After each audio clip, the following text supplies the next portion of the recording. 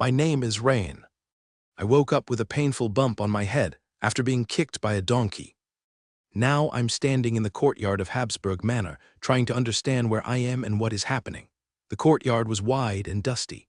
In the distance stood a tall stone castle that belonged to the Habsburg family. Around the yard, several teenage boys wearing rough tunics stood in a half circle. In the middle of them was a big, muscular man carefully trimming the hoof of a donkey. I blinked in confusion. Wait, is that hoof trimming? I was completely stunned. Just then, a wave of memories rushed into my mind like pictures flashing one after another. My name in this world was Rain. About an hour ago, I had been kicked in the head by a donkey. That was why the huge lump on my forehead was still throbbing. The man trimming the donkey's hoof is the blacksmith of Habsburg Manor. While I was still dizzy, the blacksmith suddenly shouted loudly, "You little brats, didn't you eat breakfast? You can't even hold down a donkey's hoof. Hurry up and hold it still." Two young servants were struggling to hold the donkey's leg. Sweat ran down their faces as they tried their best, but the donkey was strong and they were too weak. Watching them, I shook my head slightly. Just like me, those two boys were skinny and weak. It was obvious they didn't have the strength to hold the animal properly. More memories from this body slowly appeared in my mind. The previous owner of this body had joined the servant training at Habsburg Manor only 2 days ago. His family had used almost all their savings and even bribed the manor's servant chief just to get him a place here. In this world, it was common for nobles who owned land to recruit children and teenagers into servant training. From a young age, they would be trained and tested. Only a few would eventually become official servants of the manor. Male servant positions included many jobs: coachman, guard, cook, baker, butcher, winemaker, blacksmith, dog trainer, falconer, and more. After 3 months of training, the manor would hold an assessment. Only 5 young servants would be chosen. 2 would become blacksmith apprentices, 2 would become guards, and 1 would become a dog trainer. Because of that, all the training for this group focused on those 3 jobs. When I realized this, a strange thought suddenly appeared in my mind. This is like an otherworldly version of civil service exams. Then another thought followed. I got transported to another world. My goal is to work hard just to become someone else's servant. What kind of nonsense is that? Just then, the loud chatter around me made my head hurt even more. The pain from the donkey's kick still hadn't faded. While enduring the pain, I glanced sideways. Not far from me stood several tall boys wearing clean linen tunics.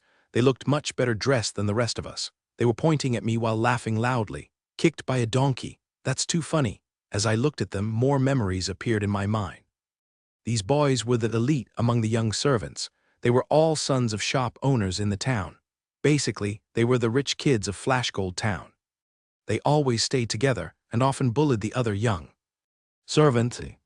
Since I had just arrived, I had quickly become one of their targets. They forced me to clean the dormitory every day, even though the rules said the work should rotate among everyone. I looked at them one by one.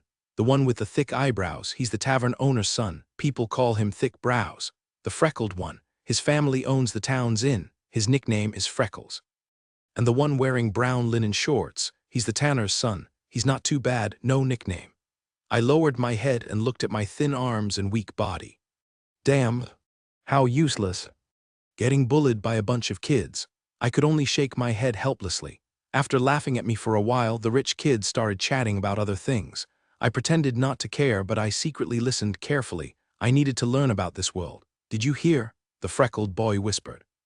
Albero Town, not far from Flashgold Town, was attacked by a wandering ogre last night. Many people were killed or injured. His family owned an inn, so he often heard news from travelers. He was one of the best informed kids here. "Really?" Thick Brows asked, his face turning pale. "Why has there been so much bad news lately?" "Just a few days ago. Merchant Caravan said there was some kind of cult sacrifice in Monheim Town. A lot of people died there too. Thick Brows' family ran a tavern, so he also heard plenty of gossip." The tanner's son sighed. "Ah, if only we could go live in County Town. Life there is much safer." Freckles shook his head. "It's not that easy. First you need to pass the manor selection and become an official guard. Then maybe your superiors will notice you and transfer you to the main household in County Town. But that's extremely difficult." Thick Brows clenched his strong arm confidently. "Still, becoming an official guard here is the first step." Listening to them, I fell into deep thought. Could this world be a transcendent world? My heart suddenly filled with excitement, worry, and curiosity. but I still didn't know what kind of extraordinary world this was. The memories in my mind didn't help much. The previous Rain had never left this small town. He had never seen monsters or any mysterious creatures. Traveling bards and mercenaries sometimes passed through the town. They told amazing stories about monsters hiding in the night, giant sea beasts in the ocean, haunted houses in busy markets, and deadly plagues. The old Rain had always thought those stories were just fairy tales. But listening to the rich kids talk, maybe those stories were actually true. I rubbed my chin and thought quietly. Just then a loud voice suddenly shouted, "Next group, Rain, George." The blacksmith ball was calling our names. I quickly stood up. A boy with short, light yellow hair walked beside me. His name was George. Together we stepped forward and grabbed the donkey's leg, trying our best to hold its hoof down. At that moment, Blacksmith Ball stepped closer. With one hand, he easily lifted a large iron tool and began trimming the donkey's overgrown and bent hoof. As he worked, I noticed something. The center of the donkey's hoof looked a little inflamed. During the trimming, a small amount of pus slowly leaked out. The strong black donkey suddenly felt pain. Hee-haw! It brayed loudly and began shaking its body violently. George and I immediately tightened our grip and used all our strength to hold the hoof still so Ball could continue his work. In less than 2 minutes, sweat was already dripping down my forehead. My black hair stuck to my skin and my arms felt like they were about to give out. I was almost out of strength. Luckily, this is the last hoof, I thought. Once this donkey is done, the next group will take over. Then I can finally rest. A working Ball explained as he demonstrated. Watch carefully. When trimming hooves, you must be bold but also careful. Keep your wrist loose. Soon, the last hoof was finished. The moment we let go, George and I collapsed onto the ground like deflated balloons. Our exhausted appearance immediately made the rich kids burst into laughter again. George's face turned red with anger, but I didn't react. Instead, I froze for a moment, because right then, something strange happened. A transparent box suddenly appeared in front of my eyes. It floated right on my vision, as if it was projected onto my retina. The box automatically flipped to a second page. Several lines of small text appeared along with a row of icons. You have assisted in hoof trimming work. Comprehension increased. You have learned a new skill, hoof trimming. Your skill, hoof trimming, gained experience +1. Congratulations. You have unlocked the job panel, Blacksmith Apprentice. The title on the first line of the page reads in 4 large characters. Apprentice Blacksmith LV1 0/100, with a dense array of icons below it. Except for the one icon at the bottom that was lit up, all the other icons were dim and obscure. Despite Rain trying hard to inspect them by squinting, he found he could not make them out clearly. The lit-up icon was the nailing horseshoe skill that had just been prompted. The icon was shaped like a rounded square, creatively depicted with a central image of the bottom of a hoof facing upwards, and beside it was a black iron shovel, vivid and lifelike. Beneath the icon, there were a few small words. Nailing horseshoes LV1, 1/100. However, Rain was still a bit puzzled. Logically speaking, if his fixing of the donkey's hooves could trigger the vocational panel, shouldn't it have triggered the veterinarian vocational panel? Why did it trigger the apprentice blacksmith vocational panel instead? Could it be because the skill of fixing donkey hooves was taught by a blacksmith? Or was it because in this world, tasks like fixing donkey hooves and nailing horseshoes were done by apprentice blacksmiths? Rain shook his head slightly, baffled. Regardless, triggering the apprentice blacksmith vocational panel was always a good thing. What was the status of a blacksmith in the age of cold weapons? Those who know, know. Rain touched his chin, and a smile suddenly appeared on his lips. Hey, Rain, what are you grinning about? George tugged on him. George had blonde, short hair and a lanky figure, Rain's only close friend. Come on, do you want to do another round? It's someone else's turn now, George said, tilting his chin. Rain pondered for a moment. Master Ball, may I go for another round? Rain said, turning to Master Ball under the astonished gaze of the serving boys. His best pal George was constantly tugging subtly at his ragged clothes behind him, anxiously whispering lowly, Rain, did a donkey kick your head? The next second, his voice abruptly stopped. Stop pulling, or I'll have nothing to wear at all. Rain lifted the worn cloth coat, now nearly a strip of cloth. Rain's volunteering surprised Ball. He looked at Rain's serious face, then nodded and said, Okay then, Angels, you're up next round. Angels was the son of the town's tanner, dressed in brown linen shorts. Upon hearing he could rest, he walked aside, chatting cheerfully again. Angels even patted Rain's shoulder on his way out, saying, "Smart move." This wasn't against the rules, after all. Doing another round was Rain's own suggestion. And besides, Angels aimed to be a guard at Hab's Manor, not an apprentice blacksmith. The task of fixing donkey hooves was something he absolutely didn't want to touch. After working all morning, Rain stopped to rest only when he could hardly move anymore. This body was truly a bit too weak. Otherwise, Rain figured he could have lasted even longer. Looking up at the panel, although his hands were trembling from fatigue, seeing the screen full of experience +1 still felt as sweet to Rain as if he had eaten honey. You assisted in fixing donkey hooves. Insight improved. Your skill nailing horseshoes has improved. Experience +1. You focused on learning nailing horseshoes for 1 hour.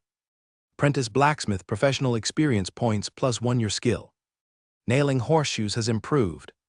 Experience +1. Your skill nailing horseshoes has improved. Experience +1. Circle the key points. Experience +1 and apprentice blacksmith professional experience points +1. These two are different. The rate of increase in skill experience is far greater than that in apprentice blacksmith professional experience points. Looking at the skill nailing horseshoes LV, 12/100, Rain couldn't help but fall into thought. In just one morning, he had gained 12 experience points. Truly, the rate of increase wasn't slow. After all, he was only helping to hold down the donkey's hooves, not fixing them himself. There were only a few dozen donkeys within Hab's Manor, so at most, he could fix donkey hooves for 1 more day tomorrow, and then the task of fixing donkey hooves would be done. After that, if he wanted to further improve his nail horseshoe skill, he would have to wait till next month or even the month after. Looking at it that way, it seemed he wouldn't be able to level up the skill nailing horseshoes anytime soon. Rain glanced at the apprentice blacksmith, particularly the experience bar at the bottom right of the words LV1, 2/100. The professional experience had only increased by 2 points. Could it be because fixing donkey hooves was too unrelated to the apprentice blacksmith profession? Rain sighed internally, a bit troubled. How many years and months will it be before I can level up the apprentice blacksmith? The assessment is in 3 months. If I can't advance by then, there's no chance at the assessment. Thinking about it, Rain flipped the panel back to the first page. Is this first page the attribute panel? Occupation, apprentice blacksmith LV1 note, ordinary adult males have an attribute of 6 for all fields, only 4 points in strength. Absolutely feeble attributes. No wonder I struggled to hold down even a donkey's hoof. Rain sighed helplessly internally. With spirit being the highest at 8 points, higher than an ordinary adult's, perhaps it was because of the merger between him and his original body. Rain, let's go, stop dawdling. Off to lunch, his best friend George called out. What's going on with you today? Why are you always so distracted? George asked with concern. Rain smiled slightly and said casually, maybe it's because I got hurt and I'm just overthinking. Let's go, lunch. George was momentarily startled and then realized. It was true, as he often found himself daydreaming. Moreover, his buddy Rain had his. By a donkey. The treatment of child servants at the Habsburg Manor wasn't too bad. At least they could scrounge a relatively sumptuous meal. A piece of black bread, half a smoked fish, and a big bowl of vegetable broth that was Rain and the other child servants' lunch. Looking at the food, which did little to whet Rain's appetite, his friends beside him were swallowing, salivating, their Adam's apples bobbing ceaselessly. As a formal attendant shouted, "Eat up!" everyone began to wolf down their food. Rain felt the loaf of black bread the size of a brick, its coarse texture and hard crust. Boy, oh boy. This couldn't really be a brick painted black, could it? He glanced sideward, where his friends were already tearing the black bread roughly apart, crushing it into the bland vegetable soup, which soon thickened. Rain nodded slightly, understanding this method, which was similar to eating naan. After doing the same, Rain also began to swallow eagerly. Tui, there are even wood shavings in the black bread. This stuff really isn't fit for humans to eat. Rain was speechless for a moment, thinking back to his past life when he had no idea what kind of meat was in his delivery food. That was sad enough. But this world was even worse, with no meat to be had at all. Rain struggled to swallow while his thoughts drifted. This child servant training kind of reminds me of the military training in my previous life, just that it lasts much longer, a full 3 months, and then there's the assessment that I've been so anxious about. Although I have the panel, based on the current rate of progress, it's still a bit slow. To pass the assessment and become a blacksmith apprentice smoothly, I'll need to find ways to speed things up. As for becoming a guard, of course I want to. Holding a shield and sword, clad in armor, just thinking about it gets my blood boiling. But, combining both my lives, I've never learned any swordsmanship or the like, so I'll need to find an opportunity. But I must change this current situation. Rain glanced at his buddy George, who was staring into space ahead, seemingly lost in thought about something. Following his gaze, Rain saw a girl in a gray linen maid's outfit bending over to clear the table, her slightly upturned posterior sketching an alluring curve. Oh, that's what captured the young boy's heart. Immediately, related memories of the former body surfaced. The girl's name was Sophia, around their age, also a child servant of the manor. The difference is that the girl's servant training is quite distinct from the boys', usually starting with washing, cleaning, and laundry. Girls typically develop and mature earlier than boys. By now, Sophia could be considered a bud ready to bloom. Looking around, Rain noticed that Sophia attracted not just George's gaze, but that of several other young lads as well. However, for the long-tempered Rain, the allure of a maiden's maid outfit was nothing much. But for teenage boys at the dawn of their hormones, it was a distraction that could make them forget to eat or sleep. "George, what are you looking at?" George startled, his face turned red as he held up half of the black bread. "No. Nothing, Rain. Oh, you worked hard all morning. If you're not full here, you can have my half too. Are you sure you've got enough?" Rain looked up at George, asking in surprise. "I'm almost full, you eat it," George said reluctantly. In fact, he could have squeezed that bit of black bread into his stomach. He wanted to use it to shut Rain up. Besides, he felt that after Rain had been injured yesterday and had worked so hard today, he truly needed to replenish his strength. Rain nodded, silently giving his best buddy George a good guy card in his mind, but as for the black bread mixed with sawdust, he could only decline politely. After a while, Rain thought about it and felt that it was necessary to remind his buddy, so he said in a low voice without lifting his head, "George, even if you look at her 100 times, she won't be yours. Instead of wasting time, think about how to pass the assessment. As long as you pass the assessment, she will be yours." Suddenly, George's face turned bright red, and he looked around in panic before anxiously saying, "Rain, even though we are best friends, you can't just say anything. I didn't peek at Sophia." "He. I didn't mention anyone. You're the one who said Sophia." Instantly, George was dumbfounded, realizing his buddy had become much more perceptive after his brain got kicked by a donkey, as if he had become smarter than before. Getting kicked in the head by a donkey also has its advantages. In the afternoon, a group of child servants continued to learn how to trim donkey hooves. After eating lunch, Rain's strength had mostly recovered. Even though he still had back pain, he was motivated by the constant +1+1 increase in experience. Rain was full of energy. However, the child servants hadn't trimmed many donkey hooves in the afternoon when they saw more than 20 young men and women, mostly men, arrive at the central yard outside the castle. The newcomers appeared to be about the same age as Rain and the others, but the boys were tall, and the girls were youthful, beautiful, exceptionally well dressed, looking very much like the castle's owners. As the group came closer, memories from his original self informed Rain that these were the offspring of some lower nobility and wealthy merchants under Count Habs, training as knight attendants at the Habsburg estate. Since the Habsburg estate was only a half-day's journey from county town, a mere hour by horse, it made sense to hold knight attendant training there, as it was the birthplace of the Habs family, continuing a tradition.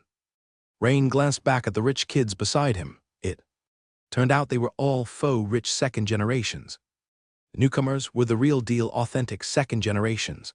The outer courtyard was a large enclosed space, typically used as a training ground for knight attendants and guards, but sometimes a small section was designated for other purposes.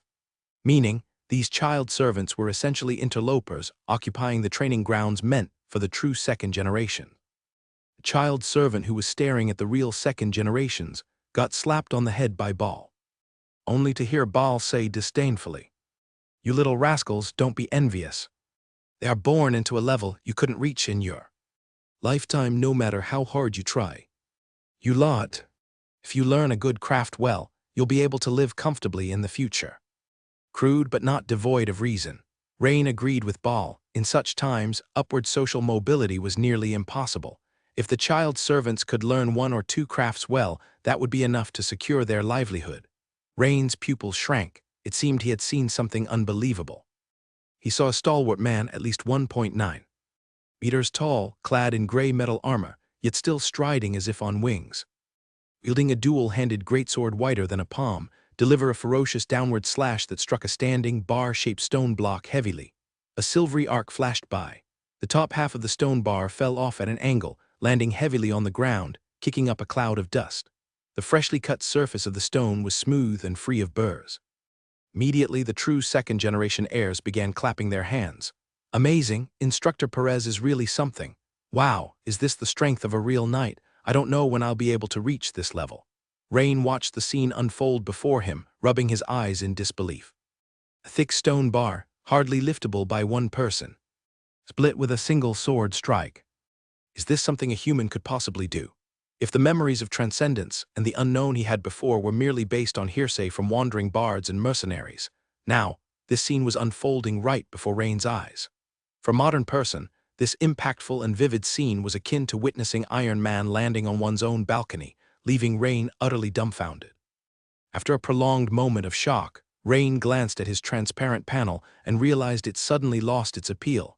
Even if he truly became a blacksmith, that would still make him just an ordinary person. This world is indeed a transcendent world. Those wealthy heirs weren't bragging. All the hearsay in the original host's memory was true. Now that I'm in a transcendent world, if there's ever a chance to become transcendent, I must try my hardest. Otherwise, what difference would there be from a salted fish? In the midst of his shock, Rain made up his mind. At that moment, something changed in the center of the training ground. It seemed that among those true second generations, a noble girl dressed in hunting gear voluntarily stepped forward, wishing to spar with the burly swordsmanship Instructor Perez, who was dressed in full armor. From Rain's perspective, he couldn't see the girl's face, but from the side alone, he could sense that the noble girl must be beautiful, with a tight figure, like a leopardess ready to pounce. Indeed, the swordsmanship Instructor Perez accepted. And the two soon crossed swords.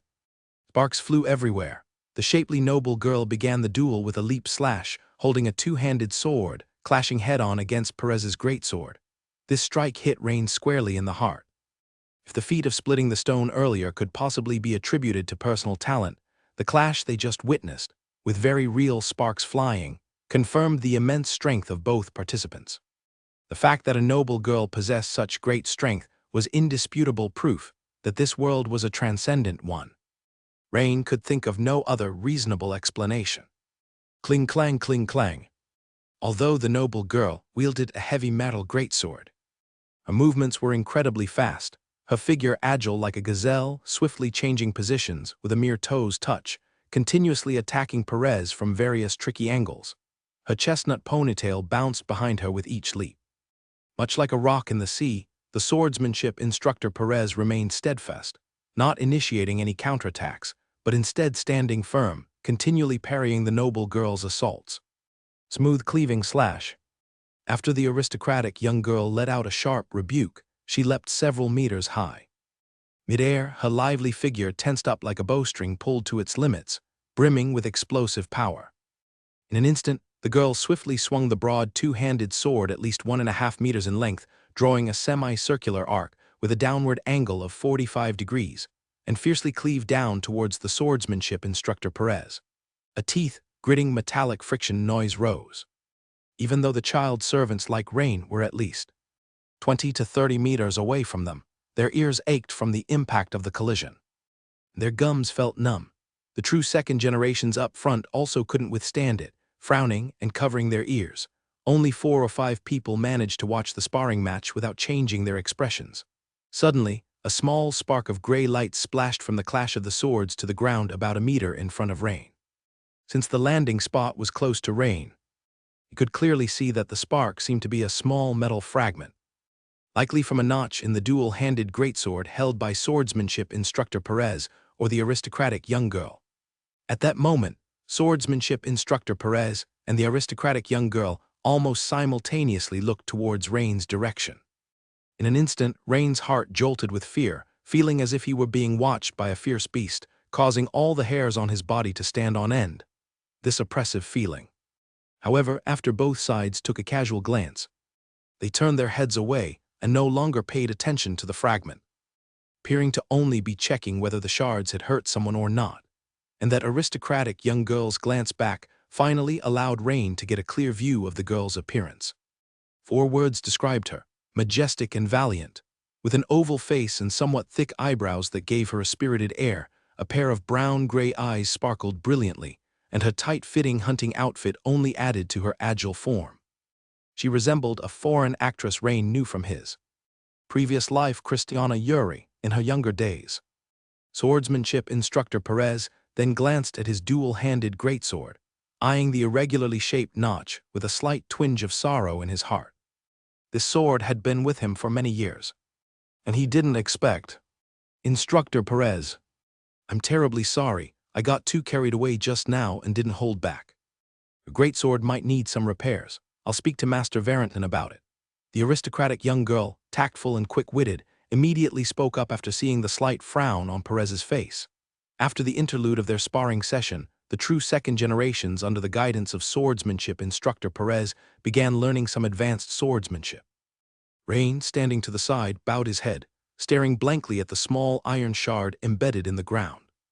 After a long while, he realized that they seemed to have no intention of picking up the small iron shard. He dug it out. The first feeling was its heaviness. The small fragment was surprisingly weighty in his hand, quite substantial, obviously not made of bronze, but also not seeming to be ordinary steel. With it, Rain could roughly estimate how heavy the dual-handed greatsword of over 1.5 meters truly was. Swinging a weapon weighing 70 or 80 pounds, this was several times heavier than weapons in the era of cold weaponry in his previous life, Rain realized instantly. It made some sense that the burly swordsmanship instructor Perez could wield it, but how could that delicately built aristocratic young girl manage? What was the situation? Was it through some secret technique or training she acquired later on? Or was it from her bloodline, a sort of innate talent? If it's the former case, then I should also stand a chance, Rain thought to himself. Haven't learned any swordsmanship, too old to embark on a transcendent path. That seems quite logical. But that's for ordinary people. If the system could trigger a blacksmith apprentice's life profession panel, then it should also be able to trigger a combat professions panel, right? I heard that the training content for child servants includes learning basic swordsmanship. I wonder if it will trigger the swordsman's panel or the warrior's panel when the time comes. Rain's eyes slowly started to shine. Apart from that, the fragment appeared as if it had been through 1,000 hammers and 100 refinings. Since it was a piece of the sword blade, Rain could clearly see the partial fish scale like hammering marks on it. Though it was hand-forged, the layered fish scale pattern proved that the craftsman who made the greatsword was extremely skilled. Rain never underestimated hand forging. In his previous life, a level 8 vice worker making the casing for an atomic bomb was a bona fide fact. It seemed that even the world of forging here was much stronger than he had imagined. Change places. Ball's shout instantly pulled Rain back from his wandering thoughts. Wrapping the small shard in a piece of rag, Rain slipped it into the pocket of his upper garment. He patted his butt, dusted off the dirt, and stood up to continue nailing horseshoes. You have assisted in donkey hoof repair work. Your comprehension has improved. Your skill hoof repair has improved. Experience +1 you focused on learning to repair donkey hooves for 1 hour. Blacksmith apprentice professional experience points, +1 your skill hoof repair has improved. Experience +1 in the evening. After a hard day's work, Rain returned to the servant children's dormitory, which was a large bunk room for easier management. A bunk room slept more than a dozen people, and Rain and his best friend George were not in the same dormitory. Naturally, the best spots in the middle were occupied by the faux second generation, and Rain and the other boys slept on the edges of the bunk room. Rain, move it, sweep the floor, and wipe the bed planks and the cabinets. Thick Brows commanded arrogantly, as it was his turn to clean today. Rain glanced at Thick Brows and cursed in his heart. Damn, I'm already exhausted from the day and now I have to clean up after you. What are you looking at? Hurry up, or do you want a beating? Thick Brows stood tall, his eyebrows forming an angry V shape as he menacingly stepped forward and grabbed Rain by the collar. Rain was about to fight back when he remembered his thin arms and legs and his stature being half a head shorter than Thick Brows. Starting a fight now would definitely not end well. He thought to himself, damn it, interdimensional school bullying, huh, just wait. I'll endure it for a couple of days, then see how I deal with you. But what he said was, aren't I just looking for a rag? I'm on it. Hearing this, Thick Brows suspiciously looked in the direction Rain was pointing. Indeed, there was a rag there, so he then grudgingly pushed Rain away and walked off. Rain picked up the rag and wiped all the bedsteads clean, then swept the floor, fetched water, mopped the floor, and after a series of chores, he was dead tired. As he worked, he pondered what triggered the activation of the professional panel. Previously, he had triggered Blacksmith Apprentice, so did that mean it was because he was learning how to repair donkey hooves? But now he had been sweeping, mopping, and wiping tables for over an hour, and yet he hadn't triggered the profession of servant. Was it because there was no servant profession, or was it that he hadn't swept long enough? After a tiring day, the servant boys had little desire to chat, and after a few brief conversations, they all drifted off to sleep. Rain, still fuming inside, tossed and turned, unable to sleep, his mind a mess. He thought about how he could seek rapid change, because he did not want to continue living like this. He needed to teach Thick Brows a lesson. Various ideas flashed through Rain's mind, such as offering a gunpowder formula that used his academic advantage to count Habs.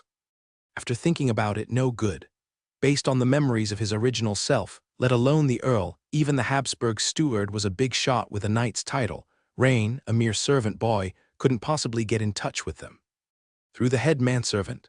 Leaving aside whether the head manservant was reliable or not, even if the head manservant would help report up the chain, how would Rain, a poor commoner's son, explain the source of his knowledge? Moreover, if any step in the process went wrong, he might even be risking his life, given that wealth stirs human hearts. Since it was a transcendent world, the rule of might was natural, quickly figuring out a way to level up to take the first step that was the real path to power. But, speaking of might, that noble girl was really cool, awesome, and beautiful. Listening to how others addressed her, it seemed to be Lady Clea. Was she the daughter of the Earl, or some other noble family's daughter? In Rain's mind, he couldn't help but envision the confident and heroic figure of the noble girl. Her hunting outfit clinging to her skin, outlining the girl's delicate figure, especially her taut buttocks. In a daze, Rain unknowingly drifted off to sleep. At the break of dawn, the servant children were called to start their chores. Today was still about learning to repair donkey hooves, but after today's session, teaching how to nail horseshoes would pause until next month. This made Rain a bit anxious. Damn it, just when I finally got a golden finger. The donkey hooves are no more. What if I just ask Master Ball to let me have a go at fixing it myself next time? Rain glanced at his slender arms and immediately shook his head. Lacking experience and strength, even if Ball agreed, he was unlikely to fix the donkey's hooves properly. Messing it up would be counterproductive. Today, the scions of nobility hadn't come to the outer fort for training, which Rain somewhat regretted. After another day spent fixing donkey hooves, Rain looked at his skill hoofing, 32 over 100, and fell into deep contemplation. What should he do tomorrow? Early the next morning, Ball was still there, standing in front of the apprentices lined up in 2 rows, and loudly declared, "Today we learn to nail horseshoes, but before we nail horseshoes we need to file down the hooves." Rain couldn't listen anymore to the rest of the speech. This should also count as hooves, right? Feeling a rush of excitement, Rain quickly flipped to the second page of the transparent frame, checking his skills again. It just said hoofing, not specifying whether donkey or horse hooves. Moreover, judging by the vivid hoof icon, it should apply to all parasitic tiles. Donkeys and horses are from the same family. But whether it would work still needed to be confirmed. After a short while, Rain and the other apprentices were led to the northeastern corner of the outer fort near the stables.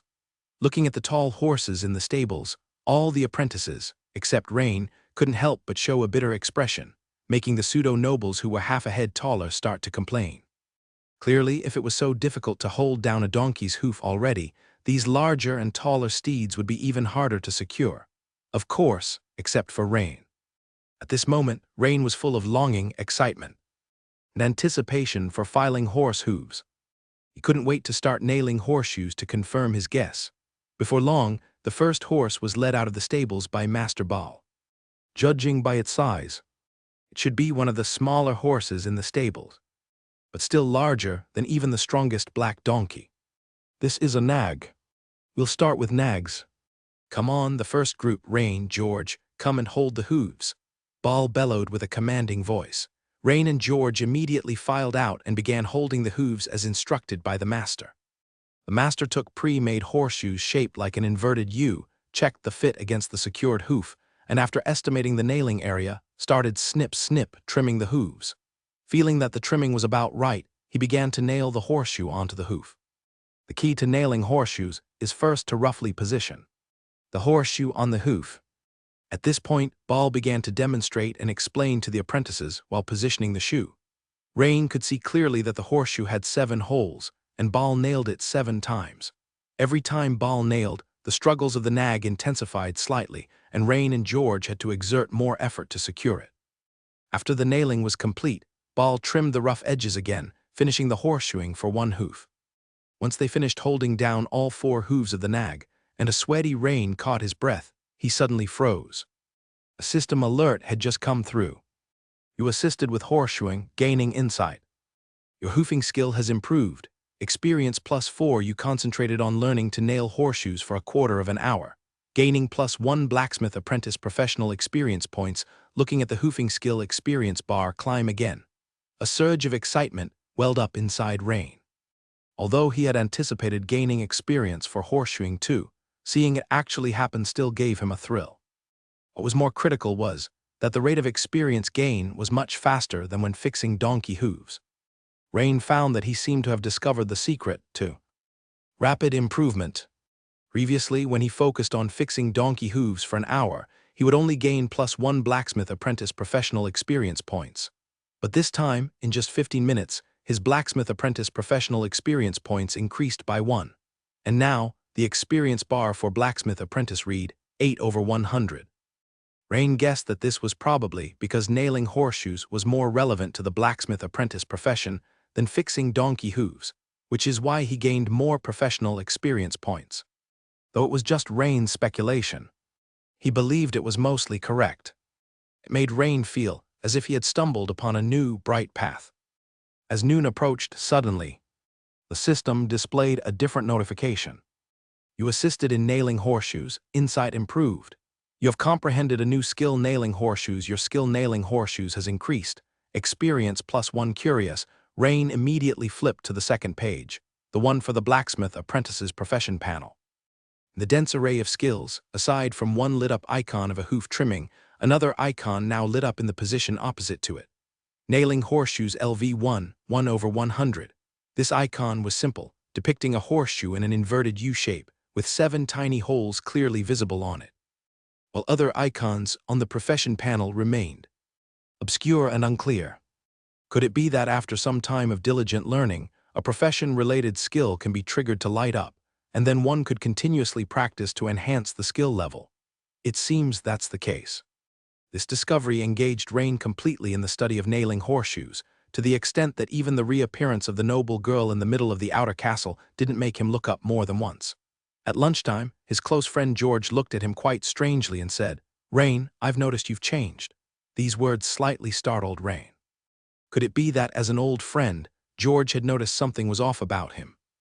"Rain, why are you working as if you're on a stimulant? Trimming donkey hooves and nailing horseshoes. You keep going till you absolutely can't anymore before you stop." Rain sighed in relief. So it was just this, he thought to himself. That's because you don't have a golden finger. Otherwise, George, you might be even more diligent than me. Haha, maybe I just had a sudden realization. I've come to understand the importance of learning a trade, Rain said with a smile. Really? George looked at Rain suspiciously. He always felt something had changed about his best friend, but he couldn't pinpoint exactly what. However, since Rain mentioned understanding the importance of learning a trade, George agreed with him. Although George's family wasn't very well off either, both of his parents were freemen with land and a stable source of income, so his circumstances were much better than Rain's. Unlike Rain's home, where his father was a farmer who worked someone else's land, and his mother had no stable source of income, not to mention, they also had a younger sister. So, it was understandable that Rain was more eager to master a trade than he was. After the young servants finished their lunch and rested briefly, they continued learning to nail horseshoes under Baal's guidance. Initially, nailing horseshoes captured the attention of the young boys, but as they became a bit familiar with it, the pseudo-second generation began to grow impatient since their aim was to be guards. Whether they learned nailing horseshoes or not didn't matter. Soon, these pseudo-second generation kids started chatting about various topics. These moments were when Rain got to catch up on outside news, so he immediately perked up his ears and listened. "Hey, have you heard? Recently it's been quite troubled. I heard that a vicious group of pirates landed ashore." Bushy Brows announced a big piece of news right off the bat.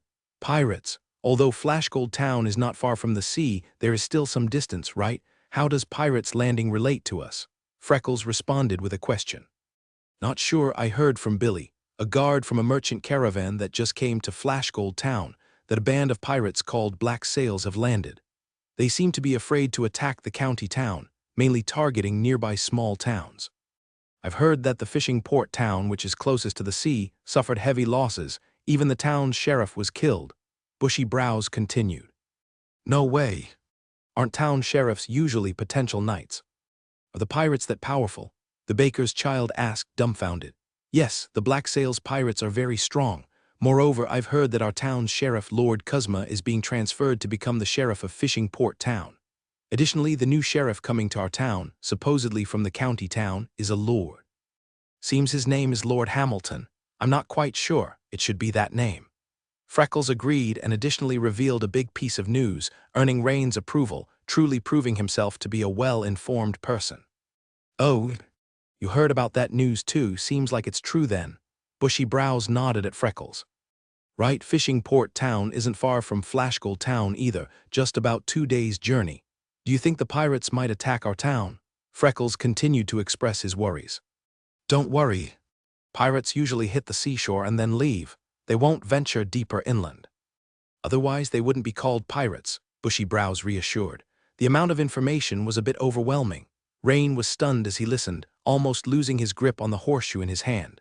Meanwhile, Master Ball asked with concern, "Rain, if you're too tired, take a break." Rain had been very enthusiastic about learning these past few days, and his talent was quite impressive. Ball noticed this, and his impression of Rain had improved a great deal. Diligence can always inadvertently change people's perceptions of someone.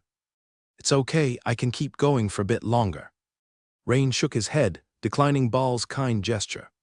Every opportunity to improve a skill must be grasped firmly, otherwise, wouldn't it be a waste of this golden finger? However, the matter with the pirates ultimately touched Rain a bit. It seemed this world wasn't so peaceful. He needed to become stronger as quickly as possible. So, George found that his good friend Rain's enthusiasm for work seemed even higher than the day before. Throughout the day, he barely rested at all, constantly helping with pressing horseshoes, then intently watching Master Ball nailing horseshoes. This kind of passion for learning was simply beyond understanding. After continuously nailing horseshoes for 2 days, at this moment, Rain stared blankly at his skill hoof trimming LV1, 99/100. "It seems today I can elevate the hoof trimming skill to the next level. Just not sure what changes will occur once it upgrades to LV2. Rain didn't have to wait long, as he watched Ball making a horseshoe flawlessly smooth. The long-awaited system prompt finally appeared. "You assisted in nailing horseshoes. Comprehension related to the skill increased. Your skill hoof trimming has been elevated. Experience +1. Congratulations. Your skill hoof trimming has been upgraded to LV2. Looking at hoof trimming LV2, 1/300. Suddenly, Rain felt like he had a slightly different understanding of the task. It seemed as if there were fragmented memories in his mind, almost as if he had been trimming hooves for months. When Rain once again watched Ball trim the hooves, he felt he could understand a bit more. For example, why Ball's wrist needed to flick just so when trimming at the most curved part of the hoof, or why Ball needed to shake slightly when using the iron spade to scrape off excess from the hoof. Everything was so natural, falling into place seamlessly. Rain had a feeling that although his strength hadn't increased, he seemed to be able to start working on trimming hooves. He couldn't yet do the whole task of nailing horseshoes, but he could try trimming hooves. Even though proposing this to Master Ball seemed a bit audacious, considering the fastest learning apprentices couldn't yet do it independently. But to gain more experience, the secret might be in getting hands on himself. Rain glanced at the blacksmith apprentice LV1 in his occupation panel and the experience bar, 22/100, right below it, and muttered, "What a pity." It seemed that upgrading skills was easier than elevating his profession level. He estimated that, at the current pace, it would take at least 5 more days to increase the level of his blacksmith apprentice profession. After some hesitation, Rain spoke up. "Master Ball, could I try trimming the hooves? I feel like I can manage it." Ball looked at Rain, evaluated his expression carefully, and upon confirming that Rain wasn't joking and recalling Rain's efforts over the past few days, he nodded and said, "All right, go ahead and give it a try." At this, all the apprentices were astonished, thinking, "He's only been learning for a few days and he's got it." Even the resting pseudo-rich kids stopped their casual chat and turned their attention to Rain, although their goal was not to become the manor's blacksmith apprentice. This act of showing off was clearly intolerable for them. What the hell is Rain up to, trying to show off? Damn it, we've got to give him a good beating tonight. The thick-browed boy spat out the stalk of grass from his mouth and cursed angrily. Just trying to catch Ball's attention the way he's sucking up. "FK, we need to properly teach him a lesson tonight," the freckled boy chimed in. When Rain's right hand grasped the sharp iron shovel passed to him by the donkey hoof master, he misjudged the weight of the shovel. He lost his balance all at once. This immediately drew another burst of laughter from the pretentious rich kids. It seemed like they were mocking Rain for overestimating his abilities. Rain's face also turned red. He had only misjudged the weight of the shovel. It wasn't that he couldn't lift it at all. Ball, standing nearby, also slightly shook his head, seemingly not optimistic about Rain's ability to fix the hoof properly. After all, Rain's slender physique meant his strength was quite limited. "Rain, you." George, standing beside him, also felt that Rain's actions were too impulsive, making himself the butt of jokes among the other boys. This made George, as a good friend, feel somewhat unable to hold his head high. But the friendship between young boys is relatively simple, and George didn't say anything. Instead, he put all his effort into holding the hoof down for Rain. Rain nodded at George without saying much. With George's robust pressing, Rain didn't need to expend too much strength to stabilize the hoof with his left hand. And although his right hand's manipulation of the shovel was still somewhat unfamiliar and unsmooth, he basically managed to trim off the burrs cleanly. Expertise is apparent the moment one begins. Ball, who was watching nearby, immediately lit up and thought to himself, "Not bad." Although this young man, Rain, is somewhat frail, he indeed knows the trick to trimming hooves, making use of the weight of the shovel to trim along the contour of the hoof. The pretentious kids fell silent. It was apparent to everyone that Rain had truly learned how to trim hooves. Although he was a little inexperienced, that was only in comparison to Master Ball. George's eyes widened as he watched Rain trimming the donkey's hooves, unable to look away. "My God! Rain, you just learned this a few days ago, and you already can do it. That's really amazing." Upon hearing George's praise of Rain, Freckle's face seemed quite disdainful, saying, "PFFT, what's there to be proud of? It's just shoeing a hoof, not swordsmanship." Seeing Rain truly drawing attention to himself, the pretentious rich kids felt even more annoyed inside. Rain, however, paid no attention to everything happening around him. At this moment, his mind was already captivated by the system notifications. "You've performed hoof trimming, insight improved. Your skill in trimming hooves has improved. Experience +5, you focused on trimming hooves. Blacksmith Apprentice Professional Experience Points +2, SSS. Getting hands-on actually gives this much experience." It was just as he had guessed. If he continued at this pace, leveling up his blacksmith apprentice profession level is just around the corner. There's no need to wait. It's very possible that today, he would be able to level up his blacksmith apprentice profession to LV2. After finishing all 4 hooves, Rain was sweating profusely, but his eyes were sparkling brightly. "Not bad, Rain. You can trim hooves independently now," Ball said, nodding his head in approval of Rain's skills. "Thank you, Master Ball," Rain nodded emphatically. "And you all, if you want to compete for the blacksmith apprentice position, then learn seriously." Ball turned and bellowed at the child servants with a stern face. In the face of Ball, the pretentious kids naturally didn't dare show their temper, but their glances toward Rain turned much more vicious. If previously they didn't care about Rain's diligence because they felt superior, Now Rain had gained Master Ball's recognition and had made a name for himself in silence. This was something they couldn't stand. At lunchtime, Rain felt a tense atmosphere around him. Apart from his close friend George, even the other boys from commoner families didn't talk to Rain. Or was it agitation by the pretentious kids? Rain wasn't sure, but he wasn't concerned about it. He wouldn't slow down his pace of becoming stronger just because of some people's opinions. The pretentious kids, however, had major issues with Rain taking the spotlight. Rain, they can't stand to see you do well. George saw what was going on and said reassuringly, I know, George, don't worry, I'm fine. It was inevitable to encounter such situations once he started to stand out. With his golden finger, that day was bound to come sooner or later. In his previous life, Rain had long been accustomed to this kind of situation. Workplace suppression, the principle is the same. In the afternoon, the child servants continued their task of nailing horseshoes. After Rain finished trimming the hooves, Master Ball would nail the horseshoes on. The work of one was divided in two, so naturally Ball felt much more relieved, and his gaze towards Rain grew increasingly approving. As evening approached, Rain finally received the system notification for profession-level advancement. You've performed hoof trimming work, insight improved. Your skill in trimming hooves has improved, experience +5, you focused on fixing horseshoes. Blacksmith apprentice professional experience points +2, congratulations. Your blacksmith apprentice profession level has increased. Blacksmith apprentice leveled up. Rain couldn't help but be overjoyed. He couldn't wait to flip to the second page of the transparent frame, carefully checking it out. Blacksmith apprentice LV2. 0/300, fixing horseshoes LV2. 255/300, nailing horseshoes LV1, 45/100, remaining attribute points. 1 remaining skill points. 1. Even though Rain knew his profession level would increase today, actually seeing this scene still makes it hard for him to contain his inner joy. Moreover, the fixing horseshoes skill seems about to step into level 3 soon. However, these are not the most important things. The important part is, at this moment, the panel at the bottom is showing attribute points, 1, and skill points, 1. This is the biggest gain from the blacksmith apprentice. Profession level increase. Leveling up just to get stronger.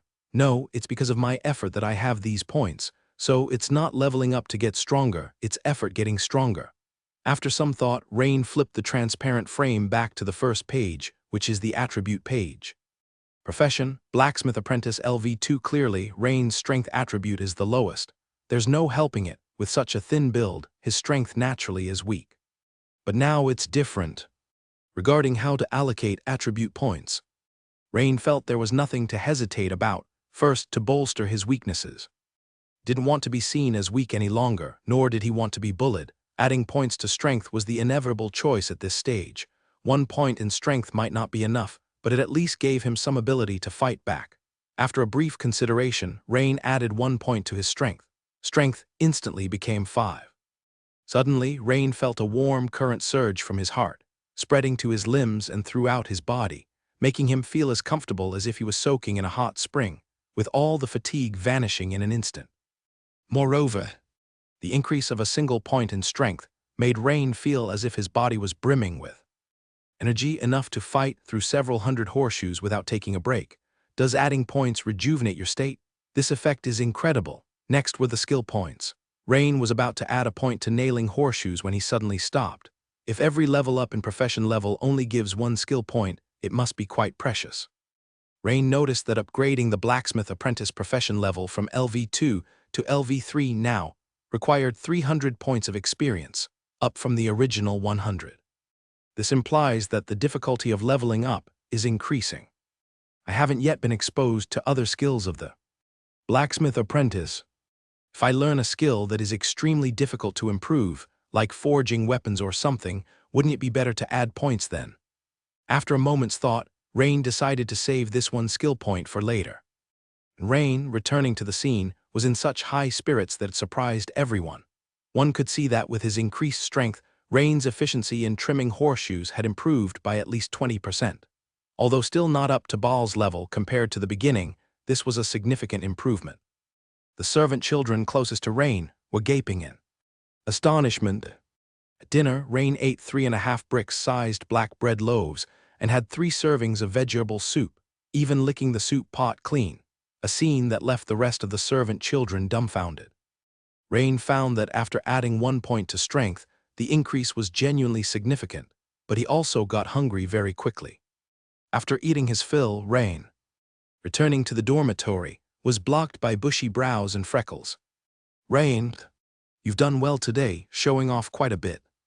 Bushy brows stepped forward, patting Rain's face with a challenging expression. "Damn it, I had to endure yesterday, but today is different." Rain's eyes suddenly turned from gentle to fierce.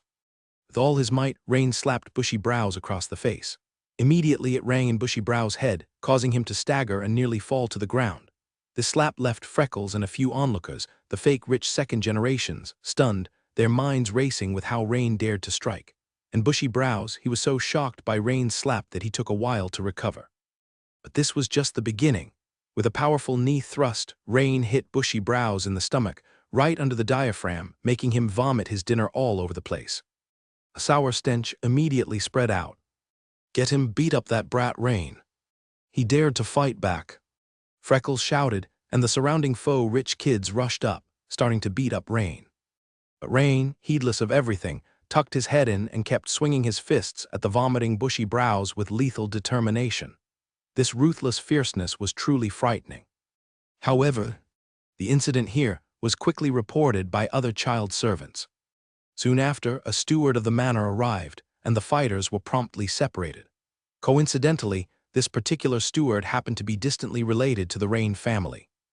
As a result, both Rain and the thick-browed servant received 50 heavy strikes each and were punished with sweeping and mopping for a week. At the same time, a bruised and swollen Rain was transferred to George's dormitory. But obviously, this matter was far from over. The thick-browed servant was tall and muscular. He had never expected Rain to launch a sneak attack, and he was caught off guard. However, by that evening, he had come to his senses, and his eyes were bloodshot with rage. As the bully among the child servants, he had never suffered such a loss before. The next day, while nailing horseshoes, the thick-browed servant glared at Rain with a murderous look. "Thick brows, how do you plan on getting revenge?" a freckled servant beside him asked. Hearing this, the other pseudo-nobility child servants also turned their attention to the thick-browed servant. He had, in fact, already thought of a plan. In the manner, if he fought with Rain again, both would certainly be punished, and they might even be directly dismissed, which would be a loss not worth taking. Swordsmanship training starts next week, and I've heard there will be sparring sessions. At that time, that kid will suffer, Thick Brows said through gritted teeth. "Wow, Thick Brows, you've learned swordsmanship. That's incredible." "Not bad. I studied with my uncle for 2 years. I'll make sure to beat him so badly that even his mother won't recognize him." Thick Brows clenched his fist, showing his firm confidence. Unlike Thick Brows, Rain was currently sweating profusely as he trimmed hooves and explained the intricacies of the task to the other child servants. For instance, one should utilize the weight of the hoof rasp itself, trimming along the contour of the hoof. This attracted many child servants aspiring to be blacksmith apprentices to Rain. And as a result, Rain successfully divided the child servants, who had originally been instigated by the pseudo-nobility. A great man in his previous life had said, "Make many friends and few enemies." Worried that the child servants would learn and surpass him, if one has a golden finger, why fear being surpassed by others? They might as well go to sleep. As long as one progresses faster than others, they will never have to worry about being overtaken. After finishing with the last horse in the stables, Rain wiped his sweat and opened his profession panel to check. Blacksmith apprentice LV2, 27/300. There was still a way to go before his profession level, as a blacksmith apprentice would increase to LV3, but Rain was already quite satisfied with his current progress. Hoof trimming LV2, 295/300, nailing horseshoes LV1, 56/100, remaining skill points. As for this one skill point, Rain had already decided not to use it for the time being. At present, whether it was hoof trimming or nailing horseshoes, improving these skills was just a matter of time. As long as he had enough time, Rain would be able to easily level them up. Therefore, the later the skill point was used, the higher its cost-effectiveness would be. Moreover, since all the horses in the stable now had their horseshoes nailed, it would clearly be foolish to add a point to upgrade the skill of nailing horseshoes right now. He would wait until a skill became hard to level up or required a massive amount of experience to level up before using this skill point. Just then, a middle-aged man dressed in a neat gray linen robe came over to the child servants, apparently with an announcement. According to the memories of his original body, this man was a formal servant of the Habsburg manor, responsible for arranging the training of child servants. He greeted Ball and then coughed twice before saying, "Tomorrow is Sunday, and you'll have a day of rest.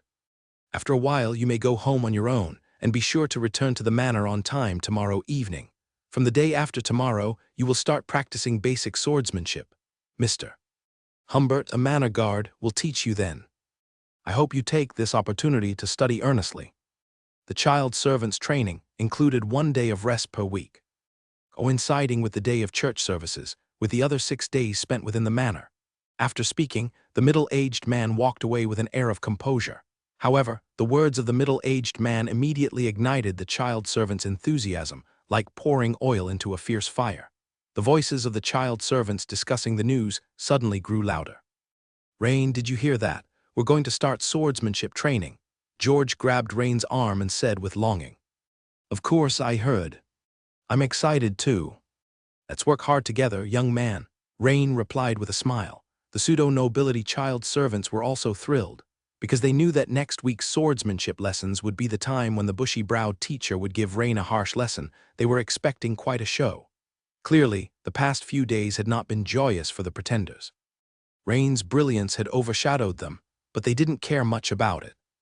A genius at fixing donkeys' hooves and nailing horseshoes, but swordsmanship is different. As for next week's basic swordsmanship training, Rain was naturally as excited as any normal boy would be. After all, which boy doesn't love the excitement of swinging a sword and engaging in battle? But he was even more curious whether the swordsmanship training would trigger a new panel, such as a swordsman, guard, or warrior panel. However, right now, he was not thinking about swordsmanship training, because he was about to go home and see his original parents. Not only his parents, but the original owner of the body also had a 7-year-old sister. All at once, Rain couldn't help but think of his parents from his previous life and wondered how they were doing. For a moment, Rain's eyes held a touch of melancholy. Just then, George came over, glanced at the second-generation kids, and asked, "By the way, Rain, what are you planning to do after you get home tomorrow? Want to join me in gathering nuts in the woods?" Rain, pulled from his thoughts, considered it. That might be a good idea to clear his head, and besides, it was autumn, just the right time when the ground was covered with nuts. Nuts are rich in nutrition and would be perfect for replenishing the nutrients his body needed. According to the memory of the original body, there were not many nuts to be picked in the town's public woodland. Since it was a public forest, the town's residents had already scoured it day by day.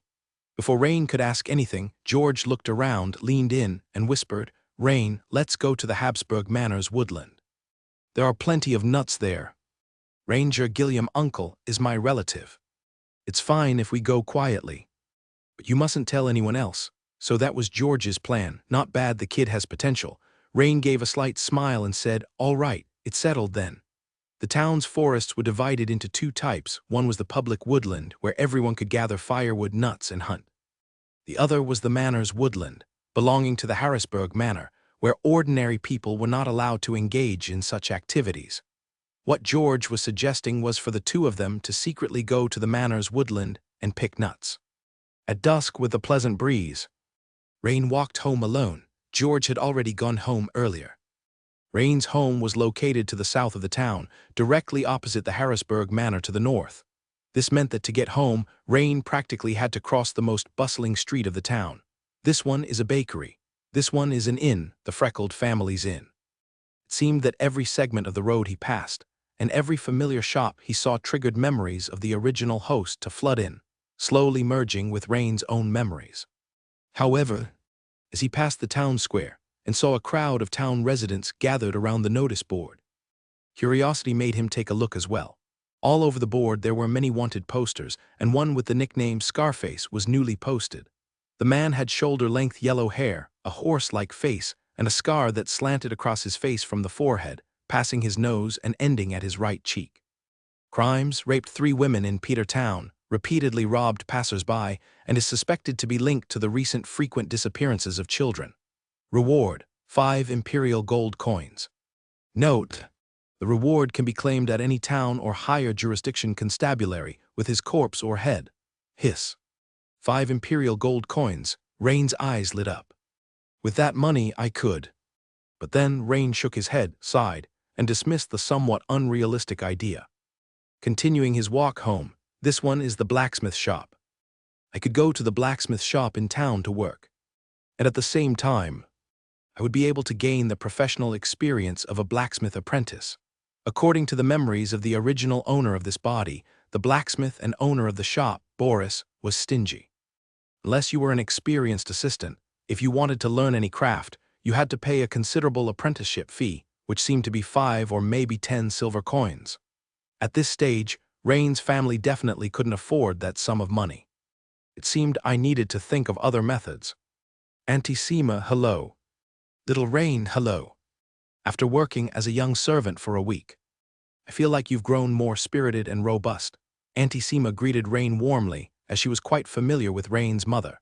At first, Rain thought that Auntie Seema was just being courteous. But when he lifted his arm and looked at his previously skinny limbs, he now saw muscles starting to protrude slightly, especially the biceps. Rain immediately lifted his clothing to check his abdomen and could vaguely make out the shape of a six-pack forming. You should know that although skinny people could easily have defined abs, the original body definitely had none, not even a shadow of them. But now, with a little more exercise, I might develop visible abs soon. Looking at it this way, the effect of that little bit of added strength was indeed immediate. Rain stopped in front of a 2-story house with a triangular roof. The roof of the house was slanted, covered with thatch, and apart from the mud walls around it, the rest of the structure was made of wood. There was some open space in front of and behind the house, where some green onions and vegetables were planted. A woman was bending over. Pulling something from the ground, feeling someone approaching, she straightened up. Rain, is that you, Rain, coming back? Looking at the woman's kind and dignified face, a flood of related memories surged forth. Scenes of warmth played like slideshows in Rain's mind, prompting him to blurt out, "Mother, it's me, I'm back. Let me see you've gotten stronger after a few days without seeing you. It seems that the manor takes good care of you servant children's meals," Mother Emma said with a smile as she hugged Rain. In an instant, Rain felt an inexplicable surge of emotion. He didn't know if this feeling was a natural reaction of this body, or a kind of instinct inherent to all humans, but he knew that this emotion came from the heart, from deep within the soul. The woman was the mother of the original owner of this body, and now she was his mother too. "Brother, is that brother coming back?" Pretty little girl with long hair suddenly ran in from the backyard, her hand still holding a bunch of green onions. In an instant, Rain overlaid the memory of a little girl named Bo-He over the scene before him. This was Bo-He, his sister. Bo-He. Rain picked up his sister, spun her around, making Bo-He giggle nonstop. Before long, Rain's father also came back, a simple-looking, burly man with a square face, though his forehead had many wrinkles, which made it seem like he spent a lot of time worrying.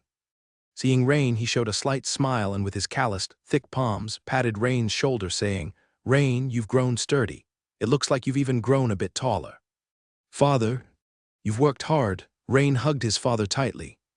Although old Rain didn't know why his son was suddenly so emotional, he still laughed and returned the hug. The family of 4 sat around a wooden table cozily, having dinner together. The dinner consisted of a portion of cured pork, a large bowl of mashed potatoes, a few slices of rye bread, and a bottle of milk. In an ordinary commoner's household, this was considered a feast. Clearly, this was because today was the day Rain had come home. Usually, old Rain wouldn't indulge in such good food, but after Rain wolfed down his share, he realized he was only half full. He was in a period of rapid physical growth and naturally had a big appetite. There was an old saying, "Growing lad will empty his father's lad," and ever since Rain added that point to his attribute, it seemed like it had drained the last bit of nutritional reserves from his body. These past 2 days, Rain felt he could eat a lot more. Moreover, there was a constant craving for meat swirling in his mind. So, after finishing his own portion, Rain couldn't help swallowing his saliva and forced himself to look away from the food. The mother glanced over and immediately sensed something. "Rain, are you still hungry? Here, take these 2 slices of cured meat from me, I'm full." "Brother, I'm still little. This mashed potato is for you." Little Bo, he pushed a bowl of mashed potatoes toward Rain. Rain from my side. Old Rain also said. Witnessing this scene before him, Rain was deeply moved. If before his efforts were due to his desire as a person from another world to change the status quo and his longing for this transcendent world. But from this moment on, another deep, vivid stroke was added to Rain's motivation. In the end, Rain accepted the cured meat and mashed potatoes from his mother and Little Bo but refused the bread from his father.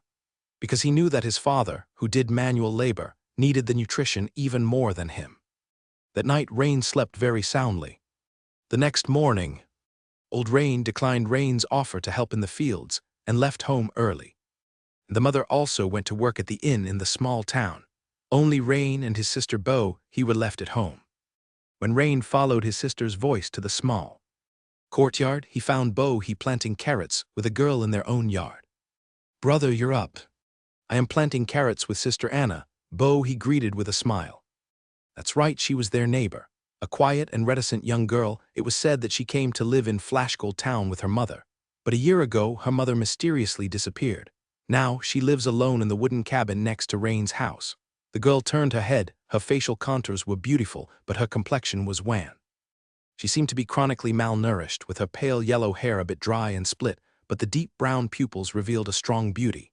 Rain, hello," the girl greeted with her head down, shy and reserved. In age, Rain seemed to be a few months older than the girl. To his recollection, the girl had always been this afraid of strangers. Just as Rain was thinking of helping them, his close friend George called from the door, "Rain, let's go pick nuts." "Brother, I want to go too," Bo excitedly said upon hearing that Rain was going to pick nuts. From the side, Anna seemed to have a longing look in her eyes. But after thinking it over, Rain still refused since they were going to Habsburg Manor's woods, and he was only able to go because he was with George. If he brought others along, it would be inappropriate. So Rain shook his head and said, "Bo, stay at home with Sister Anna. I'll bring back nuts for you." "Okay, Bo," he said pitifully, unwilling but still obediently complied. Indeed, the children of a poor family become responsible at an early age. Such a young age, yet so sensible. Rain patted Little Bo's head and then left with George. After walking for a while, George suddenly said with a puzzled face, "Rain, why is your sister with Anna? Haven't you heard? She's an unlucky person." "An unlucky person?" Rain asked, confused. "I heard it by chance from my father. Anna's mother didn't just disappear. It seemed like she was taken away, but I'm not clear on the details," George said, glancing around to check if anyone was nearby before speaking in hushed tones. "You mustn't let this slip." "Who took her away?" Rain asked, still puzzled. "I really don't know about that." George's answer was also vague. "By the way, Rain, have you heard? Recently on the north side of our town, 2 commoner families' children have disappeared. Remember to warn Bo not to wander off when there's no need." "Huh? Is that so? Wasn't it said that the disappearances of children were happening in other towns and that our Flashgold town was safe? Is it spreading now?" Rain was quite surprised. "I'm not so sure about that." George pondered, as it was another question touching upon his own knowledge gap. By the time the 2 of them returned to their homes, Rain's hands were filled with a full basket of wild blueberries, hazelnuts, and chestnuts. It was thanks to George's help that they could sneak into the manor's forest and gather various nuts and berries. About 70% of the forests surrounding the town belonged to the Habsburg Manor, while the remaining 30% were public woodland. However, the wild fruits and nuts in the public woods had already been picked clean by the townspeople. It was already time for lunch, and the autumn sun was exceptionally warm. When Rain was approaching his house, he could already see the white smoke rising from his chimney from afar, which made him feel really good. However, when he caught a glimpse of his neighbor's house from the corner of his eye, he stopped in his tracks. He saw a young girl dressed in a gray linen coat, sitting on the wooden steps of her house, basking in the sunlight while carefully nibbling on a piece of bran bread. Even though it was bran bread, inferior to even black bread, the girl cherished each bite. With one hand she held the bran bread, and with the other she caught the falling crumbs to put them into her mouth, not wanting to waste a single bit. After a few bites, the girl in the sunlight squinted her eyes, seemingly content just to have a piece of bran bread to eat. Rain stood frozen in place, staring dully at how carefully she ate, and his heart suddenly felt a tight pull. How much misfortune must one endure to find such happiness in eating a piece of bran bread? Rain looked down at the wild fruits in his hand and moved his lips as if to say something but was unsure what to say. He was not familiar with the girl, offering nuts, and such out of the blue might not be welcomed. After some thought, Rain went into his room and poured out half of the gathered wild fruits and nuts, then handed the remaining half basket to his sister Bohi. Bohi, go take this half basket of wild fruits to Sister Anna next door and make sure she accepts it. Rain crouched down, patted Bohi's little head and said. It seemed from her brother's serious gaze that Bohi understood something, and she nodded vigorously, saying, Yeah, Sister Anna lives alone and it's really tough for her. She will definitely like these wild fruits. Don't worry, brother, I will make sure Sister Anna accepts them. If she doesn't, I'll cry. Bohi fluttered her big eyes and waved her small hand forcefully. Soon after, Bohi came running back with excitement on her face. Brother, Sister Anna accepted it. She told me to thank you, and we've agreed to continue planting in the garden this afternoon. That's great, Bohi. Hearing that Anna accepted the gift eased Rain's concern, and he gave his sister a thumbs up. Complimenting her, after lunch, Rain headed toward the blacksmith shop in Flashgold Town. The blacksmith shop was on the main road of the town, and even before Rain got close, he could hear the ding-ding-dong-dong of the blacksmithing from a distance. As soon as he entered the blacksmith shop, Rain immediately felt a wave of heat rush over him. Inside, several sturdy men were bustling about in the manner of helpers and apprentices, while blacksmith Boris Patton was forging a pot. A few apprentices looked puzzled as Rain approached Boris. Uncle Boris, might I help around in the shop? I'm willing to do anything. At the sound of his voice, Boris turned his head to look over. He looked Rain up and down and said, So it's young Rain, huh? You seem to have grown stouter, but I'm sorry, the blacksmith shop doesn't need more hands now. Heh, Uncle Boris. I'd like to help for free, just assign me any task. Was there such a good deal? Blacksmith Boris was initially stunned at the offer, then his gaze focused back on Rain, eyes blazing as he pondered what task to give him. A task that wouldn't let Rain learn any trade secrets, yet would make good use of this offer of free labor. That's when an apprentice blacksmith nearby heard this and raised an eyebrow, suggesting, Master, have Rain help with the bellows then. Boris glanced at him, thought for a moment, and decided that the bellows was a good idea, requiring no special skills but just some strength. All right then. Rain, remember not to mess with anything in the shop. You'll be in charge of the bellows this afternoon. Drews, you show Rain how to do it. Rain certainly had no objections, the bellows it was, as long as there was experience. If shoeing a donkey could raise a blacksmith apprentice's experience, all the more so with operating the bellows. Seated in front of the bellows, Rain vigorously pulled on the bellows under Drews's guidance. A few burly apprentices nearby glanced at Rain, thinking his skinny arms and legs probably wouldn't manage more than a few pulls. But once Rain got a grip on the basic technique of the bellows, he began to tirelessly pull away. You've worked at the bellows, comprehension has improved. You have learned a new skill. Bellows operation. Rain felt a surge of joy in his heart. It was as he had anticipated. Subsequently, almost every pull of the bellows added +1 to the experience. The blacksmith apprentice's professional experience points also quickly showed a +1 notification. This made Rain unable to hide his elation. Suddenly, Rain started pulling like a perpetual motion machine. The other apprentices looked on with surprise at Rain. They couldn't understand why a mechanical, monotonous task could inspire such enthusiasm in the new kid. The point where he did it with such gusto. Didn't this damn kid know what volunteering meant? Was there really a need to be more zealous than they, the official blacksmith apprentices? It was indeed a rare sight. Rain continued until nightfall. The number of breaks he took in the meantime could be counted on the fingers of one hand. This earned him a new look of respect from the blacksmith Boris. At the same time, Boris took the opportunity to give several blacksmith apprentices a tongue lashing, saying a lot about how they should learn from Rain and such. Suddenly, the blacksmith apprentices glanced at each other, seeing a sense of urgency in each other's eyes. Though the work of a blacksmith apprentice was hard, the conditions were top-notch compared to apprentices in other trades. They didn't say it aloud, but they valued it greatly in their hearts. Immediately, they all sped up their pace. Watching this unfold, blacksmith Boris couldn't help but laugh. He had not expected that by agreeing to let Rain take on the task of operating the bellows, such an unintended effect would occur. It wasn't long before Rain received a system notification about a profession-level upgrade. You've worked at the bellows, comprehension has improved. Your skill in bellows operation has improved. Experience +3. You have focused on the bellows, Blacksmith Apprentice Professional Experience Points +1. Congratulations, your Blacksmith Apprentice profession level has been raised. Eagerly flipping to the second page of the transparent box, Rain scrutinized it carefully. The first entry on the panel showed that the Blacksmith Apprentice had risen to level 3. Blacksmith Apprentice LV3. 0/500, Bellows Operation LV2. 245/300, Hoof Repair LV2, 295/300, Nailing Horseshoes LV1, 56/100, remaining attribute points, 1 remaining skill points. 2. Even though Rain knew his profession level might very well rise today, the actual sight of it still made it hard for him to suppress his inner joy. Even though he was working for free at Boris's forge. This time, the added 1 attribute point and 1 skill point at the bottom of the attribute panel right now were the best rewards for his voluntary work. Evening. Exhausted Rain bid farewell to blacksmith Boris and returned to the Habsburg Manor. After hastily taking care of dinner, he fell asleep deeply in the dormitory. The next morning, the young servants were gathered together, and they were greeted by a tall and burly man walking towards them. This burly man had blonde hair stiff like the bristles of a wild boar, thick brows over big eyes, a resolute face, and a bastard sword hanging at his waist, which gave him a very steady presence when he walked. "I am your swordsmanship instructor, Humbert.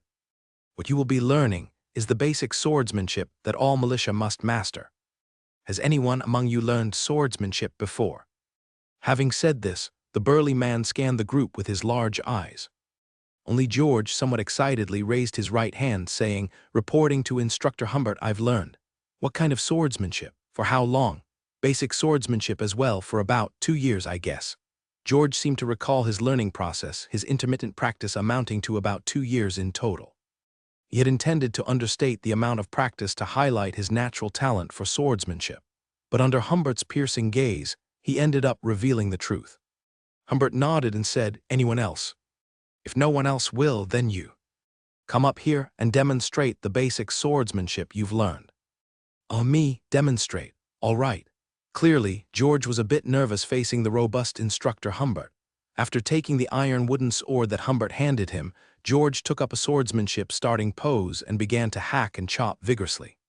The servants, having never learned basic swordsmanship, watched with great interest, thinking that George executed the basic swordsmanship quite well. "Stop, not bad, you may step down," Humbert said with a slight frown, waving his hand. Oh, okay, instructor." George, having received praise from the instructor, was visibly elated. However, Rain could see that Humbert did not seem satisfied with George's demonstration of basic swordsmanship. Rain, however, thought to himself that George was quite good, both in terms of strength and proficiency with the techniques, at least far better than himself. Because he hadn't learned basic swordsmanship, George returned to the group with a smile, seemingly very delighted that he had received the instructor's praise on the first day of swordsmanship training. The group of servants, led by Humbert, headed to the training ground in the middle of the outer courtyard. The real second-generation kids did not come today.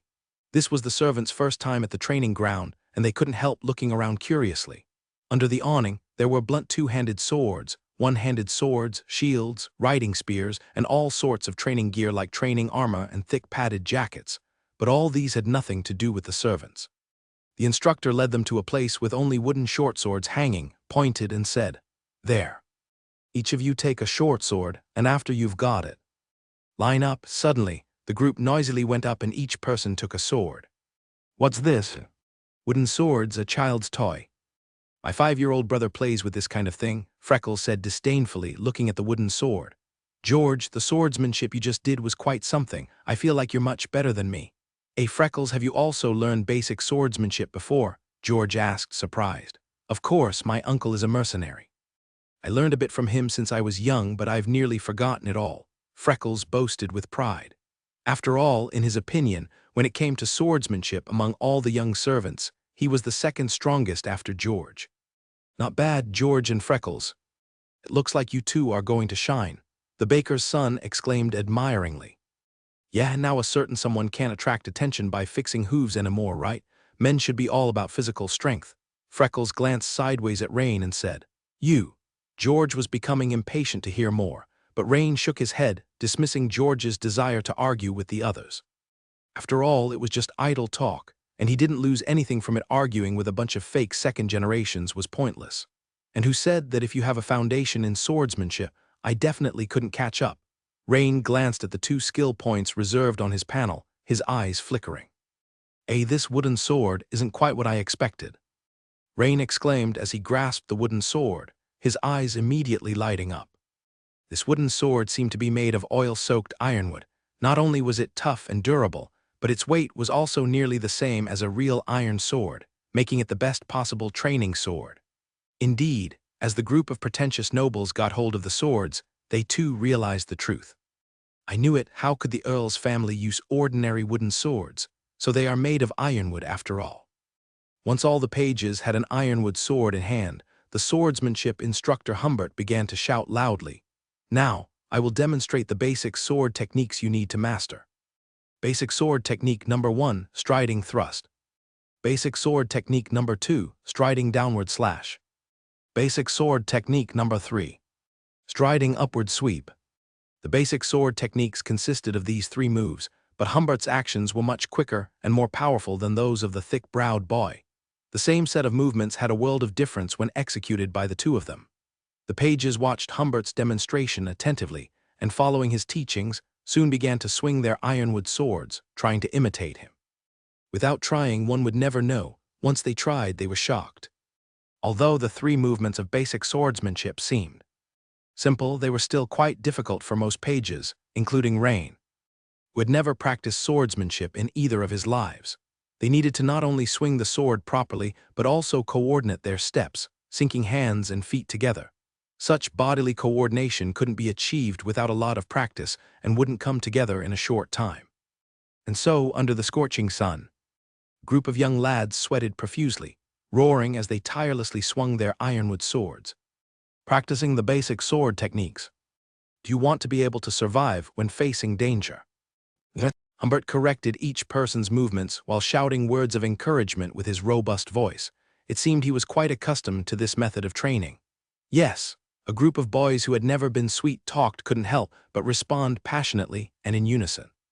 "Good, according to the key points of the movements I just mentioned. Practice repeatedly. Keep practicing. Turn it into a natural instinct of the body."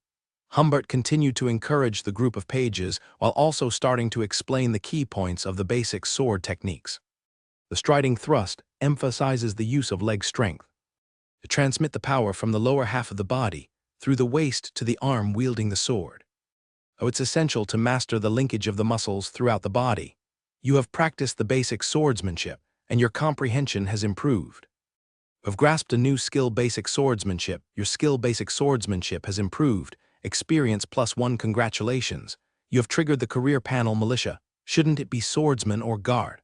The fact that I've triggered just the militia career panel. Rain felt both joy and disappointment at this moment.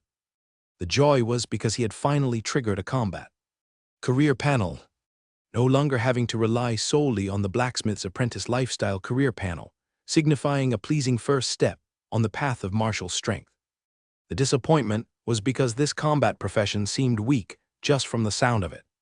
From the name, it was apparent that militia implied it wasn't any serious military force, and the strength limit must be very low. For someone with 0 foundation like me, triggering the militia panel might not be a bad thing, because it may also mean that it wouldn't be so difficult to raise my profession level. Having come to terms with it, Rain couldn't help but laugh, his disappointment vanishing. Within the transparent frame on the retina, the 3rd page can now be turned to, titled Militia, and its content is still densely packed with icons. Among so many icons, only one was lit up: basic swordsmanship. After practicing swordsmanship for a while, Rain discovered that the difficulty of improving basic swordsmanship was higher than that of nailing horseshoes on the blacksmith apprentice panel. You have trained in basic swordsmanship, and your insight has improved. Your skill, basic swordsmanship, has been enhanced. Experience +1 after 2 hours. Only 1 point was gained. Basic swordsmanship LV1, 2/100. Rain roughly estimated. This means that if I practice for 8 hours a day, I would need nearly a month to possibly reach level 2. That's not right, on average. There is no way I have 8 hours of practice time. I heard that next week we'll start the dog trainer's introductory training, and the week after next will be archery training, and so on, cycling every 3 months. That means on average, I only get a week each month to practice swordsmanship. Spread out over time, that's equivalent to practicing swordsmanship for 2 hours a day, so it would take at least 3 months to have the chance to advance basic swordsmanship to level 2. Obviously, this pace of improvement was far from satisfying Rain's requirements. Because in 3 months, it would be the time for the page assessment. If there was an opportunity to tread the transcendent path with the position of a manor guard, Rain would definitely prioritize applying for the manor guard. After contemplating for a moment, Rain decided to allocate 1 precious skill point to basic swordsmanship to see the effect of the skill points. In this transcendent world, if I want to make a name for myself, without a doubt, being a swordsmanship genius is a better choice than being a blacksmith genius. Thus, Rain silently commanded in his mind and immediately added 1 point to basic swordsmanship. As a result, basic swordsmanship on the panel went from LV1 right arrow to basic swordsmanship LV2, 0/300. Instantly, a surge of memories related to basic swordsmanship training flowed into Rain's mind. These memories were fragmented training sequences, flashing through Rain's mind like slides and embedding into his muscle memory. When Rain opened his eyes again and executed basic swordsmanship, was as smooth as if he had been practicing 8 hours daily for a month straight. Every strike became increasingly fluid.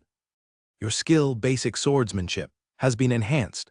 Experience plus when you have focused on practicing basic swordsmanship for 1 hour. Militia profession experience points plus 1 huh.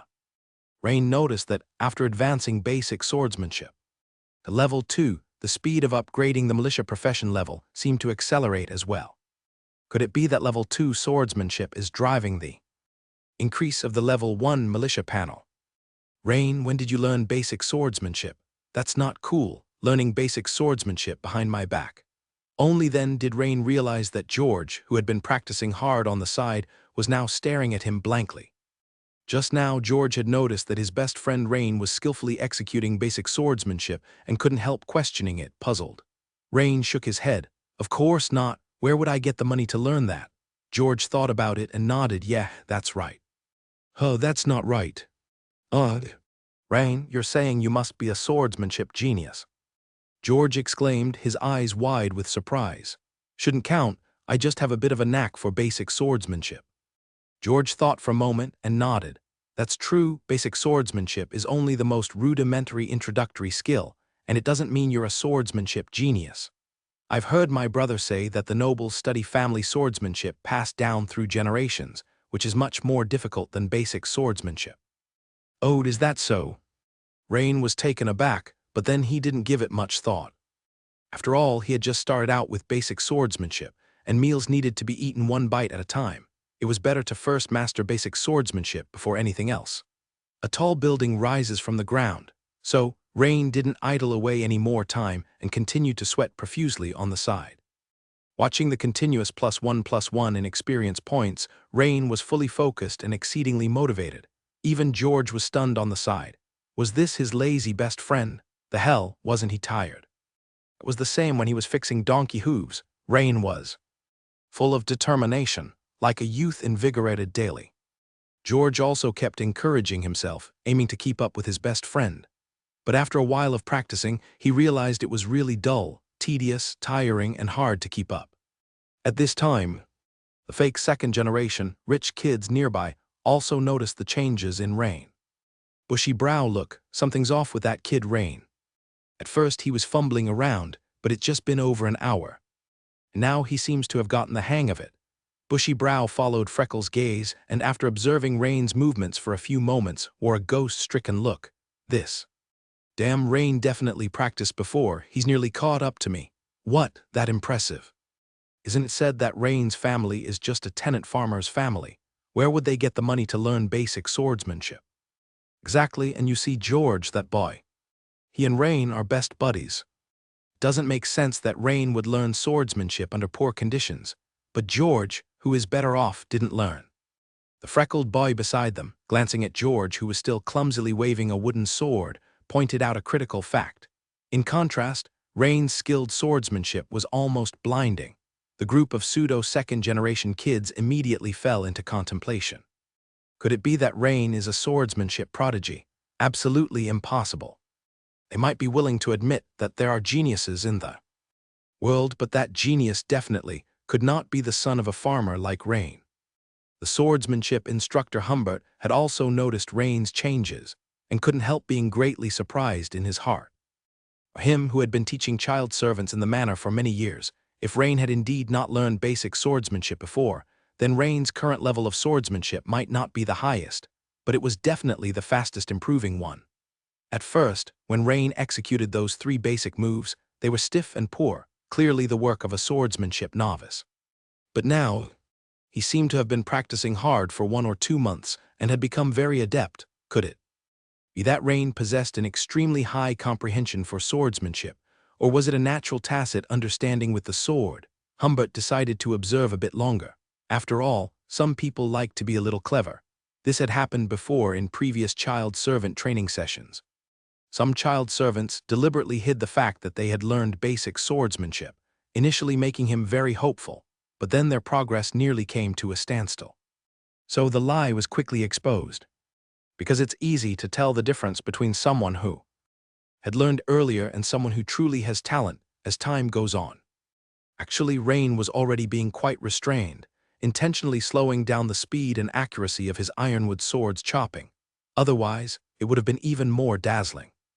While the child servants were undergoing basic swordsmanship training, sons of the low-level nobility and wealthy merchants had also come to the outer fort's central area to practice swordsmanship. Leading them was the noble girl with the chestnut-colored ponytail.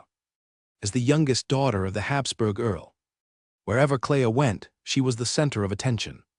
Clea glanced over and saw the child servants practicing their basic swordsmanship. She nodded to herself, not bad. The training of the manor's child servants was well implemented. Knight Lloyd was really dedicated. After casually glancing at the child servants, Clea immediately noticed that 2 or 3 of them stood out from the rest of the group with their swordsmanship. First was a freckled boy, who was seriously practicing the 3 styles of basic swordsmanship. Looking capable, he was one of the more remarkable among the child servants. Second was the tall boy with thick eyebrows and big eyes, who had the most refined basic swordsmanship of all the child servants. But it seemed to be set in stone, and he made no progress after several practices. This was most likely someone who had practiced basic swordsmanship beforehand. He could be skipped over. The last one was a black-haired, skinny boy who stood at the very edge of the group, currently practicing while dripping with sweat.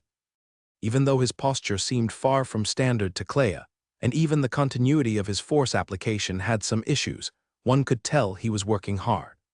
What particularly caught Clea's eye was that she noticed, after several repetitions, his movements visibly became a bit more standard. This rate of improvement seemed like a promising seedling. Clea tilted her head slightly and beckoned to Shadia, the chief maid standing beside her, and asked, "Shadia, who is that, the black-haired boy on the far right?" "That is Rain, a farmer's child. His parents are tenants of the manor." "And the freckled boy? That's Leonard, the son of the beach hotel owner in Flashgold Town." Clea nodded, not saying anything further. At that moment, a nobleman who was paying attention to Clea couldn't help but speak out. "Lady Clea, they're just a bunch of lowly commoners, not worthy of your noble concern." "Dennis, these are all subjects of the Habsburg family, not the lowborn you speak of." Clea glanced unhappily at the nobleman, retorting. She had heard that in the new continent, the commoners of the Eagle Federation were starting to run for parliament, yet many nobles in the ancient empire still believed their nobility was inborn, and that commoners were naturally inferior and ugly. This kind of bad habit made Clea feel very helpless. After being rebuked by Clea, the noble youth named Dennis clearly had a hint of anger on his face, but he did not dare to make a scene, only enduring in silence. Meanwhile, a young man dressed in silk clothes behind Dennis looked at Clea, then at Dennis, seemingly thinking of something amusing, his mouth curving slightly into a smile. As Rain gradually demonstrated swordsmanship skills at a LV2 standard. The observing swordsmanship instructor Humbert was mostly convinced that Rain possessed an extremely high understanding of swordsmanship. Frankly speaking, Rain was a swordsmanship prodigy, but only a common 1 in 100. This made Humbert look at Rain in a new light. proper training, he had the makings of a guard or even a captain of the guard. Today, we will begin sparring with swords. In swordsmanship, if you want to improve quickly, you need a sparring partner. And the sparring partner should not be chosen at random. The best is someone of equal strength. Only then can your swordsmanship improve the most. Humbert's ringing voice echoed across the training field. Rain, Richard. The two of you come up and demonstrate the sparring. The rest of you watch closely. Humbert called out. The man with thick eyebrows was none other than Richard. Yes, instructor, the two men said in unison. After speaking, they quickly stepped out from the ranks and positioned themselves in front of the troop. Assuming the initial stance of basic swordsmanship, with the tips of their ironwood swords pointing at each other. Thick Eyebrow felt an indescribable anxiety and irritation about Rain's recent changes. Previously, when Rain stood out while fixing donkey hooves or nailing horseshoes, he did not care at all. Because his goal was to become a manor guard, and it was clear from his studying basic swordsmanship with his relatives in advance for the past 2 years. But what he did not expect was that during the swordsmanship training, Rain once again attracted the attention of the swordsmanship instructor Humbert. This he found difficult to accept. If this continued, this kid Rain would sooner or later become his formidable rival. Moreover, Rain had fought with him before, and he had come off worse. So Thick Eyebrow had been thinking all along whether he should, accidentally, hurt Rain during the sparring, maybe even to the point where Rain would be unable to hold a sword. Right after Humbert's command, Rain and Thick Eyebrow both thrust their swords at the same time. Rain immediately noticed that Thick Eyebrow's sword was slightly faster. This was due to the other's taller stature, longer reach, and more practiced basic swordsmanship giving him an advantage. Instantly, Rain quickly changed his move and used the strong sword body to block the opponent's thrust. The ironwood swords clashed with a dull sound. Rain stepped back 3 paces, while Thick Eyebrow only stepped back 1, clearly showing he had the upper hand. Thick Eyebrow showed a look of triumph. No matter how prodigious you are, kid, it'll be at least half a year before you can surpass me.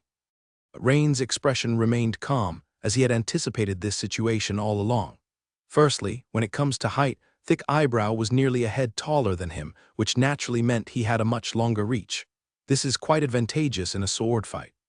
Secondly, with nearly 2 years of studying basic swordsmanship, Thick Eyebrow's skills were not something Rain's current LV2 basic swordsmanship could compare with.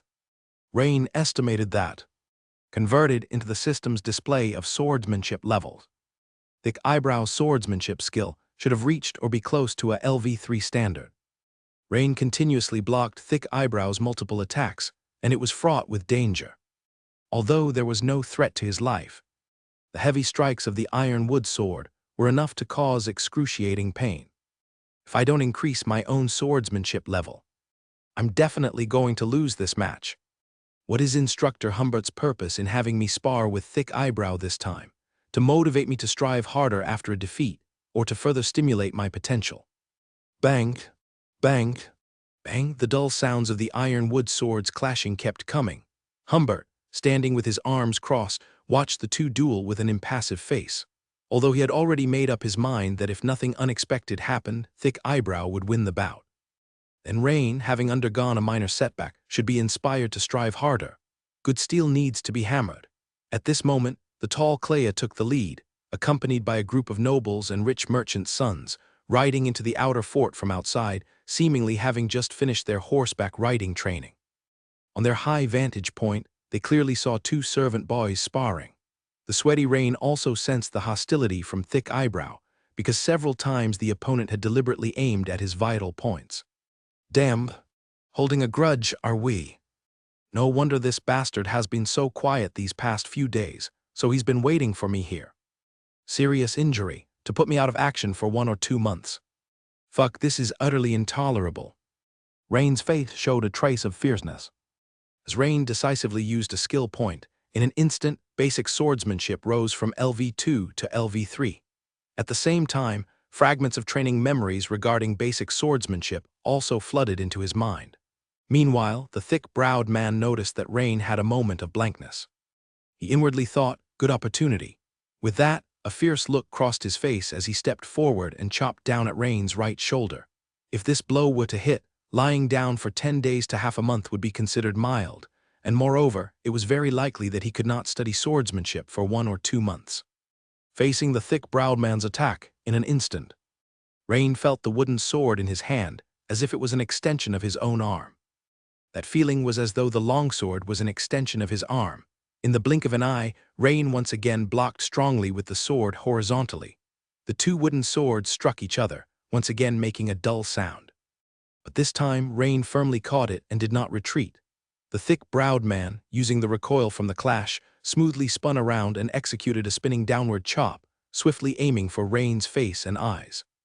At this moment, the thick-browed man felt incredibly exhilarated. This move was him performing above his swordsman level.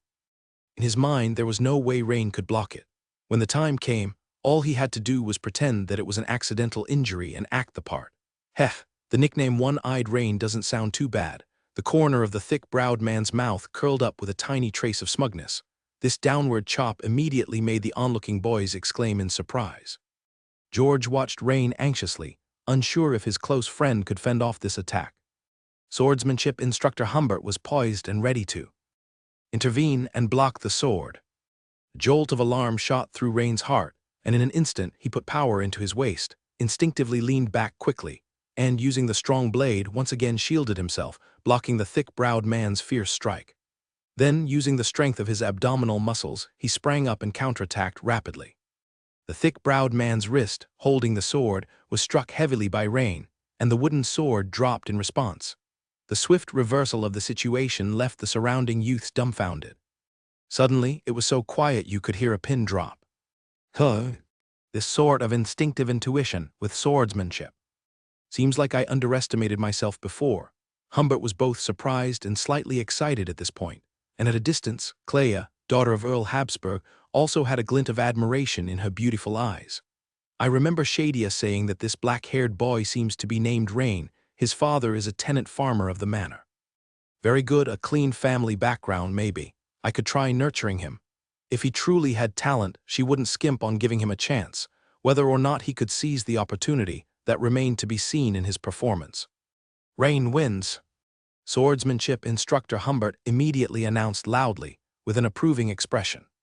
The thick-browed man, expressionless, watched Rain's retreating figure as he left the field, feelings of resentment rising in his heart. Go on and be smug, Rain. Just you wait, damn it. He had already thought of another way to deal with Rain. Originally, he had been too proud to stoop to such methods. But this brat Rain was improving too quickly, so quickly that it gave him a feeling of alarm and dread. His family had run a tavern for many years, and the thick-browed man knew many people from all walks of life. For instance, Drunk Jack, who was a great choice having been a mercenary, was no ordinary talent. Rain, stepping off the field, suddenly stiffened. Then he was overjoyed. The system notification read as follows. Your skill basic swordsmanship has improved. Experience +17, you have experienced a battle. Militia professional experience points +9. A short bout of sparring, and I actually gained 9 points of professional experience points. This is almost the result of 2 days' worth of training. It seems what instructor Humbert said was completely right. Constantly sparring with an opponent of similar level is the shortcut to rapidly improving. Swordsmanship. For a moment, Rain felt that the thick-browed man was not as repulsive as before.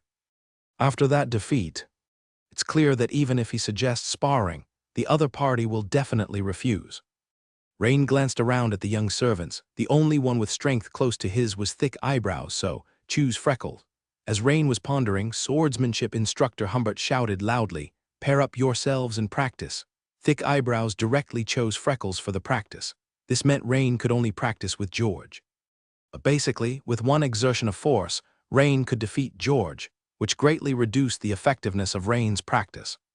The scene was clearly seen by Humbert, who had always been paying attention to Rain.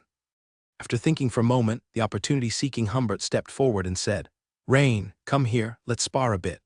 The words of swordsmanship instructor Humbert took all the young servants by surprise, and the gaze with which thick eyebrows and the group of pretenders looked at Rain was filled with even more jealousy. Clearly, this also startled Rain. Although he had improved the basic swordsmanship to LV3, in terms of strength, he was definitely no match for Humbert.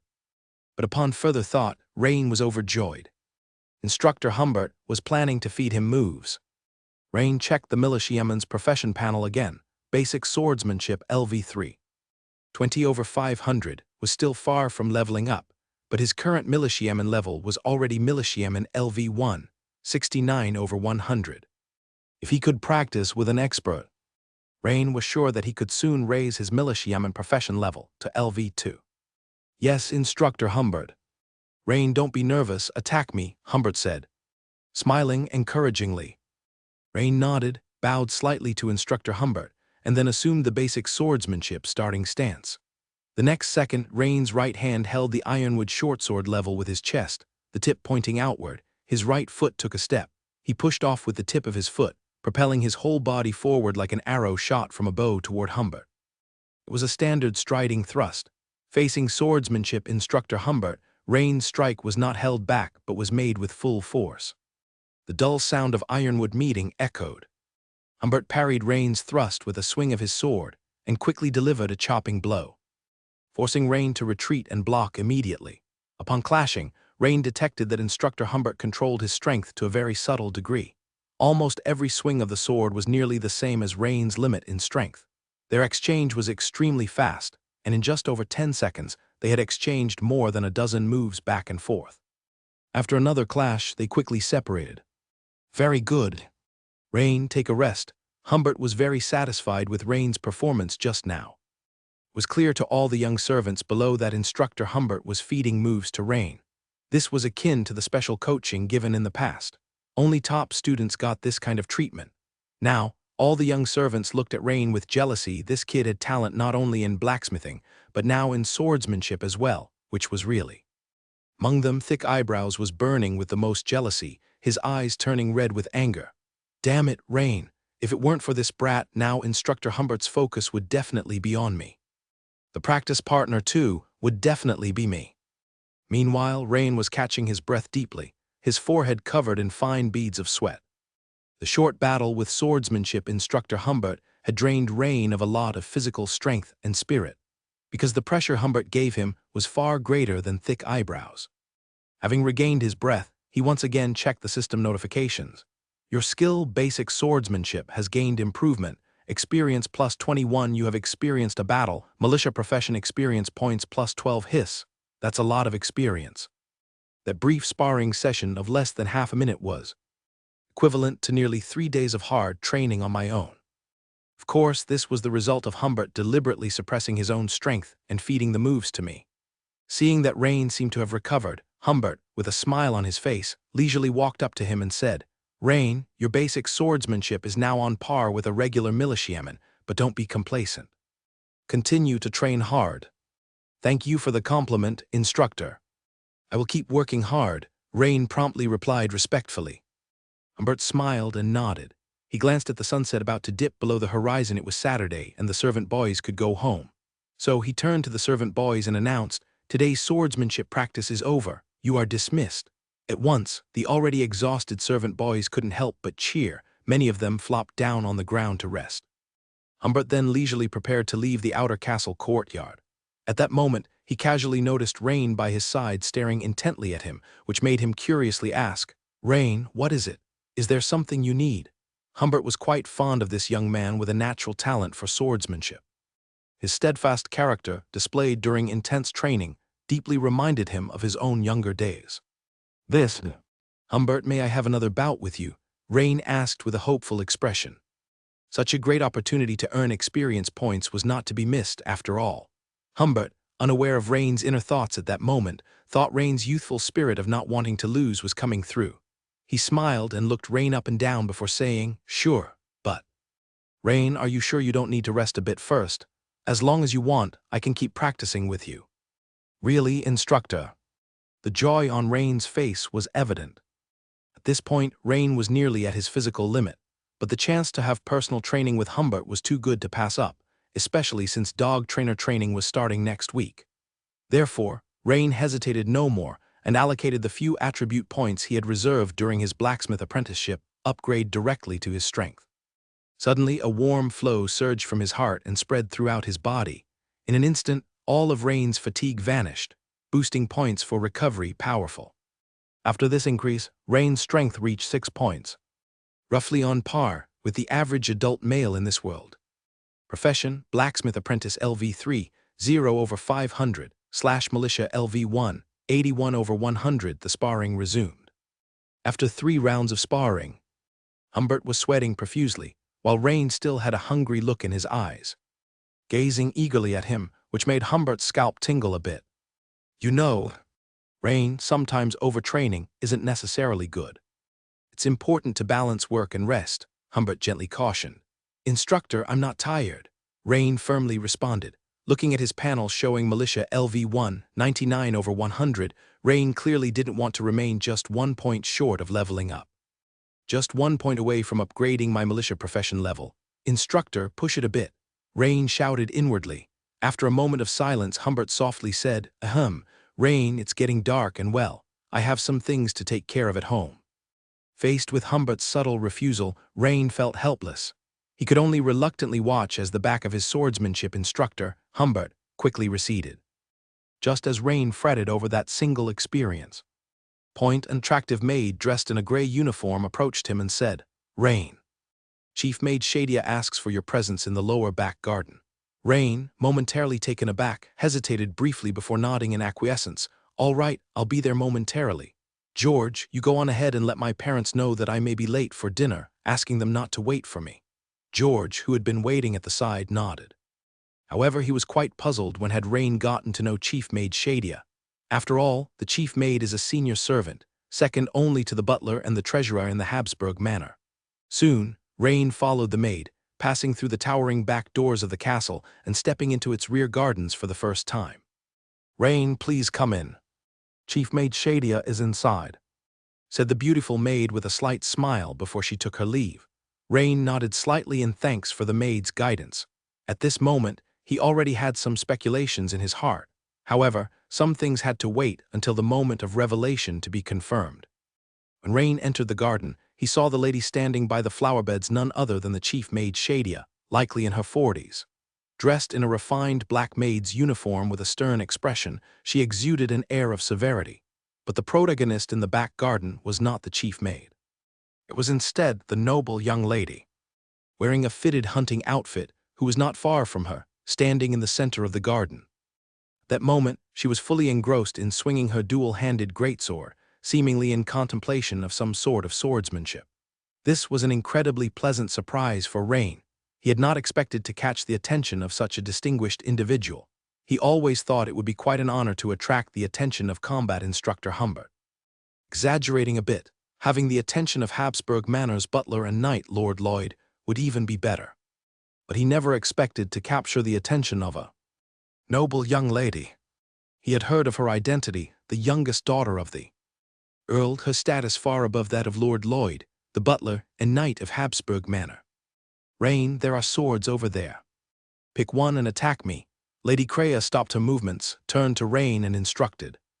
Had Rain not anticipated such an event, his heart would surely be in turmoil at this moment. As you wish, Lady Creia. As Rain approached the rack of weapons, he realized that the swords were all sharpened steel longswords of various types: short swords, knightly longswords, bastard swords, and even dual-handed greatswords, all seeming to be of exceptional quality. After some thought, Rain chose a knight's longsword that was about the same length as the training ironwood sword he was familiar with, and stood ready in the center of the garden. This was his first time in either his past or present life holding such a sharp weapon, about to engage in a battle with someone. He couldn't help but feel tense inside. If you're ready, then let's begin, Creia said with a slight smile. A dual-handed greatsword now exchanged for a bastard sword. Creia immediately delivered a downward slash at Rain, who instinctively blocked with his sword horizontally. Clang, the sound of metal striking metal rang out. But this was just the beginning. Creia followed up with a rapid 3-strike combination. Suddenly, Rain's pupils shrank and he swiftly retreated. Even though he kept retreating, he was barely able to defend, with no chance to counterattack. 3 seconds later, Creia's sword stopped at Rain's neck. He lasted only 3 seconds. In this sparring session with Creia, Rain resisted for merely 3 seconds before he was swiftly defeated. This was in spite of the fact that Creia had deliberately held back, controlling her physical abilities to match Rain's level. Rain sensed this too, especially since he had seen her swinging around a 70 or 80-pound dual-handed Greatsword as if it were a mere stick. Yet this 3-second skirmish brought rain. Your skill in basic swordsmanship has improved. Experience points plus 15 having engaged in combat. Your militia profession experience points plus 4 congratulations. Your militia profession level has increased. Remaining attribute points. 1 remaining skill points. 1. You've learned the basic swordsmanship quite well. It's quite rare among young servants. You do have a certain talent for swordsmanship. But it's not top-notch, the girl said, looking up at Rain. Unfortunately, your physical condition is a bit lacking. The hope of becoming a formal knight isn't very great. It seems I was hoping for too much. It's really difficult to find someone with knight potential among ordinary people, Clea said with a hint of disappointment. Wait a minute, who is she looking down on? At this moment, the look that the noble girl gave him made Rain realize why they say women are the driving force for a man's determination to become stronger. Wait a moment, Lady Clea, I want to try one more time. Can you give me another chance? Rain said, looking up at the girl with a burning gaze. Oh, can you handle it? The girl looked at Rain with a half-smile. At that moment, Rain really wanted to shout to Clea that when a beauty asks a man if he can handle it, would any man give a second type of answer? Without hesitation, Rain immediately added the attribute points he had just gained from leveling up to militia LV2 into agility. In the martial world, only speed is unbreakable. It was precisely because Clea's sword was so fast that he had been unable to react in time. When his agility went from 6 to 7 points, a warm surge pumped from his heart, quickly spreading through his body, and suddenly Rain felt a renewed sense of strength throughout his body. That's the best part about adding points, it always fully restores your stamina.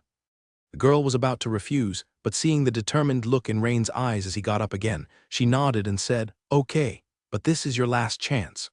Rain gave a slight bow, and the next second, the speed at which Rain stepped forward had increased by at least 20%, which slightly startled Clea. With his stamina fully recovered and his agility increased by 1 point, as well as his familiarity with the steel sword from the previous fight. Due to several contributing factors, his combat ability was now a whole level higher than before. This level of strength. The more the girl fought, the more surprised she became. Ding ding clang clang.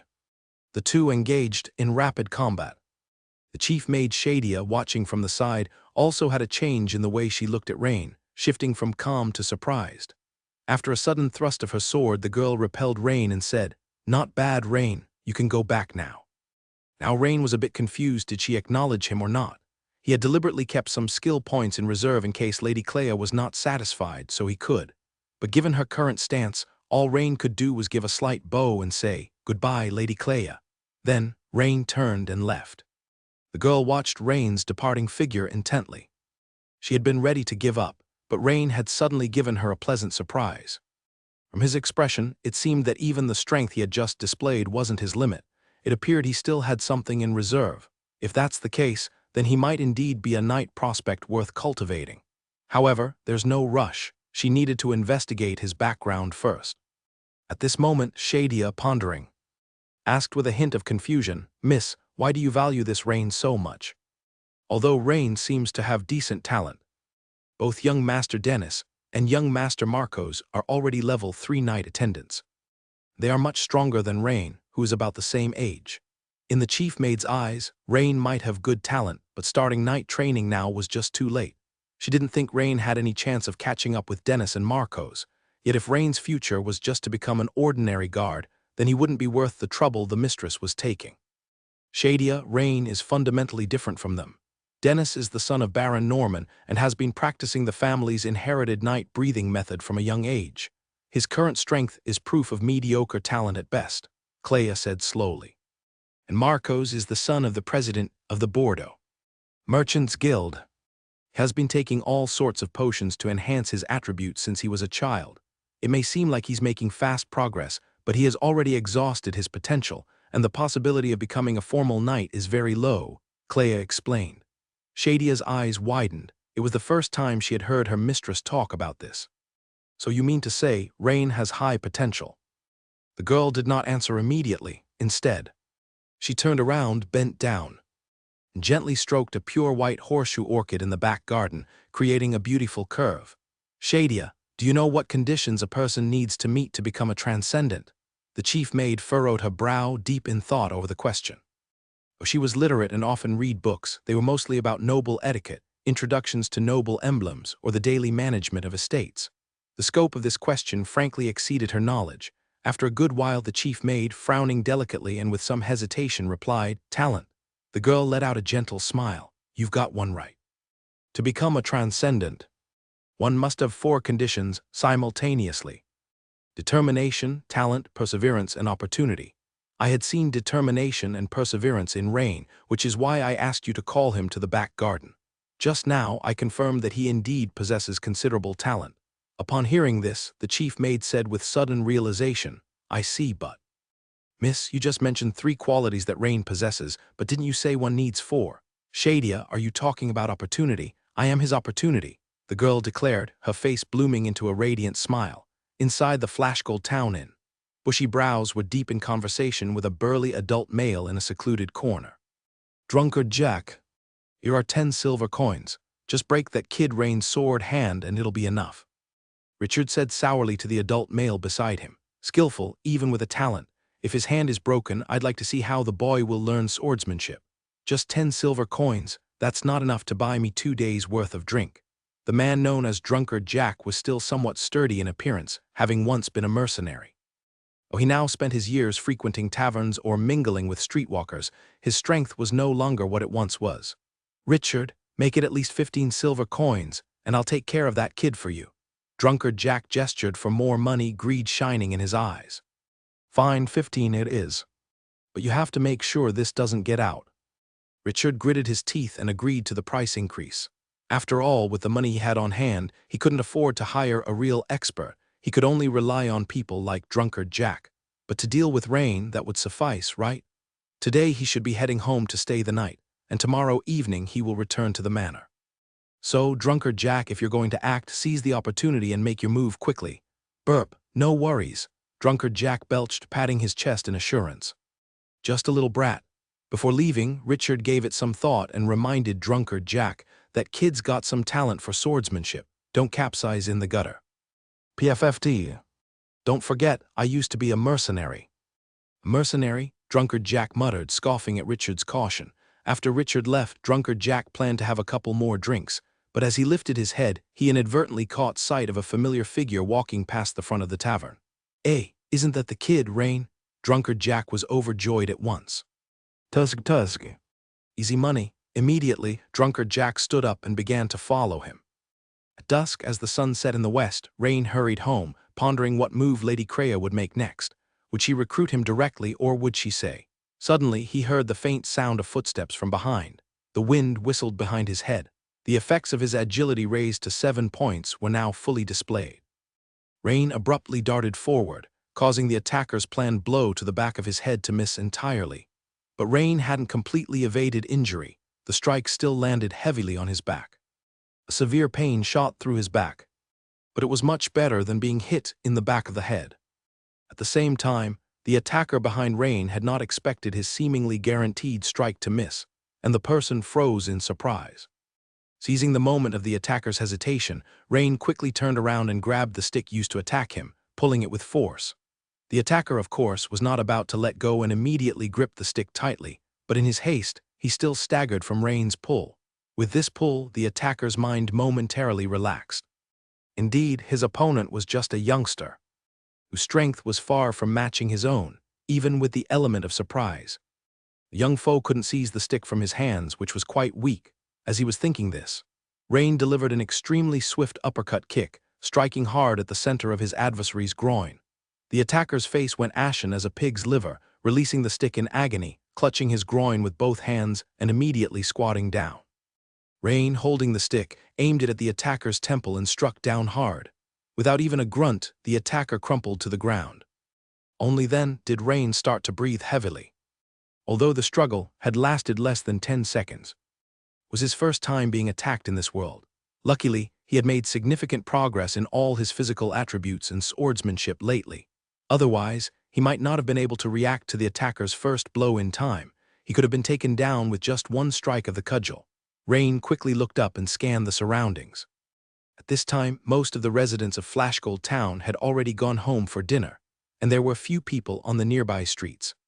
Rain's home was at the end of the town's main thoroughfare, an isolated location, which meant even fewer passers-by.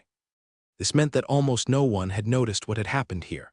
After a moment's thought, Rain expended some effort to drag the attacker into the nearby woods and found a vine about as thick as a thumb to tie the person in loops around a large tree. It was then that Rain ripped off the black scarf the attacker had used as a disguise. "Hey, isn't this drunkard Jack, who loiters in the tavern all the time?" Flashgold Town was not a big place, and Rain immediately recognized the person's identity. After a bit of contemplation, Rain thought of several suspects who might have been behind this deed: bushy eyebrows, freckles, or was it the other two scions? Clearly, bushy eyebrows was the most likely. After thinking it over, Rain woke drunkard Jack up. "Rain, you little brat, untie me right now." Rain swiftly pulled off drunkard Jack's smelly socks and stuffed them into the fellow's mouth. Although the dense forest had good sound insulation, to be on the safe side, Rain quickly covered his mouth. A month's worth of stench from unwashed socks, once pressed into Jack's mouth, even made him tear up and drip mucus. Rain, disgusted, rubbed the hand that had touched the opponent's smelly socks on the ground. "I ask you answer. If you understand, nod your head." Rain crouched down and stared at Jack, who was tied up like a rice dumpling. Apparently the stench was unbearable, and Jack nodded his head frantically. Rain took the dirty socks out of the mouth of drunkard Jack and said, "Who told you to attack me?" Drunkard Jack gasped for air and said, "Rain, you'd better let me go right now or else." Once again Jack's mouth was gagged with the smelly sock.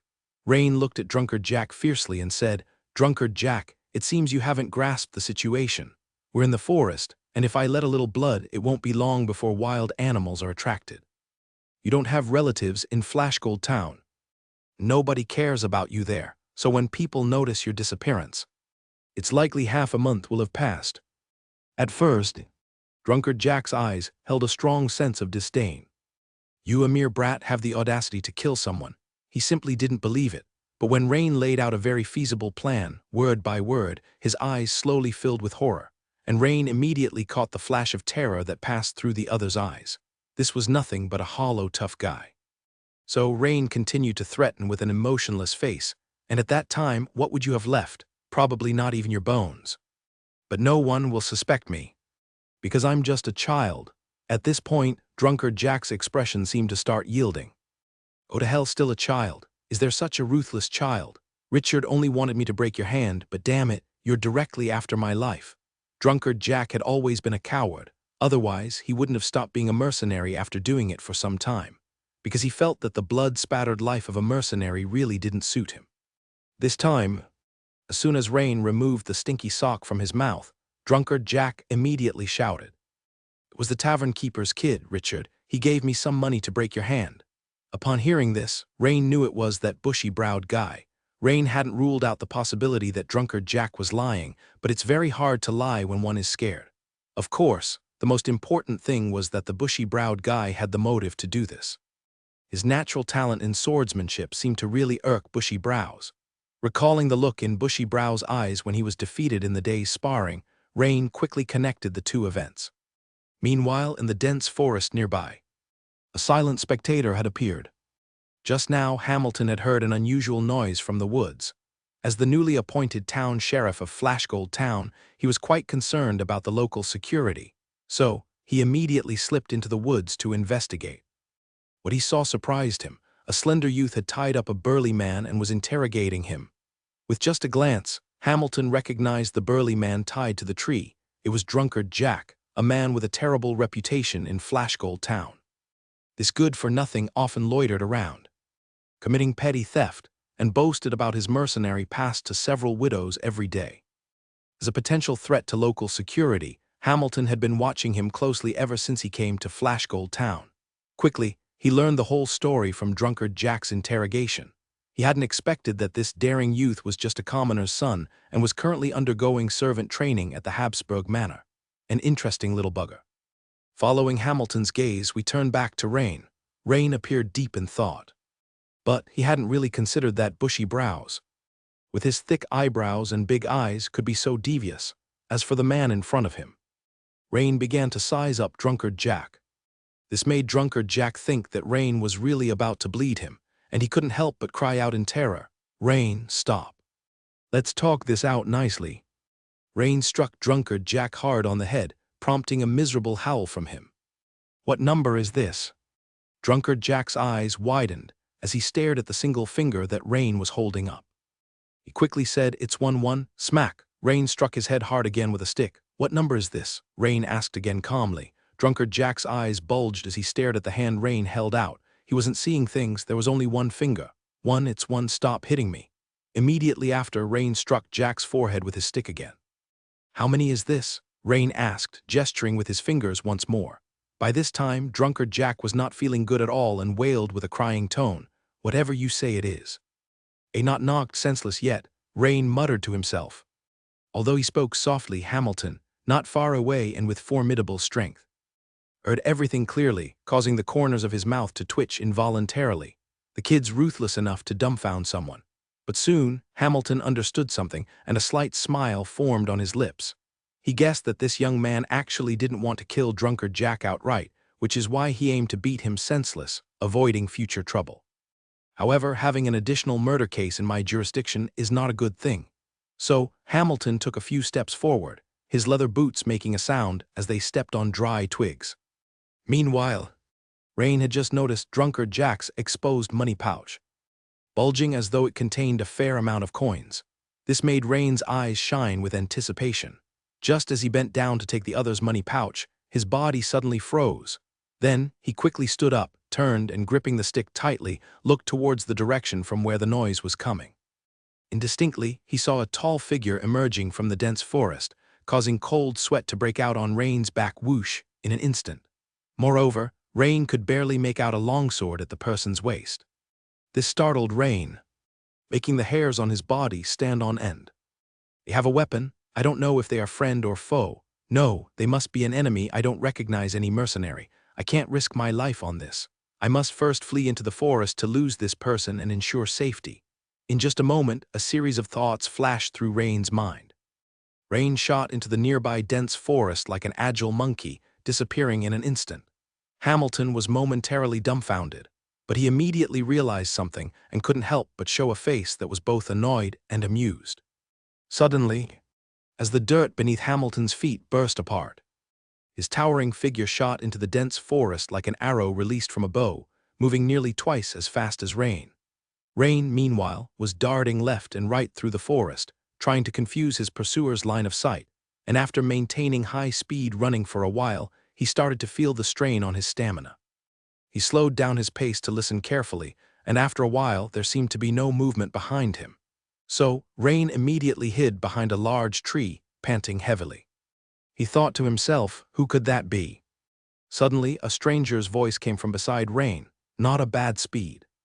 Rain, as if struck by lightning, was startled and thought, he won't let me go. He actually chased me this far. This made Rain feel even more certain that the other person was an enemy, not a friend. Instantly, Rain's face showed determination, and he made a decision. He decided to add his last skill points to his basic swordsmanship. After all, what's the use of points if you've lost your life? In an instant, Rain's basic swordsmanship skill level 3 had risen to level 4. In his mind, hundreds of training images flashed by like a slideshow. Suddenly, Rain exploded with a fierce energy, wielding the stick he had just picked up and performed a striding thrust directly at the opponent's face. Since I can't escape, I might as well fight for a chance to survive. This extraordinary and swift strike surprised Hamilton, and his appreciation for Rain increased a notch. Such temperament, speed, and swordsmanship in a common young boy was indeed a rare gift. However, against Rain's full-powered blow, Hamilton merely extended his right hand, and very ordinarily gripped and securely fixed the swiftly attacking stick in front of him. No matter how hard Rain tried, he couldn't move the stick at all, which suddenly made his heart sink to the bottom. It's over. The difference in strength is just too great. It was then that Hamilton slowly continued speaking. Don't be nervous, young man. I'll handle that drunkard Jack for you. I'll make sure he spends a good while in the solitary cell, and afterward I won't let him trouble you again. Ah, solitary cell? Are you the newly appointed sheriff? Rain was stunned at first, but then immediately realized and blurted out. Immediately after, Rain carefully sized up the other man. The man was tall and imposing, wearing a male noble's hunting outfit that fit perfectly, with a longsword at his waist. He indeed looked more like a noble than a bandit or a bounty hunter. This slightly eased Rain's mind. Clever young man. I am indeed the new sheriff of Flashgold Town, Hamilton. Seeing the astonishment on Rain's face, Hamilton couldn't help but show a trace of a smile on his serious face. It wasn't that he wanted to scare Rain, but Rain's quick reactions was somewhat unexpected, leaving him no chance to speak. Sir, I'm really sorry, I didn't know you were. Rain clearly detected the goodwill in the other man's words. Haha, there's nothing wrong with what you did to that drunkard Jack. After all, he attacked you first, and you were merely defending yourself. You just swung a weapon at an imperial baron and the sheriff of Flashgold Town. What do you think I should do to punish you? Hamilton said, slightly teasing. Oh, this. Rain was dumbfounded. The sheriff before him had changed his tone so suddenly. However, considering your youth, I can forgive you this time, but you need to do something for me. Hamilton seemed not to want to stress Rain further and quickly changed his tone again. What is it? I won't do anything illegal or disorderly. Rain immediately became alert and shot a glance at Hamilton. Realizing that he had been waiting for him, Hamilton was left speechless. Illegal or disorderly? As the sheriff of town in the Empire, would I ask a child to do something illegal or disorderly? However, after thinking it over, he decided to reveal a bit of information to Rain, saying, I can't tell you the details right now, but you should know about the child disappearances that have been happening from time to time. I'm closely monitoring this issue. Upon hearing this, Rain sighed in relief. So it was about that. Even in his past life, he had a deep disdain for human traffickers. Now, since Sheriff Hamilton had caught him in a bind, if it was just about him cooperating on the child disappearance cases, he could agree to that. Actually, even if he didn't want to agree, the situation compelled him to. Although all sheriffs nowadays have such a sense of responsibility. Suddenly, Rain didn't dislike the man in front of him so much. In terms of strength, I'm barely stronger than an ordinary militiaman. What could I possibly help him with? Rain immediately realized that something might be amiss here. Should he just refuse outright? They've got something on me. Forget it, just play along for now and agree first. It looks like I need to enhance my strength after all. Okay, however. Sir, my abilities are limited. I'm still a child and I can't help much. Rain spread his hands, his expression showing no fear of boiling water. This couldn't help but make Hamilton laugh. In his heart he thought, still a child. With your disposition, swordsmanship, and speed, I'm afraid most of the militia aren't a match for you. Don't worry, it won't exceed your capabilities, Hamilton said, smiling and shaking his head. Then, respected sheriff, sir, may I go home now? As soon as Hamilton finished speaking, Rain ran off like a startled rabbit, without looking back. This made Hamilton shake his head helplessly again. Such a shrewd little guy. However, handling this case indeed requires someone like Rain. It might just have surprising effects. Rain ran all the way to near his house before he slowed down, his chest heaving greatly. At this moment, his mood was both excited and scared, along with a bit of regret and disappointment. Everything about tonight's incident was under control. But unfortunately, I ran into the new sheriff Hamilton. His strength is too great. Rain thought about it. Skill-wise, Humbert, the servant swordsman, probably isn't his opponent. It seems only the noble young men's instructor, Lord Perez, could possibly fight him. Luckily, he doesn't seem to be a particularly harsh person. Otherwise, I might have been in trouble. Also, what exactly does he want me to help with? But, thinking about how even after continuously boosting my agility and militiaman swordsmanship, I'm still no match for Hamilton, not even forcing out his true strength, it's indeed a bit disheartening. The gap in strength is just too great. I still need to think of a way to enhance my strength quickly, however. Today's events, which were almost like actual combat, greatly benefited Rain. He focused his attention on the system, and the notification was as follows. You have undergone a battle. Militiaman professional experience points plus 23. Your skill, basic swordsmanship, has been enhanced. Experience points plus 11. You have undergone a battle. Militiaman professional experience points plus 8. The only thing that Rain slightly regretted was that he didn't manage to grab drunkard Jack's waist pouch. Otherwise, the money inside would have been enough to buy some treats to reward himself and his family. Feeling a tad disappointed, Rain quickly returned home. Brother, you're back, Bo. He immediately gave Rain a big hug as soon as he arrived. Soon after, the family of 4 sat down at the simple dining table and started dinner. Instantly dispelled the disappointment in Rain's heart. I'll definitely find a way to earn it. Early the next morning, declining his best friend George's suggestion to go to the forest to pick nuts again, Rain arrived at the blacksmith shop. Upon entering the blacksmith shop, he was immediately greeted by a wave of intense heat. The apprentices were all busy with their own tasks, while the blacksmith Boris Patton was forging an iron sword, which instantly caught Rain's eye. Just as he was about to move closer to get a better look, Drews, who was working the bellows, eagerly waved at Rain. "Rain, you're here." Hearing this memorable name, the blacksmith apprentices, who had been concentrating on their work, were all startled. Suddenly, a few of the burly apprentices exchanged glances, seeing a sense of urgency in each other's eyes. The expression on their faces seemed to convey, "Why is this kid here again? And this time, he's not even coming in the afternoon but bright and early in the morning, bad luck." The blacksmith Boris, who rarely took the initiative to greet anyone, called out, "Rain, you're here." "Yes, Uncle Boris." "Oh, you're making a longsword today." Rain pretended to have just noticed and took 2 steps forward, planning to observe Boris's forging technique. The glowing hot sword embryo was clearly longer than the average one-handed sword.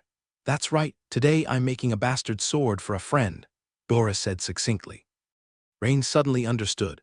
He knew what a bastard sword was, a type of sword that fell between one-handed swords and two-handed swords. It had advantages in length and offensive power over a one-handed sword, and was more convenient to carry than a two-handed sword. Nobility, bounty hunters, or mercenaries often used it, and it required some time to train in order to use it with agility. "By the way, Rain, last time you got familiar with working the bellows, so continue to help Drews with the bellows today." Boris didn't let Rain sit idle and quickly gave him a task. "Okay, Uncle Boris." Although it was just working the bellows again, Rain agreed promptly. Rain also wanted to learn other things like casting, forging nails, pots, and such, but trust between people takes time to build. If Rain had money now, he certainly could speed up this relationship, and maybe even get Boris the miser to start teaching him to forge some kind of ironware today. But alas, he was poor. Thinking of this, Rain felt a strong sense of annoyance toward Hamilton, the newly appointed sheriff. Rain walked over to the bellows and Drews, with a joyous expression, quickly stepped aside. "Rain, we're already skillful at working the bellows last time, so I leave this to you." After speaking, Drews moved as agilely as a monkey, quickly joining Boris at his side, with an eager-to-learn expression, watching the creation of the bastard sword. Rain smiled to himself, betting that it wouldn't be long before Drews would be assigned to other tasks by Boris. Sure enough, within 5 minutes, Boris sent Drews off to smelt iron ingots. Rain couldn't help but chuckle to himself. Boris Patton was notoriously stingy with his craft in Flashgold Town. Without cold, hard cash, he definitely wouldn't teach you anything substantial in a short time. Unless you spent enough time in the blacksmith shop. No longer distracted by watching others, Rain began to focus on the task of working the bellows. You have performed the bellows work, and your comprehension has increased. Your skill in working the bellows has improved. Experience +3. You focused on the blower blacksmith apprentice professional experience points, +1 aside from going home at noon to have lunch with his family. Rain spent the entire Sunday at the blacksmith shop. Of course, the results were gratifying. Rain flipped to the second page of the framework, the Blacksmith Apprentice Professional Panel. Blacksmith Apprentice LV3 was more than halfway completed, meaning that if everything went well, he would be able to advance to LV4 by next Sunday. Blacksmith Apprentice LV3, 265/500, Stoking Blower LV3, 395/500, Hoof Trimming LV2, 295/300, Nailing Horseshoes LV1, 56/100. As dusk approached, an exhausted Rain stepped out of the blacksmith's shop, ready to return to the Habsburg Manor. At the same time, not far from Rain, something sinister was happening in a secluded alley. In a low house, a skinny boy was about to go out to buy some stuff when suddenly, his mouth was covered with a piece of rag. Immediately, the skinny boy began to struggle. "Damn it, kid, behave," a deep male voice exclaimed. The next second, a sharp dagger, gleaming with a cold light, appeared in front of the boy. Instantly, the little boy dared not struggle any longer. A piece of hemp rope quickly bounded the little boy tightly, and a piece of coarse cloth was stuffed into his mouth before a pair of strong hands put him into a large black bag. Soon after, two burly figures carrying black bags disappeared quickly into the alley. "Boss, what does the higher-up want with so many kids? Including this one, we've already nabbed the 11th child. I heard the other brothers are snatching kids too. Could it be that the nobles' demand for boys and girls has spiked recently, Bud? Could the nobles really fancy these skinny, odd-smelling street urchins or poor kids?" Scarface seemed puzzled, turning his head in doubt to ask his companion with the scruffy beard. "Scarface, is this something you need to worry about? The higher-ups have made their request. As long as the money is right, we just do our job." "Why bother asking so many questions?" the scruffy bearded man retorted irritably. However, after some thought, he seemed to agree there was some sense in Scarface's words and added, "It's probably not the demand of the nobles in the county town. I heard this might be the request of the Wilderness Brotherhood. But you'd better not inquire too much about these matters in front of others, or I'm afraid you won't know how you died." Yes, you're right, boss. By the way, boss, we've nearly combed through the northern part of Flashgold Town. In a few days I'll check out the south side. Be careful. The new Sheriff Hamilton seems to be paying close attention to this matter. It's going to be troublesome if he gets wind of it," warned the man with the scruffy beard. "Don't worry, boss. I push a snack cart along the streets. I can spot suitable targets with one glance," Scarface assured while tapping his chest. "Hey, boss, when we get this batch of money, where shall we go to have some fun first? The quality at Flashgold Town's brothels is too low. Shouldn't we go back to the county town to play for a few days and lay low at the same time?" Scarface seemed to think of something delightful, his face showing a sleazy look. "Damn it, Scarface, you'll end up dead on a woman's belly someday. But you also make a point. After we get the money, we'll make a trip back to the county town." The scruffy bearded man consented after some thought.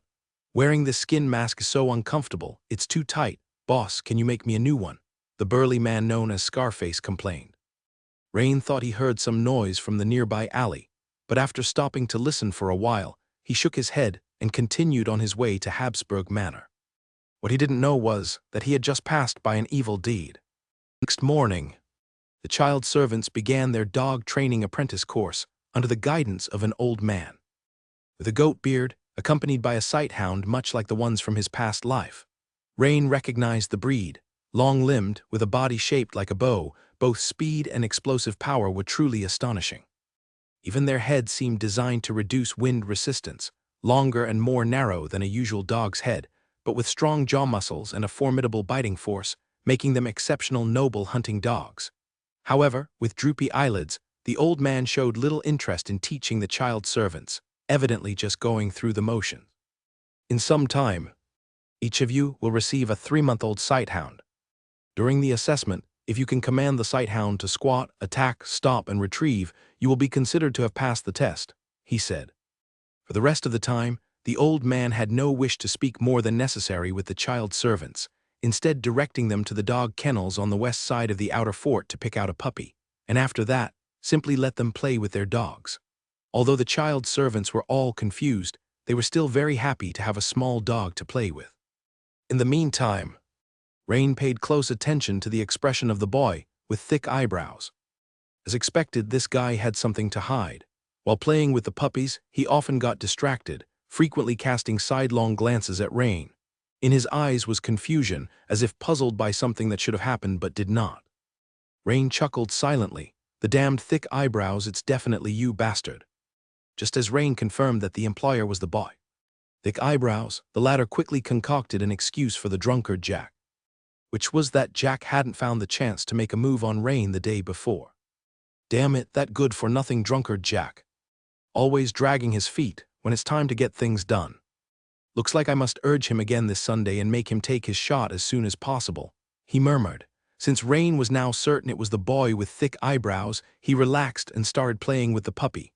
But, as fun as playing with dogs is, having played with them all day long, Rain's strength had made almost no advancement. Moreover, the new job panel that Rain had been looking forward to, such as the dog trainer, had not been activated. This left Rain quite puzzled. Could it be that there was no such profession as a dog trainer? That shouldn't be the case. The evening after the dog training session ended, a beautiful maid dressed in a gray uniform came to find Rain and said, "Rain, the chief maid Shadia has asked to see you." Please come with me. The timing of the maid's appearance was not like last time, on a Saturday evening when nearly all the child's servants had left. So just as the pretty maid led Rain away, the rest of the child's servants exploded in chatter. Fug, how has Rain gotten in good with Chief Maid Shadia? The thick-eyebrowed boy said, his face darkening. Yeah, my family hasn't even managed to establish a connection with Chief Maid Shadia. And Rain's family is just a tenant farmer. He can't possibly have that kind of network. That's absolutely impossible. Freckles pondered for a moment and then shook his head. However, that scene had just intensified the thick-eyebrowed boy's sense of urgency. Rain's talent in swordsmanship was becoming more and more outstanding, and now he seemed to have built a connection with the chief maid, making it likely that the position of a bodyguard was well within his reach. On the other side, Rain followed the beautiful maid as they made several turns, eventually reaching the castle's back garden, which they merely passed through this time before continuing on. The maid led Rain into a room on the first floor of the castle. The maid knocked on the door respectfully and said, "Chief Maid Shadia, Rain is here." "Come in," came the response. The 40-year-old Chief Maid Shadia opened the door, gestured for Rain to enter the room, and after closing the door, stood respectfully to one side. After entering, Rain first detected a strange fragrance, not the scent of women's perfume, but rather an aroma that could stir one's appetite. Then he quickly took in the room's features. The room seemed to be a spacious study, with a coffee table, several soft leather armchairs, and a simple mahogany desk, above which a candle on a mountain-shaped sconce was glowing warmly. But Rain also noticed another door at the back of the study, seemingly leading to another place. Lady Clea, the youngest daughter of the Earl, was diligently writing something on a parchment scroll with a goose feather quill. Rain, on the side table. "There's a piece of bear meat specially prepared for you." "Go eat it," Clea said without looking up. Rain was taken aback, while Chief Maid Shadia gave a subtle gesture towards the side table. Indeed, on the side table there was a covered silver dish. Rain approached and opened it to find a palm-sized piece of beast meat, emitting an aroma that whetted the appetite. It turned out to be the enticing smell he had noticed when he first walked in. A kind of delicious bear meat. This meat smells absolutely amazing. But isn't this portion a bit too small? Rain didn't even use the knife beside him, only a fork to skewer the chunk of meat, and began to gobble it down. Cess delicious and quite chewy. In no time at all, Rain had devoured the so-called bear meat and still felt unsatisfied, exclaiming, "Tasty, just too little of it." At that moment, a slightly mocking smile appeared on the face of Chief Maid Shadia. Suddenly, Rain felt a warm current spreading rapidly from his stomach throughout his body. Soon, an extreme feeling of fullness emanated from his stomach, as if he had eaten 10 packs of those military compressed biscuits from his previous life. Instantly, Rain felt as though his stomach was about to burst, because there was absolutely no need for that. It was then that Lady Clea's voice, clear as a aureole, rang out, "Rain, do you feel a bit overstuffed? That was giant bear meat. It is rich in nutrients and energy. Given your constitution, eating that much is already your limit." "So that's it." Rain suddenly understood. No wonder he was only given a piece the size of a palm. Clea stood up and handed a scroll made of sheepskin to Rain. "Rain, have a look," she said. Upon receiving it, Rain opened the scroll to see 7 figures in different positions with giant bear breathing technique written alongside them. Since it was written in the common tongue, Rain could recognize it. The Empire did well in this aspect, as the spread of simple everyday written language among the populace was quite extensive. This is the breathing technique. Rain felt blissfully surprised. It was like being suddenly hit by a pie falling from the sky. Rain greedily began to read the contents of the breathing technique. The figures were simple line drawings, but they vividly captured the essence of each movement. Combined with the descriptions of the breathing rhythm, seemed to be a set of high-difficulty yoga positions similar to what Rain knew in his previous life. At the end, there was a long paragraph about how to use a secret medicine called Black Bomb in conjunction with the training that would greatly accelerate the progress of the giant bear breathing technique. Giant bear breathing technique. No wonder Lady Clea can wield a dual-handed greatsword that weighs 70 or 80 pounds as if it were a stick. Rain glanced at the imposing figure of Clea and had an epiphany. But Clea was no ordinary person, keen and transparent in her thoughts. At the mere age of 17, she had already stepped into the realm of a formal knight, capturing every move Rain made without missing a beat. Rain's glance just now. Clea's face turned slightly red, but she quickly recovered her composure and said, "Don't guess. The technique I practice is not the giant bear breathing technique. The giant bear breathing technique mainly develops one's constitution and strength. I think it's quite suitable for your current condition." God damn appropriate for my current condition. Rain was initially embarrassed by Clea's revealing of his thoughts, but once she finished her sentence, he quickly grasped her meaning. She's basically saying, I'm a weakling in a roundabout way. Rain, do you know why the maximum age for Paige is 14? Clea's voice rang out. This, Rain shook his head. Because 14 is arguably the latest age to start learning the breathing techniques. Any later, one would miss the body's rapid developmental phase, making it very difficult to train the breathing technique to a high level. The parchment I've given you contains a set of the giant bear breathing technique and instructions for using a secret potion, which can fully develop your physical constitution, enough to serve you until you're a third-level knight attendant. As for the advanced magic potion needed to be promoted to a formal knight. At this point, Clea paused, displaying a contemplative expression. You shouldn't be progressing that quickly. There is no need to worry about promotion now. Just focus on laying a solid foundation. Before long, I will leave Habsburg Manor. I've also left you some of the black tongue oil, and Shadia will arrange it for you. Suddenly, Clea changed the subject, her beautiful eyes looking at Rain as she asked, By the way, Rain, what is your purpose for participating in the page training this time? Under the gaze of Clea's clear eyes, Rain found himself unable to think of any lies and honestly said, I want to pass the assessment and become a guard of Habsburg Manor. Giggle, giggle, giggle. A melodious laugh like that of silver bells rang out. How about setting a more ambitious goal like becoming a true knight? If you can become a formal knight before you turn 18, I promise you can become one of my followers. If not, you can continue to be a guard. However, whether it's learning the giant bear breathing technique or my promise to you, you must keep it a secret even within Habsburg Manor. If this matter were known by others, it might not necessarily be a good thing for you. Rain felt a surge of excitement in his heart, mixed with some confusion. His mind was already racing. A knight, oh, this is about becoming a knight. Stepping into a position of power, isn't that much better than being a mere guard? Rain wished he could start practicing the giant bear breathing technique right now. But the secrecy, this feels so familiar. Secrecy even within Habsburg Manor. Could it be about an aristocratic struggle for inheritance? Training loyal subordinates from the bloodline? Or does Lady Crea aspire to the Earlship of Habsburg?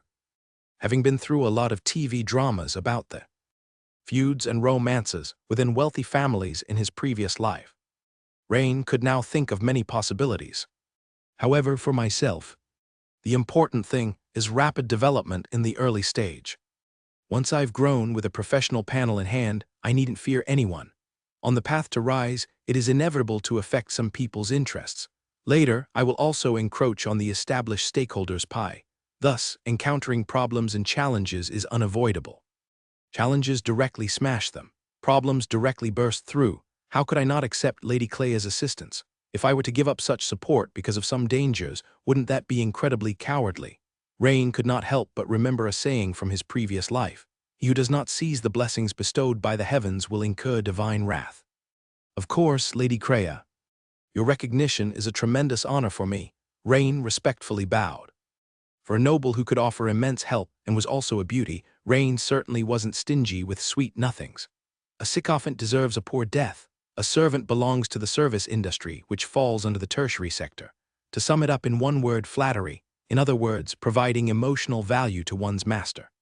Seeing Rain agree, Clea nodded in satisfaction and said, Rain, first, take some time to look over the giant bear breathing technique. Then I will guide you through the specific movement essentials. Yes, Lady Clea. Rain immediately focused his mind and began to earnestly read the 7 movements of the giant bear breathing technique. The 7 movements varied in posture, but at a rough glance, Rain found that the set progressed from easy to difficult. The first movement was the simplest, akin to the single-leg lunge from his previous life, arms raised horizontally, synchronized with breathing. Having just eaten the fierce bear meat and feeling overhated, Rain was eager to move, and thus started performing the first movement on the spot. At first, Rain felt it was manageable, but in less than 5 minutes, his whole body began to heat up. Sweat beads formed on his forehead, and he started to sway, let alone breathing steadily. That would be ridiculous. Not panting was good enough. Rain knew he couldn't persist, so he immediately stopped, because according to the instructions, one had to maintain each movement for 30 minutes with steady breathing in order to learn the next one. Miss Clea, is there any trick to practicing this breathing technique? Rain rubbed his sore thighs and said, breathing technique, breathing is most important. You must always maintain steady breathing, feel the changes inside your body. Only then can it achieve the goal of strengthening the body, she replied. Rain, this is Kuroki oil. Apply it to the sides of your thighs and knees and your shoulders when practicing the first movement of the giant bear breathing technique. It can effectively enhance your perception of the body's changes. All right, I'll give it another try. Rain immediately took the small black bottle that Clea handed to him. Upon opening the bottle, a unique fragrance escaped, somewhat reminiscent of the musk and tiger bone balm from Rain's previous life. The liquid inside was yellowish-brown, like amber. Rain poured a little bit into his palm and followed Lady Clea's guidance on the side to warm it up before applying it to his knees and shoulders. Instantly, a burning warmth flowed into his skin from the areas where he rubbed it. When Rain attempted the first movement of the giant bear breathing technique again, he immediately felt different. As the burning warmth replaced the original muscle fatigue, he could feel every single muscle fiber in his thighs tensing up, which made him unconsciously focus his mind and consciously adjust his breathing to match the movements. You have practiced the giant bear breathing technique. Comprehension has improved. You have acquired a new skill, giant bear breathing technique. Your giant bear breathing technique skill has been enhanced. Experience +1 ding. Host triggered the core event for night attendant class. Change comprehension of giant bear breathing technique. Preconditions for advancement to night attendant are 1. Militia LV3 or above. 2. Strength 8 points or above, agility 8 points or above, constitution 8 points or above. 3. Any rider skill LV1 or above, shield defense LV1 or above, any archery skill LV2 or above, any swordsmanship skill LV3 or above. Current conditions do not meet the requirements. Advancement to night attendant failed. Surprise system prompt suddenly popped up, and Rain read over it several times, feeling both shocked and pleased. What shocked him was that the conditions for advancing to night attendant were rather extensive. Relatively speaking, he could possibly meet the first and second conditions after some time. However, among the intricate sub-items of the third condition, besides any swordsmanship skill LV3, which he met, he would have a hard time meeting the other parts in the short term. What pleased him was that now Rain knew what he was lacking and where to start in order to improve. Triggering an event to gain advancement information. Rain pondered silently. The triggering event that had just taken place gave Rain a deeper understanding of his golden finger. Rain glanced at it, and this time the giant bear breathing technique LV1, 1/100, was displayed on the militia panel, which was probably because there was no other more suitable profession panel available. Obviously, it would have been even less suitable to show the breathing technique in the blacksmith apprentice's profession panel. As Rain pondered the conditions for advancement, this time he managed to maintain the first posture of the giant bear breathing technique for an entire 15 minutes, which was undoubtedly a huge improvement compared to the previous 5 minutes. This made Clea, who was observing Rain from the side, smile and nod, saying, "Very good, Rain. Once you can maintain the first move for over half an hour, you can then try the second move." Although Rain's constitution was a bit weak, his comprehension was excellent and he learned quickly. In fact, Rain's ability to sustain it for so long this time was not without the aid of a wandering mind technique. Meanwhile, the chief mage Shadia was looking at Rain with a face full of amazement. With such a rate of improvement, no wonder Lady Clea holds Rain in a different regard. It seems that when it comes to recognizing people, the young lady's vision is indeed much stronger than mine. Congratulations, your constitution attribute has increased. Rain was startled and immediately focused his attention on the panel, where he noticed his constitution had unexpectedly changed from 5 points to 6 points. He remembered clearly that he hadn't spent any points just now. Neither of his two professions, blacksmith apprentice and militia, had gained a level, so why did his constitution suddenly increase? Rain began to speculate. Was it due to practicing the giant bear breathing technique? This effect was too immediate. Wait, it couldn't be entirely due to the giant bear breathing technique. His previous swordsmanship training must have also laid a certain foundation, and his constitution was already on the verge of breaking through. Practicing the giant bear breathing technique today was an opportunity. This explanation was the most fitting for the situation. What an unexpected joy! After the increase, Rain immediately felt all the fatigue in his body dissipate. Thus, when he attempted the first posture of the giant bear breathing technique for the third time, perhaps due to the slight increase in constitution, he directly extended the duration to around 22 minutes, shocking the chief mage Shadia once again. And Clea, who stood nearby, also nodded in satisfaction at this moment. A very good night talent. Rain, dripping with sweat, finished his third attempt. Then he suddenly thought of a question, and after some consideration asked, "Lady Clea, do you know the fastest time someone has taken to master the first posture of the giant bear breathing technique?" Rain's question was truly not to boast, but to understand his current level. He wanted to avoid standing out too much and being considered a freak. Clea answered with a light smile. "As far as I know, the fastest person to learn the first posture of the giant bear breathing technique took about 5 minutes. After spending 5 minutes to grasp the essentials, that person then proceeded to maintain the posture for over 30 minutes straight." This made Rain's expression freeze, giving him the feeling that he was the fool he had been laughing at. "All right, that's enough for today. Rain, you should go back and rest. For the next few days, a maid will bring you here, and the giant bear breathing technique scroll will be kept safe by Shadia." "Yes, Lady Clea, Chief Mage Shadia." "Then I will take my leave," Rain said, bowing slightly. He left the back garden under the guidance of the original maid. On his way back, Rain's initially excited mood gradually calmed down as he seriously contemplated an issue. Today, he had obtained the giant bear breathing technique because Lady Clea saw potential in his talent. Otherwise, even with a system, if he wanted to step onto the transcendent path, it would probably be a long journey ahead. For the commoners of this world, stepping onto the transcendent path is much more difficult than it is for noble scions. For example, after Rain entered his room, he first ate a piece of savage bear meat, which was completely different from the meat he usually ate. Obviously, this type of meat was either extremely valuable or very difficult to capture. Without the backing of a power, ordinary commoners could hardly afford it. Rain thought to himself that without eating this piece of explosive bear meat, his current constitution wouldn't have been able to support him practicing the first form of the giant bear breathing technique continuously. Secondly, the black balsam oil he had used during the practice of the giant bear breathing technique. The recipe for it must be top secret, and the raw materials difficult to collect, of course. It might also be that the production process was complicated. He had just experienced it himself, practicing with and without the black balsam oil was completely different. The efficiency of his practice was at least 3 to 5 times worse.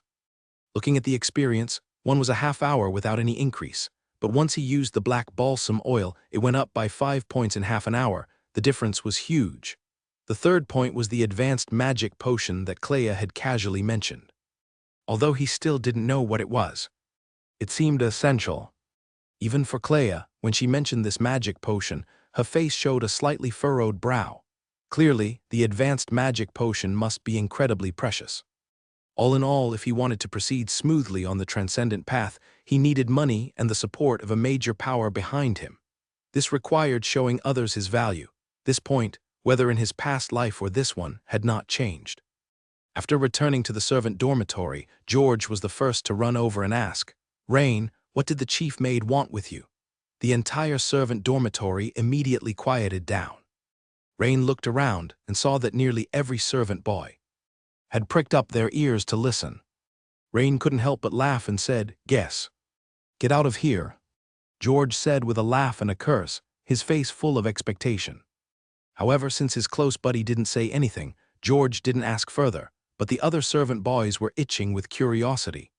No wonder Rain dared to fight with thick brows. Turns out his family knows the chief maid. Yeah, it seems that Rain's family is not simple at all. But how come I heard that Rain is just the son of a farmer? The next day, the entry-level training with the dog trainer was still about playing with little dogs. According to the old man, the purpose of this training was to increase the intimacy between the dog and its owner. But this made Rain feel like he was wasting his life. I want to practice swordsmanship. I want to practice breathing techniques. All these thoughts crowded Rain's mind. However, Rain still held onto the hope that he might trigger another profession panel like Beast Tamer or Beast Taming, so he didn't make excuses to take leave. After ending a day's training with the dogs, Rain followed the beautiful maid once again to Lady Clea's study. He ate another piece of explosive bear meat. This time Rain took a careful look at the cut. It seemed to be bear ribs. Feeling unsated, Rain then thought about something. Isn't it said that the best part of the bear is the bear's paw? Too bad he had never eaten it in his previous life. He hoped to have a chance to taste it. This time, the paw of this explosive bear should be even more delicious than a regular bear's paw. Rain had assumed that today would be the same as yesterday to continue practicing the giant bear breathing technique. But today, Clea proposed a spar with Rain after he had practiced the first form of the giant bear breathing technique just once. This filled Rain with unexpected joy. He had been playing with dogs during the day for the past 2 days with almost no improvement in basic swordsmanship. Now the opportunity to spar was better than ever. Ding ding dang dang. Rain Carlin, giving his all, could still only hold out for about half a minute against Clea, who was deliberately holding back before quickly being defeated. Despite the sparring loss, there wasn't a trace of dejection on Rain's face, and there was even a hint of pleasure. Because a delightful system prompt sounded. Your skill basic swordsmanship has improved. Experience plus 29 you have engaged in a battle. Militia profession experience points plus 17 the chief maid. Shadia, watching the duel, looked admiringly at Rain, who showed no sign of discouragement and thought to herself. This is perhaps the reason Lady Crea values Rain. He never gets disheartened by failure. There are many young talents in Meister County whose strength outshines Rain's like stars in the sky, but none have Rain's temperament. After losing a spar with Lady Crea, they either wear a look of shame or they keep pestering shamelessly. No one is like Rain, who still looks delighted after a defeat. He truly loves swordsmanship. Clea, seeing Rain still eager to try again, had an even more appreciative look in her eyes, and she said in her clear voice, "Rain, your speed and strength are on par with mine. You should have been able to last longer, but do you know why you were defeated so quickly?" Is my swordsmanship still too weak?" Rain scratched his head. "Not entirely. Did you notice that every time you attack, you make your intentions too obvious?" the girl said while demonstrating with her bouncy long legs. "When you attack, look straight ahead, use the corner of your eyes to lock onto the target, and at no time should you expose your attacking intentions." Initially, Rain listened with a relaxed attitude, but as the noble girl spoke these words, Rain's expression turned serious as well, because Clea was teaching him extremely crucial combat skills. If Clea hadn't suddenly pointed this out, it would have taken Rain much longer to realize it. "Catching the enemy off guard, is that what you mean?" "Very well summed up," the girl praised. "That's exactly it. Once you reveal your attack intentions too soon, an experienced enemy will immediately dodge or block your attack route. Some may even deliberately lure you to attack their intentionally exposed weak spots, then quickly counterattack and defeat you." After pondering for a moment, Rain understood the girl's point. "Please, Lady Clea, let's try again." The girl nodded, signaling that Rain could attack again. This time, as Rain attacked, he kept his gaze level with the girl, his movements as light as a willow in the wind, and he swiftly took a step forward, thrusting his sword straight. The girl deftly blocked and stepped to the right, avoiding Rain's attack. This time, Rain's gaze stayed fixed on the girl, but he did not focus intently on any specific part of her body, which slightly slowed down Clea's anticipation compared to before, and the duel lasted noticeably longer than their previous bout. Suddenly, seizing an opportunity, Rain surged forward with a lunge, swinging a chopping attack, which the girl once again evaded with ease. During the exchanges deliberately set up by the girl, Rain and Clea went back and forth, with the sound of ding-ding-dang-dang of weapons clashing continuously echoing in the area. After a minute, exhausted, Rain lay on the ground, drenched in sweat. Although he was tired, the satisfying feeling of the exhilarating fight was so invigorating that Rain felt a tinge of longing for more. "Your skill basic swordsmanship has improved. Experience plus 37, you have engaged in a battle. Militia profession experience points plus 21 and then, There were those handfuls of experience points. Rain, I notice you have a particular interest in swordsmanship, and that's good. But also not so good. Clea saw that after every swordplay duel, Rain's unparalleled passion was rekindled. But breath control is the foundation. You need to spend more time to master the giant bear breathing technique's 7 movements as soon as possible. The sooner you master them, the better for your body's development, Clea advised. Yes, Lady Clea. Although Rain responded in this way, he couldn't help but sigh inwardly. You don't understand. My lady, only by sparring more can I improve quickly. Rain had never felt time fly by so quickly. He now somewhat understood the feelings of those wealthy clients from his previous life's gym, who spent small fortunes inviting beautiful personal trainers to accompany their workouts. Just like now, with him not spending a penny, the youngest daughter of the Earl was his workout partner. Today's practice had already ended, but Rain was already looking forward to the next session. For 4 consecutive days, it was like this. And Rain's strength improved by leaps and bounds. Giant bear breathing technique LV2, 12/300, with the aid of the precious items, bear meat and black pine oil. Rain had already started practicing the second pose of the giant bear breathing technique, which resembled the Russian kettlebell swing, but was far more difficult than the first pose.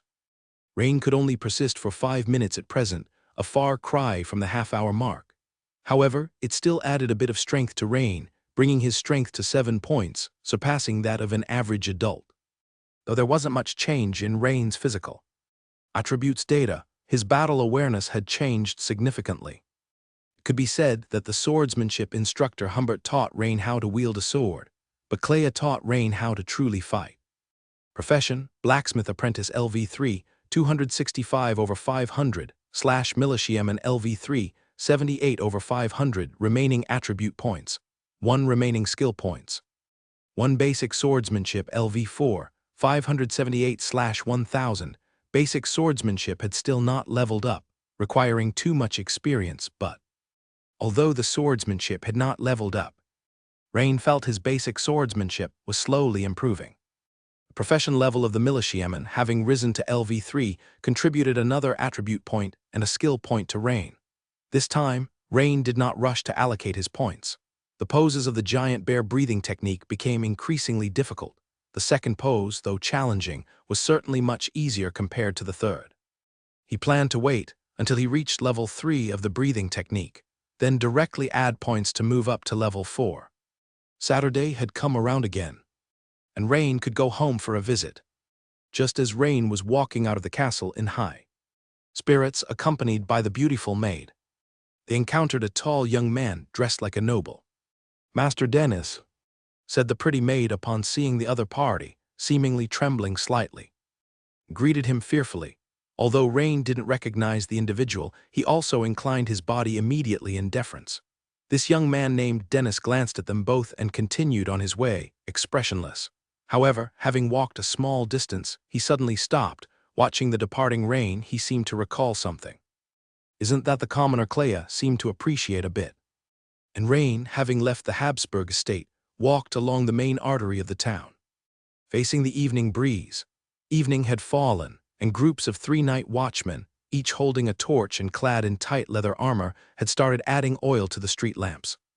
In this world, the night watchman's responsibilities Rain had come to understand primarily involved maintaining civil order at night, firefighting, dealing with wild beasts or other unknown creatures that struck from the shadows, and handling emergencies. During the relatively safe daylight hours, however, the duty of maintaining public security fell to officers of civil order. Whether night watchmen or officers of civil order, both were under the jurisdiction of the imperial authorities' local law enforcement and were a separate concept from ordinary militiamen. This distinction was apparent from their fine leather armor, the horn bows on their backs and bastard swords hanging at their waists. As Rain hurried to his front door, he saw his thinly clad neighbor, a young girl named Anna, holding a small basket and waiting in the slightly chilly autumn wind. When she heard footsteps and looked up to see Rain returning, her face lit up with a sweet dimpled smile, and she approached him saying, "Rain, this is a pie I made from the wild blueberries and hazelnuts you gave me last time. I wanted to give it to you earlier, But Bo, he told me you had gone for child servant training and only came back Saturday nights.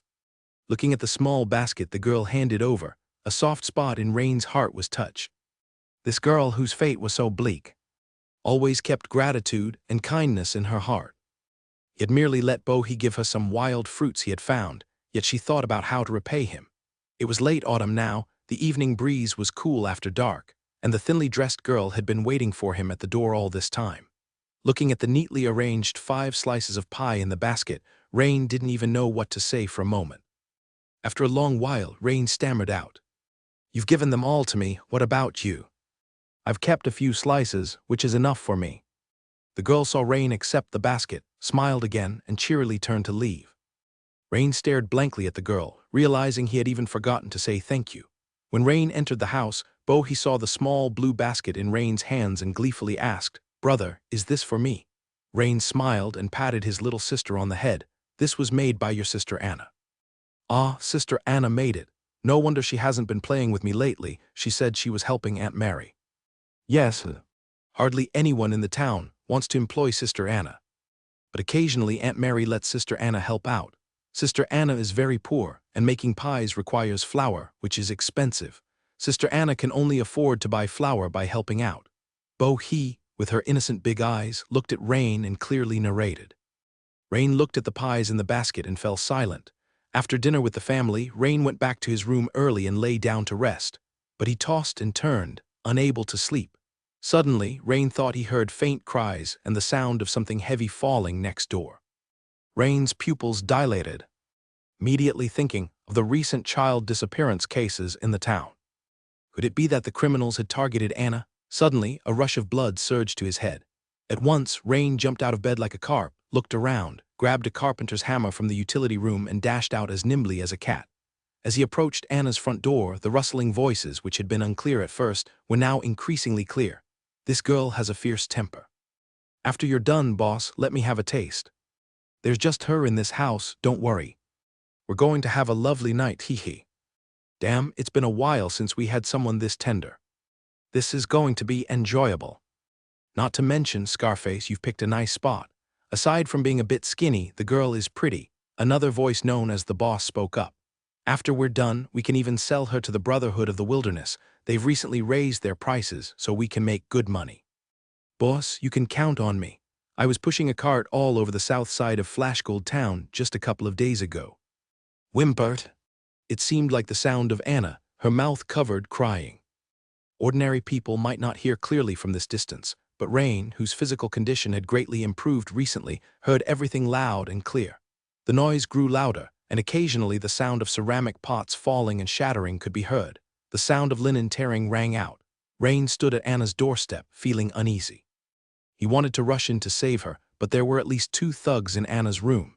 If he acted rashly and failed, it could likely cost both him and Anna their lives. The cold night wind blew, gradually calming Rain down. Call the night watchman now. It would make too much noise and there wasn't enough time. Besides, if the night watchman cornered them, the thugs might even kill Anna outright. Ask his father for help. Remembering his father's aged face and stooped figure, Rain shook his head, erasing the thought from his mind. Rain looked again at the carpentry hammer in his hand, sharp on one end and round on the other, used by his father to repair old furniture at home. Although it was somewhat old, it was well preserved. Rain turned the sharp end upward, hiding the hammer in his somewhat loose sleeve, and stepped forward to knock on the door. "Knock, knock, knock. Anna, are you home?" The room suddenly went quiet, and very faint voices could be heard. If Rain hadn't had exceptionally sharp hearing, he wouldn't have been able to make them out at all. "Boss, I'll go check. It sounds like a kid. Should I just grab him?" "Scarface, get rid of him quickly. We've got to enjoy ourselves tonight. Don't make too much noise." "Damn, this little girl might look thin, but she's pretty strong." Dull footsteps sounded in the room as if the person inside first peered through the crack of the door to check the outside, confirming that it was just a young kid outside, then creak. The door was opened.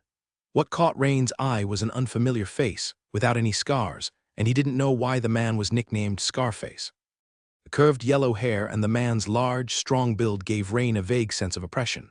The man's hand was still on the hilt of his sword at his waist, his expression alert. "Kid, what do you want?" The man's fierce gaze took a closer look at the small, thin kid in front of him, and after confirming that he posed no threat, he relaxed somewhat and asked, "You? Who are you?" "I am here to see Anna. Isn't this Anna's house?" Rain feigned a cringing demeanor, his expression terrified. "I'm Anna's uncle. Anna and her aunt already left Flashgold Town. This house belongs to me now. You don't need to come here anymore." Scarface forced a smile, carelessly concocted a lie akin to a creepy uncle deceiving a child. How? How could Anna just leave so suddenly? She didn't even say goodbye to us. Rain muttered under his breath, his fists clenched, seemingly unwilling to accept that a budding romance was over before it had even begun. If it had been another time, Scarface might have teased the kid in front of him, but now he was too busy with more pressing matters to chat idly with a kid.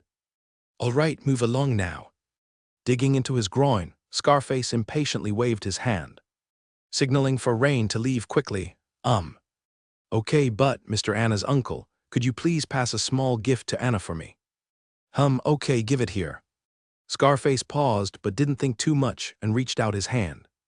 All he wanted now was to quickly get rid of this annoying kid. The small hammer slid from Rain's sleeve into his palm and was immediately gripped tightly. Meanwhile, Rain continued to speak calmly, "I've prepared for Anna."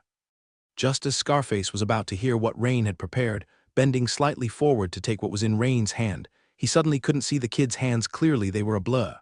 Suddenly, Scarface felt a pang of fear, his scalp tingling. A strong gust hit face on, the pressure blowing Scarface's curly yellow hair wildly about. A black spot appeared in Scarface's vision, and suddenly it enlarged, turning out to be the sharp end of the small hammer. The unsuspecting scarred face became motionless in an instant. A small pointed hammer nailed between his eyebrows, eyes wide open. Look of disbelief on his face.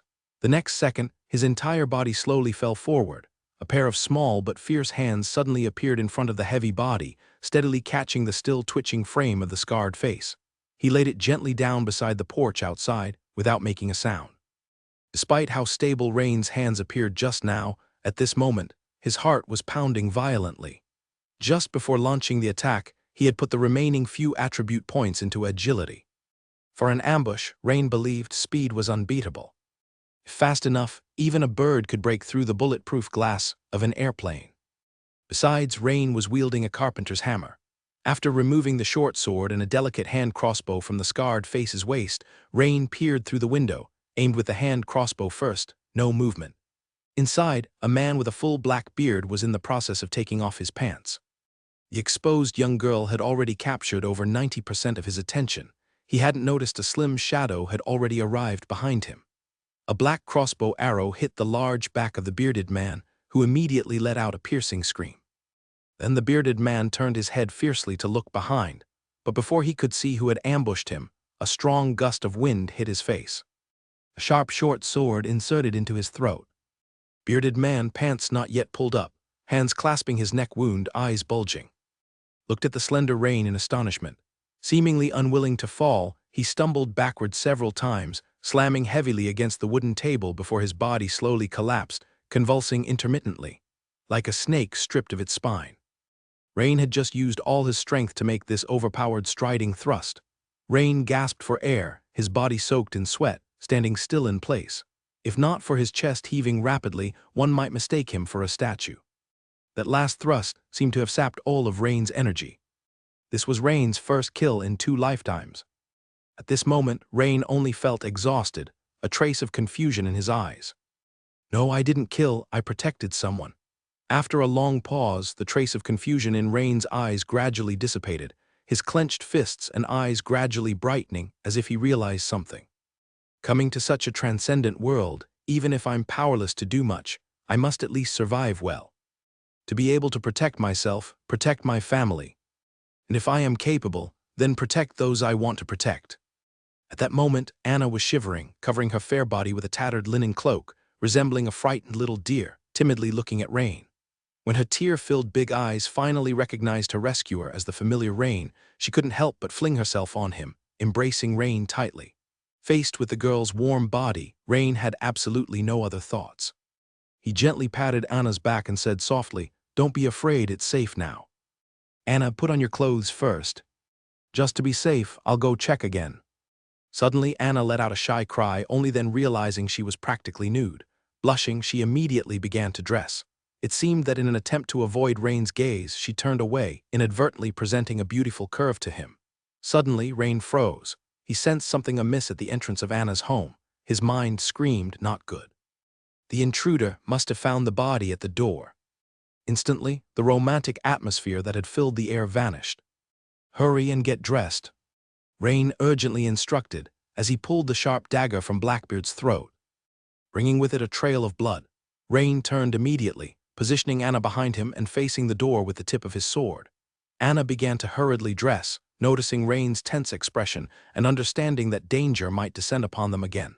It looked like he would have to waste skill points, just as Rain was considering adding them to the giant bear breathing technique.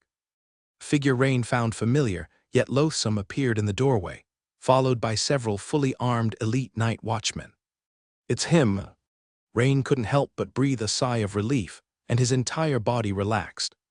Lord Hamilton, seeing the scene before him, was many times more astounded than Rain.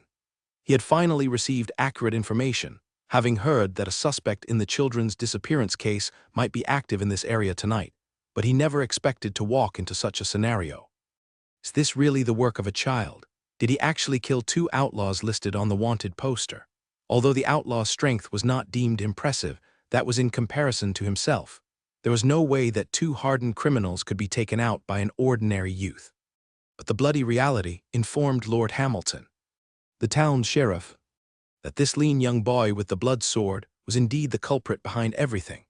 If Rain's composure and talent when dealing with drunkard Jack had impressed Lord Hamilton, sparking a sense of valuing talented individuals, then what Rain had done this time was truly shocking to Lord Hamilton.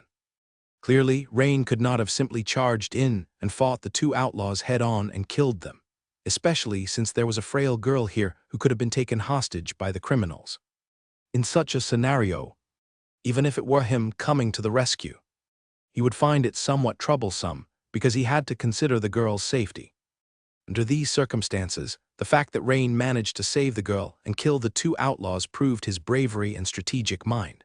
From this moment on, Lord Hamilton regarded Rain with newfound respect. In his heart, he no longer saw Rain as just a child, but as equivalent to one of his own elite night watchmen.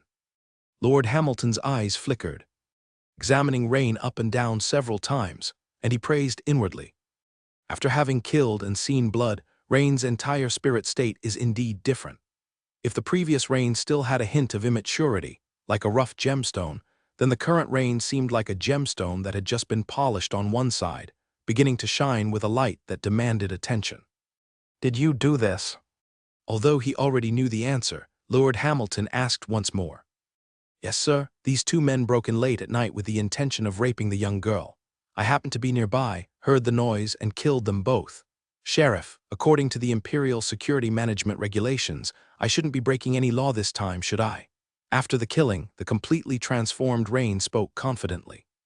Just now, Rain thought it over. There was no need to hide anything from Lord Hamilton. He had interacted with Lord Hamilton before and knew that this experienced sheriff might view any concealment as a potential sign of guilt. "Haha, of course, you're not breaking the law.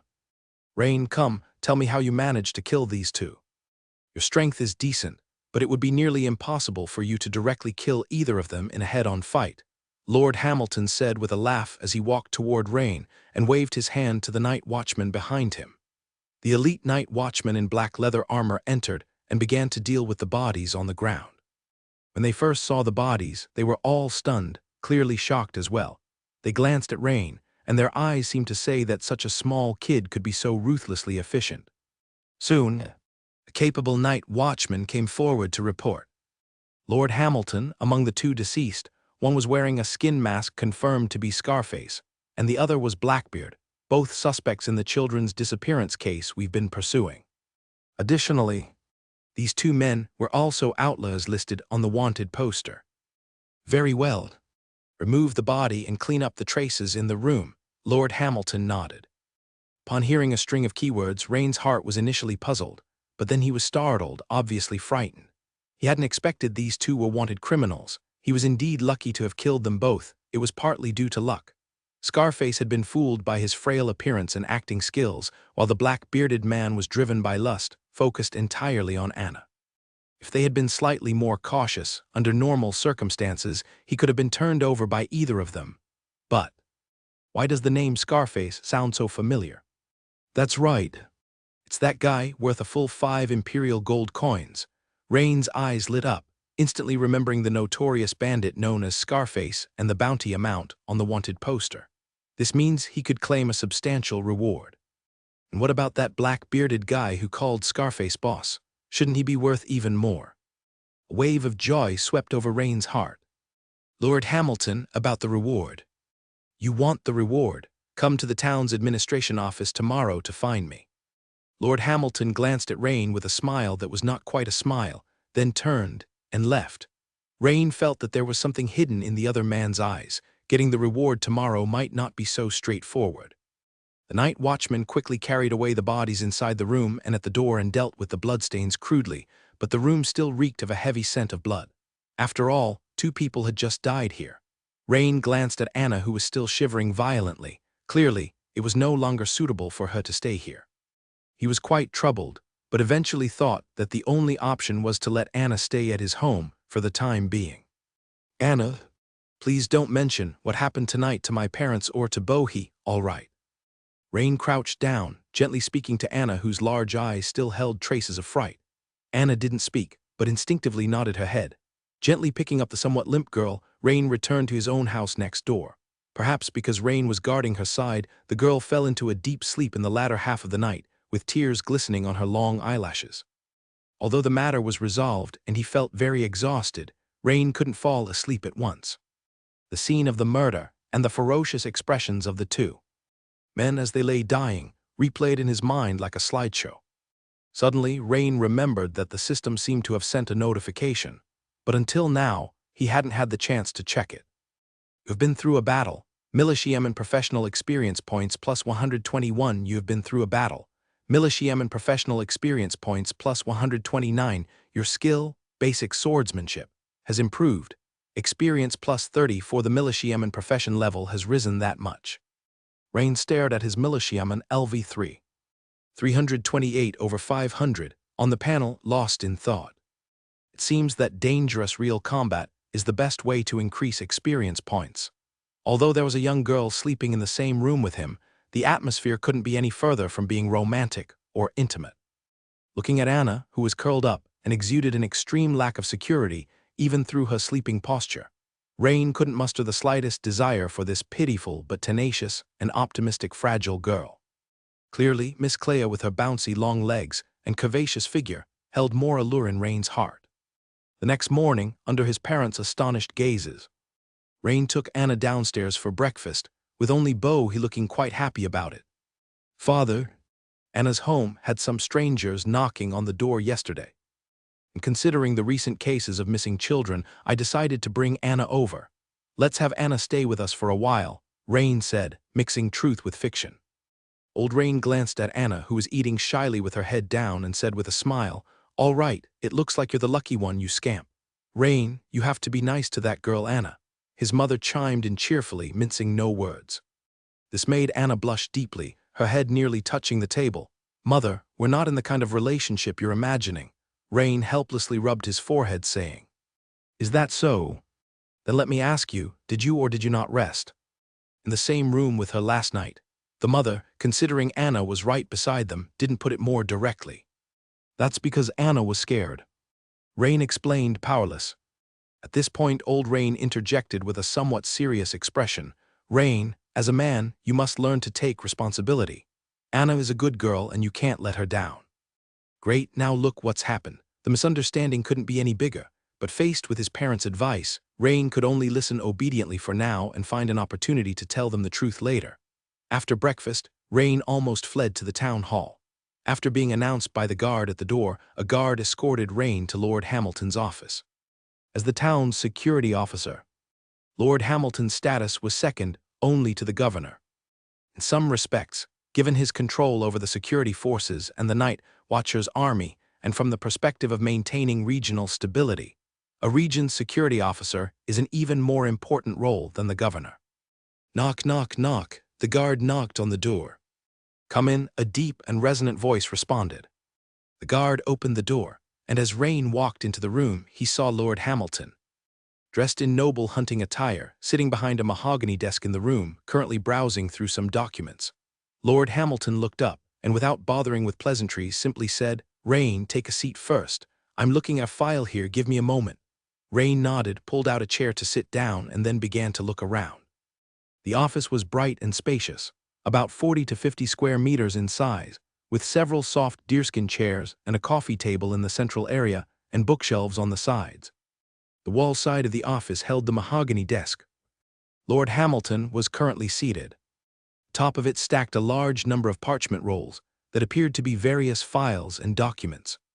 Before Rain could finish surveying the room, Lord Hamilton put down the file he was examining, looked at Rain with a smile, and said, "Rain, your growth has exceeded my expectations.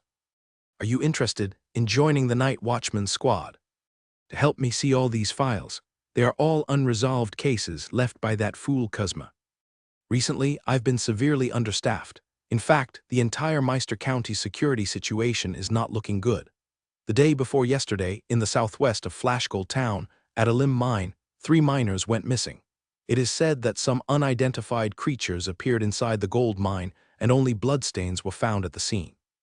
Also, just yesterday, my guards reported finding traces of foul finmen around the source of water for our town, upstream from Glimmer Lake. Bear in mind, these disgusting creatures heavily pollute the water. But right now, I don't have enough manpower to drive them away." Lord Hamilton pointed at the stack of parchment files on his mahogany desk, saying with a hint of anger, "Kuzma." Rain had heard this name before, mentioned by the faux rich kids during their idle chatter. He was the former security officer of Flashgold Town, and it seemed he left Lord Hamilton, the new appointee, with a multitude of messy issues to deal with. After some thought, Rain was not interested in Hamilton's invitation. Although night watchmen were also civil servants, officially organized under the Empire, there was no need.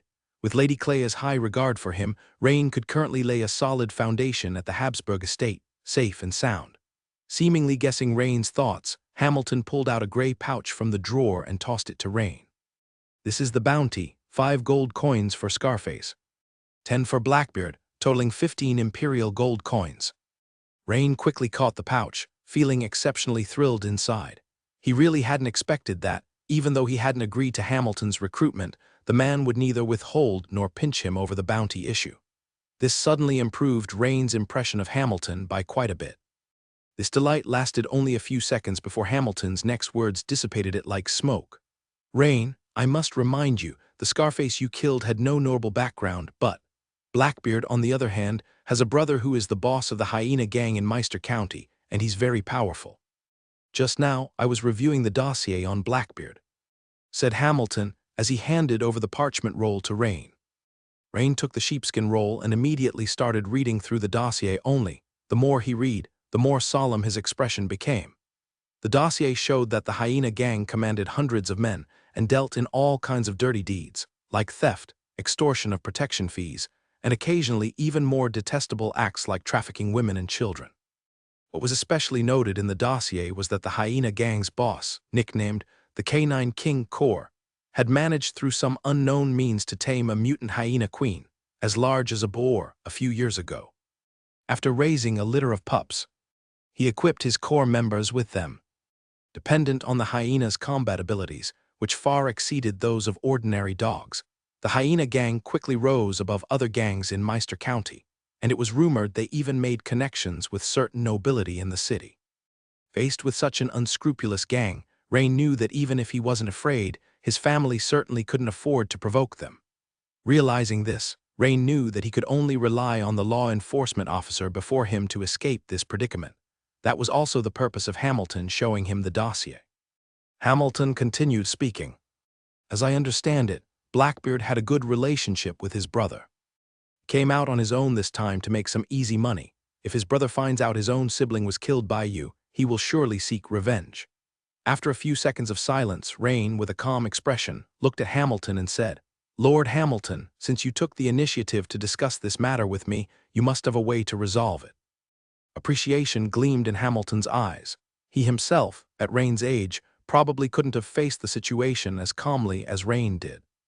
Just as he was about to share his thoughts, suddenly, Hamilton's eyes brightened as he looked at Rain. He had just noticed a significant change in Rain, who was sitting across from him, compared to the last time they met. The events of the previous night had happened in the dark, and Hamilton had not noticed Rain's transformation due to the dim light. But today was daytime, and after scrutinizing Rain closely, Hamilton realized that his eyes were bright and spirited, his breathing steady and strong, bearing a great resemblance to how Hamilton himself had been when he first began learning the night breathing method. Hamilton couldn't help but blurt out, "Rain, have you practiced the night breathing method?" This sudden realization alarmed Rain. However, Rain remained silent, maintaining a smile and calmly looking at Hamilton. To this, Hamilton didn't seem to mind. Instead, he appeared thoughtful and murmured to himself, "You have been training as a child servant on the Habsburg estate recently, which means that one of the knights within the Habsburgs must have taught you the breathing method. So is this knight His Excellency, the estate steward Knight Lloyd, or the swordsmanship instructor Sir Perez?" Hamilton's gaze was piercing as he watched Rain, trying to discern something from his expression. This made Rain re-evaluate Hamilton once again. He hadn't expected that this robust man before him would have such a delicate mind, nearly guessing the whole matter correctly. Except for the last part about the person involved. "I'm sorry, Lord Hamilton, but I cannot reveal which lord taught me the breathing method, because I have promised to keep this secret." "Ha, good lad. However, the infighting among the heirs of the Count Hab's family is intense, and joining the estate might not necessarily be a good thing for you. The Count's two sons are fighting over power and profit, while his young daughter has an exceptional knightly talent, having become an official knight 2 years ago and deeply favored by the old Count." Hamilton waved his hand, obviously not minding whether Rain spoke or not, but instead revealed a significant secret to him. Was it Lady Creia and her brothers, or brother against brother? No wonder earlier Lady Creia said that she wanted the fact that she taught me the breathing method kept a secret, and mentioned that letting it out might not be good for me. Rain suddenly understood. And the eldest son of the Count Habs, Alonso, has dubious relations with the Wilderness Brotherhood. So Rain, as a talented individual, joining the Night Watcher's army and serving the Empire would be your best choice. Hamilton slowly stood up, his bright eyes seriously fixed on Rain as he spoke. At that moment he thought, since Rain has already gained the appreciation of the upper echelons of the Habsburg estate and has practiced breathing techniques, it wouldn't be quite appropriate for him to pretend to be an orphan to infiltrate the enemy, as I had originally thought. Once you join the Night Watcher's army, I will have reason to move our already stretched forces and pay special attention to the area. Your family lives, ensuring the safety of you and your family. Against the threats of the Hyena Gang, the Night Watchman will be your solid support. Hamilton's words were very enticing to Rain. The information that the other party had shared was high-end information that Rain had never been privy to, but he believed that Hamilton wouldn't deceive him on this matter. After all, some things are very easy to verify. Seeing that Rain was still hesitant, Hamilton continued to up the ante. "Rain, practicing the breathing method isn't cheap. You have completed 2 bounty tasks this time, earning more than 10 Imperial gold coins, which meets the minimum requirement to apply for an Imperial bounty hunter's license." Rain strongly agreed with Hamilton's words, as cultivating the breathing method was indeed expensive.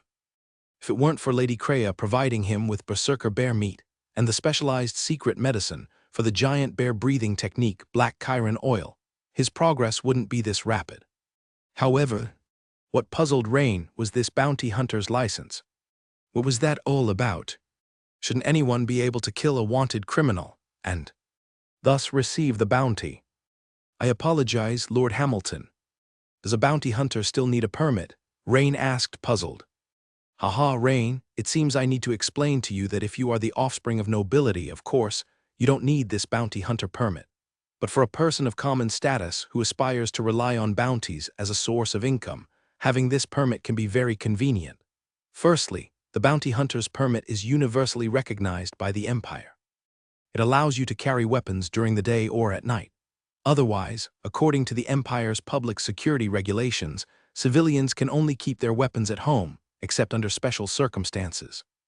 Moreover, if one day the total amount of your accumulated bounties reaches 100 gold coins or more, you can apply for intermediate bounty hunter certification, which grants you the privilege of riding a horse.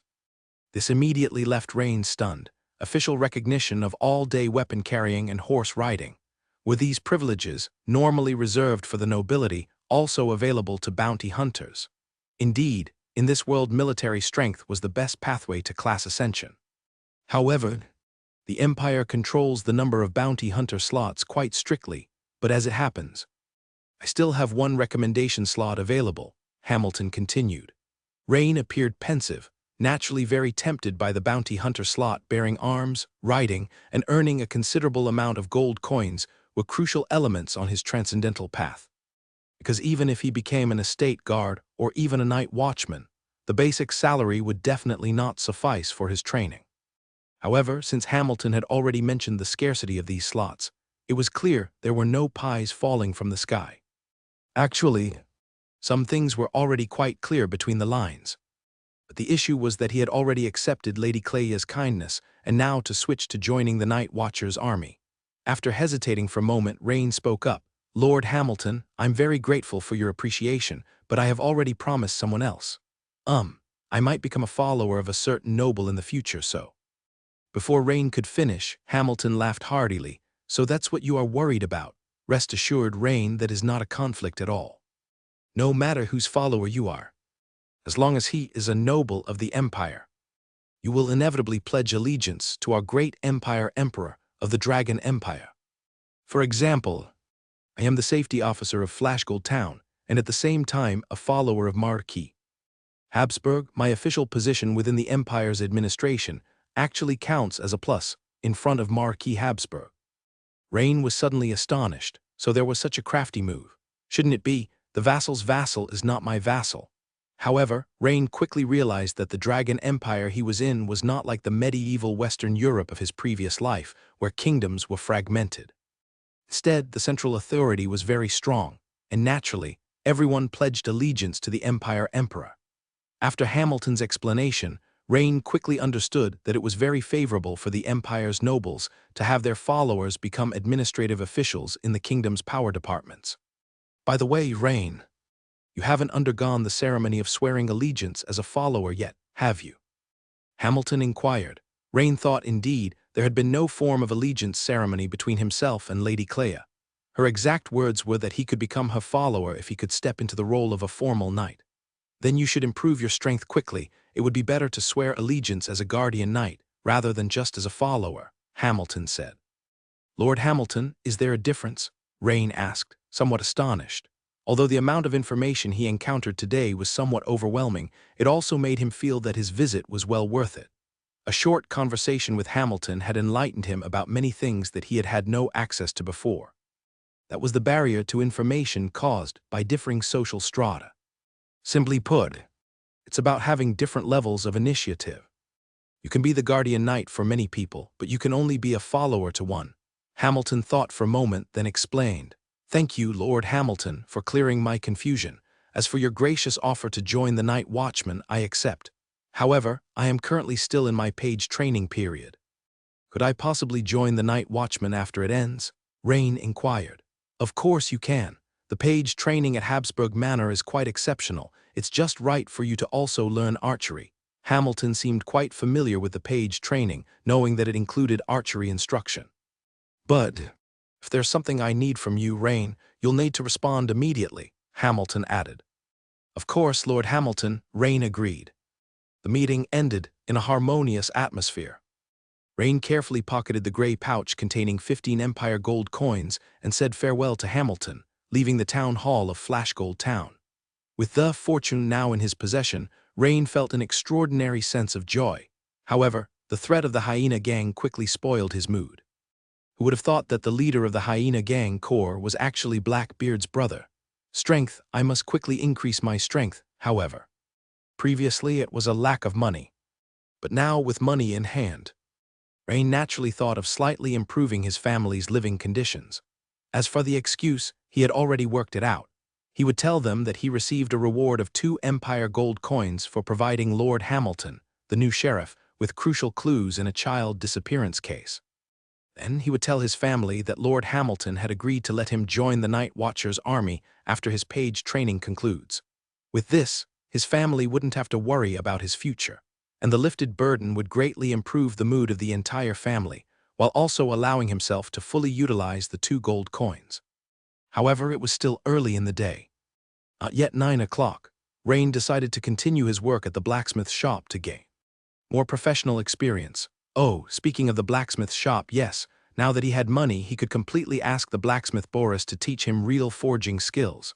The barrier before was that he couldn't afford it, no money, but now all that was needed was to pay a hefty tuition fee. Of course, it was worth it. If he could greatly improve the efficiency of gaining experience, it would not only allow his blacksmith apprenticeship profession level to rise rapidly, but also lay a solid foundation for crafting his own equipment later. Thinking of this, Rain felt a surge of excitement.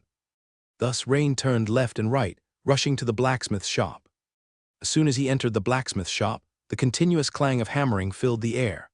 The blacksmith apprentices were still busy at their work, and blacksmith Boris was in the midst of horseshoe forging, which immediately caught Rain's eye. This horseshoe forging, combined with hoof trimming, was precisely the complete set. Boris placed an iron bar of about half a meter into the fire to heat it. Once the middle turned white hot, he took it out, brushed away the impurities on the surface, then immersed it in water for quenching. Quenching was a process Rain was familiar with from his previous life. It made the iron bar much harder.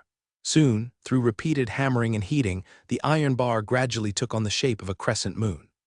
Seeing Rain come in, Drews, who was working the bellows, greeted him eagerly. "Rain, you're here to help again today. Want to continue with the bellows?" Rain smiled and said, "Drews, I'm sorry, but I might not be able to work the bellows today." Under Drews' astonished gaze, Rain walked up to Boris and pointed to the horseshoe in the making. "Uncle Boris, I want to learn this. How much is the tuition fee?" The blacksmith Boris looked at Rain in surprise and said, "Rain, you have money. You are not my official apprentice. If you just want to learn horseshoe forging, the tuition is not cheap. Even though you have helped for free, I can't give you a discount on how much I should charge." After listening to this, Rain couldn't help but inwardly scoff. The rumors were true. Blacksmith Boris was quite skilled, but exceedingly stingy. "Of course, Uncle Boris. How much is the tuition to learn horseshoe forging?" "To teach you horseshoe forging for a month. 12 silver coins. If you can't learn it when the time's up, there's nothing I can do about it, but the tuition is non-refundable." Yes, hearing this price, the surrounding apprentices exchanged glances, as if to say that this time Rain was likely to suffer a self-inflicted disappointment. After all, this price was indeed too high for most people, let alone Rain, who did not come from a well-off family. Rain was also speechless. Just for 1 month, and without guarantee of success. You should know that in Flashgold Town, the monthly income of an ordinary adult male is only about 2 to 3 silver coins. The currency system of the Dragon Empire was a bit similar to Rain's previous life in England. 1 gold coin of the Empire could be exchanged for 12 silver coins, 1 silver coin for 20 shillings, 1 shilling for 12 pennies, and 1 penny had the purchasing power of about 1 pound of rye bread. But he still had to learn. Rain feigned an expression of great distress and pulled out a gold coin from his embrace, handing it to the slightly surprised Boris. "Deal. Uncle Boris, this time, my family signed me up for the Habsburg Manners Page training, aiming for a blacksmith apprentice. Oh, they specifically prepared some money for me to learn the essential blacksmith skills." Rain half-truthfully explained, accounting for the source of the money. "It seems old Rain has high hopes for you. Work hard, lad. Don't end up like my good-for-nothing boy, wandering off to county town every day, now completely untraceable." Boris suddenly became emotional, patting Rain on the shoulder with a sigh. This made Rain change his opinion of Boris a bit, realizing that even a stingy man like Boris had the heart of a father wanting his son to succeed. "Come on, Rain, give me a hand here."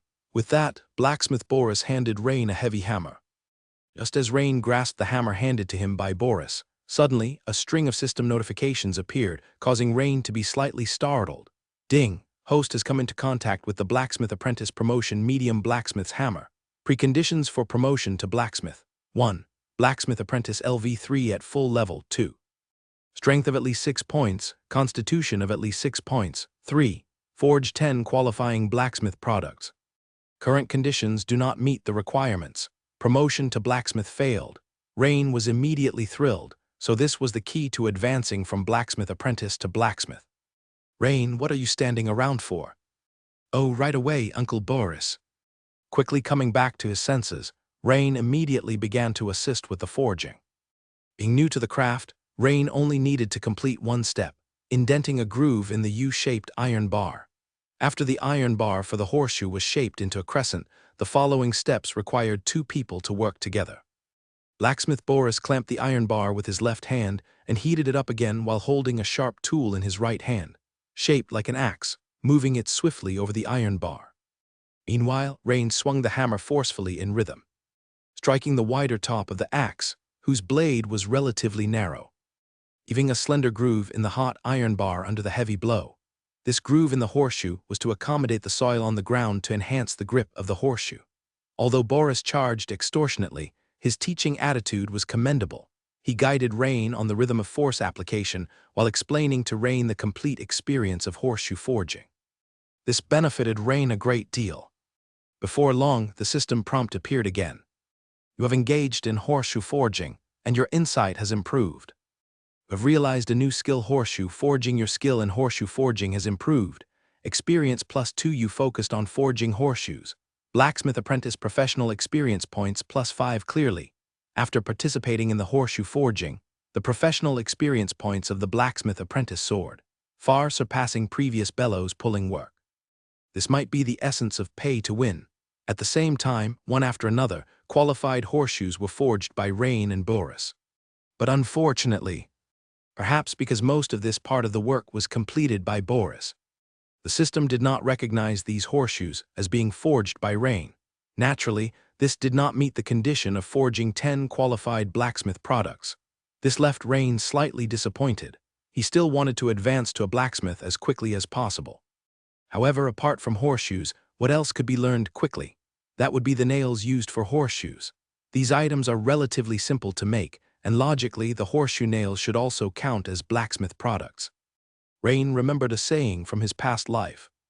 For want of a nail the shoe was lost, for want of a shoe the horse was lost, for want of a horse the rider was lost, for want of a rider the battle was lost, for want of a battle the kingdom was lost, and all for the want of a horseshoe nail.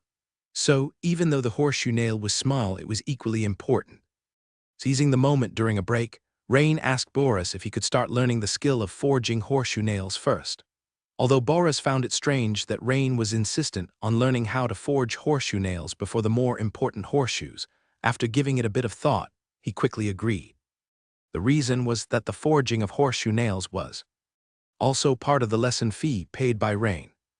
After all, once the horseshoes were made, they needed to be used in conjunction with horseshoe nails, and the sequence didn't matter.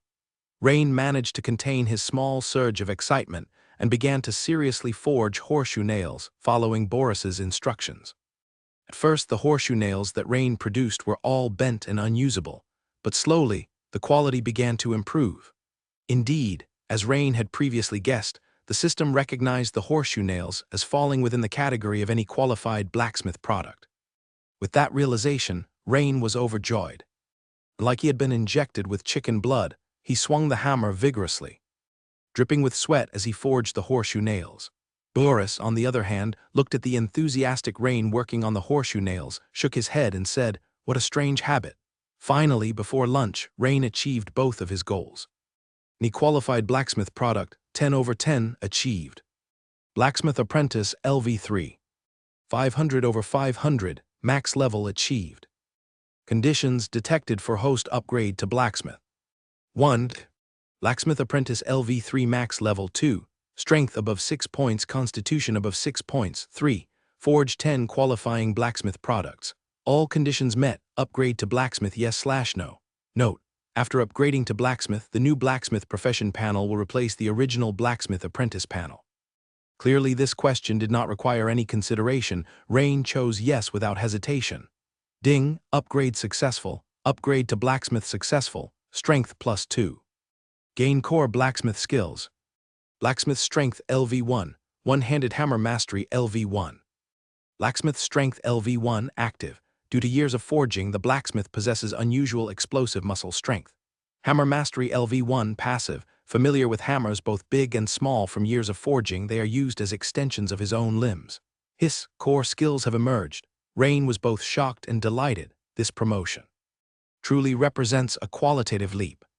After informing blacksmith Boris that he would go home for lunch and return in the afternoon, Rain swiftly left the blacksmith shop, went around the corner of the street, and immediately found a secluded corner to carefully examine his attribute panel.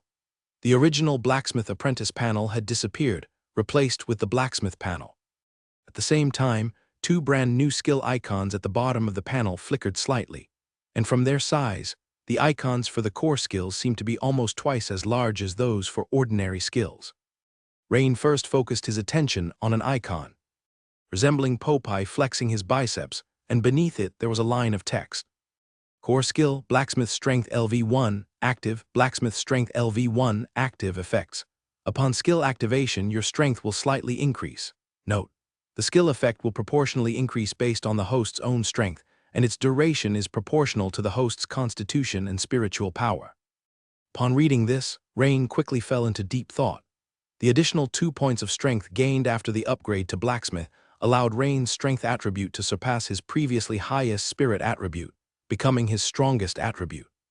It's worth noting that 9 points of strength already greatly exceeded that of an average adult male. It was probably slightly superior even compared to the elite members of Lord Hamilton's Night Watchers army.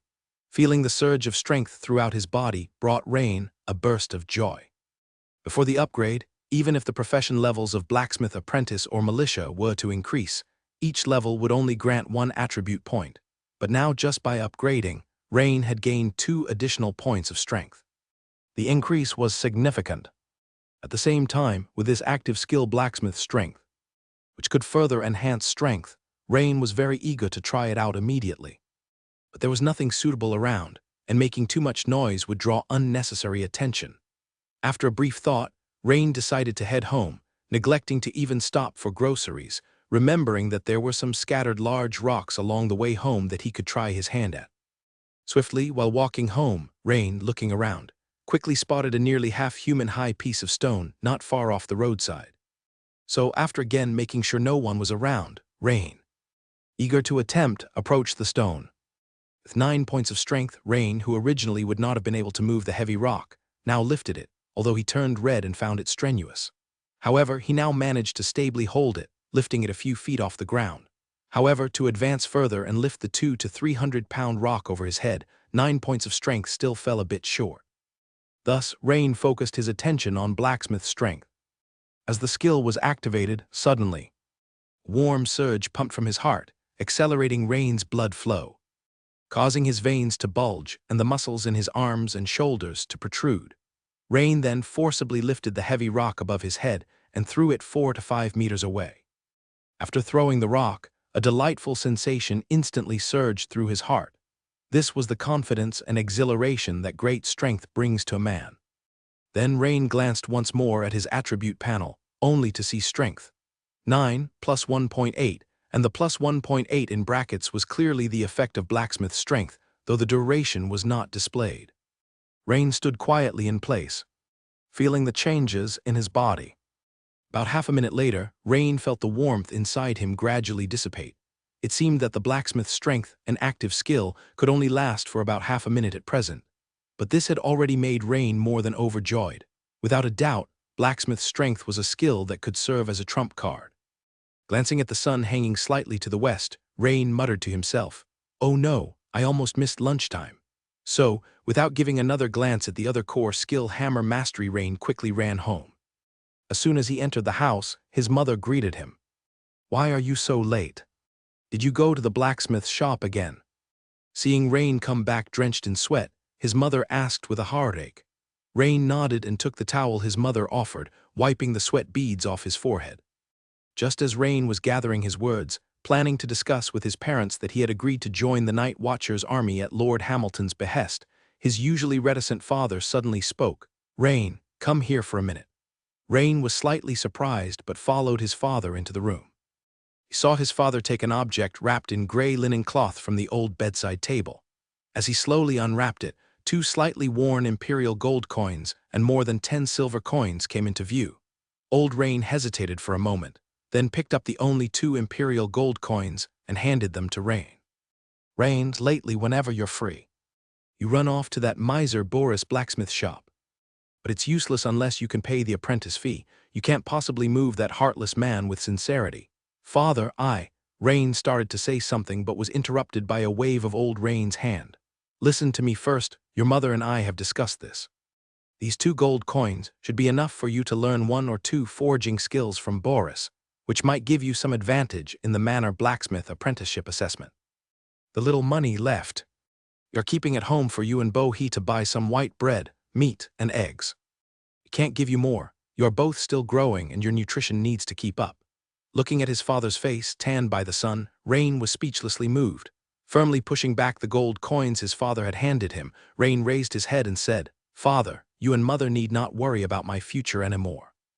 I provided crucial leads on child disappearances to the newly appointed sheriff, Lord Hamilton.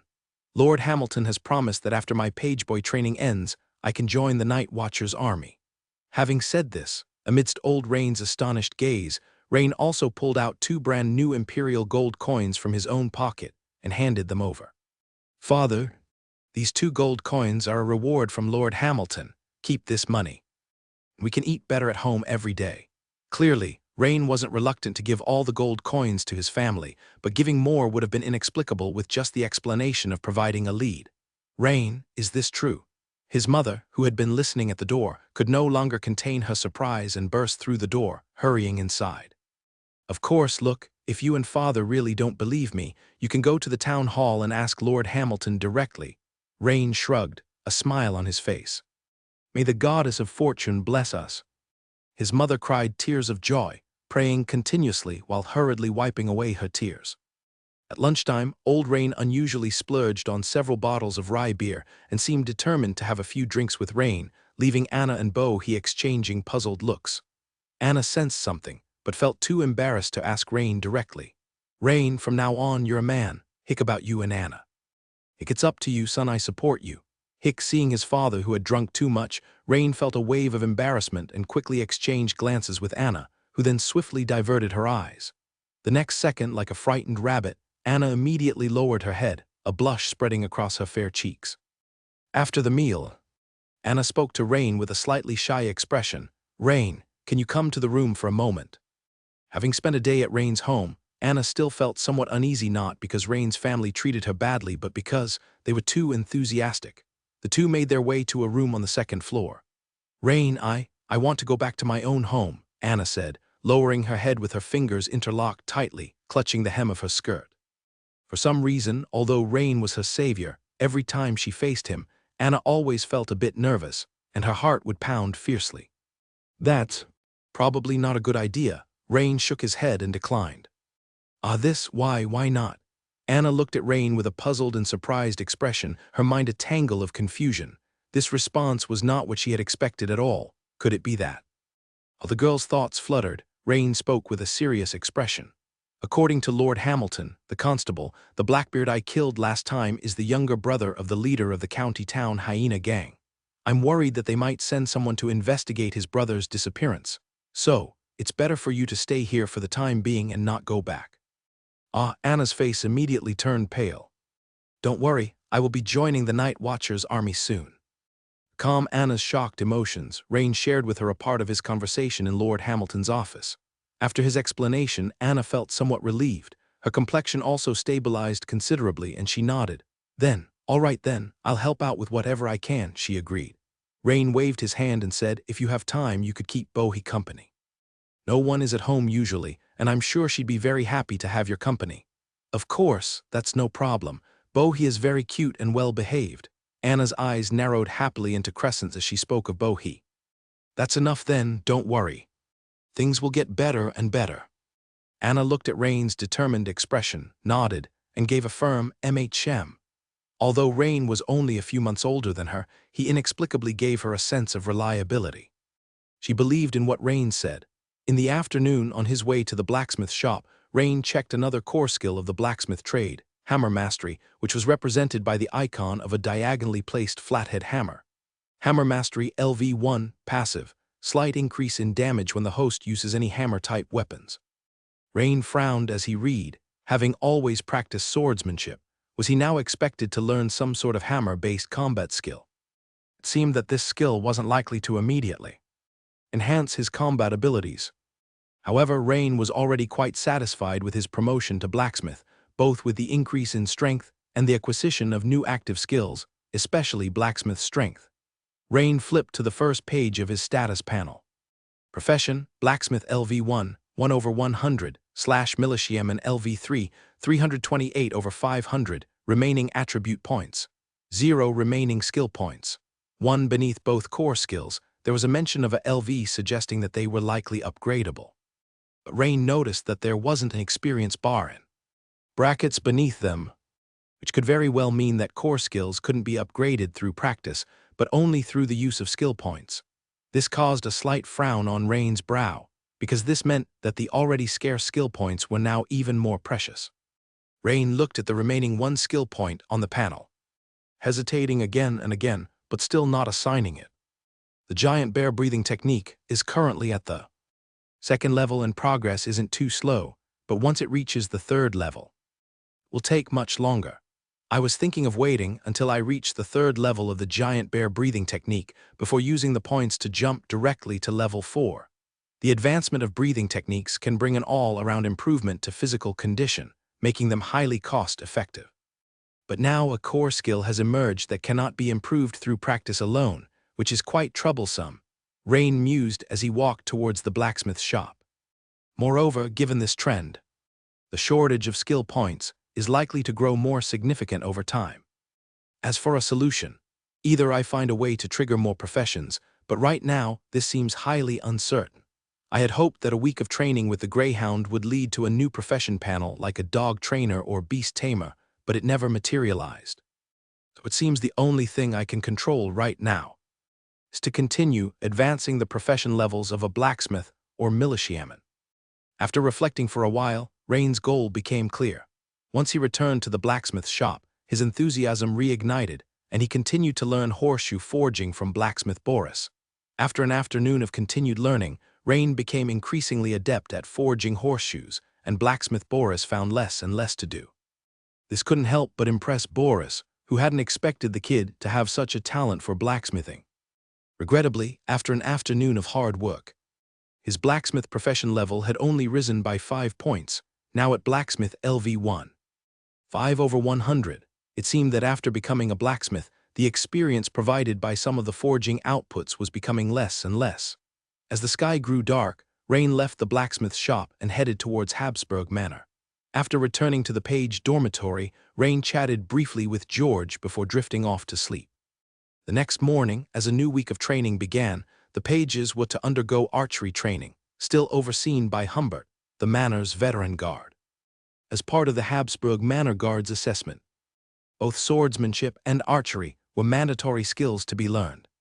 The group of pages arrived at the northwest corner of the outer yard of Habsburg Manor, where 10 neatly aligned targets were set up, and a variety of training bows of different sizes and draw weights were laid out in the adjacent shelter. Rain took a careful look and noticed that there were short bows, war bows, and long bows over 1.5 meters in length. Today, we will be practicing archery. Everyone go to the shelter and pick a bow that suits your strength and an arrow quiver. Instructor Humbert commanded, with his hands clasped behind his back in a stern tone. As soon as Instructor Humbert finished speaking, the pages swarmed the shelter to pick their bows. Because of limited strength, most of the pages chose short bows, but quite a few among the pseudo-nobles were tall and strong and opted for regular-sized war bows. Rain also selected a war bow, but he deliberately chose one that was slightly less powerful, about a medium draw weight. Otherwise, with his actual strength, Rain could have chosen the most potent war bow available here. Thick eyebrows glanced over at Rain and saw that he had picked a bow with a higher draw weight than his own. He couldn't help but snort coldly, thinking to himself, that shouldn't be right. Rain is supposed to be weaker than me. However, he didn't verbally mock Rain and instead turned away with a darkened expression. It seemed he remembered that very unpleasant brawl. Remembering the fight, Thick Eyebrows felt his stomach churn a bit and cursed inwardly, "Damn it. What the hell is Jack up to? It's been a week. And now the guy's gone missing. But it's likely that the drunk Jack has gone off to cause more trouble. seeing as we've had a similar incident before. That bastard spent half a month carousing at a widow's expense after earning some money, only to be kicked out when he was broke. Thick Eyebrow shook his head in frustration, regretting having paid Jack in full ahead of time that day. That good-for-nothing was just too unreliable. Rain was naturally very eager about archery, but currently he couldn't afford to allocate his precious skill points into it. So after a whole day of sincere effort, his progress in archery was modest, adding only a basic archery LV1, 8/100, badge to his existing militia panel. After all, Rome wasn't built in a day, and accuracy in archery required extensive practice over time. This caused a flicker of disappointment in Humbert's eyes, who had held high hopes for Rain. However, this turn of events delighted Thick Eyebrows, who had been quite anxious initially. Since archery was one of the mandatory parts of the guard's assessment, Rain's poor archery skills would significantly drag down his overall score during the evaluation. In contrast, his second-ranked swordsmanship combined with top-ranked archery would ensure his total score surpassed Rain's. He had it in the bag. Dusk, after finishing a day of archery training, Rain arrived at Lady Krea's study. After practicing the giant bear breathing technique for a while, Rain followed Lady Krea to a separate training room located behind the door at the back of the study. The room spanned a little over 200 square meters, with various longswords, dual-handed greatswords, shields, and even bows and arrows placed on both sides. Opposite them stood 3 fixed targets and wooden dummies for training. Upon their swords clashing, Lady Krea's chestnut ponytail flicked, and she almost stepped back, which surprised her. "Rain, has your strength really increased this much?" she asked. Rain then realized that since he had changed his class to blacksmith, his strength had soared to 9 points. He hadn't fully controlled his power in the heat of sparring, which was why there was an evident increase in his sword's force. Lady Krea, with her keen perception, detected this immediately. "Ha, maybe it's because the giant bear breathing technique is particularly suited for me," Rain said as he touched his nose, quickly inventing an explanation. Lady Krea's large, brown-gray eyes scrutinized Rain skeptically, and she murmured softly, "But you've only reached the second form of the giant bear breathing technique. Could it really have improved your physical constitution this much?" Although the giant bear breathing technique focuses on enhancing a person's strength and constitution, this is the first time I've seen someone just starting out and already experiencing such a significant improvement in their physical condition. Lady Krea furrowed her brows slightly, and after pondering for a moment without coming to any more plausible conclusion, she shook her head slightly and said, "It seems that's the only explanation for now. The giant bear breathing technique must be particularly compatible with your constitution. In the entire empire, cases like yours are extremely rare, but not unheard of. It's just that in Meister County you may be the first. A perfect match, my foot." Only Rain knew the real situation. However, Lady Krea's piercing gaze that seemed to see into his heart had unsettled Rain just now. It seemed that next time, he needed to be more careful about this issue. "However, this is actually a good thing. I had set aside some scrolls for you, but now it seems I can teach you the swordsmanship that accompanies the giant bear breathing technique, the giant bear sword technique." Lady Krea's next words startled Rain. This turnaround was somewhat sudden. Giant bear sword technique. Rain's heart leapt with joy. Just by the name alone, he knew that the swordsmanship Lady Krea was about to teach him would be far superior to the basic sword techniques. Lady Krea had not anticipated that Rain would bring her another surprise. So far, Rain's constitution and the giant bear breathing technique seemed an extremely good fit. Just a few days of practice had considerably enhanced Rain's strength, a rare phenomenon. Now, she felt much more confident that Rain would enter the transcendent stage and become an official knight before turning 18. Otherwise, with her knightly talent, after another 3 years, she would probably at least have advanced to a senior knight. By then, a follower who was merely at the level of a third-class knight attendant would be too weak and meaningless. It wasn't that her standards were too high, but to be her follower, one needed to possess a rate of progress close to hers at least. Not too far behind. Lady Krea, looking at Rain with admiration, continued in a clear voice. "The giant bear sword technique originates from imitating the claw strikes of the bear-like transcendent creatures, powerful and weighty, emphasizing strength and momentum. Therefore, the giant bear sword technique is used in conjunction with heavy dual-handed greatswords. which sets a relatively high strength requirement for the user. A regular person, however strong, would not be able to swing a dual-handed greatsword, weighing tens of pounds if they haven't practiced any breathing techniques, and even those few with exceptional talent would still have many flaws. Upon hearing this, Rain strongly agreed. If his strength hadn't reached 9 points, he probably wouldn't even qualify to learn the giant bear sword technique. He would have to wait until his giant bear breathing technique reached the 5th or 6th form, and his physical constitution had greatly improved before he would be qualified to practice the giant bear sword technique. That must also be why Lady Clea left the sword technique scroll behind but did not teach it to him. After all, to learn the giant bear sword technique, you must at least be able to swing a dual-handed greatsword. Now, your strength should be enough to wield the lightest 36-pound dual-handed greatsword, Clea said, pointing to the sword rack beside her. Rain's gaze shifted to it and saw that these dual-handed greatswords all had cross-shaped hilts, with long blades at least 1 meter and 20 centimeters in length. Moving forward, Rain selected the lightest dual-handed greatsword, but even the lightest one was much heavier than a longsword. With his strength at 9 points, it was not so smooth to swing, but as Clea said, he could barely use it now. At that moment, Clea casually picked up a dual-handed greatsword and began demonstrating. The giant bear sword technique comprises 5 forms, the first one being Furious Slash. "Watch closely, Rain," Clea said with a stern expression, her entire body moving as quick as a darting rabbit. Propelled by her elastic legs, she moved like a swift leopardess, stepping out in one big stride, already several meters away as she swung the dual-handed greatsword in a powerful chopping motion from above toward the wooden dummy made of ironwood. With a crack, as the silvery gleam of the sword flashed by, the ironwood post in front of Clea instantly split into 2. Rain was certain that Clea had not given her full strength, she was just demonstrating for him, and yet the lethality was already so terrifying. He was starting to understand what Hamilton meant when he said she was quite talented. If you understand, try it yourself. Rain also followed Clea's demonstration, quickly stepping forward and harshly chopping down the dual-handed greatsword on the ironwood post, from above.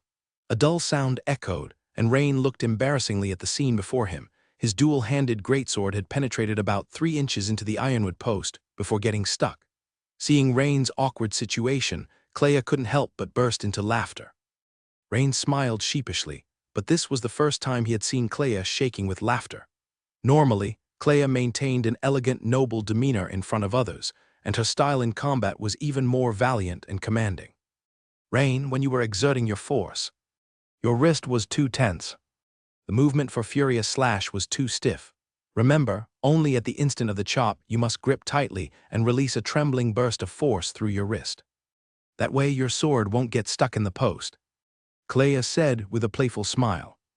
Especially when she got to the last part, Clea glanced again at Rain's greatsword stuck in the dummy, trying to contain her laughter. Rain suddenly realized he hadn't expected that using a dual-handed greatsword would be so different from a longsword. Under Clea's guidance, after several practices, a system prompt appeared. "You have trained in giant bear sword technique, improving related comprehension. You have comprehended a new skilled giant bear sword technique. Your skilled giant bear sword technique has been enhanced. Experience +1. The giant bear sword technique LV1, 1/100, appeared on the militia panel, and its icon was amusingly a bear wielding a greatsword. While Rain was practicing the giant bear sword technique in the castle, in a room on the 2nd floor of the castle, a burly middle-aged man clad in gray heavy armor was respectfully reporting Rain's situation to a noble young man with a sinister air about him. "Young master, after investigation, the young man that Lady Clea has taken a liking to is named Rain, 14-year-old farmer's son who is said to have considerable talent in swordsmanship. These past few days, Lady Clea has been giving him extra training, seemingly placing high value on his swordsmanship talent."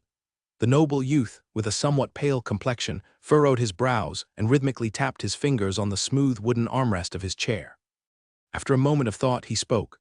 "Rulse, by the look of it, Clea has taken a fancy to the swordsmanship talent of that lowborn and intends to cultivate him as her own direct line, doesn't she?" "Yes, young Master Dennis," responded the attendant named Rulse, bowing slightly. If Rain had been present, he would have recognized the youth sitting on the deer leather chair as the expressionless noble young master he had encountered once before. Then, let this matter be leaked to Alonso, the eldest son of the Habs family. He has a far greater interest in his sister Creia than we do. If he learns that his sister has begun to cultivate a direct line, he will surely be more agitated than we are. At this point, the noble youth named Dennis revealed a sly smile on his face. As for this lowborn named Rain, his fate will be quite interesting to watch, ha ha ha. Dennis couldn't help but burst into laughter. Young Master Dennis, your wisdom is truly rare in this world. This way we can achieve your goal without having to lift a finger, Rulse said with a smile, complimenting him at just the right time. Originally, Rulse thought his young master might order him to discreetly deal with the farmer's son, but that would risk directly offending Lady Creia. However, he hadn't expected his young master to come up with such a scheme as using another's hand to kill so quickly, one that could achieve their goal without bringing trouble upon themselves. The master will be relieved. Rulse served Baron Norman, having followed him in many battles during his younger years. Combining his robust personal strength with a bit of luck, he had survived, and his skill had reached the level of a nearly commissioned knight. A nearly commissioned knight is all set, just one step away from becoming a formal third-tier knight attendant. However, due to Rulse's advanced age, the possibility of using an extremely precious magic potion to advance and break through to Transcendent was less than 10%. Therefore, the final arrangement had been for Baron Norman to appoint him as the chief guard of his eldest legitimate son, Dennis. By the way, young Master Dennis, the day before yesterday, Baron Norman asked if there's any chance you could establish a romantic relationship with Lady Creia before she leaves Meister County. Although he felt that asking this question might displease the young master before him, Rulse had no choice as Baron Norman was awaiting a reply, so he had to pluck up the courage to ask. When Dennis heard his loyal subordinate ask this question, his face immediately darkened. It was his sore spot. He had earnestly pursued Creia only to receive the response, "If you can defeat me in a spar, I'll consider it. Do you want to try?" He would never forget that scene. He lasted only 3 seconds before embarrassingly admitting defeat. Latterly, he devised various strategies hoping to win Creia over with sincerity and perseverance, following her to Habsburg Manor for knight attendant training. So much time had passed, and he had made no progress, let alone held Creia's hand, with establishing a romantic relationship seeming even further away. Resorting to underhanded methods. In terms of status, Creia is the daughter of Count Habs. In terms of strength, she became an official knight at 15 and is considered Meister County's top talent. Moreover, she's about to leave to enroll at the Dragon Imperial Royal Academy. Having just become a third-tier knight attendant, if he dared to use any foul tricks, he would surely be squarely dealt with by Creia. Recalling past beatings that left him with a swollen nose and bruised face, Dennis involuntarily shivered. I wanted to lash out at Rulse, but after careful thought, I realized this was what my father wanted to inquire about. Feeling somewhat deflated, Dennis said, "Rulse, reply to my father that I am trying hard." "Go call Tina over," Dennis demanded, suppressing the fury in his heart, and waved his hand dismissively. "Yes, young master." Rulse bowed respectfully and left the room. Soon after, a slim girl with features somewhat resembling Creia's walked timidly into the room and said fearfully, "Young Master Dennis, close the door and come here," Dennis said, looking at the girl's fearful expression with disgust. Although this girl named Tina had some resemblance to Creia in her looks, the difference in her temperament and figure was like night and day. But as a substitute, the bar couldn't be set too high. After all, if it were, none could be found. This girl was, in fact, the daughter of a tailor whom Rulse had scoured the Meister County for and finally stumbled upon with great difficulty. Whenever Dennis was filled with rage with nowhere to vent, he would find her and lash out fiercely. "Lift your head, Tina, and look at me. Imagine yourself as a noble from a prestigious family, unyielding and dignified." "Young Master Dennis, I can't." "Useless thing, then get down on your front."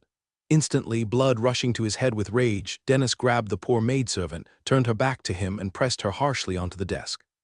After a sound of fabric tearing, the maidservant's pleas for mercy followed. "It hurts, young master." "Shut up. Don't make a sound." The piteous maidservant could only stuff a roll of parchment into her mouth, while tears streamed down like pearls. At first, when her father sold her to young Master Dennis, she was secretly thrilled, thinking she would become the personal maid to a noble young master and step into a wonderful life. But her mood quickly plunged from heaven to hell. On the first day, Dennis treated her brutally, and she soon realized she was nothing but a stand-in for the high-born and beautiful Lady Kreia in her own young master's heart. No, even saying she was a stand-in was overestimating her worth. She was merely an object for her young master to vent his beastly lusts upon. For 3 consecutive days, after bow training at the estate, Rain would head to the castle to learn the giant bear sword technique with Kreia. Recently, the teachings felt a bit rushed to Rain. Within a span of 3 days, Kreia had successively taught him Furious Slash, Leap Slash, and Smooth Cleaving Slash. At present, he had only just begun to grasp the first technique, Furious Slash. He could only say he understood the method of channeling and exerting force for Leap Slash and Smooth Cleaving Slash, but using them was still very clumsy. This point would have to be improved upon with continuous practice and refinement. That is, assuming he wouldn't use skill points. By now, Rain had begun to guess that perhaps this was because the time of Kreia's departure was drawing nearer. Rain, today I'll teach you a defensive stance, which is the only defensive move in the giant bear sword technique. Come, attack me. Kreia raised her fine eyebrows, signaling Rain to advance on her. The next second, he swiftly stepped forward, and his dual-handed greatsword traced a lightning-fast semi-circular arc. A downward angle of 45 degrees, he fiercely cleaved down towards Kreia. A grating sound of metal against metal rang out. Kreia held her sword with both hands, her chestnut ponytail swaying. She used the strong blade near the crossguard to firmly catch Rain's smooth cleaving slash. The two quickly parted, and then Kreia began to explain. There are 2 variations of the giant bear sword technique's defensive stance to cope with different situations. The first is similar to using a one-handed sword, applying the strong blade against the enemy's cleaving skills. The second is different. Come, Rain, thrust your sword at me. As she spoke, Kreia gestured for Rain to attack her again. All right, Lady Kreia, be careful. The sound of this clang was quite crisp. Kreia's dual-handed greatsword stood erect, planted into the ground, perfectly blocking Rain's striding thrust. Rain was jolted so much that his wrist turned sour, almost unable to hold the sword hilt. He looked closely and saw his sword tip was precisely on the groove of Kreia's dual-handed greatsword's blade that was as wide as a palm. Kreia did not launch an attack, purely defending, and Rain's greatsword did not scrape and spark, moving aside to continue thrusting at Kreia, because the blood groove on the greatsword restricted the sword tip. The second variation of the giant bear sword technique's defensive stance is designed to block the enemy's quick thrust. When the enemy attacks swiftly, it becomes very difficult to rely on the strong blade to cope. But you need to be aware, in the selection of dual-handed greatswords, you need to choose those with single or double blood grooves. Furthermore, after blocking, you must immediately counterattack. The giant bear sword technique is not primarily a defensive sword technique. What you need is to disrupt the opponent's offensive rhythm with fierce attacks, forcing them to be consumed with defense. With Kreia's concise and clear explanation, Rain had an epiphany. Rain thought about it carefully and realized it was indeed so. The giant bear sword technique encompasses 5 moves: Furious Slash, Leap Slash, Smooth Cleaving Slash, Defensive Stance, and the one he hadn't learned, Whirlwind Slash. From the names, it's not hard to discern that out of the 5 moves, 4 are named with slash, fully demonstrating that the giant bear sword technique is primarily offensive. Like the one-handed sword skills, which have many thrusting motions, the moves of the giant bear sword technique are all designed to make full use of the greatsword's heavy blade, focusing mainly on powerful cleaving sword techniques. Guided by Kreia's insightful instructions, Rain's progress in practicing the giant bear sword technique accelerated significantly. Having sparred many times with Kreia over the past 3 days using the giant bear sword technique, Rain's militia profession level had smoothly advanced to LV4 and was now militia LV4, 18/1000. As a matter of course, he gained 1 attribute point and 1 skill point. Profession, blacksmith LV1, 5/100, / militia LV4, 18/1000 remaining attribute points, 1 remaining skill points. 2 regarding this attribute point, Rain did not hurry to use it since allocating points had the special effect of restoring status. Therefore, he planned to save it for an emergency. As for the 2 skill points, Rain was still somewhat undecided whether to use them to enhance his core skills or to improve the final two forms of the giant bear breathing technique. Since he was undecided, Rain planned to hold onto them for the time being. Rain, the last thing I'm going to teach you today is about the secret technique of the giant bear. Sword technique. Clea signaled for Rain to stop practicing the defensive posture. A secret technique. Rain was slightly taken aback upon hearing Clea's words. The giant bear sword technique, including the giant bear breathing technique, is not exclusive to the Habas family. It's widely spread among the imperial nobility.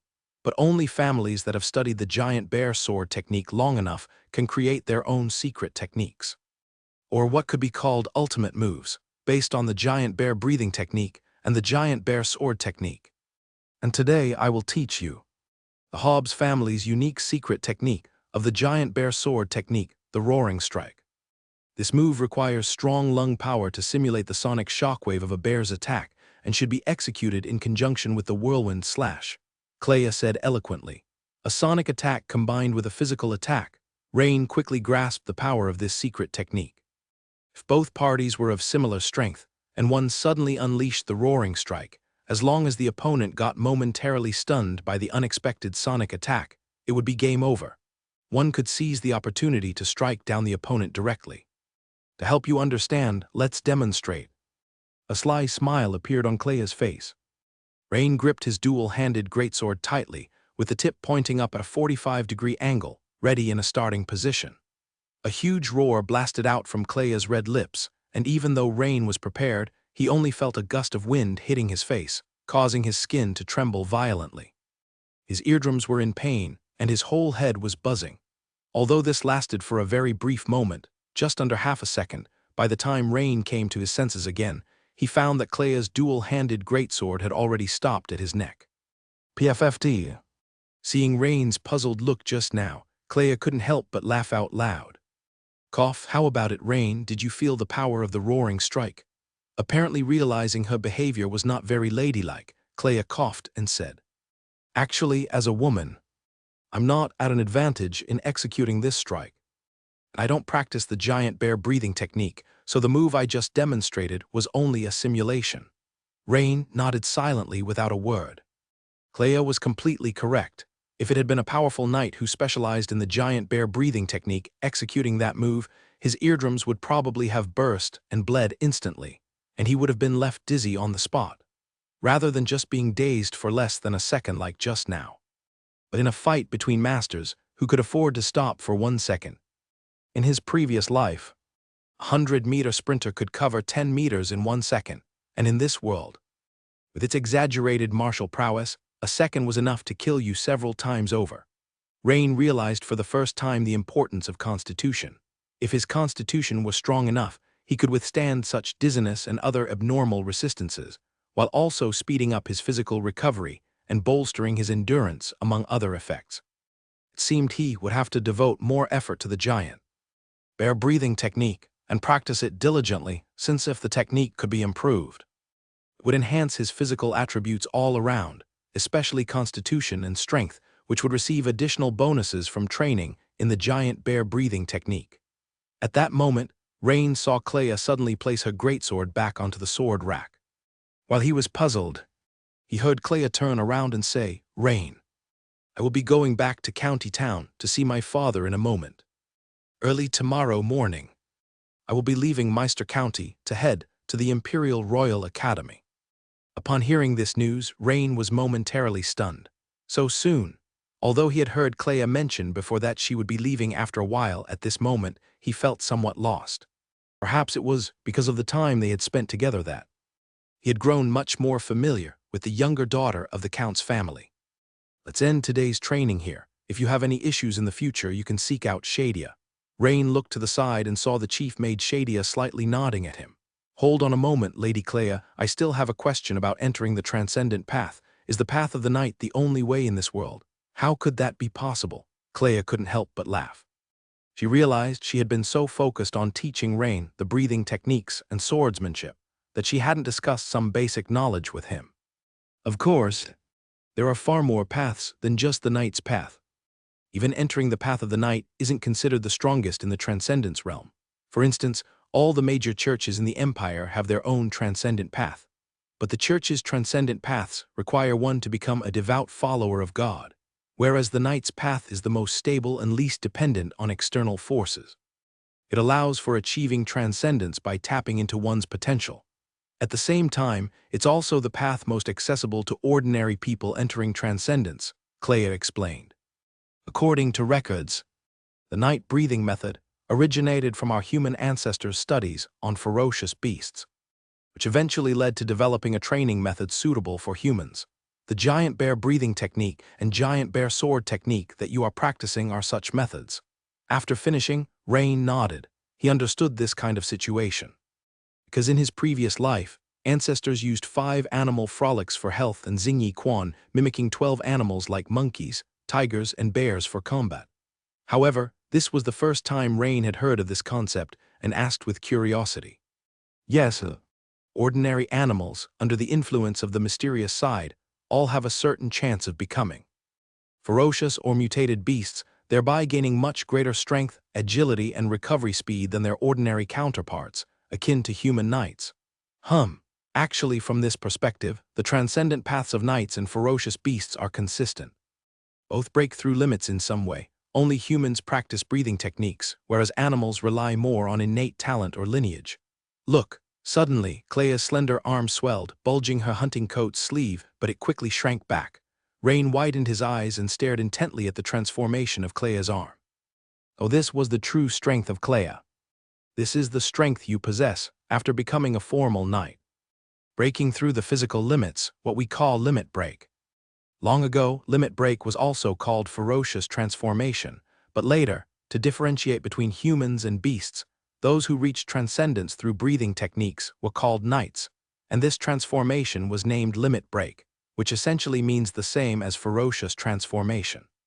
Well, I should get going now. Clea glanced outside the window as the night deepened. Rain, the world is much broader and more dangerous than you imagine. I've taught you the giant bear breathing technique and giant bear sword technique. Work hard. I hope to be surprised by you in a year. After speaking, Clea flashed a slight smile, swung her chestnut ponytail and left the room, a figure quickly disappearing into the darkness outside the castle. Meanwhile, in the dining room of Count Hab's mansion in Meister County Town, a bearded man dressed in noble attire with black and gold edging was elegantly carving a large chunk of beef rib, handling the pure silver knife and fork with exceptional agility. On the silver plate, pieces of beef rib cut as neatly as tofu were quickly forked into his mouth. Soon, all the meat on that large beef rib was in his stomach. The bones picked clean without a trace of meat left, but it didn't end there. With a series of crisp click sounds, the silver dinner knife in the man's hand sliced through the tough beef ribs like butter, sucking the marrow within into his mouth. At that moment, a beautiful serving maid respectfully offered a hot towel. The man wiped his mouth and said, "Mitchell, sorry to have kept you waiting." His tone was very polite, but anyone could tell that it was merely a formality. "What is the matter?" "Baron, there is something I need to report to you." Named Mitchell, the butler waved his hand, dismissing all the maids from the dining room. "News has come from Dennis that your sister, Lady Clea, seems to have nurtured a legitimate descendant at the Habsburg estate, reportedly the son of a farmer, but with notable talent in swordsmanship." As soon as the butler named Mitchell mentioned the 3 words, Lady Clea, the middle-aged baron's face changed, obviously recalling some unpleasant memory. He elegantly sipped his red wine, paused, and asked, "Considering the timing, Clea must be about to head to the Imperial City, right?" "Yes, under normal circumstances. Lady Clea should be departing for the Imperial City within 3 days. Otherwise, she might miss the opening ceremony of the Imperial Royal Academy." The Baron nodded and said, "Then let's give the face of my sister from Meister County, who possesses the strongest knight talent, and after she leaves Mitchell, have someone erase that farmer's son." His tone was so casual, as if he were merely stepping on an ant by the roadside. "As you command, Baron," Mitchell said respectfully. Just as the butler was about to leave, the Baron spoke again. "By the way, about that black flame prayer ceremony we spoke of last time, when can it be held? There seems to be a small problem there. Things have been tightly wound recently, and some materials might take more time to prepare. Tell them to speed up. I don't want to wait too long." "As you command, my lord, your will is my desire." The man in question, named Alonso Habas, Was granted his baronial title at the age of 18, as he was the eldest legitimate son of the Habas family. Back in his study, Alonso sat in his chair, idly toying with a silver, round family crest, which was a couple sizes larger than an imperial gold coin. This was one of his habits. Whenever he needed to thoroughly consider an issue, he would spin the family crest on his finger. The craftsmanship of the Habas family crest was extremely exquisite. It depicted a swooping eagle with high-risen wings, each feather seemingly distinguishable, and its sharp talons pointed downward as though about to capture some prey. This was no ordinary eagle, but a transcendental raptor known as a Kali bird. Once mature, this bird's wingspan could reach over 4 meters, far more ferocious than ordinary eagles. As the eldest son of the Habas family, Alonso was supposed to be the unquestioned heir to the family, but unfortunately, he was the weakest in terms of personal strength among Count Habs's 3 children. Nearing 30, he had only just managed to step into the official knight rank and had made little progress in the past few years. In this world, if the power disparity among heirs was not significant, inheritance followed the order of seniority, but if the gap was too large, then it was just too bad. Unfortunately for Alonso, his half-brother Descartes and his sister Clea both had exceptional talents. Descartes was already serving in the imperial military, with a promising future ahead, and Clea needs no mention, a rare genius knight of Meister County. She broke through to official knight rank at the age of 15 and was admitted to the Imperial Royal Academy for further education. The crux of the issue was that Alonso's relationship with both had been poor from childhood, certainly not helped by his mother's influence, and reversing it was likely impossible for him personally. Thus, the sense of urgency within Alonso grew increasingly intense. He did not wish to spend his life merely as a minor baron. He stowed away the silver Kali bird crest of his family and gripped it tightly, saying, "I hope the Black Flame prayer ceremony has the effects of legend." Somewhere in the Nightingale Forest, the blood-red eyes of Savage Claw swept around the surrounding cowering knolls. Not a single one dared meet its gaze, but it knew it had to leave this place. Standing over 7 feet tall and weighing 350 pounds, Savage Claw was a giant among gnolls, who averaged around 6 feet 3 inches and 200 pounds. Originally, it was the leader of this band of lowland gnolls, and its days had been very comfortable. But in the recent duel, it had been defeated by another, equally ferocious gnoll. The victor had emerged from the depths of the Nightingale Forest, a gnoll even stronger than it, towering over 7 feet 10 inches. With a terrifying strength, even though Savage Claw had been defeated, it would not die, not because of its opponent's mercy, but because of its own strength. When Savage Claw attacked at full force, a faint blue energy flow would surround it, a special energy that helped Savage Claw completely negate the air's resistance against it. This not only gave Savage Claw a moving speed far surpassing that of other gnolls, but it also enabled it to eliminate all its body odors during an attack, providing excellent stealth. This was also why Savage Claw was confident that it could live well on its own. The heavy snort, Savage Claw left its former gnoll encampment and ran towards the eastern part of the forest. Without subordinates to command, hunting would now have to be done by Savage Claw itself.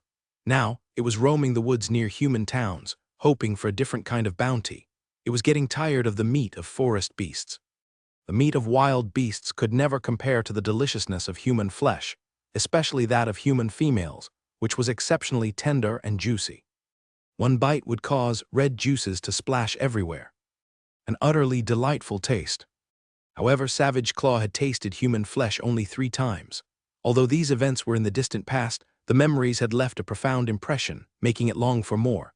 This was also the reason it was heading towards the eastern side of the forest, for it knew there was a human town nearby which was the closest to it, apparently called Flashgold Town. Dusk had long fallen. The newly arrived Savage Claw, after avoiding several humans dressed in leather armor, carrying bows and swords, unknowingly approached a large fenced but open area. There it smelled the dense, young, and tender scent of human flesh. This was the smell of younglings. The taste of younglings was generally quite delicious, which made Savage Claw's thick Adam's apple bob up and down a few times. It hadn't eaten all day, so Savage Claw decided to pick this spot. It observed and noticed that every so often a patrol of guards, clad in fine chainmail, with iron-covered oak shields in one hand and sword hilts in the other, would pass by. These must be the patrolling guards, In its own knoll encampment, patrols were also organized. It wasn't that Savage Claw feared these weak human guards, but it knew that by killing them would certainly alarm other guards and thus miss out on the delicious youngling flesh. Although humans were on average weak, these guards would call for help. And if it attracted those Iron Men, that would be problematic, because the strength of those Iron Men was formidable, some almost as strong as it or even stronger, and it didn't want to encounter them. When it came to hunting, Savage Claw was very patient. Before becoming a leader, it also had to hunt for itself. Just a little longer, and it could enjoy fresh and tender meat. At that moment, in the western dormitory of the outer court, all the young servants had already laid down. Soft snores rose and fell in waves, and the day's archery training had left the arms of most servants incredibly sore. Only bushy-browed and tossed and turned with worries in his mind, and so his sleep was unsettled. He felt as though in his half-asleep state. He had heard a bang as a door opened. "Wonder which bastard was that loud," he muttered. But soon he sensed something wrong because N heard a strange chewing sound. Judging from the sound, it seemed to be coming from near the entrance of the servants' dormitory. In the middle of the night someone was eating. No, that's not right. In this large dormitory, besides himself and Freckles and a few others, which servant had such luxury, wasn't Rain's original position by the door. Who's sleeping there now? He couldn't remember, but the very thought of Rain made his thick eyebrows furrow, and suddenly his thoughts became clearer. So, with a bit of grogginess, he propped up his upper body, huffing and puffing as he looked towards the doorway. Just as he was about to curse out loud, a strong scent of blood wafted over, sending a shiver down his spine, and his skin broke out in goosebumps, instantly making him fully alert. He saw a dark, hulking figure squatting by the door, cradling something in his arms and devouring it with big gulps. Immediately, he realized that none of the young servants had such a massive size. Even being the biggest among them, he was still much smaller than the other. The dark figure squatting by the door seemed like a small mountain. This made his thick eyebrows think of some very eerie things, and large beads of sweat instantly appeared on his forehead. His heart started pounding violently at once. He slowly lay back down, but his trembling hands betrayed his inner turmoil. Am I separated from that bed by the door by 7 people? No, 6 people. That monster should leave after it's had its fill, right? Mom, bless me, I don't want to die yet. Dad, tell me, what should I do? The mentally crumbling thick eyebrows seemed completely at a loss for what to do. That's right, there were guards. Every so often, a small patrol team of guards would pass by the young servants' dormitory. I used to be annoyed by their noise. Seizing onto this lifeline, thick eyebrows immediately began to listen attentively for the rhythmic sound of footsteps outside. Unfortunately, it seemed that the patrolling team had just passed, or hadn't arrived yet. Listening closely, the sinister crunch-crunch of chewing actually became clearer. At this moment, he had never hoped so much for the arrival of the guards. Time passed agonizingly slow. Finally, he heard the somewhat heavy, rhythmic footsteps and yelled at the top of his lungs, "Help! There's a monster!" "Are you crazy, thick eyebrows? Stop screaming nonsense." The freckle-faced boy sleeping next to him was the first to be woken by his shout. "Yeah, thick eyebrows, what are you doing?" asked the son of the tanner, rubbing his eyes. The young servants, one after another, were woken by thick eyebrows' thunderous scream and started complaining about him. But the next second, they all froze, their eyes bulging as they stared at the massive figure standing in the doorway. By the weak moonlight, the group of young servants could barely make out that the figure was humanoid, clad in torn leather shoulder guards and chainmail, with a protruding forehead and dense fur on the exposed parts, but clearly not a human head. It was unmistakably the gigantic head of a hyena. Its face was ferocious and ugly. At that moment, the creature was gnawing on a long human thigh, with fresh red blood and bits of flesh dripping from its gaping maw. Savage Claw was very unhappy, having planned to secretly eat 2 cubs and then take 2 more away for the next day, but its perfect plan for the night was ruined by a cub's piercing scream. Looking at the half-eaten cub on the ground, Savage Claw knew it was time to go. The human guards were about to come. It seemed that taking 2 was no longer an option, but one should be manageable. Then, Savage Claw grabbed a young servant who was petrified near the door, burst through the wooden door, and dashed outside. The patrolling guards of Habsburg's estate had rushed towards the young servant's dormitory upon hearing thick eyebrows scream, and now they too had reached the entrance, ready to burst in. What they didn't expect was the wooden door to suddenly splinter apart. The shattered wooden planks shot towards them like arrows. The next second, a ferocious monster, over 2 meters tall, charged out from inside, knocking the 2 guards blocking the way and sending them flying 7 or 8 meters before making its escape. Before long, the entire Habsburg estate was ablaze with lights. Rain, who was in another servant's dormitory, woke up immediately after George shouted that alert. He heard clearly that, besides screaming for help, George also cried out the words monster. Without hesitation, Rain shook George awake and instructed him to wake everyone else. Rain himself quickly went to the door and looked outside. Just as he found it strange that there was no movement from the dormitory across from them, a 5-man manor patrol headed briskly toward the opposite dormitory. The next second, Rain's heart clenched violently. His scalp tingled and his pupils contracted. Before his eyes, a massive shadow burst out from the opposite dormitory, shattering the door into fragments that instantly covered the few guards like a torrential downpour. As the guards raised their hands to shield themselves, 2 of them were sent flying. This enormous humanoid shadow, carrying a skinny, shirtless servant boy, quickly leaped over the fence. Judging by its speed, it was definitely faster than Bolt's 100-meter sprint that Rain had seen in his previous life. Under the moonlight, Rain could vaguely see the strong build of the creature, its hyena-like ugly face, and its thick, hairy arms. What is this monster? Rain was shocked. A sense of crisis filled his heart immediately. In Rain's mind, with his professional panel, as long as he grinded slowly and progressed step by step, he would eventually reach the peak in this world. But the scene before him snapped him back to reality. Sometimes, even if he did not seek danger, danger might actively seek him out. If that monster had chosen their servant's dormitory, could they only rely on luck and sit waiting for death? He needed to double his efforts. Rain's face was as still as water, but his heart was churning. Soon, the Habsburg manor was in turmoil. A noise erupted everywhere. Guards rushed over from all directions. One after another, guards wearing nose-guard helmets, chain mail, and carrying sword shields or spear shields arrived. Some guards also brought greyhounds. Relying on the dog's keen sense of smell and the tracks on the ground, the guards quickly determined the direction and traces of the fleeing monster. Yet the guards still did not release the dogs to track it down, seemingly waiting for someone.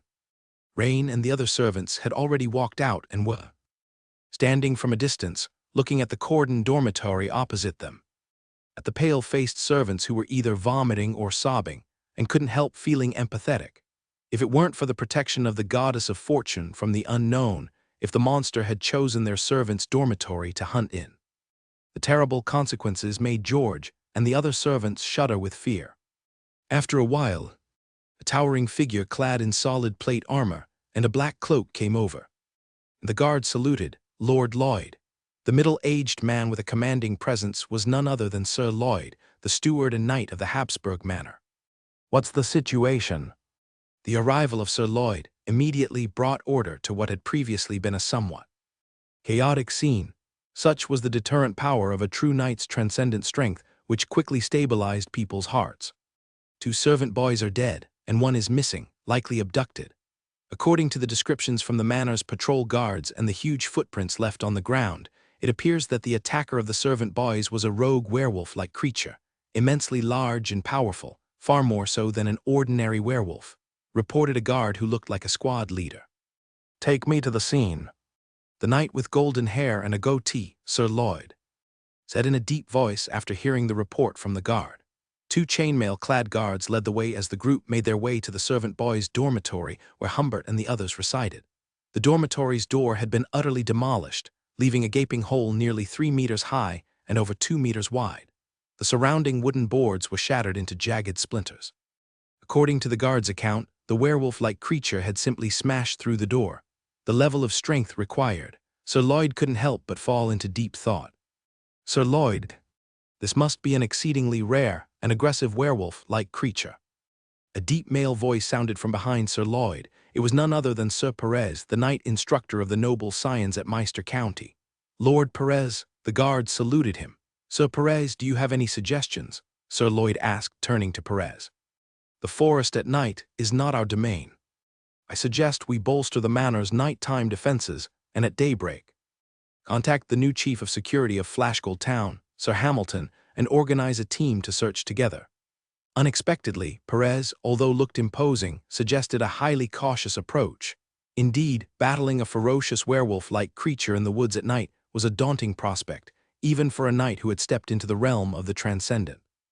More critically, the nighttime forest was not the domain of humans. One might encounter creatures more terrifying than a ferocious transformed werewolf, which could lead not only to a failed hunt, but also to significant casualties. After a brief consideration, Sir Lloyd nodded in agreement and turned to a messenger beside him. Increase the guard, especially around the servants' quarters, the stables, and animal pens.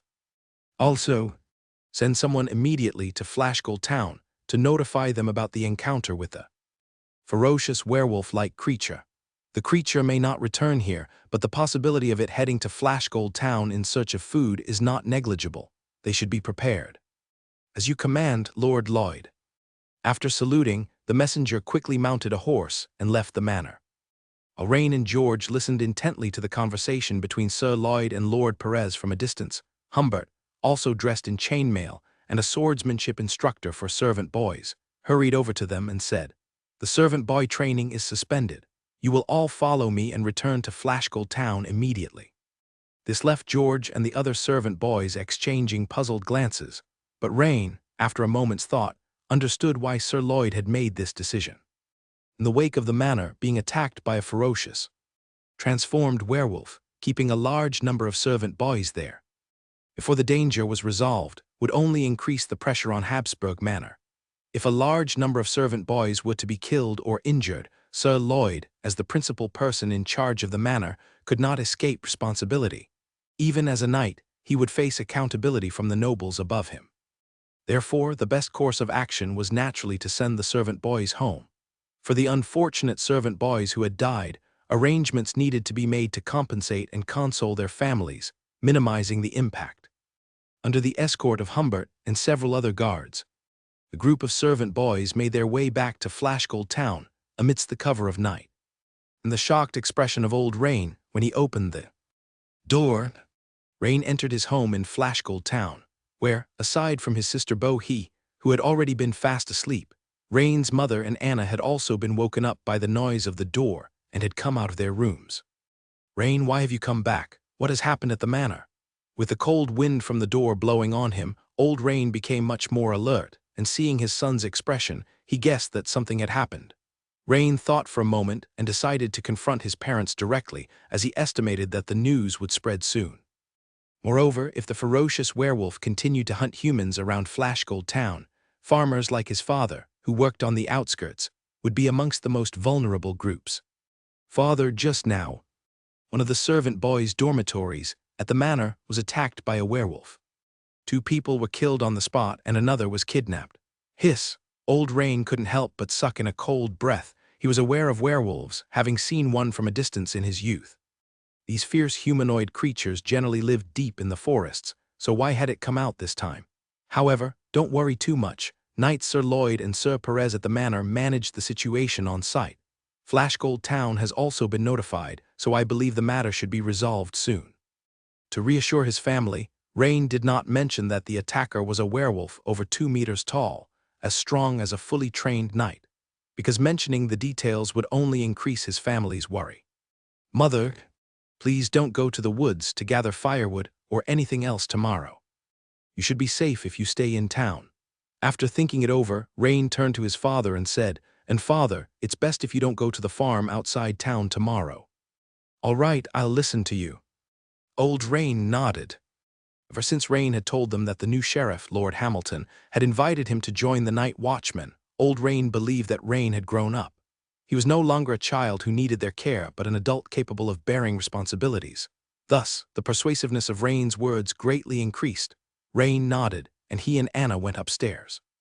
Now that Rain had returned, Anna would have to share a room with Bohee, while Rain would sleep in his old room as usual. But just as Rain had lain down not long ago, suddenly, there was another knock at Rain's house. When vigilant old Rain peeked through the door slit and saw 3 night watchmen holding torches and clad in black leather coats, he immediately opened the door. Rain also came down from the 2nd floor. The leading somewhat familiar. The lean night watchman said, "Rain, we're short-handed tonight. Just now Lord Sheriff Hamilton informed me to have you join the night patrol in this area. Okay, just give me 2 minutes, Rain agreed without hesitation, because he was familiar with this night watchman, whose patrol area included the area near his house. If it had been somewhere else, Rain might have considered it further, but patrolling his own doorstep, for the safety of his family, he would definitely agree. Rain turned around and went upstairs, planning to take a short sword from the storage room on the 2nd floor. Are you here to get the equipment? No need for trouble, everything has been prepared for you. The night watchman behind him took out a whole set of black leather armor, a bow, a quiver, and a bastard sword, and handed them to Rain. This immediately delighted Rain. He hadn't expected the other party to be so thoughtful. By the time Rain had put on the standard night watchman gear, apart from his slightly youthful face and shorter stature, he looked no different from the other night watchmen. Rain, be careful, his mother instructed with a worried face. She had originally thought that Rain joining the night watchman was a good thing, but now that a crisis had occurred and her child had to deal with it personally, her brows were furrowed with unresolved worries. Don't worry, mother, I will take good care of myself.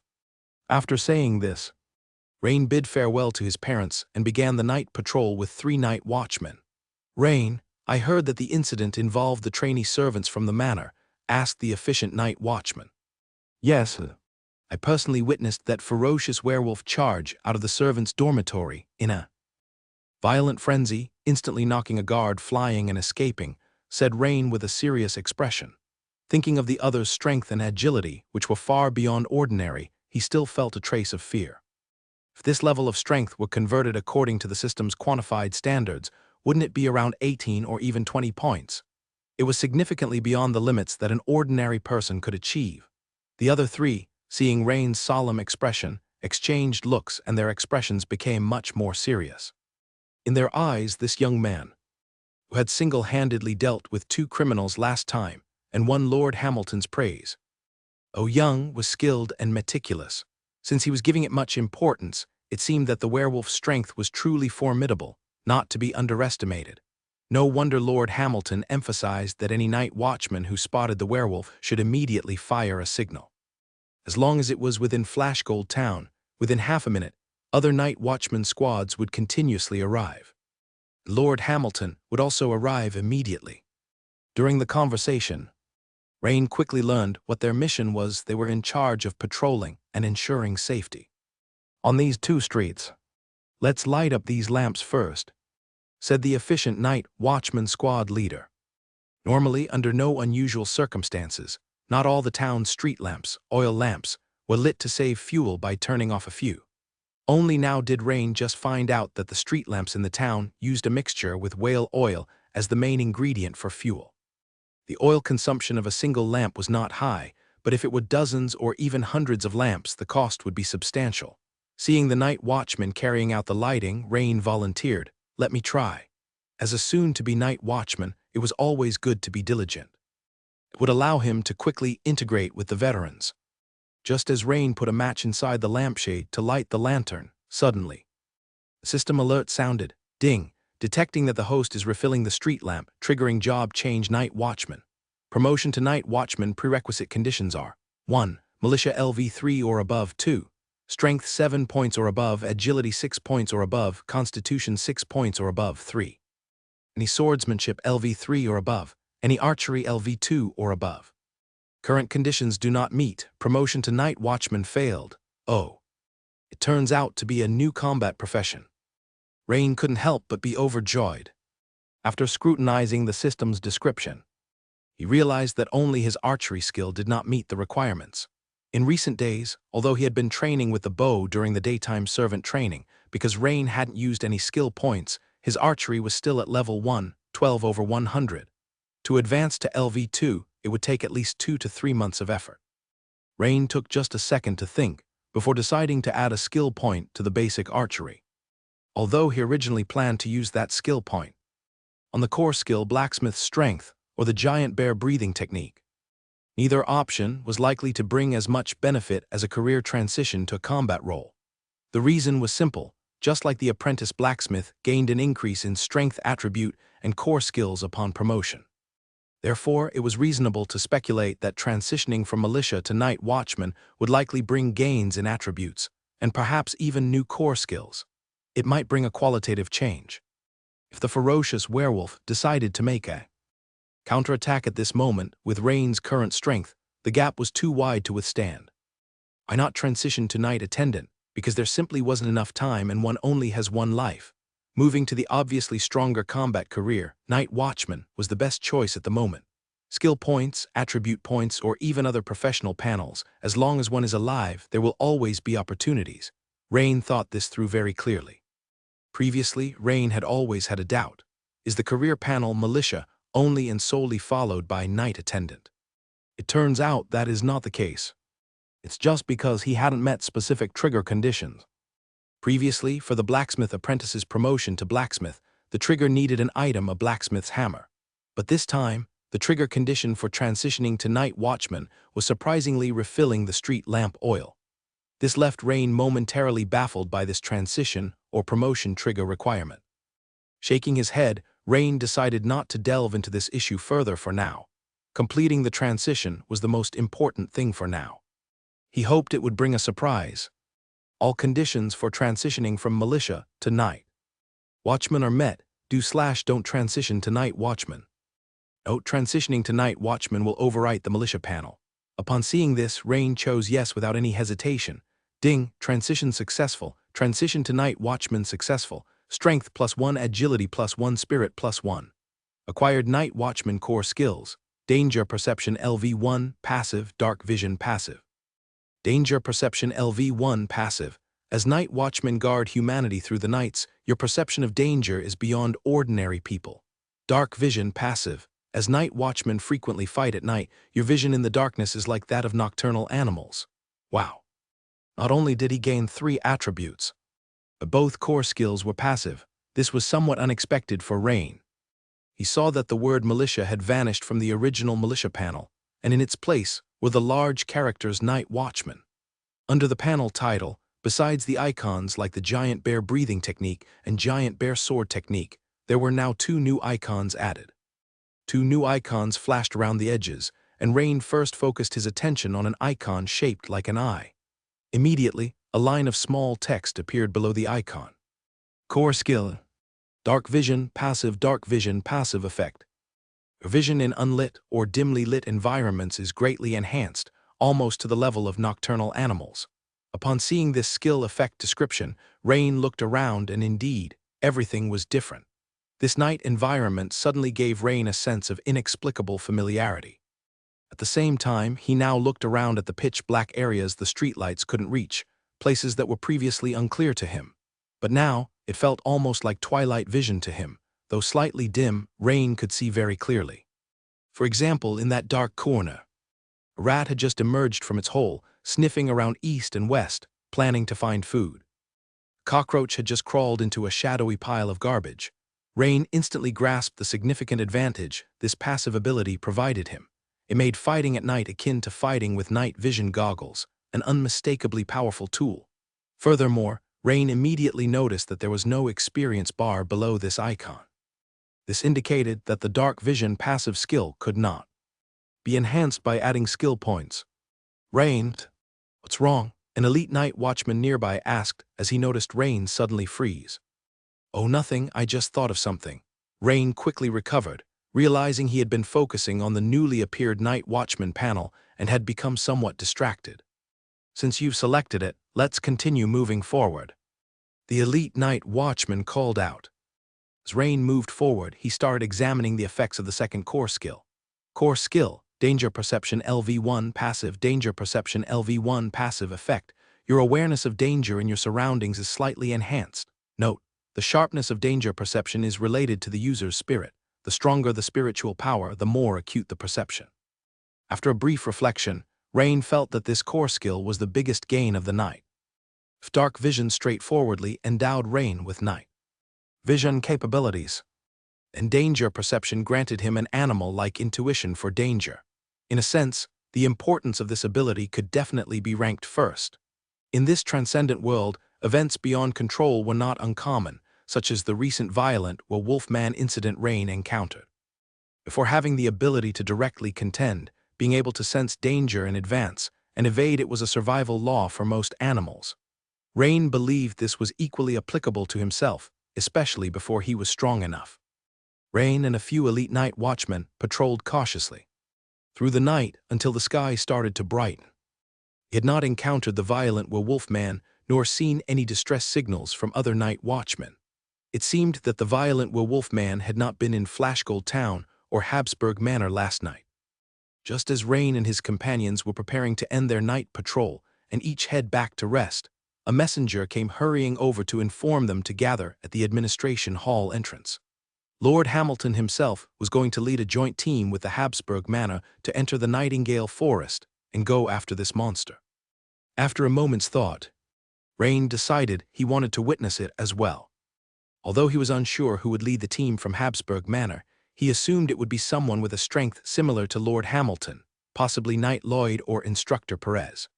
With several knights of such caliber leading the way, along with numerous elite night watchmen and manor guards, Rain felt the risk was still manageable. The main reason was that after his class change to night watchman, his strength had further improved, and he was eager to see what a real battle between strong combatants looked like. Furthermore, although he had not been very close to the several young servants who had died, Rain also felt a pang of sorrow. After all, they had lived and trained together, sharing meals every day, and now they were gone. If safety was controllable, he wouldn't mind striking that monster a few fierce blows. It's a pity that he doesn't have a handy dual-handed greatsword right now. If he had a dual-handed greatsword, Rain could have fully unleashed the power of the giant bear sword technique, and his combat strength would have been further enhanced. At the moment, he only has a standard-issue bastard sword from the Night Watcher's army. However, the bastard sword would do, with a slightly longer hilt allowing for two-handed use, though the blade was too light to fully bring out the power of the giant bear sword technique. Soon, Rain and the elite of the Night Watchmen met Hamilton in front of the city hall, clad in knight armor and wielding a sword and shield. Fully armed, Hamilton's imposing figure, combined with his nearly square stern face, made his sheriff presence quite commanding. Upon seeing Rain, he nodded slightly as a gesture and didn't have time to exchange more than a few words with him. Once everyone had gathered, Hamilton began briefing them. Just now, a good number of people from Habsburg Manor have entered the Nightingale Forest to the west and have roughly located the ferocious werewolf with the help of hawks and dogs. The creature is cunning and is currently hiding in a secluded valley.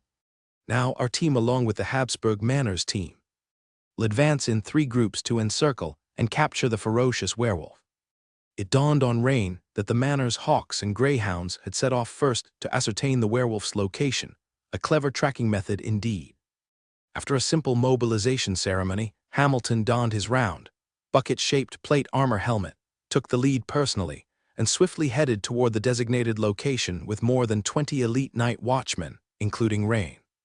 This time, the Night Watcher's army was responsible for the north side of the valley, which was furthest from Flashgold Town, so time was quite tight. Inside a hidden valley, Savage Claw, feasting heartily on a young beast, glanced upwards at several eagles in the sky with his green, oily eyes. These eagles seemed a bit odd, constantly circling and calling directly above him, but he didn't care much about them. The place he occupied was a carefully chosen valley with 3 different exits leading outside. Even if humans came seeking revenge, they could do nothing to him, and he might even catch more meat to enjoy. If the Iron Men came, he would just burrow deep into the forest, where humans would not dare to follow. A burst of barking suddenly arose from the western entrance of the valley. This made Savage Claw immediately vigilant, and he put down the pitiful young beast, looking up to see. If he was not certain about the eagles, the barking confirmed that humans had indeed tracked him down. Suddenly, a slim and lean greyhound burst out of the dense woods. Upon catching sight of Savage Claw, it began barking excitedly. If not for their significant difference in size, the greyhound would have surely charged at him. Such an annoying little thing, a human's lapdog. Savage Claw's paws dug in, instantly sending dirt flying and creating a small depression in the ground. His massive form shot forward like an arrow toward the greyhound. Whimper, the greyhound's eyes filled with terror, and it immediately turned around to return through the dense forest the way it came. Although the greyhound was not powerful in combat, its long and strong limbs made it very fast when running. Even though Savage Claw was faster, the dense trees in the forest made it difficult to kill the greyhound immediately. Common language found it. "It's right here," noisy human voices followed. Savage Claw realized the situation seemed to be turning sour. He rolled his green, oily eyes and halted his chase, quickly turning around to head for another exit at the south side of the valley. He quickly left the noisy commotion behind, which pleased Savage Claw. These foolish humans, making such a fuss and ending up with nothing, they must have quite the expression on their faces. "Tomorrow or the day after, I'll make a comeback with a counterattack. Heh heh. This time I didn't get to eat the freshest, juiciest human females, a regret I must remedy." As Savage Claw hurried along, thoughts like these crossed its mind, its eyes a gleaming, cunning green, flashing with sly satisfaction. Suddenly, a chorus of barking erupted from the entrance to the southern valley. This caused Savage Claw to change color and come to an immediate halt, leaving behind 2 deep furrows in the ground. "Damn it! The humans know about this southern exit too." Savage Claw glanced hatefully in that direction and then made for the northern exit of the valley. It was their last way out. At this moment, Savage Claw's state of mind was no longer the calm and serene one it had had at the start. But it wasn't entirely in a panic either. As it ran, it muttered, "Lucky for me I was prepared in advance, or else I would have been caught in a pincer attack by the humans." As Savage Claw neared the northern exit of the valley, it deliberately slowed down, listening carefully for a while and, hearing no dogs barking, revealed a satisfied smile. "Stupid humans. You think you can catch your grandpa Savage Claw? Dream on." Hey, hey, hey. After that, Savage Claw sprinted towards the northern exit. Whoosh, whoosh, whoosh. A dense volley of arrows gave Savage Claw a huge fright, but luckily it was quick to react. Its large and strong body immediately produced a light cyan flow of air, and its speed surged dramatically, allowing it to dodge most of the arrow storm. Savage Claw dashed behind a large tree for cover, peering intently ahead. There, at the northern exit of the valley, loomed several humans clad in leather armor, bows in hand, and among them, leading the group, was an unusual Ironskin. This team was none other than the Night Watcher's army, led by the Ironskin Hamilton, the Sword and Shield Knight. Although the sun had just risen, casting a dim morning light, within the Nightingale Forest, fog blurred the vision. Dense vegetation under the patchy tree shadows meant visibility wasn't all that great. Fortunately, Rain now possessed the passive ability Dark Vision, which allowed him to clearly make out the vicious humanoid jackal-wolf figure. Standing over 2 meters tall, its limbs were long and powerful. It wore a shabby mix of leather and chainmail armor that seemed to be cobbled together from various human mercenaries, put on in a hurry and fitting poorly. The creature didn't hold any weapons, but its claws gleamed coldly. The child servant it had been carrying was nowhere to be seen, its fate easily imagined. While Rain and his companions observed the beast, Savage Claw was sizing them up as well. Ironskins are too tough to deal with, and there are so many human archers around. This made Savage Claw extinguish the idea of a fight to the death. It immediately turned and rushed towards the valley's southern exit. Faced with an Ironskin, it would rather confront a horde of ordinary human soldiers. But as Savage Claw approached the southern exit, it was shocked to find there stood another Ironskin wielding a dual-handed greatsword, alongside dozens of soldiers in chainmail, nasal helmets, and holding various weapons. At that moment, Savage Claw's heart plummeted.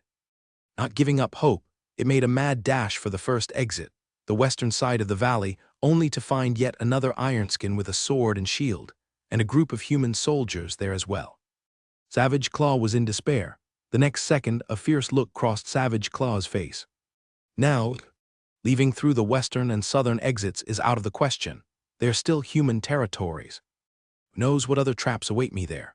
So the only way out is the northern valley exit, back into the depths of the forest, where I can catch my breath. Having made up its mind, Savage Claw started to sprint with all its might, a gray-black shadow once again dashing at high speed towards the northern exit where Hamilton and Rain were positioned. Rain had seen from afar, the vegetation in the distance collapsing as if cut down, and a familiar, towering figure appeared again. Seeing the aggressive demeanor of the other, Rain immediately became alert, thinking to himself, "This is bad." The fact that the opponent had returned to this valley's exit meant they must have chosen this spot as their breakthrough point. This savage werewolf, in its life or death situation, would likely fight with all its might to break free. A fierce battle was probably about to ensue. Rain promptly accessed his panel and focused his attention on the first page of attributes. Occupation: Blacksmith LV1, 5/100/Night Watchman LV1. 1/100 remaining attribute points, 1 remaining skill points. 1 since changing his job to Night Watchman, his strength, agility, and spirit had each increased by 1 point, his strength reaching 10 points, and agility had been boosted to 9 points.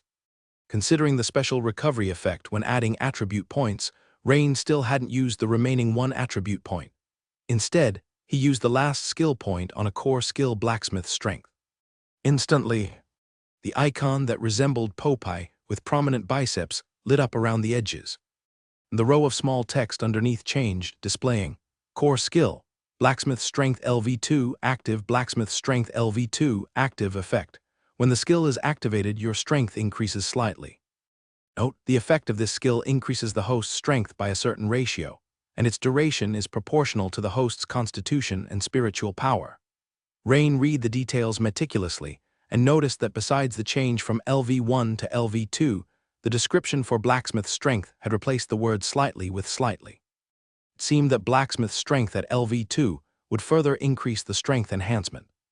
Although he didn't know exactly how much the enhancement was, it would definitely be stronger than the previous roughly 20%, perhaps 30%, or even more. Facing the swiftly approaching savage werewolf, Hamilton swung his knight's longsword forward fiercely, issuing the command. Instantly, including Rain, more than 20 elite night watchmen shot their arrows eagerly. However, the savage werewolf, covering its eyes with one thick arm, quickly changed its position, moving not only faster but also erratically left and right, making it hard to target. This move immediately allowed it to dodge most of the arrows. Only 2 arrows hit, but due to the plated armor and dense, wire-like muscles protecting it, they did not penetrate deeply. After forcefully snapping the arrows on its left shoulder and right chest, the werewolf roared furiously and surged straight toward Hamilton. Hamilton, facing the high-speed attack of the savage werewolf, was undaunted and even slightly excited. Since transitioning from the Imperial Army to the local officer of Flashgold Town, Hamilton had not encountered such a ferocious opponent for a long time. Hamilton felt his blood start to boil. As the distance between them closed, the elite night watchman's arrows continued to be dodged by the opponent. Just as Hamilton felt the wind of the werewolf's charge hitting his face, his sharp eyes detected a sinister smile on the face of the savage werewolf. This immediately made Hamilton's heart skip a beat. Sure enough, a sudden change occurred. Just as the savage werewolf was about to engage Hamilton, it suddenly turned 90 degrees and with a powerful side leap, charged toward the night watchman elites on Hamilton's left instead. It turned out that Savage Claw's main advantage was exploiting Hamilton's cumbersome iron shell, which couldn't keep up with its speed. Cast nets, Hamilton roared from behind. Suddenly, several hemp nets with a diameter of 3 to 4 meters were thrown directly at the werewolf. Hamilton had already planned a contingency, but Savage Claw seemed utterly unfazed, even showing a hint of disdain. On its pair of sharp claws, a faint blue aura began to swirl the next second. After 2 incredibly swift claw strikes, the hemp rope net instantly fell apart.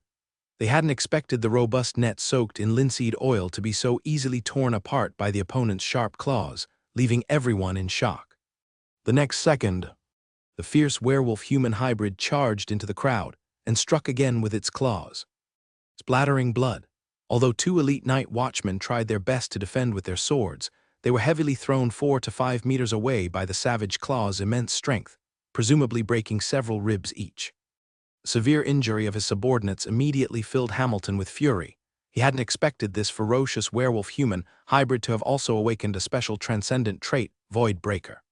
This innate ability not only increased its own movement speed, but also enhanced its slashing effect, which was why the net was so easily torn apart. If they let this cunning, werewolf-human hybrid escape, Flashgold Town would surely face a brutal retaliation from the creature. Just as Savage Claw was escaping towards the Northern Valley exit with a smug look, Hamilton responded swiftly. He heaved his shield and threw it hard at the werewolf-human hybrid, the flat shield spinning rapidly and whistling towards the creature's back. The Iron Man's strike clearly caught Savage Claw by surprise, forcing it to dodge to the side and slightly slow down. But immediately after, Another dark object rapidly flew towards it. Savage Claw forcefully struck it away, but its speed was further reduced. It was then that it realized the object was actually the Iron Man's night helmet. Meanwhile, the night watchman had once again released a dense volley of arrows at the exit. This forced Savage Claw to move sideways to dodge again. Just then, Hamilton had seized the opportunity and caught up, his right hand clutching the knight's longsword as he thrust at Savage Claw. Savage Claw was infuriated. Could the Iron Man, without shield and helmet, possibly block its claw attack? It didn't believe so. Savage Claw planned to quickly kill the Iron Man in front of it and then make its escape.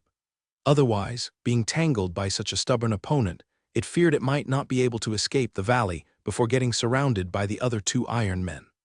With a long howl, Savage Claw targeted Hamilton's head with its killer move Fury Claw combo. Swish, swish, swish.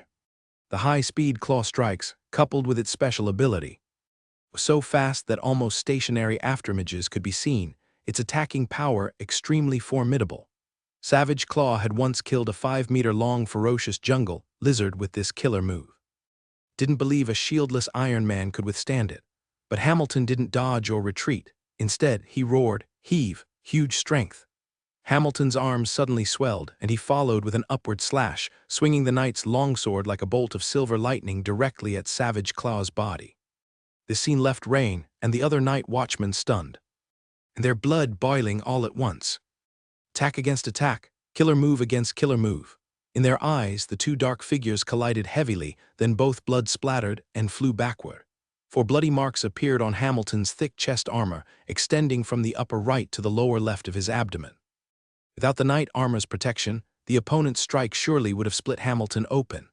Meanwhile, the ferocious werewolf-human hybrid was even more severely wounded, its right hand tightly clutching its left forearm, which Hamilton's slash had cleanly severed. At that moment, fresh blood was spurting from the smooth cut. Savage Claw knew that if it didn't run now, it was doomed. As the blood continued to drain from its left arm, it felt its strength rapidly fading. Savage Claw could no longer care about anything else, mustering its remaining strength to rush towards the night watchman blocking its escape path. 3 night watchmen were instantly sent flying by the 300-plus-pound Savage Claw. Next, it saw a particularly small human in front of it, a hint of joy appearing at the corner of Savage Claw's mouth. If it could just knock this little guy aside, it would be able to make its escape to freedom. The little one in front of Savage Claw was none other than Rain. As the ferocious werewolf-like creature charged at him, Rain saw that it had been seriously injured by Hamilton, with one arm severed. How much of its strength remained, 50% or 60%? No matter what, it was certain that the enemy's strength had greatly diminished. Moreover, Rain didn't need to defeat it, he just had to delay it for a few seconds. Then the elite night watchman would immediately surround it, leaving no escape. Isn't it dangerous to intercept it? Of course, it's dangerous. Rain, who possessed the passive ability Danger Perception, LV1, felt alarms going off in his heart at this moment. But when Rain thought of the scene in the servant dormitory the night before, he shuddered with fear. Because, if such a vicious monster were to lurk around Flashgold Town every day, Rain didn't know when misfortune would befall him, or descend upon his family and friends. Although Rain was still far from being a formal knight, and couldn't unlock the body's limits to the extent Hamilton could, Rain had other trump cards. To delay the foe for a few seconds, he was fairly confident. Seeing Rain actually planning to confront the enemy, Hamilton couldn't help but shout anxiously, "Rain, get out of the way." Even though letting the ferocious werewolf-like creature escape would have serious consequences, Hamilton was even less willing to see a promising young man die tragically in front of him. Hamilton and the other elite night watchmen immediately ran at full speed towards the werewolf-like creature. Even though Rain's plans were well thought out, only when he truly faced the ferocious werewolf-like creature did he realize he had oversimplified the situation. The ferocious face, indifferent eyes, and towering stature alone instilled fear in the heart of anyone who hadn't stepped into the transcendent realm. Luckily, Rain had killed criminals before and experienced real combat. Otherwise, he would have lost the battle before it even began. Blacksmith strength. With a solemn expression, Rain focused his mind and silently invoked blacksmith strength. As he released this core skill, The strength value displayed on his panel surged from 10 to 10, plus 4. The next second, a thick warm current violently pumped from Rain's heart, like an overdose of adrenaline, accelerating his bloodstream and causing the muscle fibers throughout his body to tense up like strands of steel wire in an instant. Rain felt as if a ferocious tiger had suddenly awakened inside him. He had never felt so powerful before. With a roar, Rain gripped the bastard sword with both hands, leaped high into the air, slashed downward like lightning at the towering ferocious werewolf-like creature in front of him. As he was usually trained with the heavy dual-handed greatsword, this time, due to weapon limitations, he could only use the more nimble bastard sword. Even though the power was greatly diminished, the speed had almost doubled. In the moment when the injured Savage Claw was astonished that the little one in front of it dared to swing a sword at it, it suddenly felt like a formidable beast being provoked by an ant. Savage Claw immediately swung its intact right claw at its opponent with a rapid stroke. Savage Claw only saw a flash of silver before it sharply felt a stabbing pain coursing through its right claw. At the same time, it felt a force not much weaker than its own power transmitted from the opponent's sharp sword. Then, Savage Claw incredulously discovered that it was actually knocked back several meters by the seemingly insignificant little one's strike. Rain, having been flung by Savage Claw's claw strike, flew backwards at an even faster speed than before. Rain retreated more than 10 steps, his face flushing with the exertion of clashing against the strike. The next second, he suddenly raised his head, his eyes burning as he stared at the heavily injured ferocious werewolf-like creature in front of him. It was too unexpected for him. He had actually managed to block it unharmed. 2 words can fight. If before the battle Rain was overwhelmed with emotions like worry, fear, and hesitation when facing such a fierce and powerful opponent, after clashing head-on, all those chaotic emotions were swept away from his mind. At this moment, his confidence surged. Rain's strike had the Night Watchman elites following, closely behind him, looking on in astonishment. They had clearly witnessed the monstrous werewolf's strength being on par with that of Lord Hamilton, a proper knight. Yet Rain's blow had caused the creature to retreat, almost blinding them with surprise. Could it be that the werewolf's strength had declined so much that only 1/10 remained, allowing Rain to easily exploit a weakness? Rain's attack also caught Lord Hamilton's eye. Though he too was severely injured, he immediately clamped his muscles tight to stem the bleeding, and with a forceful push off the ground, sent dirt flying with a bang, seizing the opportunity provided by Rain's interception. Lord Hamilton mustered all his strength and, lifting his longsword, thrust it straight at the back of the monstrous werewolf. Alarm bells rang in the Savage Claw's mind, and as soon as it felt the strong gust of wind behind it, it knew something was wrong and instinctively turned around, counterattacking with a claw strike. But the only claw it could use at that moment, its right, had been deeply gashed by Rain, visible to the bone, significantly reducing the power of its attack. Lord Hamilton's sword pierced Savage Claw's left chest, blood immediately seeping out, but in the next second, he too was sent flying by its counter-strike. This time, Lord Hamilton could no longer contain the wounds on his body. Midair, you could see multiple wounds gush out blood, followed by a thud as he heavily fell to the ground. Seeing the Tin Man possibly beaten to the brink of death by its blow, Savage Claw couldn't help but feel a surge of joy. But before that joy could be fully expressed on its face, it sensed another gust of wind coming from behind its head, this time with its injuries further aggravated.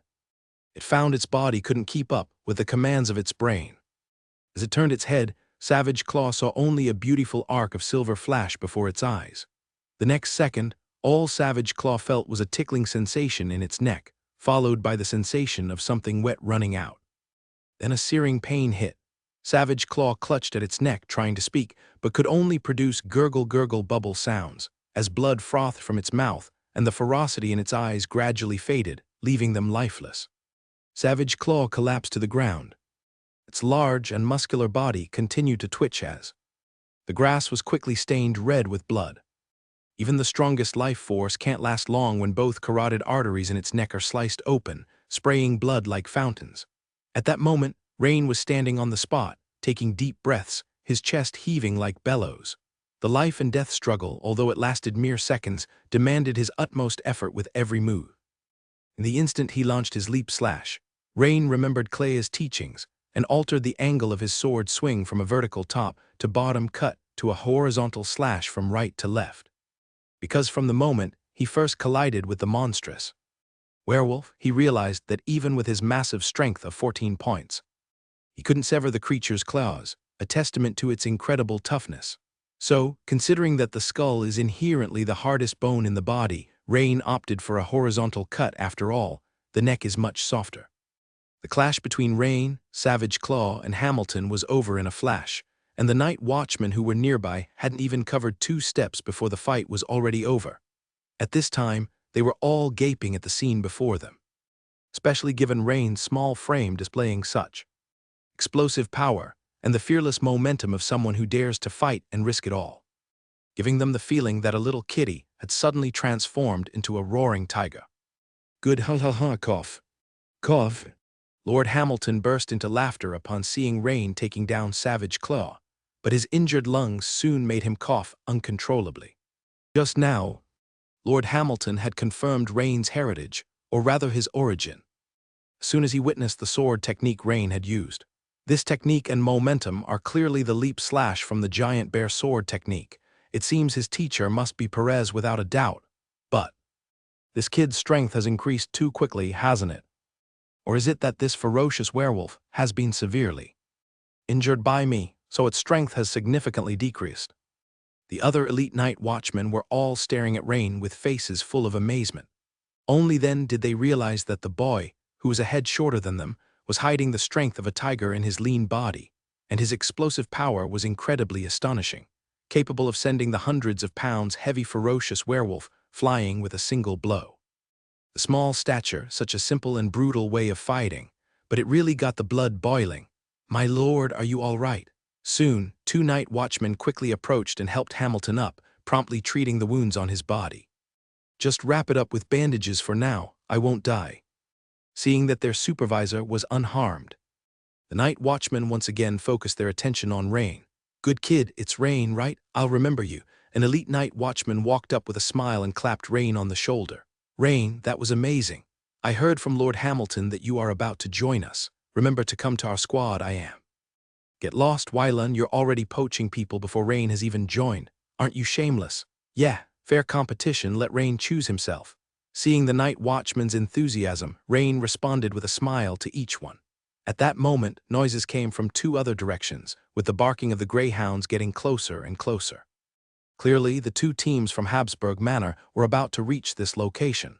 This made Rain's gaze sharpen as he pondered. It's best not to show up in front of the manor's higher ups yet. Clea had warned him of this before, and Rain himself wanted to keep a low profile too. He really didn't want to get involved in the internal struggles of the Habs Earl family's offspring. Right away, Rain stepped forward 2 paces to Hamilton, who was being bandaged up. "Lord, I would like to return to Flashgull Town in advance. After all, my reason for coming this time." Rain stopped halfway through his sentence, but successfully misled Hamilton. Hamilton understood immediately because he also didn't want Perez to see that he had taken his proud protégé. Then Hamilton nodded and said, "Rain, Wylan, you 2 are responsible for taking these few injured brothers back to Flashgull Town first. Also, everyone pay attention. Do not reveal that Rain was the one who ultimately killed the ferocious werewolf. The outside world just say it was I who killed it." The elite night watchmen looked between their supervisor and Rain, and seeing Rain's indifferent expression and complete lack of objection, they knew there must be some secret between the 2, so they echoed loudly, "As you command, my lord." Rain couldn't help but smirk inwardly upon seeing this. Reading people and situations really was an essential workplace skill. So, before the manor's teams arrived, Rain and a few other night watchmen quickly left the valley first. On the way back, Rain finally had the opportunity to check the system notifications. "Your skill, Giant Bear Sword Technique, has improved. Experience plus 157. You have experienced a battle. Night Watchman Professional Experience Points plus 87. The Giant Bear Sword Technique advanced directly from LV1 to LV2, reaching the level of LV2, 54/300. Especially for the leap slash, Rain now had many more insights in his mind. It was with the leap slash that he had killed the injured ferocious werewolf with a single strike. Seeing the night watchman profession level at LV 187/100, now nearly halfway filled, Rain was slightly startled. Indeed, this once again proved that life and death struggles are a shortcut to raising one's combat profession level. Unfortunately, it's just a bit too dangerous. Perhaps, once my own strength increases a bit more, I could consider taking on some of those bounty quests. Not only do they offer high rewards, but they can also improve my combat profession level. Two birds with one stone. Moreover, through this battle, Rain also roughly understood what the average strength of a formal knight might be. From the process of the battle, it seemed that, after Hamilton exerted his full strength, it was roughly equal in strength to that ferocious man-wolf over 2 meters tall. Even after I activated Blacksmith Strength LV2, I was still slightly weaker than the ferociously transformed man-wolf in its grievously injured state. Thus, it is reasonable to speculate that the strength of the ferociously transformed man-wolf, when quantified, is about 15-16 points if it is seriously injured. In its prime, it should be around 20 points. Therefore, the strength of a formal knight should not be too far off that. Almost 3 to 4 times that of an ordinary person. No wonder Clea said that the path of knighthood is a process of breaking through one's own limits. To reach a strength 3 to 4 times that of an ordinary person does indeed signify surpassing a certain limit of the human body. In his previous life, Rain had seen a news story where it was said that the muscle strength of the human 100-meter king bolt was twice that of an ordinary person, which was close to the physical limit that could be achieved through later life training. This has already far exceeded the physical upper limit that ordinary people can achieve through training. This must be the special and precious aspect of breath techniques, allowing practitioners to break through these bodily limits. Rain greatly admired the tremendous strength displayed by Hamilton. A formal knight, huh? I wonder when I will be able to step into that role myself. On the way back, the night watchman squad leader Wylan was exceptionally enthusiastic toward Rain. Clearly, Rain's performance in the previous battle had impressed Wylan. Rain, when will you formally join the night watchman? Remember to consider joining our squad first, Wylan said with a smile as he patted Rain on the shoulder. Of course, Captain Wylan, I will give it serious thought. Rain replied with a slight smile. After delivering the injured to the town's administrative hall, specialized physicians came to take over. Rain, of course, went home first, planning to rest well. Upon Rain's return home, his entrance startled his entire family and Anna. This was because of the intense fight with the ferocious man-wolf, which had left Rain's body covered with bloodstains. After a thorough check, it was confirmed that Rain indeed had not been injured, which relieved his family. However, a hint of worry still shone in his mother's eyes. She hadn't realized that being a night watchman was so dangerous, involving battles with such monsters. Originally, she had been very happy that Rain could join the night watch, but now she felt conflicted. Don't worry, Emma, since Rain has chosen this path. We must believe in him. It's dangerous, but there are many opportunities, and it's certainly better than me being a mudleg for a lifetime. Old Rain comforted his wife. At that moment, Rain rubbed Bohi's head and greeted Anna. After hastily eating a few bites, he went to take a bath. Immediately afterwards, he fell into a deep sleep. He hadn't rested properly from the previous night until now, and even though Rain was full of energy, he was exhausted at this point. When Rain woke up again, it was already the next morning. Rain was just thinking about getting up when, as he started to rise, he exclaimed, "Ouch," and lay back down. It was then he realized that his muscles were incredibly sore all over his body, which immediately made him think of the blacksmith's strength core skill he had used the day before. It must be because blacksmith strength, while granting me extraordinary power, also caused overload in my muscles after use. Rain blinked, understanding the most likely reason instantly. Fortunately, this side effect didn't erupt on the spot, but manifested itself after a period of time.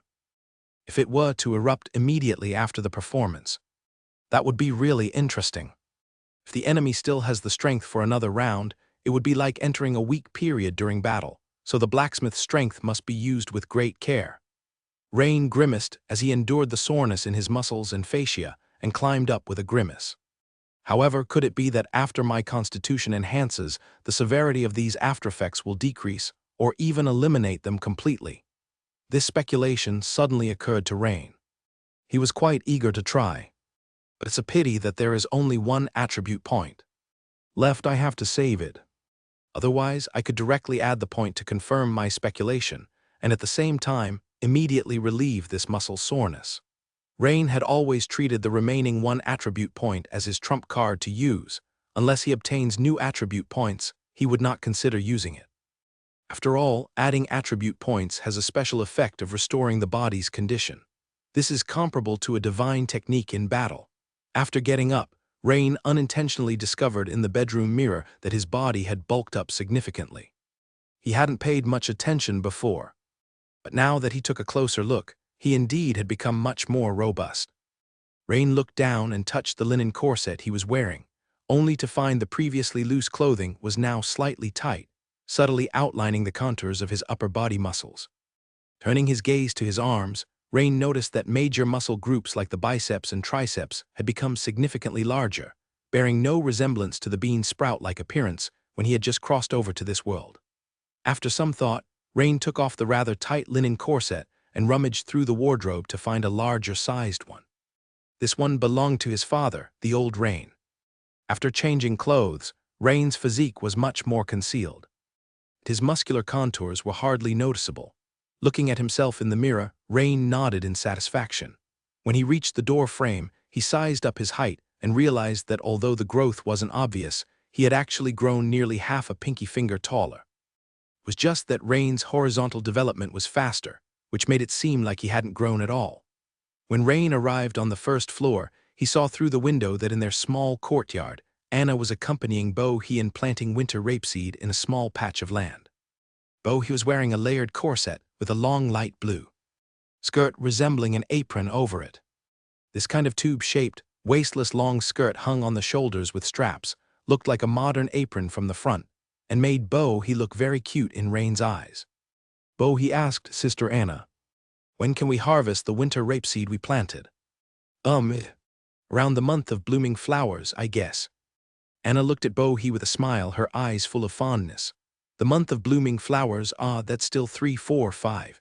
Nearly 5 months away, Bo-He counted on her fingers, sounding a bit disappointed. However, Bo-He soon pointed at the newly planted chives next to her and asked, "Sister Anna, what about the chives we planted before? When can we harvest them?" "These can be harvested sooner, probably by the month of green grass. We should be able to harvest them," Anna said as she wiped a bit of mud from Bo-He's face. "That's great. That means we can harvest them after winter." Bo-He smiled, her eyes curving into crescent moons. Seeing the warm scene outside the window, Rain felt as if a layer of fog had been lifted from his soul. He remembered facing the ferocious werewolf the day before, whose menacing appearance, imposing stature, and bloodthirsty aura had brought a strong sense of oppression. If at that time he hadn't held onto anything in his heart, his will would not have been so steadfast. And it's very likely that he would have dodged early on, hiding to the side without even the courage to swing his sword at the werewolf. Such a person, even if he could become stronger by continuously adding attribute points, would merely possess a strong shell. When facing real crises, hardships, and formidable enemies, he wouldn't know how much of his fighting power he could actually utilize. Suddenly, Rain, who had just come to his senses, received a system notification. "Congratulations, you've experienced an epiphany, and your spirit attribute has been slightly increased." Rain was startled and immediately checked his attribute panel. Sure enough, the spirit attribute had increased from the original 9 to 11, a full 2 points, thereby once again surpassing strength to become the highest attribute. When Rain looked up, he noticed that the way he perceived the objects around him seemed different. He could faintly sense that outside his line of sight, there should be 3 birds chirping away on the oak tree by the front door, and in the corner crack of the kitchen wall, there seemed to be a mouse cautiously poking its head out. This wasn't an enhancement of vision, but more like a change in perception.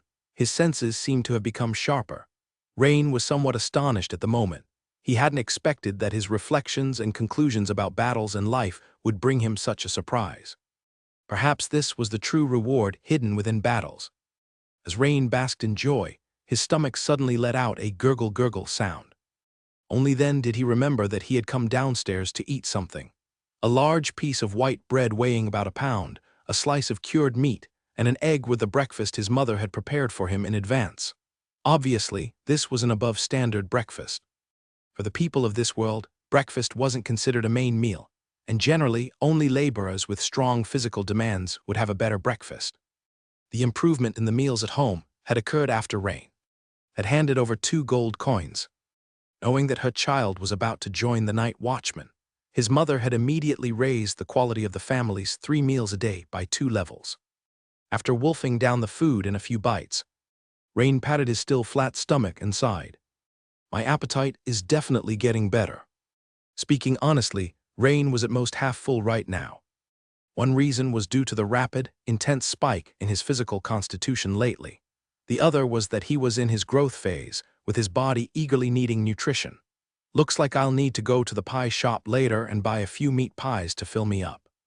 At that moment, as if hearing the noise in the kitchen, Bohi ran in excitedly and said sweetly, "Brother, you're finally awake. Come and join us in planting the winter canola." Seeing Bohi's smiling face, Rain couldn't help but step forward and pat her head, saying, "Bohi, you and Sister Anna continue planting. I have something to do outside." "Okay, brother, come back soon." With that, Bohi bounced off to continue planting. Anna, standing by the door frame, shyly glanced at Rain, nodded and said, "Then, I'll go keep Bohi company." Looking at Anna's side profile, Rain noticed that over time, Anna's complexion seemed much improved. Her light yellow hair no longer looked as dry as before, gaining a slight sheen. Rain responded to Anna with a smile and a nod, but he quickly remembered something. Anna turned around, her large, deep brown eyes looking at Rain with confusion. "Right, Anna, did anyone from the manor come by this morning to notify us when the servant training will resume?" Anna shook her head and said, "No one else came by this morning." "Okay, Anna, please remind me if someone from the manor comes with a notification." "Sure, okay," Anna nodded. Anna still talked to Rain with her head lowered, shy and timid. She didn't dare to look at Rain's face while speaking, and if she said a bit more she would bow her head, a blush spreading across her pale face. This was because Rain had saved her once. In Anna's heart, Rain was a trustworthy person, otherwise she might have spoken even less. It seemed that only when with Bohi did Anna feel unrestrained, laughing naturally and relaxed. For this, Rain didn't immediately have a good solution. He just hoped time would make her more cheerful. The servant training is still on hold. It seems there's still some cleanup work to be handled in the manor, or possibly some other issue. Hamilton hasn't sent anyone to look for me either. He must be busy treating his injuries. Rain thought for a moment, and decided to first go to the town's blacksmith shop in town that morning to find the blacksmith Boris, and continue advancing his profession level as a blacksmith. Why not train in the giant bear breathing technique? That was because Clea had once instructed Rain that, when the body is very tired or in a bad state, one must not force oneself to practice the breathing techniques. At the moment, Rain's muscles ached profoundly all over, hardly a good state, so naturally, he shouldn't force himself to practice the giant bear breathing technique. However, after leaving the house, Rain didn't head straight to the blacksmith shop. Instead, he first went to a pie shop and bought 3 pies, each the size of a 12-inch pizza from his previous life, and began to eat heartily. You should know, one 12-inch meat pie should be enough for a meal for a family of 3. But after eating 3 pies, Rain only just felt full. It looks like I need to find a way to earn more money, otherwise the few gold coins I have left won't be enough to let me enjoy good food. If I just eat plain white bread, the few gold coins I have could last a long time, but whether practicing the giant bear breathing technique or swordsmanship, both consume a lot of physical energy. My body craves meat. Upon the mention of eating meat, Rain couldn't help but recall the delicious taste of bear meat and involuntarily licked the corner of his mouth. If I were rich enough to eat bear meat rich in nutrients every day, I guess the progress of my giant bear breathing technique would hasten remarkably. As soon as he stepped into the blacksmith shop, perhaps due to his recent advancement in the blacksmith profession, Rain suddenly felt a strange kinship with the clangs and heat that filled the blacksmith shop. "Rain, you're here.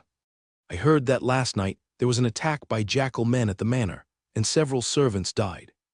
When blacksmith Boris saw Rain walk in, he greeted him and immediately asked, "Yes, Uncle Boris." Rain nodded, confirming Boris's words. "Such vicious events haven't occurred in years. Days are becoming less peaceful." Boris lamented. As expected, bad news travels fast. Clearly, the attack on the manor had already spread throughout Flashgold Town. The other blacksmith apprentices also started bombarding Rain with questions about the details. "Rain, I heard several servants died. I heard that wolf man was over 2 meters tall." "Yeah, how can there be such a tall wolf man? Aren't wolf men usually about the same size as us?" After some idle chat, Rain began to focus and started forging horseshoes with the blacksmith, Boris. However, this time, Rain took the lead and Boris assisted in the horseshoe forging. When Rain held the blacksmith hammer, he felt as if it was an extension of his own arm. Swinging it was very natural and effective. This was probably the impact of a core blacksmith skill hammer mastery. You forged a horseshoe, insight enhanced. Your skill in horseshoe forging has improved. Experience +2, you focused on forging horseshoes for half an hour. Blacksmith professional experience points +1, after advancing to a blacksmith. The experience gained from forging horseshoes had slowed down a lot. Even with Rain as the main forger, it basically took at least half an hour to gain 1 point. When someone is focused on their work, time flies by very quickly. By the time Rain realized it, it was already noon. Looking at the dozens of horseshoes stacked together, Rain still felt a great sense of accomplishment. At that moment, Rain noticed a burning gaze on him. Following the gaze, he saw Boris looking at him intensely. "Rain, have you considered coming to work for me? With a salary?"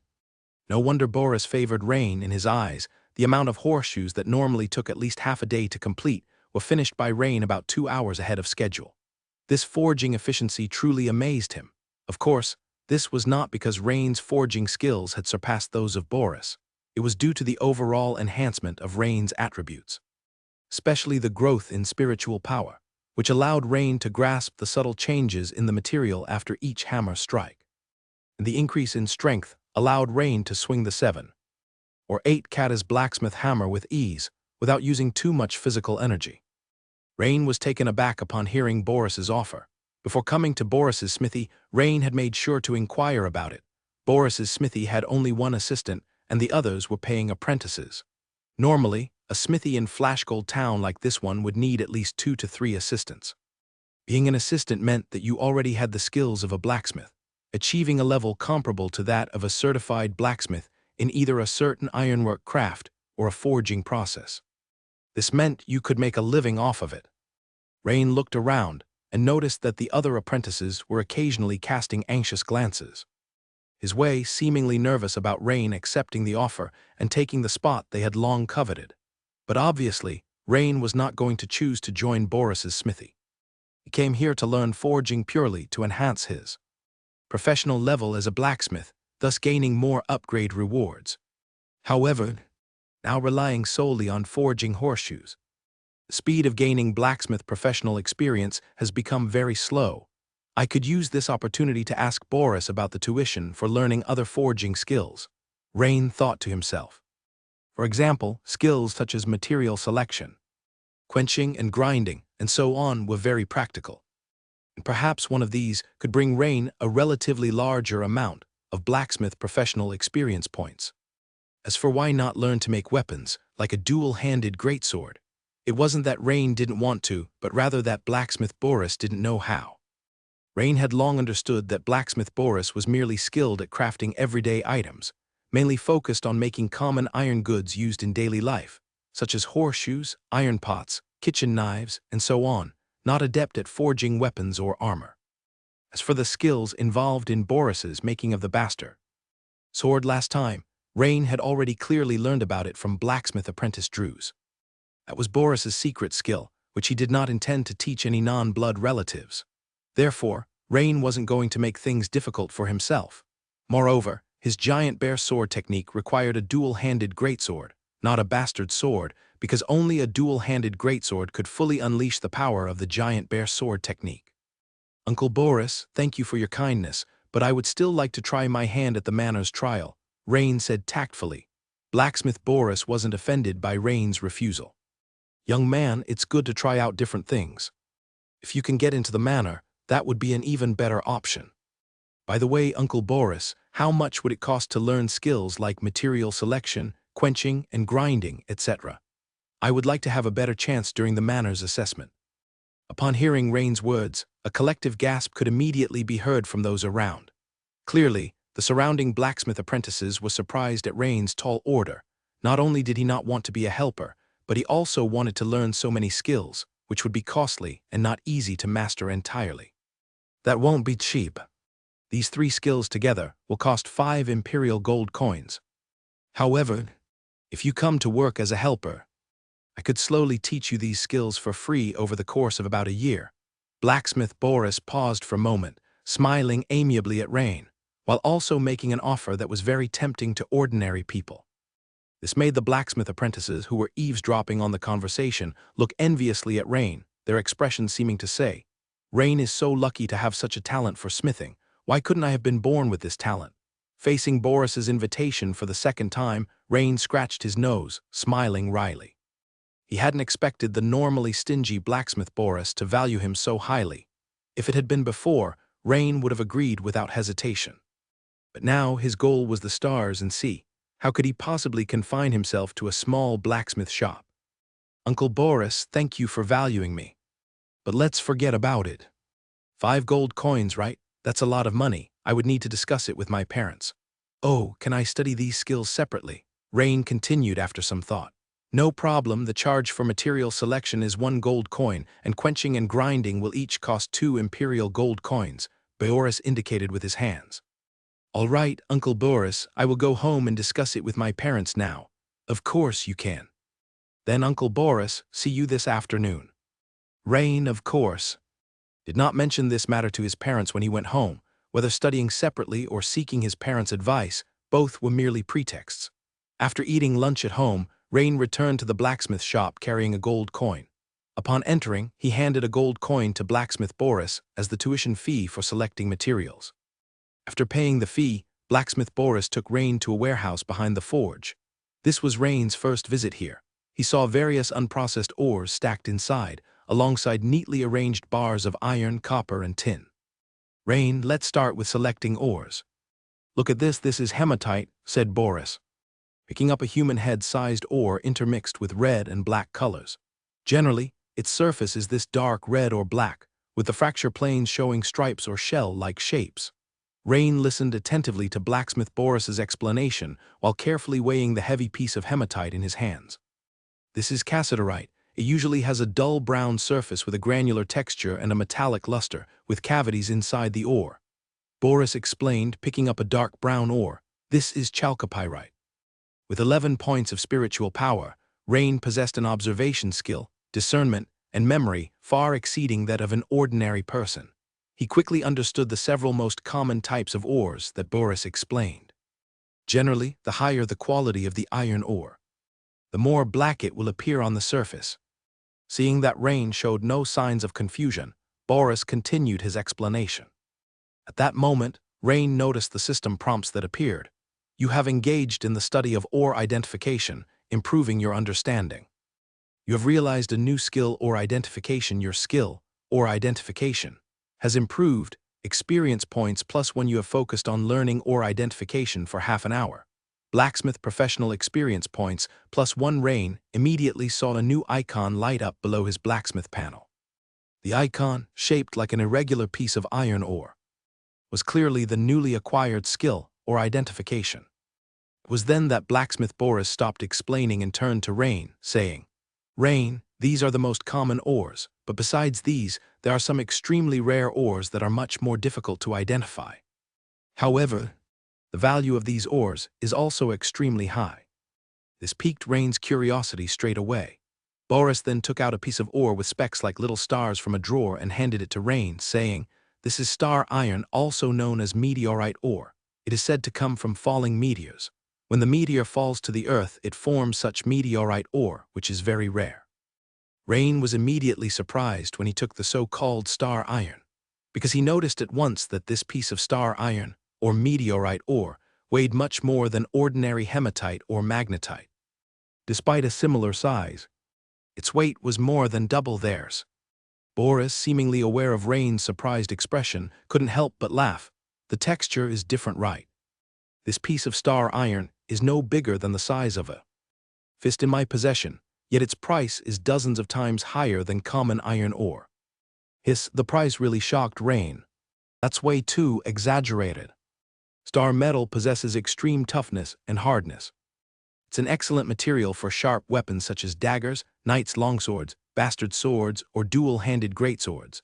Of course, weapons made purely of star metal are prohibitively expensive. Even nobles are reluctant to waste so much.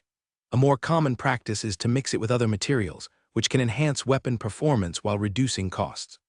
To identify star metal, first consider the weight. Star metal is about twice as heavy as other iron ores of the same size. Second, look at the fracture surface, where tiny metallic grains sparkle under the light, just like stars in the sky.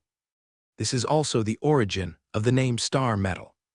Well, although Boris was only a small-town blacksmith, he was quite proficient in some aspects of forging, at least in terms of identifying and working with star metal. Rain thought Boris's research was quite thorough. Suddenly, Rain sharply noticed several system prompts that were a bit different. You have learned to identify ores, enhancing your understanding. Your skill ore identification has improved. Experience plus 17, you learn to identify the special meteorite ore. Blacksmith profession experience points plus 5. Hey, are there such benefits as well? This couldn't help but delight Rain. Rain realized that once he got the hang of identifying special ores, he could quickly increase his blacksmith profession experience. It seems I've mastered another quick way to improve. This made Rain look forward to Boris's next presentation on special ores. However, just as Rain was staring at Boris with eager eyes, he heard Boris say, "Let's go take a look at the metal ingots after smelting." This immediately made Rain ask, "Uncle Boris, haven't you only talked about one special ore? What about the others?" Blacksmith Boris's face turned slightly red as he said, "You rascal, think about it. How could my ordinary blacksmith shop have so many special ores? This piece of star metal is my only treasure." This instantly left Rain extremely disappointed. Just when he had seen a way to quickly increase his blacksmith profession experience, it turned out that Boris had no other special ores. Disappointment was evident on Rain's face. "Cough. Rain, if you want to learn to identify other special ores, we'll have to go to the large blacksmith shops in County Town, Erm. Of course, the blacksmith shops in the manor castles definitely also have a good stock of special ores." "Hey, Uncle Boris, I know about the blacksmith shops in the manor, but why do they have a good stock of special ores?" Rain couldn't help but ask curiously. "The equipment of the castle guards and the knights is often crafted by the blacksmith shops within the manor, so what do you think, do they have special ores?" Boris couldn't help laughing. Rain suddenly realized, nobles, as the ruling class in this world, naturally gathered all the good things to themselves, especially such special ores that can effectively improve the equipment of their knights. The more, the better, and no one would consider it too much. In that case, the blacksmith shop within the manor is the first choice. After all, County Town is too far, and without a horse to travel, it would take a whole day to go back and forth. Perhaps after the page boy training starts, I could ask Master Ball for some guidance on identifying special ores, even if I have to offer some compensation. But relative to the rise in blacksmith professional experience points, that would be insignificant. By evening, when Rain left the blacksmith shop, his blacksmith profession level had reached blacksmith LV1, 23/100. The speed of gaining experience in ore identification was slightly higher than horseshoe forging, but only marginally so. This was thanks to that special piece of ore. Otherwise, the contribution of ore identification to the professional experience of a blacksmith wouldn't be as great as that from forging horseshoes. On the way home, Rain turned into a pie shop and bought a large pie that he had eaten earlier at noon. Thus, at the dinner table, Rain couldn't escape being nagged by his ever-thrifty mother. "Rain, next time you want a pie, just bring your own meat and dough for baking. That way you can save at least 3 pennies. Rain, however, sneakily winked at little Bo He, who was happily eating, causing her to giggle nonstop. Anna also ate a small piece of pie with her head lowered, smiling without a word. Seeing this, Mother Emma took another look at her son and couldn't help shaking her head helplessly. Lately, her son was getting more and more ideas. That night, with the muscle soreness greatly alleviated, Rain returned to his room and started practicing the giant bear breathing technique for a while. However, because the black tongue oil was stored with Chief Maid Shadia, without the aid of black tongue oil, although Rain practiced hard and sweated profusely, the effectiveness of the giant bear breathing technique practice was greatly reduced. You have practiced the giant bear breathing technique, and your insight has improved. Your skilled giant bear breathing technique has improved. Experience +1 giant bear breathing technique 2, 37/300. Since his body had not fully recovered and he couldn't overexert himself, Rain soon stopped practicing. Tomorrow is Saturday. By my calculations, I'll probably have to wait until next Monday after Sunday to possibly resume the page boy training, Rain thought to himself. It seems I need to make a trip back to Habsburg Manor tomorrow to get a bottle of black tongue oil from Chief Maid Shadia. When Rain went to Habsburg Manor to find Chief Maid Shadia, he noticed that the manor's defensive preparations had noticeably improved. Soon Rain found Chief Maid Shadia, who still wore her usual impassive, somewhat solemn expression, dressed in the black maid outfit that represented a higher-ranking servant. From her demeanor, it seemed the chief maid hadn't rested well in the past few days, looking slightly tired. Shadia, seeing Rain, showed a rare smile on her poker face, but the next second it was gone and she asked, "Rain, you've come for the black tongue oil, haven't you?" "Yes, Chief Maid Shadia." Rain responded with a smile in return. Shadia nodded. "I thought you might be coming to see me. When the page boy training will resume is still undecided. Knight Lloyd is worried that the jackal wolves from last time might have a pack nearby. By the way, come with me. I've stored the black tongue oil in my own room." Rain followed Shadia, entering the castle, and the two navigated the long stone corridors, turning left and right. Shortly, he followed the chief maid to a room on the first floor of the castle. As Shadia was opening the door, Rain faintly heard from the other end of the corridor a ting-ting-tang-tang noise. This sound was all too familiar to him. It was the sound of a hammer striking an anvil. "Chief Maid Shadia, is that the blacksmith's shop over there?" Rain asked. Shadia paused her action of opening the door, glanced at the corridor, nodded, and said, "Yes, Rain, are you interested in the blacksmith's shop?" "Haha, quite interested. By the way, is Master Ball there too?" Rain scratched his head and smiled as he continued to ask. "Yes, all the blacksmiths are here. Ball is the blacksmith in charge of forging daily supplies." Aside from Ball, the castle blacksmith shop also has blacksmith Basil, who specializes in weapon forging. Additionally, there is another person who is in charge of the blacksmith shop, Blacksmith Snell, a disciple of Master Varrington from County Town, who specializes in armor crafting. Seeing Rain's highly interested expression, Shadia elaborated a bit more on the situation in the castle's blacksmith shop. "Master's disciple specializes in armor." Rain's eyes lit up, keenly picking up on two keywords, and said, "Could it be that this blacksmith Snell is an armorer?" "Not yet, but he is likely to become one soon. Once he passes the Blacksmith Association's assessment at the end of the year, Snell should be promoted to armorer," Shadia said as she pushed open the door. This immediately gave Rain a feeling of unexpected relief, as if he had suddenly found a promising path. He had always wanted to find a blacksmith with high forging skills, and unexpectedly, one was right within the Habsburg estate. Furthermore, since Ball was in charge of forging daily supplies, it made sense that he was responsible for related content in the servant training. "Here you go, Rain, your ironwood oil." Seeing Shadia had already taken a bottle of ironwood oil from the room and handed it to Rain, Rain took it, and before even opening the stopper, he smelled a strange yet familiar scent of ironwood oil. Soon, this small black bottle was carefully tucked inside Rain's clothes. "By the way, Chief Maid Shadia, are you familiar with Blacksmith Snell of the blacksmith shop? If it's convenient, could you introduce me?" Rain asked. Rain thought that since Snell was the head of the blacksmith shop, establishing contact with him would be ideal. Hearing the name Snell, Rain sharply noticed that the chief maid's complexion seemed to blush slightly, but it quickly faded. The next second, Shadia stared at Rain quite displeased and said, "Rain, one's energy is limited. I hope you can focus on practicing the night breathing method and not be distracted, lest you fail to meet the lady's expectations." This.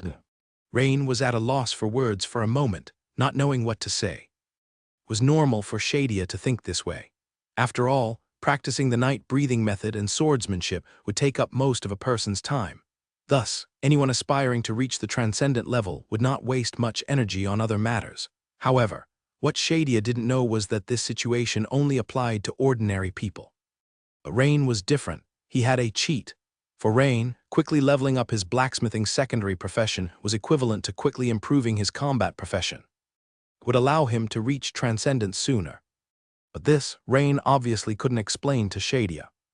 Seeing the chief maid's displeased expression again, Rain knew that the idea of having Shadia help make contact was probably blown. So, Rain could only regretfully take the bottle of ironwood oil and head home. Since his body ached no more, Rain decided to wait until later to visit Boris's blacksmith shop, planning to first practice the giant bear breathing technique at home. He opened the bottle, and a strange fragrance filled the air. Rain poured a little bit of the amber-colored black poplar oil into his palm. Following Lady Clea's previous instructions, He rubbed his hands together to warm the oil before applying it to his knees and shoulders. Instantly, a burning warmth flowed from the applied areas into his skin. About half an hour later, a sweaty Rain suddenly received a system notification. "Congratulations, your Constitution attribute has increased." Oh, this time it was only the Constitution attribute that increased. However, this had raised Rain's Constitution from 6 points to 7 points. Rain remembered that the last time he practiced the giant bear breathing technique, both Constitution and strength had increased. After a moment's thought, Rain seemed to understand why. That's because my strength attribute is relatively high, already at a full 10 points, while my Constitution attribute is comparatively low, at only 6 points. That's why practicing the giant bear breathing technique resulted in a particularly rapid increase in Constitution. Unexpectedly, after retrieving a bottle of black poplar oil from Shadia, the chief maid, on Saturday, 3 whole days had passed and the servant training class had still not resumed. But Rain didn't mind. During those 3 days, he usually spent his days at the blacksmith shop, and his nights practicing the giant bear breathing technique. His days were quite fulfilling. Now he was past the halfway mark in his blacksmith profession level, reaching blacksmith LV1, 52/100, and had made considerable progress with the giant bear breathing technique, reaching LV2, 51/300. Rain was keen to practice the giant bear sword technique as well, but unfortunately, there was no suitable place near his home. Additionally, he didn't have a dual-handed greatsword, only a standard bastard sword of the night watchman.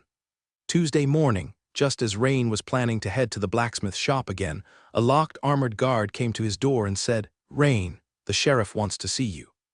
If it's convenient, come with me to the town hall now. Lord Hamilton is waiting in his office for you." "All right, I'll come right away." Rain didn't hesitate at all and immediately agreed. Last time Lord Hamilton had been seriously injured, and Rain also wanted to see if his wounds had healed, since he was, after all, his boss. He had gone to the town hall a couple of days ago, but the guards had told him Lord Hamilton seemed to have gone back to the county town to recuperate and had not yet returned. To see him today, there must be something urgent. "Come in." Hearing the familiar voice, Rain opened the door and entered, seeing Lord Hamilton still in his noble hunting attire, but his complexion was still somewhat pale, and Rain seemed to smell a certain medicinal potion. He was very familiar with this smell. He often smelled it whenever he passed by the town's only Abel's potion shop. "Lord Hamilton, how has your injury recovered since last time?" It was supposed to have healed today, but the ferocious werewolf's claws had some special energy. It took a lot of effort to deal with the wounds, and now I guess I'll need about another week to recover fully. Hamilton waved his hand, indicating that he didn't want to talk further about his injuries, only to continue saying, "I've called you here this time because there's an urgent matter that needs your assistance. Remember the fishman I mentioned to you before? Just yesterday, my guard came to report again that the Sinfin fishmen have extended their activity area to less than a few miles from Glimmer Lake. We need to immediately contain their expansion. Otherwise, if they start spawning in Glimmer Lake, that will be a huge problem. So, I want you to head out with a team of night watchmen today and clear out that filthy group of fish-smelling monsters, or just chase them upstream, that's fine too. Next week, once my injuries heal, I'll personally lead a team to eradicate them all," Hamilton said with a solemn expression. Glimmer Lake is the water source for Flashgold Town, and if it were contaminated by fish people, as the sheriff, he would bear an undeniable responsibility. Upon hearing this, Rain started to think quickly. Erasing fish people wasn't something he could not consider, especially since his night watchman profession level was about to increase. Indeed, a real battle presented a great opportunity. However, he didn't know much about the group of fish people or their strength, so he decided it was best to ask first Lord Hamilton about the strength of these fish people. "Rest assured, the intelligence reports indicate that only a small fish people tribe has moved near Glimmer Lake, and their numbers are not large," Hamilton continued, fingertips crossed beneath his chin. "The majority of fish people's combat ability is generally below that of militiamen. It's just that their numbers are a bit large, and they breed rapidly, much like wild weeds that grow wildly every year, making them impossible to eradicate completely. Additionally, when they encounter an enemy they cannot defeat, they quickly dive underwater to hide. Therefore, Rain, if I were you, I would find a way to lure the fish people away from the water before striking hard. An injured Hamilton detailed his experience fighting the fish people.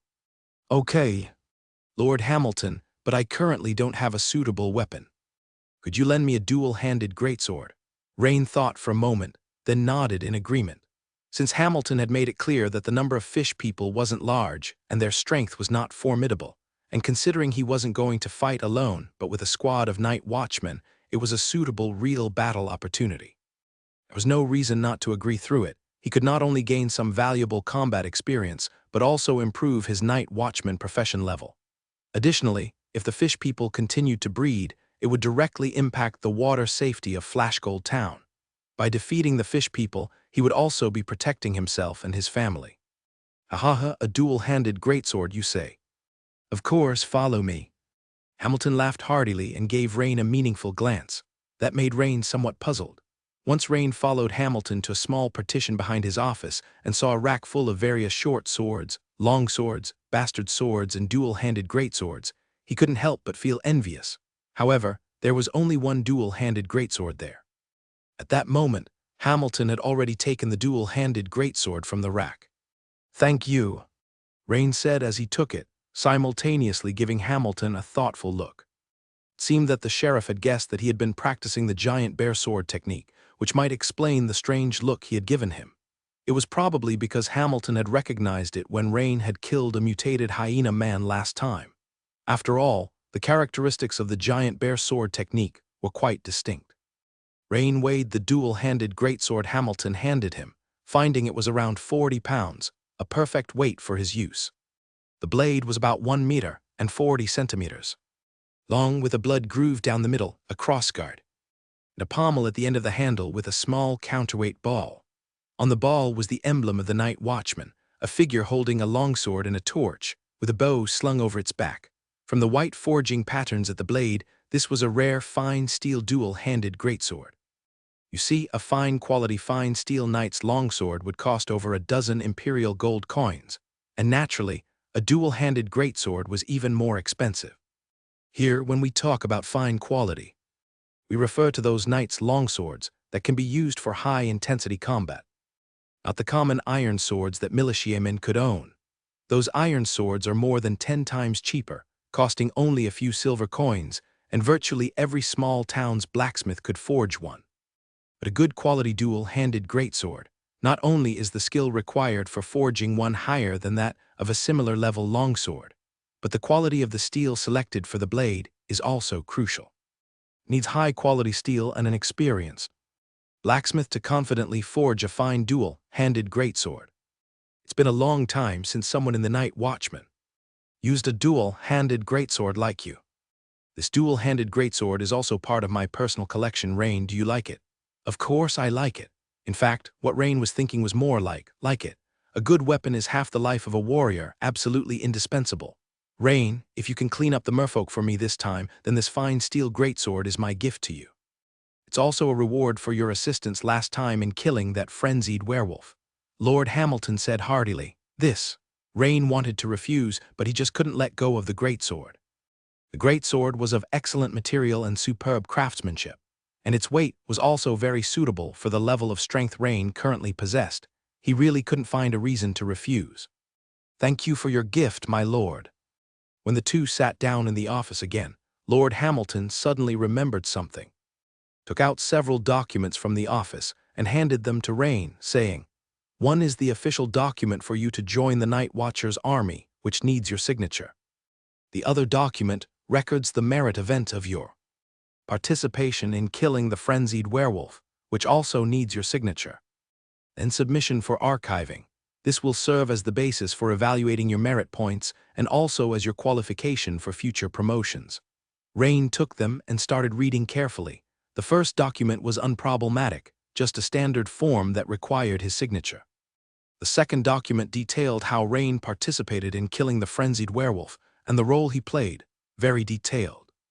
Additionally, the document already had Lord Hamilton's and 2 other Night Watcher squad leaders' signatures, likely to prevent the fabrication of deeds and for easy verification by superiors. Then, Rain readily signed his name on it. Lord Hamilton nodded with a smile and said, "Excellent, Rain. Once your documents are officially approved, You'll be a member of the Imperial Night Watchers Army. It's my honor, Lord Hamilton. By the way, Lord Hamilton, besides promotion, does this merit have any other uses? Can it be used to exchange for some training resources, like frenzied beast meat? Haha, of course, there are quite a few things merit points can be exchanged for. Once your merit points come through this time, you should have a good look. However, Rain, are you planning to use the merit points from this review to exchange for beast meat? On this point, I wouldn't recommend it. Lord Hamilton first shook his head, then gave a mysterious smile. Rain was first delighted when he heard that he could exchange for ferocious beast meat similar to giant bear meat. But after hearing the latter part of Lord Hamilton's statement, he was stunned and looked at him with a puzzled face. Lord Hamilton did not beat around the bush and directly said, although ferocious beast meat is rare, if the amount you need is not too large, you can completely buy it with gold coins in the county town. Many monster hunters specifically do this business. Moreover, if you don't mind spending more gold coins, you can always buy fresh, high-quality ferocious beast meat at the auction house in the county town. So regarding merit points, my advice to you is to spend them in more valuable places. For example, to use them to improve your strength with secret potions, or to choose to save up your merit points to exchange for the advanced magic potions necessary for the subsequent promotion to a formal knight. If you want to buy high-quality advanced magic potions from the auction house, not only are they outrageously expensive, but the main problem is that they are hard to come by. Your teacher must have told you this. Different night breathing techniques require the ingestion of specific advanced magic potions to successfully promote. The better the quality of the same type of potion, the better the effect of the promotion. Lord Hamilton talked at length, but Rain listened very carefully, hardly missing a word. Clea did not mention anything about how to be promoted to a formal knight before she left. Come to think of it, it made sense. After all, starting from scratch, in Clea's view, it was impossible for him to encounter the promotion stage within a year. Rain keenly caught several key points in Lord Hamilton's words, such as buying meat with gold coins, advanced magic potions, and the better the quality, the better the effect. At the same time, Rain recalled the last time Clea talked about advanced magic potions. That time, Clea had mentioned advanced magic potions once and then avoided the topic, simply telling him to focus on building a solid foundation first. She must be worried that knowing too much might not be good for me. After all, practicing combat skills requires full focus to achieve the best effects. However, some time will pass before the merit points are finally assessed, and regarding the exchange, I have ample time to consider this issue. Thus, Rain nodded and said, "Thank you for the advice, Lord Hamilton. I will consider it carefully." "All right.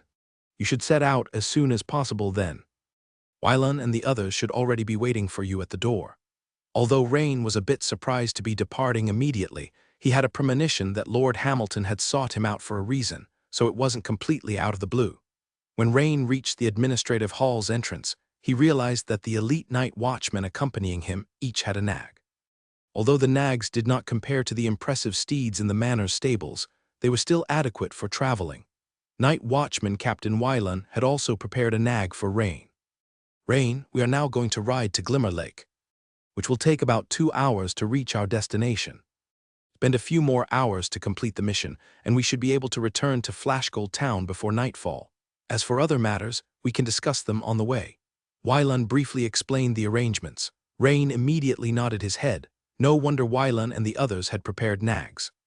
The distance from Flashgold Town to Glimmer Lake was a bit further than to the county town, and walking there would probably take half a day.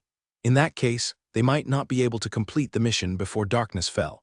The forest at night was a place even knights preferred to avoid. For the night watchmen, surely the best choice was to complete the mission quickly and then return to Flashgold Town to rest.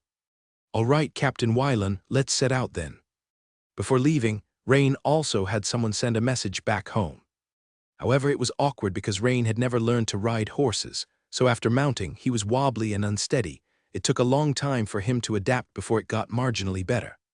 "Haha, Rain, once you join the night watchman, horseback riding is an essential skill. You need to learn it promptly," Wylan said with a laugh, patting Rain on the shoulder. On the southern side of Flashgold Town, John Moyle of John's Ranch not only sells horses, but also specifically teaches riding.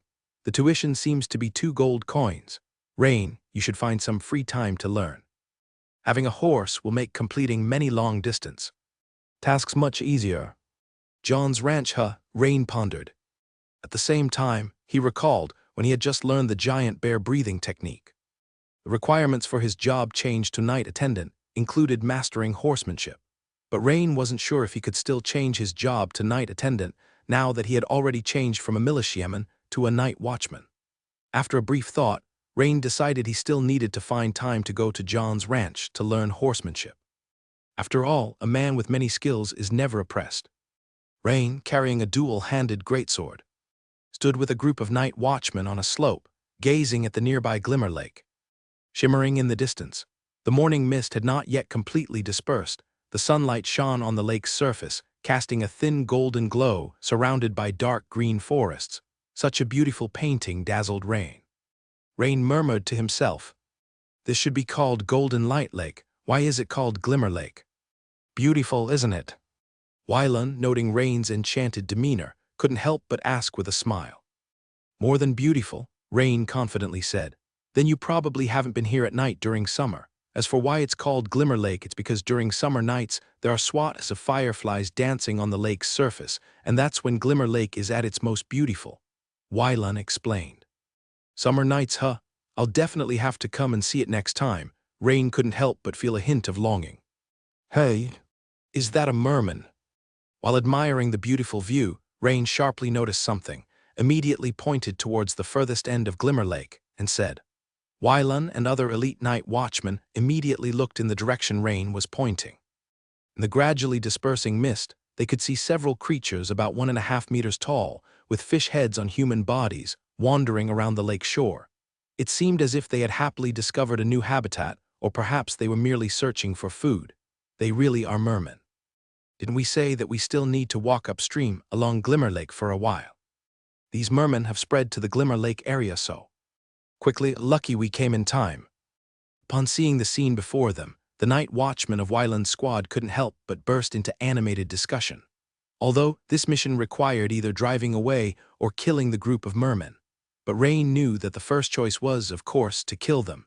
That way, they wouldn't have to trouble Lord Hamilton to come back after his recovery. "Captain Wylan, how shall we eliminate these mermen?" Although Rain ranked first in combat ability, the other night watchmen were more experienced in other areas, especially Captain Wylan, who was not someone a novice like Rain could compare with. So, Rain didn't intend to offer any suggestions on tactical arrangements. To this, Wylan clearly had a plan already and smiled. "These few can just be shot down with bows and arrows. When we find the merman camp, I plan to have Mateo here to lure the mermen." Rain turned his head to look, seeing the night watchman named Mateo, who was only slightly taller than Rain and shorter than most night watchmen. He looked quite slender, but his whole demeanor was spirited, with a clever gleam in his eyes. Rain faintly understood Wylan's plan. Murlocs bully the weak and fear the strong, refraining from attacking robust humans if only a few of them are present. But upon seeing frail women and children, they immediately howl and, brandishing their weapons, commence the hunt. Therefore, Wylan intended to use the lean Mateo as bait to lure out the Murlocs from their tribe, and then encircle and kill them. Rain nodded, a very prudent scheme, allowing for an immediate retreat should any contingency arise. Wouldn't it work to just attack the Murloc tribe directly? It's not that it wouldn't work, but that it would be pointless. When Murlocs encounter insurmountable enemies or danger, they will immediately dive into nearby waters, either to gather more Murlocs for a counterattack or hide in the water until the formidable enemies leave. Therefore, if they can't annihilate a large number of Murlocs in one go, considering their extremely high reproductive rate, the waters will soon be teeming with Murlocs again. "Let's take out these few Murlocs first." Wylan was pleased with Rain's amiable attitude, turned to speak with the other night watchmen, and began to stealthily approach the Murlocs. However, after only a few steps, Wylan turned his head to Rain and said, "You know, Rain, you can rest for a while. We can handle these Murlocs with just our bows and arrows." After saying this, Wylan also took down the bow and arrows from his back and gestured. This made Rain pause. He glanced at the other night watchman and instantly understood, scratching his head and smiling. "All right, Captain Wylan. And I'll support you from the rear." He had come with only the dual-handed greatsword wrapped in sheepskin, having brought no bow and arrows at all, It wasn't really about Rain being lazy, but because, with his LV2 basic archery, it was a bit embarrassing to show off. Wylan was aware of this too, hence he didn't remind Rain before they set off. Of course, the main reason was that Rain wouldn't consider wasting precious skill points on basic archery skills in the short term. Thus, Rain was left alone at the back, watching 10 elite night watchmen slowly advance in a semi-encirclement formation. Once they reached shooting distance, they notched their bows and took aim. Whoosh, whoosh, whoosh. After a flurry of arrows whistled through the air, the 4 murlocs fell to the ground. Rain's eyes brightened. He finally realized why Lord Hamilton had sent the night watchmen instead of the peace officers and guards from Flashgold Town. The archery skills of the night watchmen were generally a notch above those of the others. They were indeed perfectly suited for battling the murlocs. Rain stepped forward and began to carefully examine these humanoid creatures that Captain Wylan considered not very intelligent. These murlocs were about 1.5 meters in length, covered with fine and slippery scales, seemingly having decent defensive power. They had bulbous eyes protruding from their fish heads and large mouths filled with sharp teeth, from which a foul stench emanated.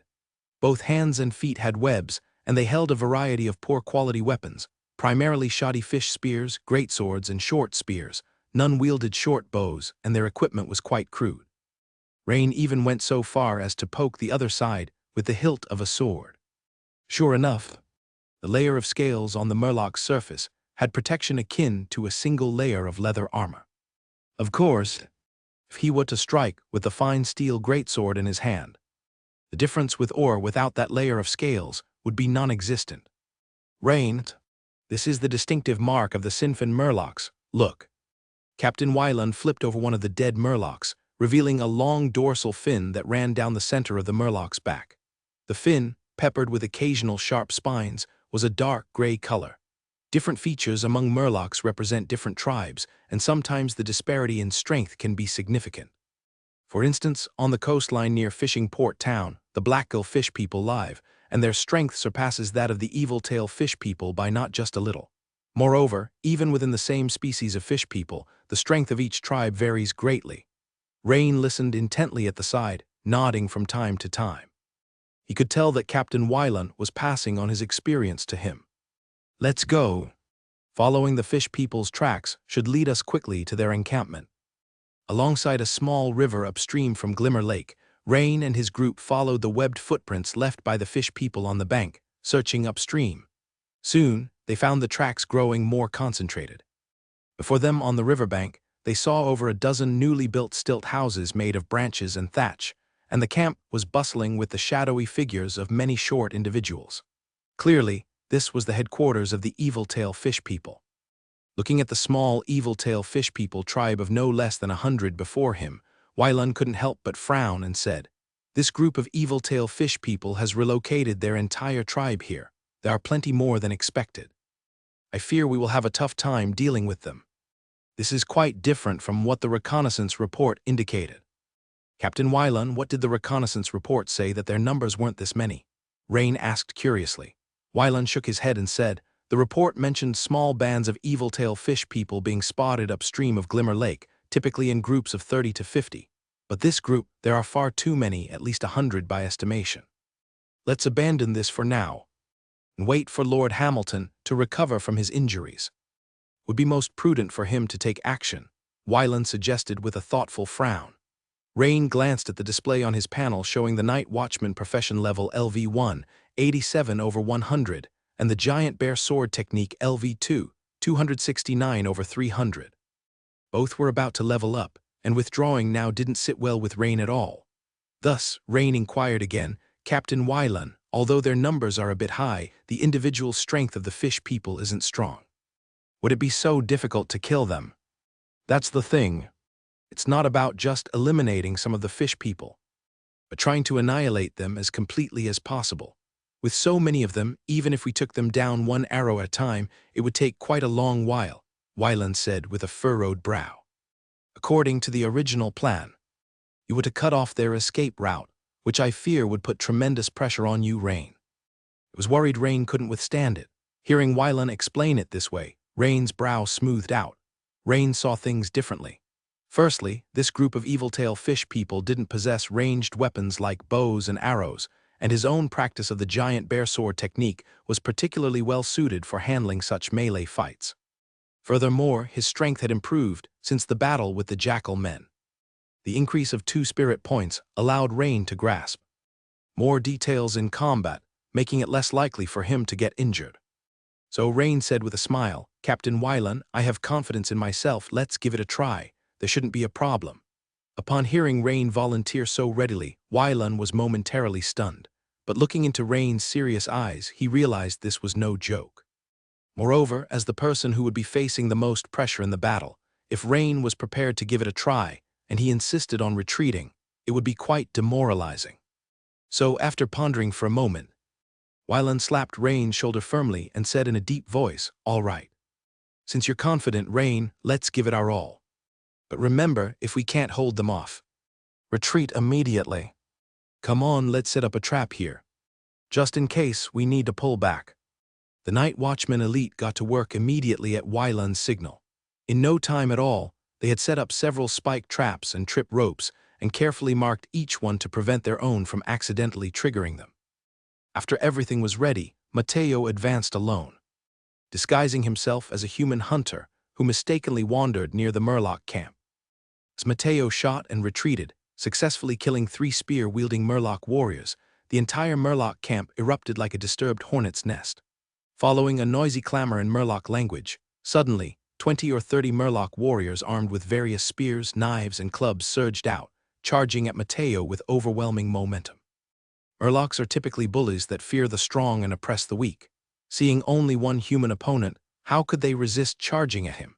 Mateo immediately pretended to be overpowered and hurried back to the ambush circle that had been set up in advance.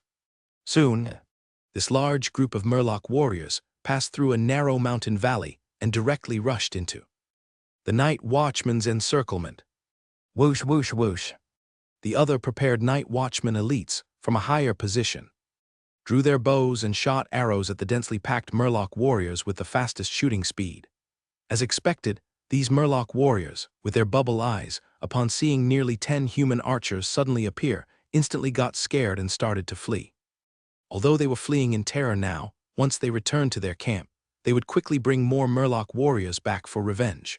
To prevent this, Wylan and Rain had already discussed using the strategy of gradually defeating the Murlocs step by step, never allowing this group of Murloc warriors to return. Suddenly, a figure swiftly attacked from behind, blocking the entrance of the valley with just one person.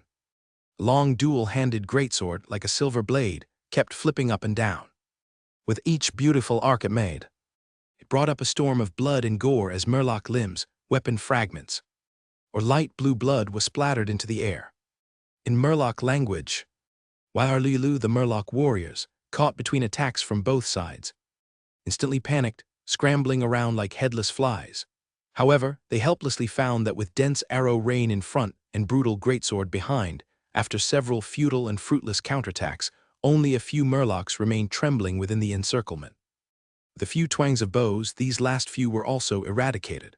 Looking at a large pile of Murloc bodies, Wylan stepped forward and patted Rain, who was heavily panting, and said, "Well done, Rain. I finally understand why Lord Hamilton values you so much. Seems your strength has improved since last time."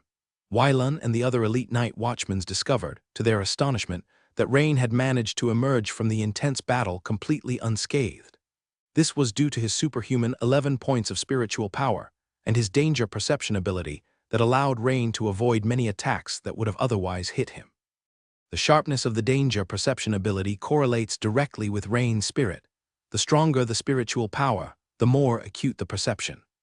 "Captain Wylan, you flatter me. It was good teamwork. Look, most of the Murlocs actually died from the arrows," Rain said with a smile. Pointing at the Murloc bodies, Wylan's smile grew even broader at Rain's modesty.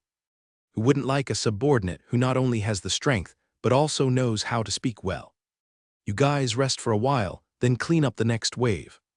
I'll keep watch." Wylan signaled for the others to take a brief rest. Rain took this opportunity to focus his attention on the panel. The system had just prompted the following. A skilled giant bear sword technique has been upgraded, Experience points plus 132, you have undergone a battle. Gaining Night Watchman Professional Experience points plus 67 Night Watchman Profession level, successfully advanced to the next level. Currently Night Watchman LV2, 54 over 300. Profession, Blacksmith LV1, 52 over 100 / Night Watchman LV2. 54 over 300 remaining attribute points, 2 remaining skill points. 1 additionally, the Giant Bear Sword technique had reached LV3, 101 over 500. Having just battled the Fishman, the technique Rain used the most was the Giant Bear Sword technique's crowd control move Whirlwind Slash. Therefore, after the upgrade of the Giant Bear Sword technique, the fragments of swordsmanship training brought to Rain's mind primarily consisted of memories related to Whirlwind Slash. These training memories were quickly assimilated by Rain and swiftly embedded into his muscle memory. Thus, when Rain grasped the fine steel greatsword again, it seemed to feel a bit different. The greatsword in his hands felt even more familiar, and he was more proficient in handling it. About the skill points, after pondering briefly, Rain added that 1 point directly into the core skill, Blacksmith Strength. Given that level 2 of Blacksmith Strength had again demonstrated tremendous support, during roughly 40 seconds of burst duration, Rain nearly single-handedly held off and defeated a large crowd of Fishman warriors. As soon as that one skill point was invested, the icon resembling Popeye flexing his biceps suddenly lit up around the edges. The line of text beneath the icon also changed, displaying Core Skill, Blacksmith Strength LV3 Active, Blacksmith Strength LV3 Active Effect.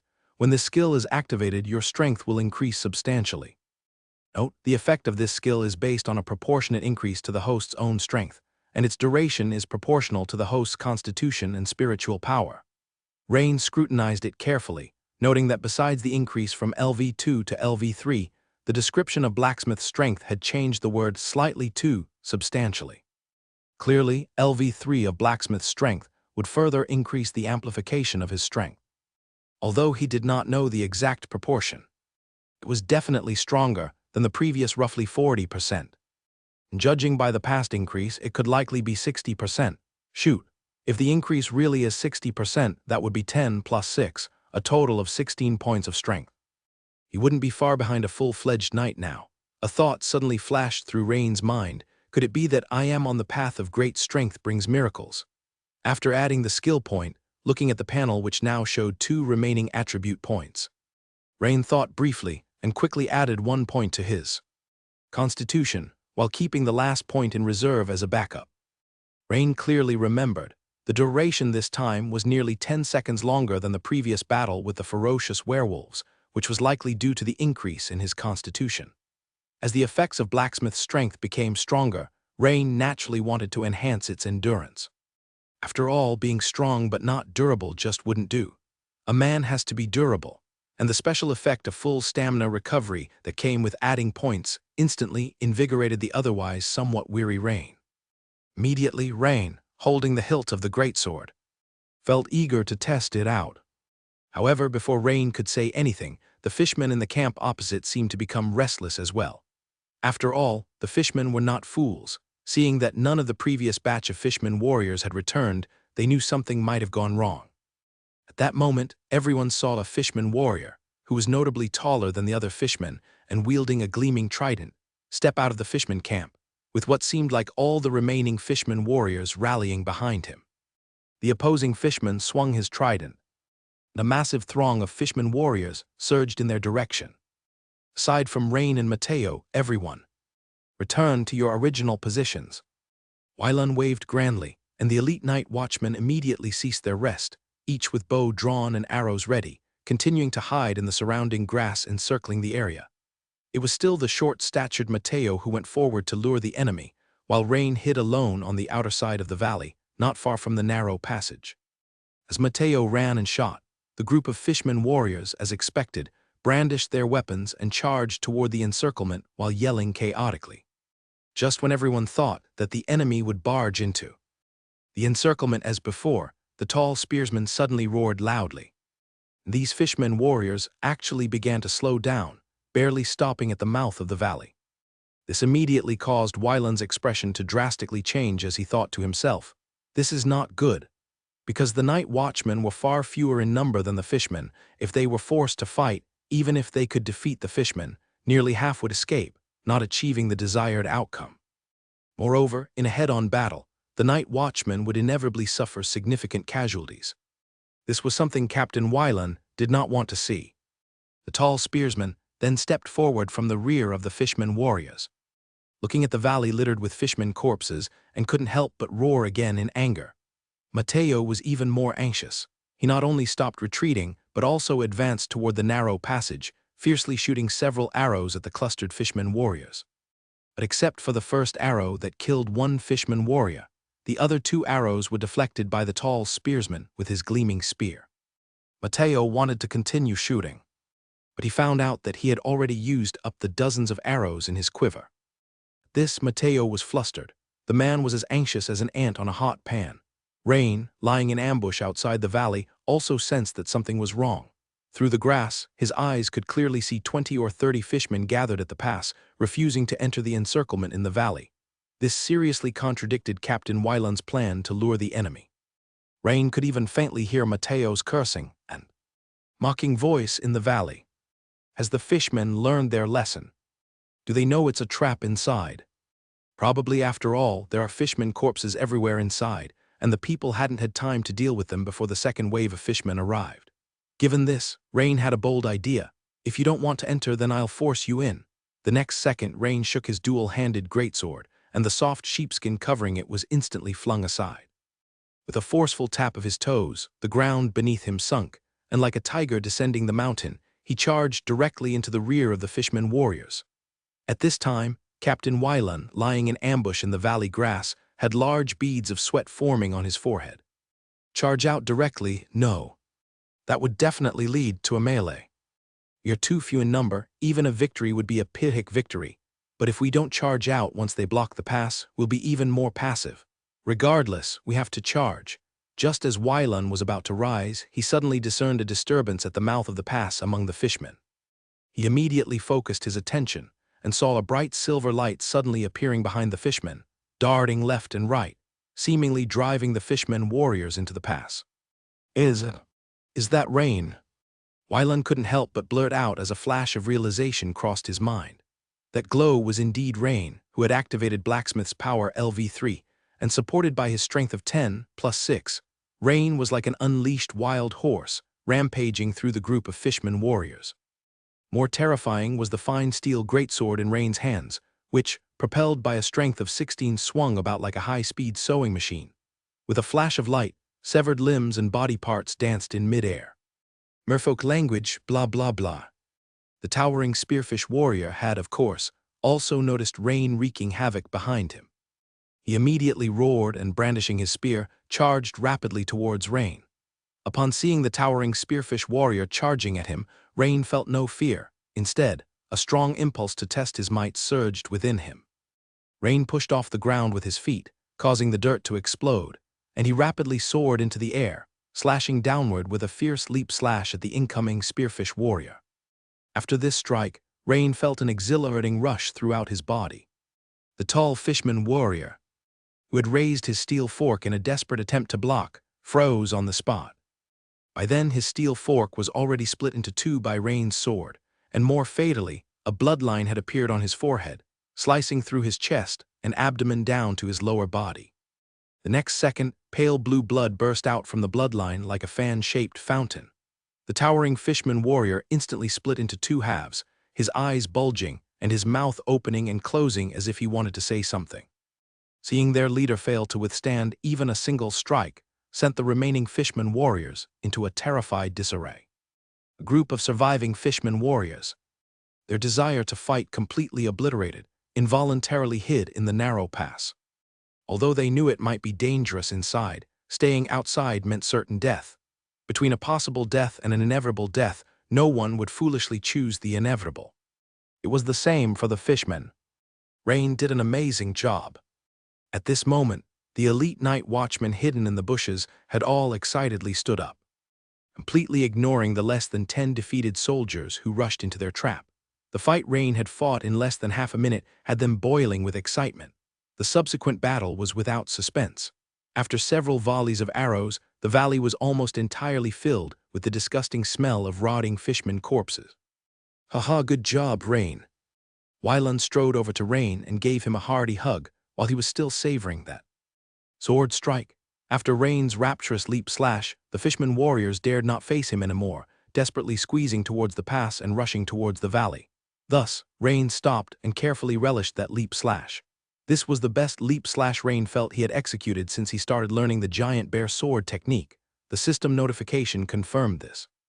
Your skilled giant bear sword technique has improved. Experience plus 248. You have survived a battle. Night Watchman professional experience points plus 83. The progress bar of the giant bear sword technique surged significantly, jumping from LV3 101 over 500 to LV3 349 over 500, passing the halfway mark. Moreover, the Night Watchman's profession level also showed a significant increase, reaching LV2 137 over 300. The gains were indeed substantial. The successive annihilation of two groups of fishmen warriors meant that the backbone of this small, evil-fin fishman tribe had been broken. After a brief rest, Captain Wyland started directing the final battle. However, this time, no matter how Mateo lured them, the remaining evil-fin fishmen would not leave their camp to pursue him. Instead, they seemed to harbor a faint fear of Mateo, who was alone. "Just charge in." The remaining fishmen seemed to be all weak and sick. "We can't just charge in. We need to move in from the riverbank and encircle the fishmen camp." "All right, then let's move quickly and drive them into the forest from the shallows." "Yes, and then kill them one by one." Rain's recent battle had completely buoyed the morale of the Night Watchmen. Everybody was chipping in with suggestions, and in the midst of their many voices, the rough plan was completed, with Captain Wyland barely getting a word in. However, Wyland didn't mind at all, but instead nodded with a smile again and again. It had been a long time since he had seen his squad this spirited. As the captain, Wyland found it hard to believe that all this was triggered by a young man whose lips were still downy with youth. To have such strength at such a young age was no small feat. After the plan was set, the elite members of the Night's Watch quickly began to act under Wyland's command. Rain took the lead, his dual-handed greatsword swinging with a continual whooshing sound as they rapidly advanced along the riverbank, cutting straight through. It was like a sharp knife slicing along the riverbank, separating the fishmen camp from the stream, and right behind Rain were 10 Night Watchmen wielding bows and arrows. They followed behind Rain, continuously drawing bows and shooting arrows, driving the fishmen deep into the forest. Most of the fishmen remaining in the camp were old, weak, or sick. From the moment Rain and the others appeared, the whole camp fell into chaos. Few had the courage to resist, and most were frantically running without choosing their paths. Any slight hesitation could result in the fishman's death under the sharp arrows of the Night Watchmen. Thus, this fight encountered hardly any resistance and was akin to a swift breeze sweeping away the leaves, utterly defeating the remaining fishmen. After the panic, the fishmen that fled into the forest realized that it was a dead end as well. Not to mention anything else, just the fierce beasts lurking in the Nightingale forest would consider them as food and devour them completely. So, these scattered fishmen could only choose to run back toward the stream from the forest, where they were once again faced with a barrage of arrows. The elite Night Watchmen killed these returning fishmen one by one. In the end, the fishmen who truly managed to escape into the river were few and far between.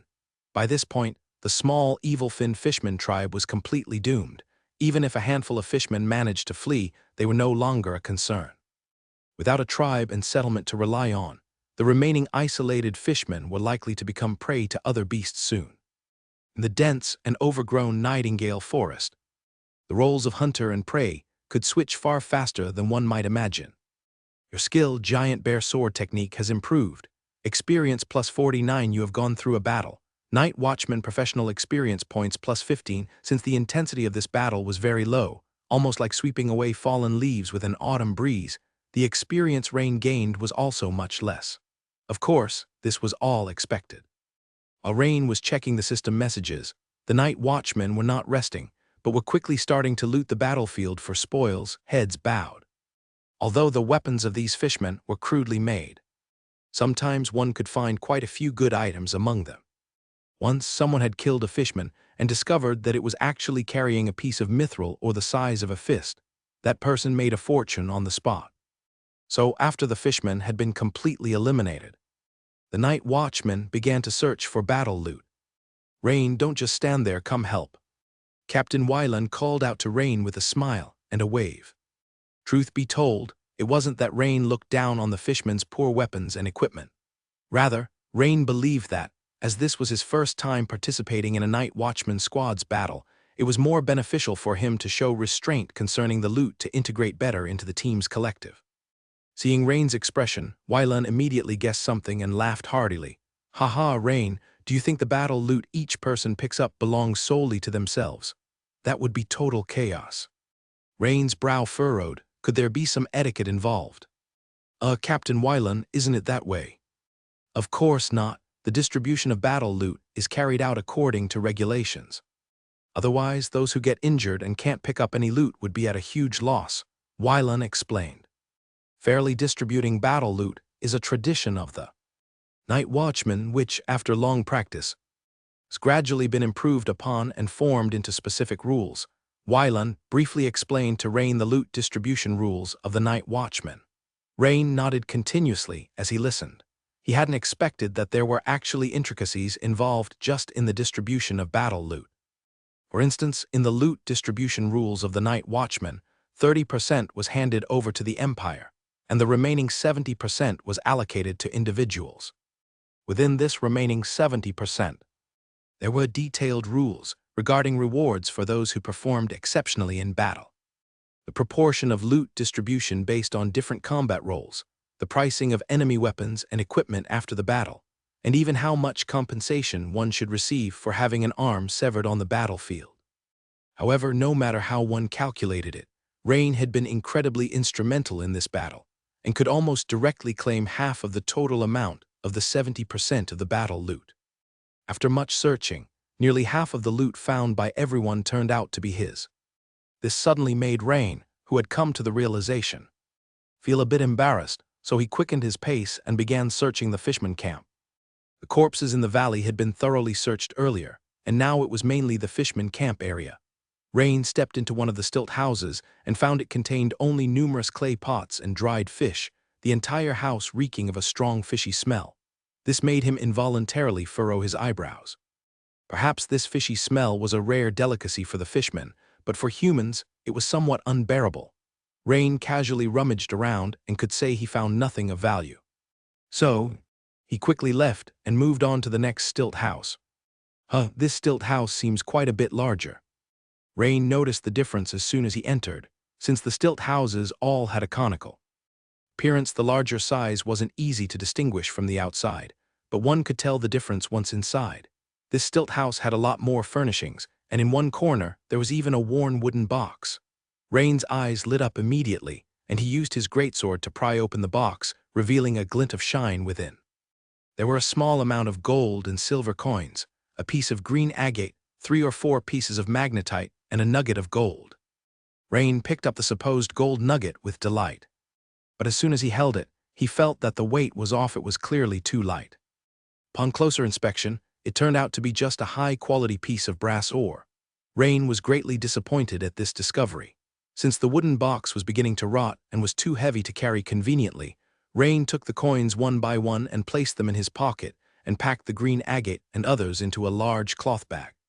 Suddenly, Rain discovered that, in the half-empty wooden box, beneath several larger pieces of magnetite, there was a fist-sized, slightly luminescent mysterious ore. This peculiar glow immediately caught Rain's attention. Rain promptly picked up the ore, and as soon as he held it, he felt an unusually heavy sensation. Such a high density, it might even be heavier than star iron.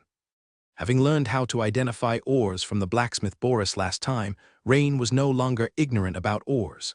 Rain first squeezed it forcefully, then he lightly hacked at it a few times with his greatsword. The bizarre ore remained undamaged, which further strengthened Rain's judgment.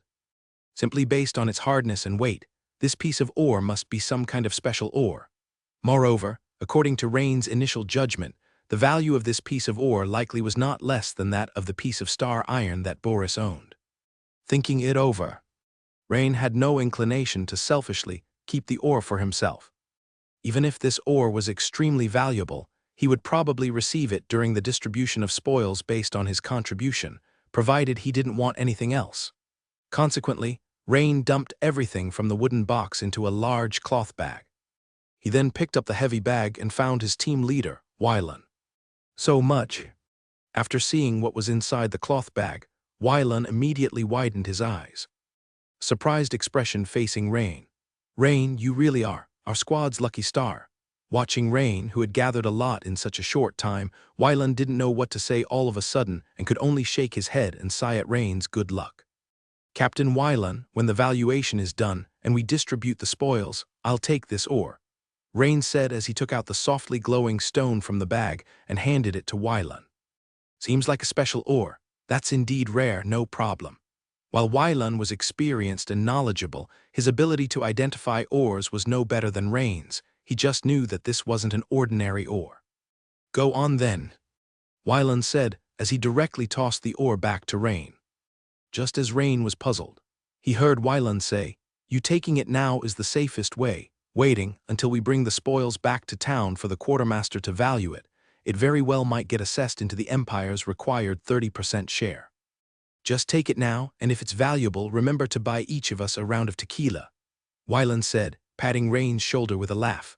Clearly, in Wylan's heart, winning over Rain, the promising star of the Night Watchman squad, was much more important than this special ore. Haha, of course, no problem, but this. Rain certainly understood Captain Wylan's kindness. Just wasn't sure if this distribution was really okay, so he didn't know what to say next. Just then, a Night Watchman team member waved at Wylan, who was talking with Rain, and called out, "Captain, you better come take a look at this." From the tone, it seemed there was some unexpected discovery. Curious, Rain followed Wylan over. They saw a very noticeable trail of huge footprints stretching into the depths of the forest. As this area was near a small river and the ground was moist, the footprints were exceptionally clear. They're so big, Rain exclaimed in surprise as he looked at the row of footprints before him. 4 toes, these are ogre tracks. Unlike Rain's surprise, Wylan's expression changed dramatically. Rain, we need to leave here immediately. Damn it. To think that ogres appeared here, and it looks like this small tribe of Sinfin fishmen must have been driven here by the ogre. Perhaps the ogres are keeping these fishmen as livestock. If that's really the case, and we've killed so many fishmen, this is bad, we need to leave immediately. Everyone move. Stop collecting the spoils, Wylan immediately called out to everyone. Seeing Wylan look so anxious, Rain felt a tightening in his heart as well. After all, as the captain of the Night Watchman, Wylan was far more experienced than him, and the enemy had just witnessed his combat power. The fact that they were now hastily deciding to retreat indicated that the ogre's strength must far surpass their group. Soon everyone put the spoils on the pack horses, and then each leaped onto their horses, heading back the way they had come. Actually, Rain was still somewhat puzzled. Since we really discovered traces of the ogre, shouldn't we stealthily approach and investigate? Or is it that ogres have extremely acute senses of smell or hearing, making it impossible to approach? After all, we don't even know the number of ogres. After hastily leaving the Glimmer Lake region, Rain could no longer hold back and asked, "Captain Wylan, are ogres really that fearsome?" Wylan glanced at Rain and said gravely, "More terrifying than you can imagine." "You've also fought the savage werewolves before, were they not very strong?" "Of course." Rain nodded. That savage werewolf was the strongest enemy he had encountered so far. "Well, do you know what would happen if that savage werewolf encountered a mature ogre? It would either obediently become the ogre's subordinate or it would run away immediately. There's no third option. The gap between them is like that between wolves and brown bears in the forest." Wylan gestured with his fingers and confidently stated. That large, Rain expressed surprised. This was far beyond his expectations. Ogres were so powerful, he had thought their strength would be fairly similar. Wylan nodded and continued, "Yes, Rain, have you heard about the recent ogre attack on Albero town?" "This, I think I've heard something about it."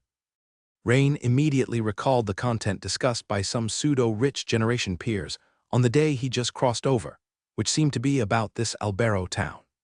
The sheriff of Albero town, Knight Hamza Quillin, whose strength is not much inferior to Lord Hamilton, severely wounded by that roaming ogre that night.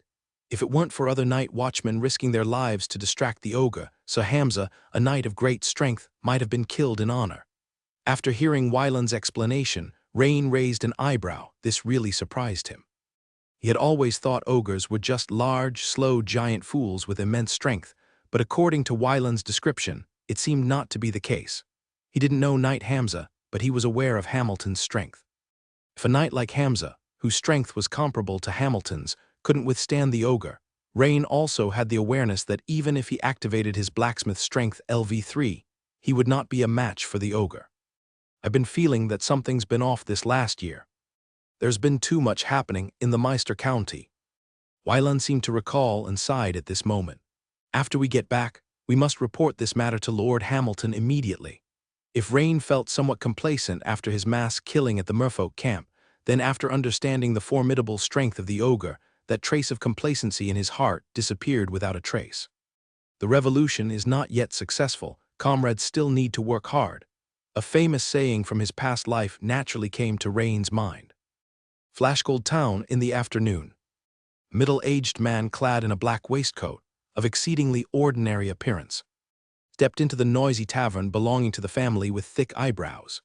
At this time, the tavern was gradually filling with people, many mercenaries, artisans of various trades, idlers, and even off-duty law enforcement officers would come for a drink to relax after a day's hard work. The man in black quietly ordered the most common rye beer and began sipping it in small mouthfuls. What went unnoticed was that his ears twitched slightly, as if he was carefully discerning whether there was any information he needed in the patron's boasts and conversations. He was known as Poison Blade, an assassin nurtured by the Brotherhood of the Wilderness, tasked mainly with dealing with people and matters that couldn't withstand the light of day. This time, he had received orders from above. Apparently, a big shot had commanded him to kill a young man and suggested that it would be best if the death looked accidental. Upon receiving the mission, Poison Blade immediately conducted a detailed analysis of the target based on the information given. Rain, aged between 14 and 16, the son of a farmer from Flashgold Town, currently undergoing servant training at the Habsburg Manor, combat strength rating, Militia Plus. When Poison Blade first saw the information before him, he didn't show any signs of surprise, because the whims of important figures are always a bit peculiar. In the past, he had done dirtier jobs involving even stranger targets, such as a viscount's personal maid, a baroness's accompanying guard, and even a newborn baby from a noble family. Soon Poison Blade, who was all ears, picked up the information he needed amidst the clamor of the tavern. What a tragedy! The only son of the Awen family died during servant training at the Habsburg Manor. Eaten alive by a gnoll, said a man with a horse-like face dressed as a mercenary. Really, I thought the Habsburg Manor always had guards. If even that place isn't safe, doesn't that make Flashgold Town even less so? The burly man across from him looked skeptical as he drank. Oh, don't be so quick to doubt. The son of the owner of this very oak tavern where we are now was training with the Awen boy. When that kid came back yesterday, he was scared out of his wits. However, I've heard he was the first one to cry for help at that time. Look, that's the young man sitting over there. The horse-faced mercenary lifted his head, gesturing. The burly man immediately looked over and nodded, no longer doubting. The young man sitting there was indeed the son of the owner of the Oak Tavern, apparently named Richard, whom he had met a few times. So it looks like the story must be true. So is the servant training suspended now? Of course, the training's been put on hold ever since the incident. The horse-faced mercenary gulped down half a glass of rye beer and belched contentedly. Poison Blade quickly learned that the servant training the target was attending had been suspended. In that case, there's no need to carry out my original plan of sneaking into the Habsburg Manor. The most difficult part of the mission was unexpectedly avoided. This brought a slight smile to Poison Blade's face. The reduction in mission difficulty was certainly good news. Now, all he had to do was lie in wait on the target's journey home and kill him. Strength slightly better than that of a militia hat. Inside Lord Hamilton's office at the Flashgold Town Government Hall, Wyland and Rain sat in front of Hamilton's desk, reporting on the situation of their trip. So, the number of fishmen greatly exceeded expectations this time. Hamilton's brows furrowed slightly, but the next second they relaxed. The scout report was flawed, but you still completed the mission very well. Good job, really excellent work. Hamilton looked at Wyland and Rain appreciatively. Pairing the two of them together seemed to be quite a good idea after all. Rain grew strong very quickly, capable of taking on hard bones, but he lacked experience. Wylan, on the other hand, was seasoned and slick, but his strength was average. And facing enemies with stronger capabilities, he was at a complete loss. The two complemented each other perfectly. At that moment, Wylan gave Rain a glance and continued his report to Hamilton with a solemn face. "My lord, after we eradicated that small evil Finn Fishman tribe, we also discovered ogre footprints nearby." "What? You found traces of an ogre?" "How many?" Hamilton asked in surprise, his hands propping up the mahogany desk as he immediately stood up. "Yes, Lord Hamilton. Near the Fishmen camp, we found huge footprints left by an ogre. After an initial survey, they appear to belong to the same ogre. That means we can confirm the presence of at least one ogre. But as for whether there are any other ogres, we are not sure."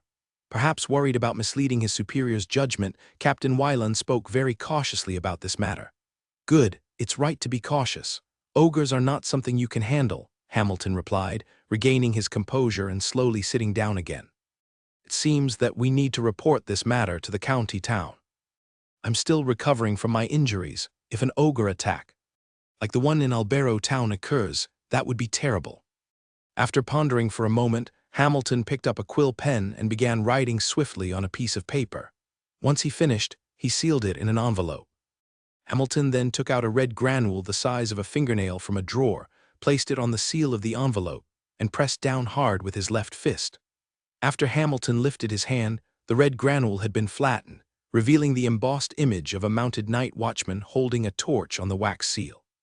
It was then that Rain noticed Hamilton's ring on his left middle finger was a seal ring, with an indented surface bearing a special pattern or text representing its owner. After completing these actions, Hamilton rang a delicate copper bell on the desk. Ding-a-ling-a-ling. A young man dressed as a guard walked in and bowed slightly. "Lord Hamilton." "What are your commands?" "Hudson, you must go to the county town immediately and deliver this letter to Viscount Hamadi, the sheriff there. Do not delay on this matter, go now," Hamilton commanded sternly. "By your command, Lord Hamilton." Hudson, the guard, saluted and quickly left the office. "Wylan, tell the night watchman to increase the frequency of patrols at night for the next few days. I will have the guards participate as well," Hamilton ordered. "As you command, Lord Hamilton." Wylan also stood up to leave and make the arrangements. Now in the office, it was just Rain and Hamilton. On the way, Captain Wylan had not been very clear when talking about ogres, and now Rain wanted to ask for more details. "My lord, are you also concerned about ogres with your strength?" Hamilton nodded solemnly. "These evil and brutal humanoid creatures grow to an average height of 3 meters and weigh 700 to 800 pounds as adults. They are adept at using weapons like giant wooden clubs and mallets. Even full-fledged knights find it difficult to withstand their blows in direct combat. 3 meters 700 to 800 pounds. Upon hearing these figures, Rain felt a chill of shock. He knew all too well what those numbers signified. You should know that even the famous NBA star O'Neal was only about 2 meters 20 tall and weighed 300 to 400 pounds. The ogre's heavy weapon could even cause shock damage to a knight's flesh through plate armor. Moreover, ogres like to gather creatures such as gnolls and jackalwers as their followers. When ogres attack human villages, these scoundrels will also come to get their share. Rain nodded his head. No wonder, he finally understood why Hamilton placed such great importance on ogres. It turned out that the opponent was not only formidable when fighting alone, but also called upon a bunch of lackeys as followers. Lord Hamilton, can't we set a trap and then lure the ogre into it for an ambush? Why do we have to fight the ogre head-on?" This was also the point that Rain could not fathom. After all, it was by learning to use tools that humans could kill large beasts. Hamilton shook his head and said, "Digging traps works against ordinary wild beasts, but for ogres, they have strong danger perception and can easily detect and avoid traps. Trying to defeat them with traps is utterly outlandish. The same goes for ferocious wild beasts. They all possess extremely strong danger perception abilities. So facing them, there aren't many cunning methods available. Humans can only rely on their own transcendental strength," Hamilton explained. This revelation stunned Rain. Ogres were so difficult to deal with that once they launched an attack on human settlements, they often caused significant casualties. For the local sheriff, the appearance of an ogre was a very serious security risk within his jurisdiction. Moreover, Rain finally understood why knights held such a high status in this world.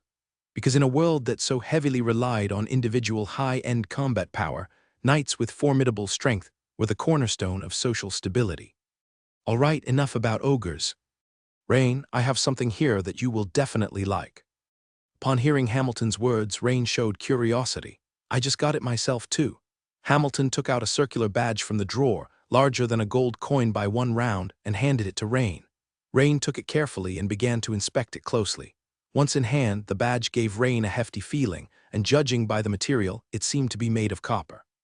It appeared to be mixed with a small amount of other metals, looking much like gold but duller, with a very beautiful luster. On the front was the head of a howling running wolf, with sharp fangs and ferocious eyes vividly engraved. On the back, it said Rain Carlin, Flashgold Town, Meister County, and a long string of numbers. This is the badge of a junior bounty hunter. With this, you can carry weapons with you whenever you leave the house, Hamilton finally revealed. So this is the bounty hunter badge, but how did it come so quickly? Rain's eyes flashed with joy. Haha, Rain, you're in luck. When your application was submitted, it just hit the time node otherwise. You would have to wait at least another month, Hamilton said with a slight smile. Rain nodded his head. It seemed his luck was indeed good. With the bounty hunter badge, he could carry weapons with him, which would definitely be more secure. Not have to use a hammer to deal with thugs like before. However, having the hammer expertise skill and keeping a hammer as a backup didn't seem like a bad idea. Rain suddenly became thoughtful. After leaving Hamilton's office, Rain continued to wrap his dual-handed greatsword in a large piece of sheepskin, then slung it over his shoulder and prepared to head home. Even now, with the bounty hunter badge, Rain did not wish to show off. Be humble in life, but high profile in actions. Rain, wait a moment. Wylan approached with a face full of joy. Captain Wylan, what is it? Here, this is your share of the spoils. The quartermaster has just finished assessing it. Wylan said with a smile, handing a cloth bag to Rain. Such efficiency, truly admirable, Rain said with a smile as well. Rain weighed the cloth bag Wylan had handed him, and a look of surprise crossed his face. Upon opening it, his suspicions were confirmed. Rain's surprise was not without reason, for there were 10 Empire gold coins inside. The quartermaster determined your share of the loot to be 20 gold and 9 silver, so I just gave you 10 gold, and I rounded off the change. You don't mind, do you? Captain Wylan said with a beaming smile. No, I mean, it seems like too much for me. Rain earnestly said. You deserve it, now you go on home. I have to find the others and distribute the money. Wylan patted Rain's shoulder, not giving him a chance to refuse any longer. Thank you, Captain Wylan, goodbye. After watching Wylan leave, Rain joyfully tucked the money pouch carefully into his chest to keep it safe. At that moment, his hand brushed against that peculiar ore. How about taking a detour to the blacksmith's shop now, and ask Boris what kind of ore this actually is? Forget it. I should just go home first. It's not urgent at this moment. Rain looked up at the ever-darkening sky and abandoned his plan of going to the blacksmith, heading directly towards his home instead. By now, Poison Dagger had already arrived near Rain's home, completed the survey of the terrain, and confirmed through observation that Rain had not yet returned home. Then, Poison Dagger began to make preparations. As an assassin, a job was just a job, and Poison Dagger never allowed personal feelings to get in the way of his work. Therefore, when his dagger aimed for the necks of children, young women, noble ladies, or the elderly, he didn't hesitate in the slightest. His sharp dagger also ensured that his victims left this world without much pain. Poison Dagger believed this was the greatest mercy he could offer, since the client had another requirement, which was to make the death look like an accident as much as possible. He also had a full plan in place for that. At that moment, he was applying poison to his black spike dagger, a poison that caused paralysis and dizziness. He planned to strike the target once and then drag him into the nearby woods. After that, he would draw some blood from the victim. The scent of blood would quickly attract wild animals. By the time people discovered the young man's remains several days later, they would assume he had wandered into the woods and been attacked by beasts. It seemed not quite perfect, but the money given by the client was only enough for him to do so much. Poison Dagger didn't plan on putting in any more effort. After arranging everything, Poison Dagger stood patiently in a dark alley, his gaze fixed ahead, quietly waiting for his target to arrive. Ugh, this must be it. Poison Dagger looked pleased. Once he had seen a person's portrait, he almost never made a mistake. He was confident that the young man approaching from afar was Rain, his target for the assassination. Therefore, he stepped briskly out of the alley and walked towards Rain. Under the cloak of night, Rain, delighted, was carrying a sheepskin-wrapped greatsword and walking towards his home. At that moment, an ordinary-looking middle-aged man in black approached him with a smile and asked, "Hello, could you tell me how to get to the Oak Tree Tavern in Flashgold Town?" "That's the Brow family's place." Just as Rain was about to turn around to point out the direction, a sudden alarm went off in his mind. A streak of black light, fast as lightning, was rushing towards him. In the blink of an eye, Rain twisted his body with all his might. Gripping the dual-handed greatsword with both hands, and from top to bottom he swung with all his strength, delivering a furious slash. Almost simultaneously, a streak of black light flashed by, and Rain felt a slight pain in his right rib.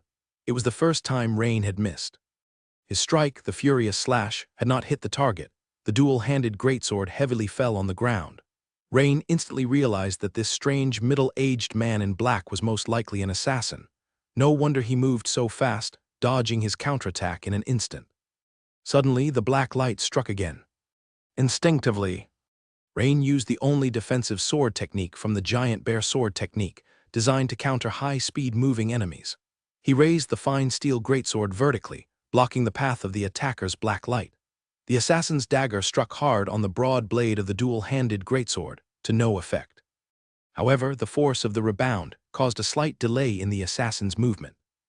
Rain kicked powerfully at the wide back ridge of his sword, and the tip suddenly kicked up a large cloud of dust, covering the assassin's whole body like a torrential downpour, forcing him to raise his hands to shield himself. Blacksmith's strength, as the assassin lifted his arms to protect his eyes and retreated swiftly. Rain swung the dual-handed greatsword around in a semicircular area, attacked the whirlwind slash. This sword technique, which Rain had often used while clearing out murlocs, proved exceptionally swift and devastating. The 1.5-meter-long dual-handed greatsword traced a beautiful, bright, semicircular arc. With Rain's reach combined with the length of the greatsword, the assassin, although retreating at high speed, really couldn't avoid it. He was still half a meter short of escaping the reach of the greatsword. The assassin had no choice but to twist his body forcibly, raising the short dagger to protect his waist, blocking Rain's ferocious attack.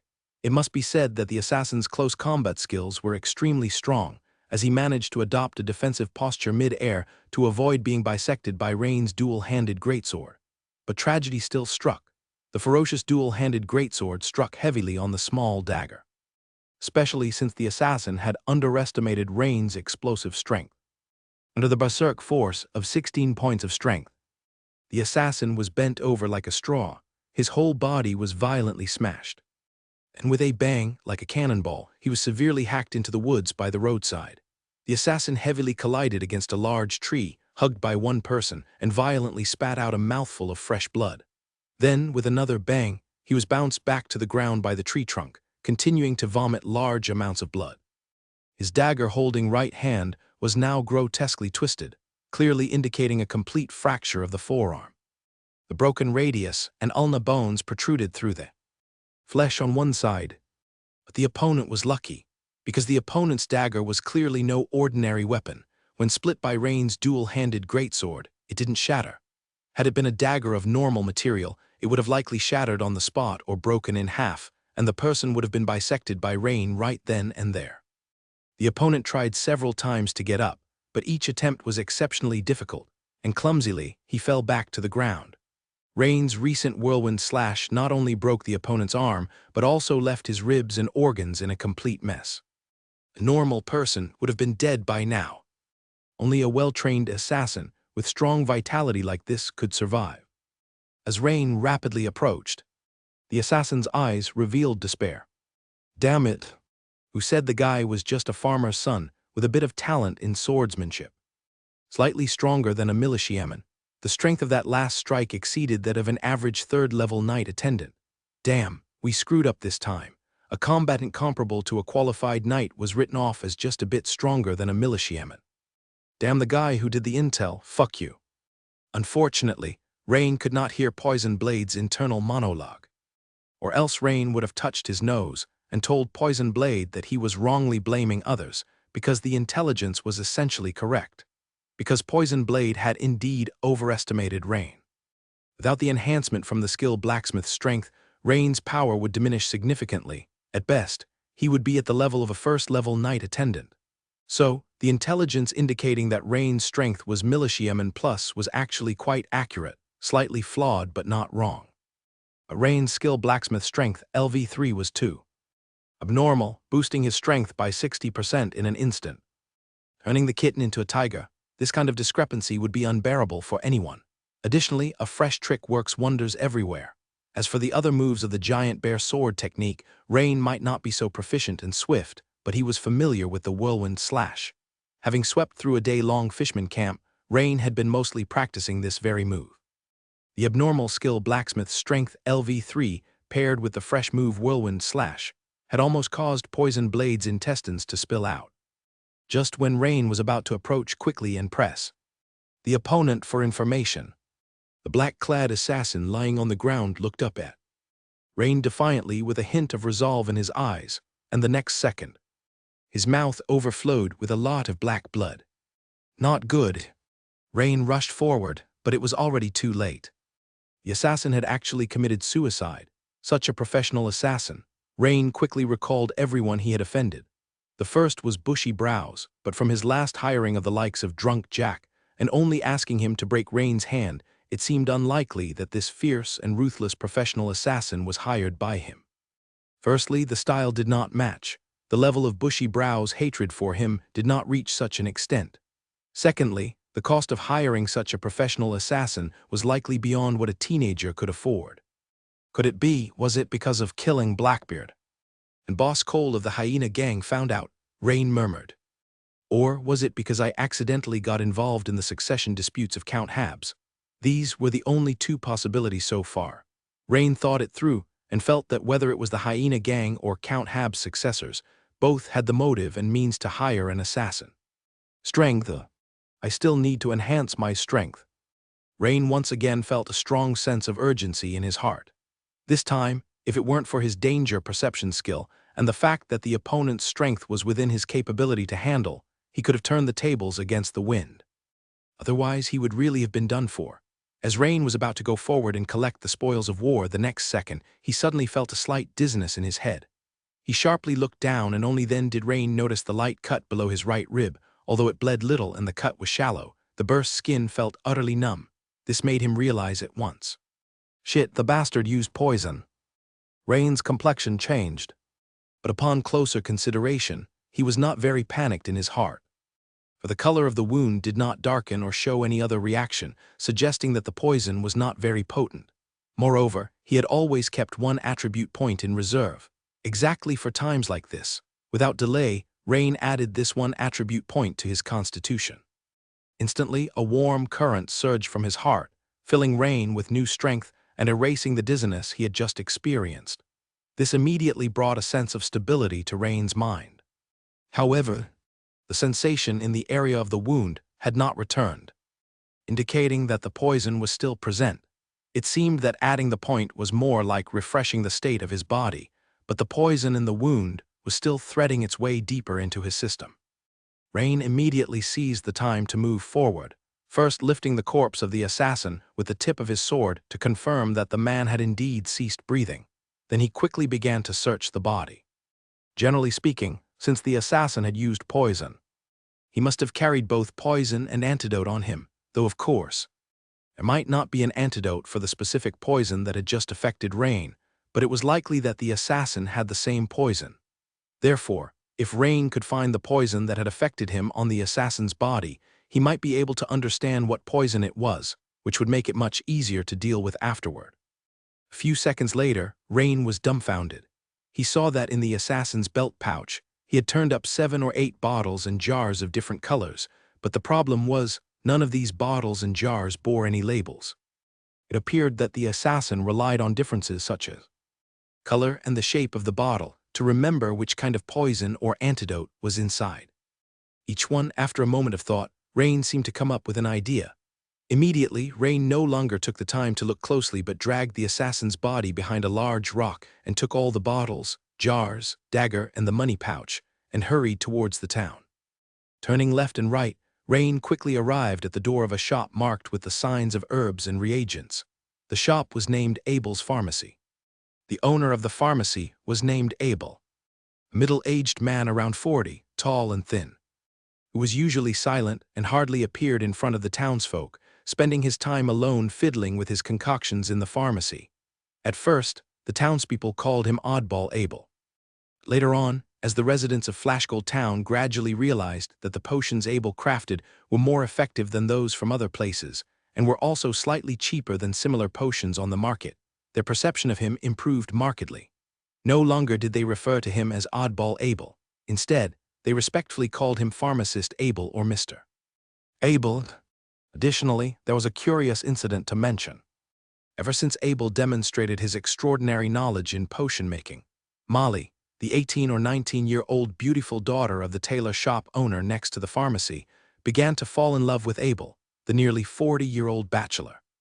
This matter initially astonished the people of Flashgold Town, but upon further reflection, they realized that apart from immersing himself in potion research, Abel had no vices such as gambling or drinking, and seemed to be indeed a fine man for fostering a family.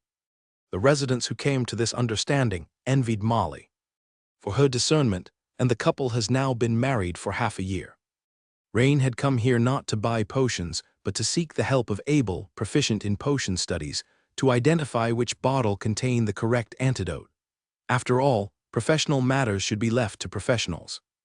As for what Abel might perceive, at a time like this, who would care about such a thing? Preserving one's life was of the utmost importance. Moreover, since Abel was always reserved and hardly spoke, Rain wasn't too worried that this apothecary would spread rumors about him. When Rain reached Abel's pharmacy, that sensation of dizziness had started to bother him again. However, it did seem a bit better than just now. He didn't know whether it was because his constitution had grown stronger or because the potency of the poison had started to wane. It seemed that adding attribute points could only restore all of his physical energy, but it couldn't dispel this adverse condition. He still needed an antidote.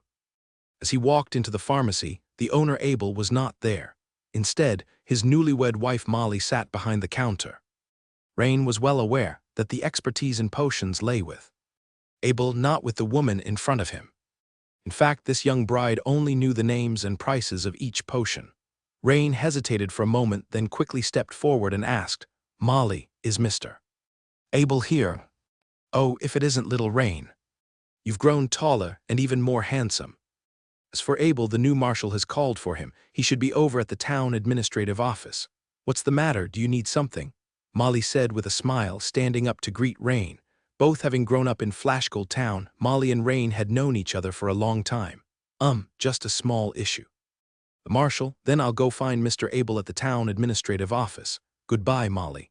Rain waved his hand and quickly left the pharmacy, heading towards the administrative office. "Hey, Rain, you could wait." Molly shook her head as she watched Rain hurry away, unable to understand why he was in such a rush. Soon, Rain arrived at the town administrative office, and after asking the guards, he quickly found out the answer. Indeed, Molly was right. Abel was here, currently in Hamilton's office. Knock, knock, knock. So, before long, Rain was back in Hamilton's office again. Upon entering the office, he saw Abel, clad in a black robe, standing next to Hamilton, apparently examining the knight's injuries. This caused Rain to pause for a moment, but then a slight smile appeared on his face. This just proved that Abel's medical skills were very high, since even the injuries of an official knight like Hamilton were being treated by him. Rain thought confidently that the poison afflicting his own body would be no trouble at all. "Hey, Rain, why have you come back?" Hamilton asked, looking puzzled. Rain didn't answer directly, but he tilted his head slightly to glance at pharmacist Abel, then turned his gaze back to Hamilton.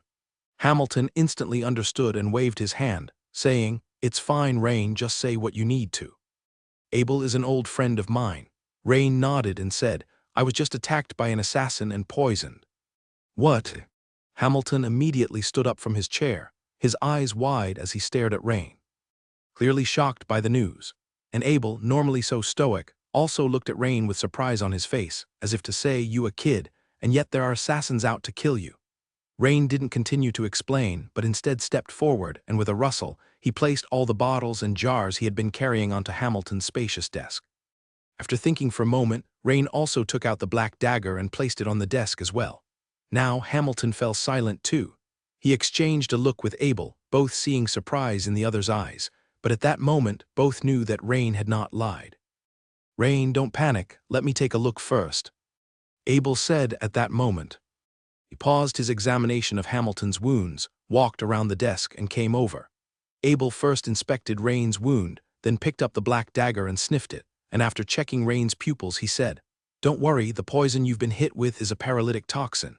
Even without an antidote, the effect will naturally wear off after half a day." Something seemed to occur to Abel, and he raised his eyebrows and continued, "However, Rain, your body is quite robust. Because if an ordinary person was scratched like that, most likely within a few minutes they would gradually feel dizzy and numb in their hands and feet, followed by a loss of consciousness. Abel hadn't expected Rain to be able to hold out until now, and even at that moment, he couldn't really tell that Rain was close to succumbing. This surprised him a lot. Abel's words allowed Rain to relax inside. So it was just a paralytic poison. Nevertheless, if there's an antidote among these bottles and jars, it would of course be best to take it immediately. Before Rain could even speak, Abel had already started carefully examining the collection of bottles and jars placed on the desk. Abel picked up a small round black bottle, opened the stopper, merely sniffed it, and then began to explain. "This is a lethal poison. Its main ingredients are deathcap and toxic bloom. If one is stabbed with it, they will succumb to the poison and die in a short amount of time." Then he took another square-shaped bottle, opened the stopper, sniffed it, and said, "This is a wounding poison, made primarily from serrated grass, causing the wound to bleed continuously. One after another, the longest identification time did not exceed 5 seconds. This is too familiar." Someone who didn't know any better would think that Abel made these poisons and antidotes himself. Rain watched with wide eyes, only this thought running through his mind. Moreover, in his subconscious, Rain somewhat doubted that the man before him was merely a simple pharmacist. The other party was just too familiar with all sorts of concoctions. Soon, Abel found the antidote among the assassin's diverse bottles and jars. "These 2 bottles are the antidotes, but they need to be mixed together to create the actual antidote," Abel indicated. Rain's face darkened at once. Who would have thought of that? It's damn crafty, keeping the antidote in 2 separate bottles and requiring them to be mixed before use. Only someone well-versed in pharmacology could spot such a trick at a glance. Lucky for him, he had found Abel. Thinking it through, Rain felt a wave of relief mixed with fear. Abel poured the 2 concoctions together, mixed them thoroughly, observed for a few seconds. "All right, these 2 concoctions have been pre-mixed in the correct proportions, but the antidote might be a bit pungent." "Of course, Mr. Abel." Rain nodded promptly in response. "Take a couple of strong sniffs, and it will counteract the effects of the paralytic poison," Abel said as he handed over the antidote to Rain. With a look of joy on his face, Rain nodded and said, "Thank you, Mr. Abel." He quickly took the antidote and took a fierce sniff, but the very next second, Rain's face turned green and he almost retched from disgust. It really was unbearably foul-smelling. Rain had never experienced the stench of a skunk spray, but he assumed it had to be quite similar. At that moment, he only felt his temples throbbing, and it was as if a nerve in his head was twitching. Seeing Abel's somewhat amused expression, Rain finally understood why Abel had asked him in the first place. A sly character, but I have to say the dizziness almost completely disappeared, and the effect was indeed very significant. This caused Rain to furrow his brows tightly and inhale again. It's like snorting mustard up your nose. But the effect was really good. After 2 sniffs, Rain became totally clear-headed. The dizziness disappeared in an instant. Also, he started to feel a dull pain at the wound on his right rib. After Abel had helped with the poisoning, he seemed to have other matters to attend to. And after instructing Rain on a few things to pay attention to for his recovery, he took his leave. At this moment, only Rain and Lord Hamilton were in the office. "Have you dealt with the body?" Lord Hamilton asked proactively. Not yet. I placed the opponent's body behind a pile of rubble about half a person's height in the woods near the south side of the town square in Flashgold Town." "I got it. I'll have someone take care of it." After saying that, Lord Hamilton shook a bell on the table. At that moment, a guard walked in. "Call for the night watchman." "As you command, Lord Hamilton." Soon after, Wyland, the familiar night watchman captain, walked in. He saw Rain, smiled, and nodded. "Lord Hamilton, you called for me." "Wyland, there's a body behind a half-person tall pile of rubble in the woods near the south end of the town square. take a few men and handle it. Understood, my lord. I will take care of it immediately. Wylun replied with a stern face and promptly went to handle the task. At this time, Rain started to inquire, Lord Hamilton, do you think it's possible that the fact I killed Blackbeard has already been found out by the hyena gang's boss, Cole? Upon hearing this, Lord Hamilton showed a contemplative expression, tapping his fingers on the desk nonstop. He understood what Rain was getting at. Rain was asking if the assassin could have been sent by the hyena gang's boss, Cole, but soon he shook his head, dismissing Rain's speculation.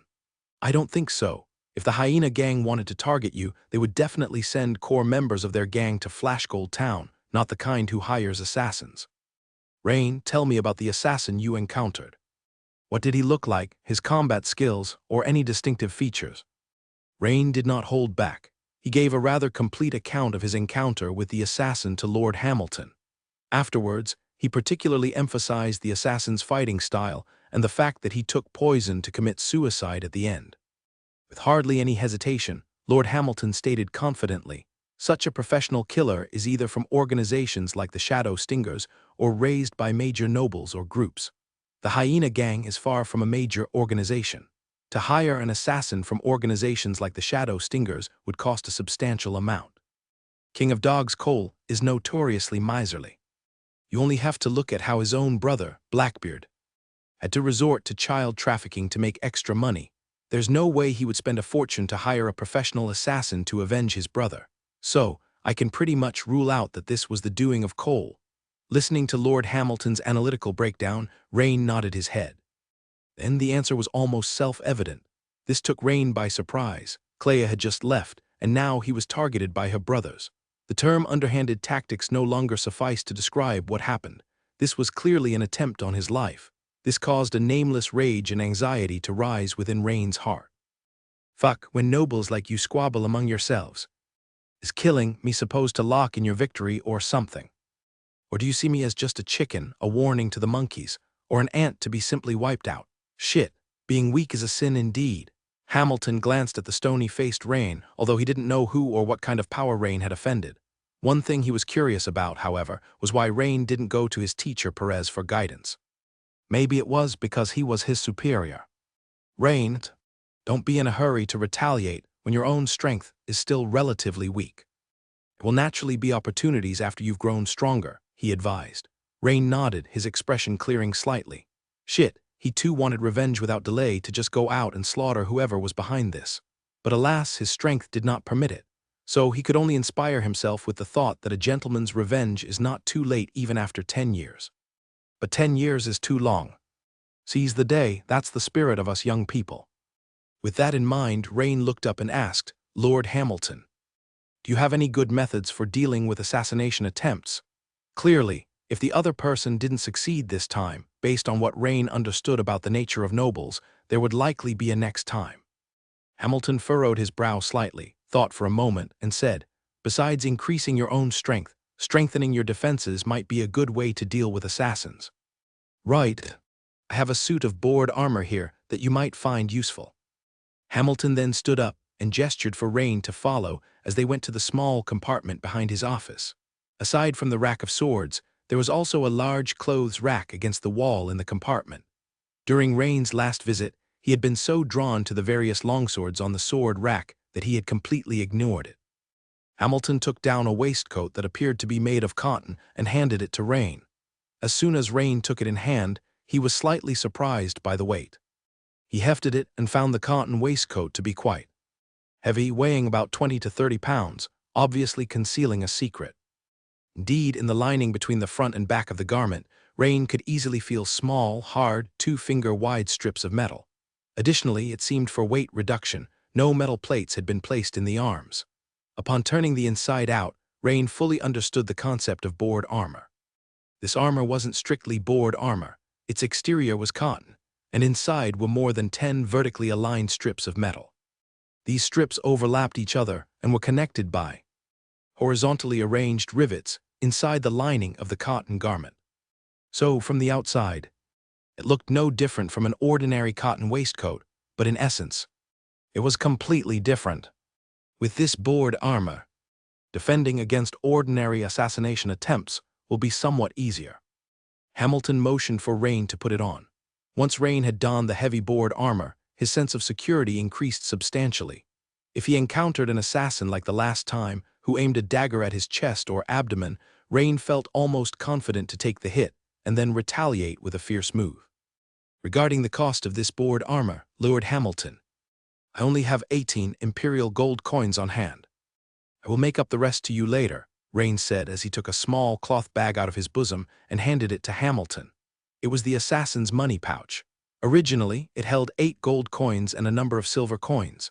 Combined with the 10 gold coins Rain received from exterminating the fishmen, it amounted to roughly 18 gold coins.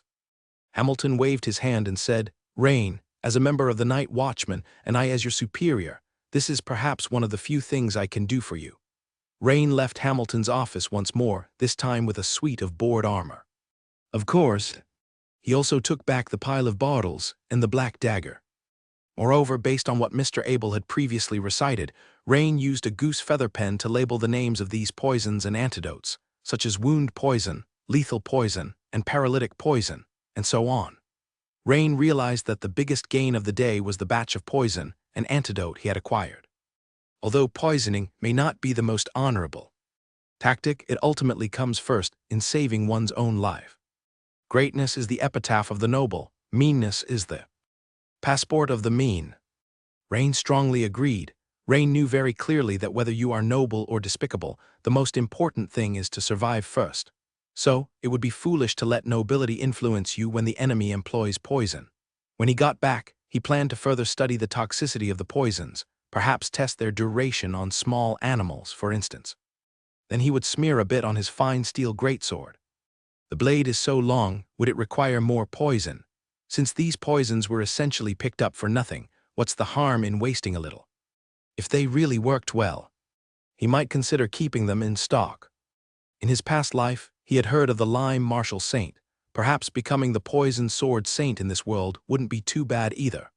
At this point, Rain remembered he hadn't checked the system notifications that had come during the earlier fight. Immediately, Rain concentrated and began to check. Your skilled giant bear sword technique has improved. Experience plus 101. You have experienced a battle Night Watchman professional experience points plus 55. The progress bar for the giant bear sword technique had jumped significantly from LV3 398 over 500 to LV3 499 over 500, missing just 1 point to level up. In addition, the Night Watchman's profession level also showed a significant increase, reaching LV2 207 over 300. After a moment's thought, Rain stepped into a secluded area of the woods and began to practice the giant bear sword technique with swift swish-swish motions. Shortly after, a smile appeared on Rain's face. System notifications arrived. You have trained in the giant bear sword technique, and your comprehension has improved. Your skilled giant bear sword technique has improved, experience plus 1 instantly. The giant bear sword technique advanced from LV3 499 over 500 to LV4 0/1000. Pieces of fragmented giant bear sword technique. Training memories began to flood into Rain's mind. He quickly absorbed and mastered these memories, embedding them into his muscle memory. At this point, Rain had gained a deeper understanding of the giant bear sword technique. By the time Rain arrived home, it was already past the dinner hour.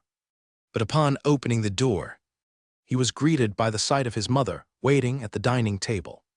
"How come you're so late? I heard today that you went out on a mission," his mother said, taking the pies from Rain's hand. "Yes, and it went quite well." "Really?" His mother gave Rain a skeptical look as she distinctly remembered him wearing different clothes, but now he had changed. "What about these clothes?" his mother asked, pointing to Rain's attire. Rain looked down and realized why his mother found something amiss. "Oh, this is a brigandine Lord Hamilton gave me." "Actually, you can let go of your worries now." Rain slapped the brigandine forcefully, producing a series of dull thumps. "Wow, there's such clothing." His mother touched the garment, her face revealing a surprise when she noticed the difference. "So now, when I go out on missions, you won't have to worry all the time." Rain took the opportunity to comfort his mother. After a hasty dinner, Rain returned to his room to start tallying the gains from this trip. Gazing at the strange ore, a dagger made of an unknown black metal, 18 gold coins and 17 silver coins. Along with a collection of bottles and jars containing poison and its antidote, Rain pondered for a moment before deciding to put away the gold coins and silver coins first. Then, he sorted the poisons and antidotes, placing them in a wooden box which he hid under his bed. As for the curious piece of ore, Rain picked it up, weighed it in his hand, and planned to consult with the blacksmith Boris about it the next day. Worried that blacksmith Boris might covet it, as if the greatsword were just for show, Rain had no concerns about this at all. Finally, he picked up the black dagger, plucked a strand of hair, and placed it upon the blade. With a gentle blow, the hair was instantly split in two by the edge of the dagger. Hiss! Sharp enough to cut hair. After thinking it over, Rain decided to carry the dagger with him for self-defense, as the dual-handed greatsword was sometimes too conspicuous and not always convenient in certain situations. Having dealt with the spoils of battle, Rain turned his attention to the panel. Profession, Blacksmith LV1, 52/100 / Night Watchman LV2, 207/300 remaining attribute points. 0 remaining skill points. 0 the Blacksmith Strength LV3, Hammer Mastery LV1, Danger Perception LV1, Giant Bear Sword Technique LV4, 0/1000. The one attribute point he had held in reserve was gone. This disappointed Rain a bit. He no longer had that trump card for a turnaround. However, I'm over halfway to the next level of the blacksmith profession. Nearly 2/3 through the Night Watchman level. If I really buckle down these next couple of days and focus on improving one aspect, I will again have an attribute point to use. Although Rain had spent the entire day traveling, fighting, and ending with an assassination attempt, thanks to his recent boost in constitution, he was still feeling quite good. Therefore, Rain decided to go ahead with his practice of the giant bear breathing technique, as usual. Diligence leads to excellence, play leads to ruin. However, when Rain started practicing the second movement of the giant bear breathing technique today, he noticed a significant difference. The second movement, resembling a Russian kettlebell swing, had become increasingly easy for him to perform as his strength rapidly grew, but he still hadn't managed to sustain it for half an hour or more. He had improved from the initial 5 minutes to 18 minutes just a couple of days ago. Yet today, Rain persevered for a whole 27 minutes straight. You have practiced the giant bear breathing technique. Your understanding has improved. Skill giant bear breathing technique has improved. Experience +2, your skill giant bear breathing technique has improved. Experience +2, this was getting very close to the 30-minute mark. It also meant that Rain was soon going to be able to practice the third part of the giant bear breathing technique. This realization filled Rain with excitement.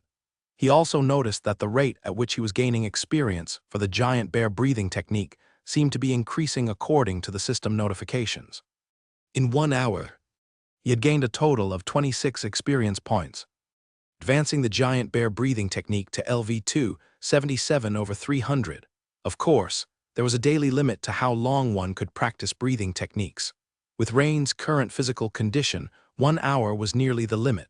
To do more would be to damage his body and overdraw on his potential. The quicker experience gain made Rain reflective.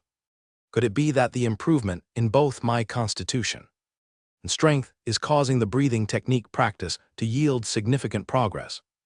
The increase in strength before made it easier for me to perform the second form, and now the further improvement of my constitution has enhanced my endurance, Rian Carlin noted. The training of the giant bear breathing technique enhanced constitution and strength, and in turn, the increase in these attributes facilitated the progress of the technique itself. They complemented each other perfectly. Right, that seems to be the case, he agreed. The next morning, Rain arrived early at the blacksmith's shop in the small town. Rain, you're here. The blacksmith Boris greeted him with a smile. What do you plan to learn today? Or are you going to forge some horseshoes again? Not in a hurry, Uncle Boris, I came to ask you something. Rain looked around, turned his back to the other apprentices, and pulled out the strange mineral that emitted a blurred soft light from his chest. Blacksmith Boris's eyes immediately bulged.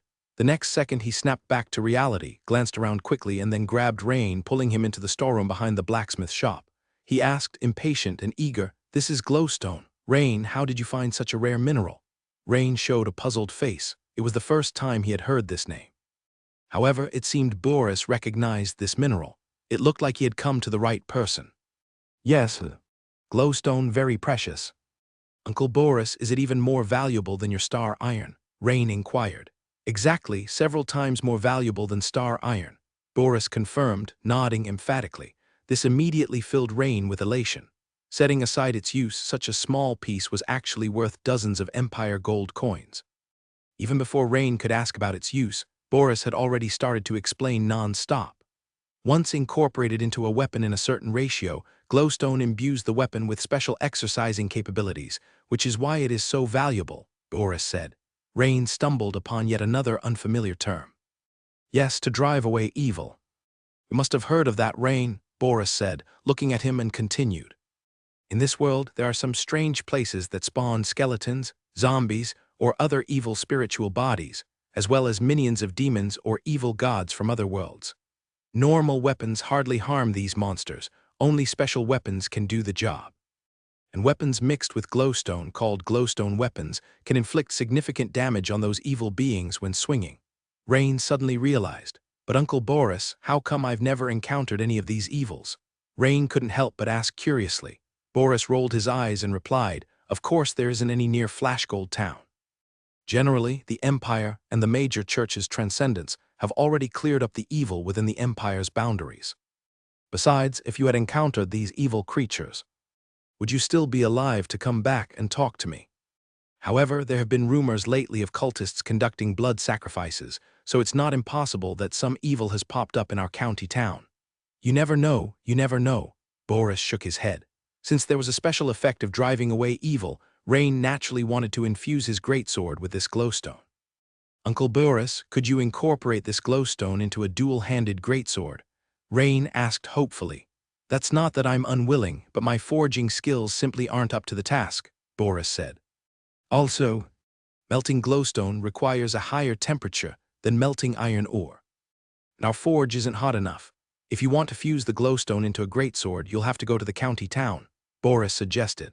Only the advanced blacksmith shops there have blast furnaces, and there are skillful swordsmiths who can help you infuse the glowstone into a dual-handed greatsword. Rain nodded, deep in thought.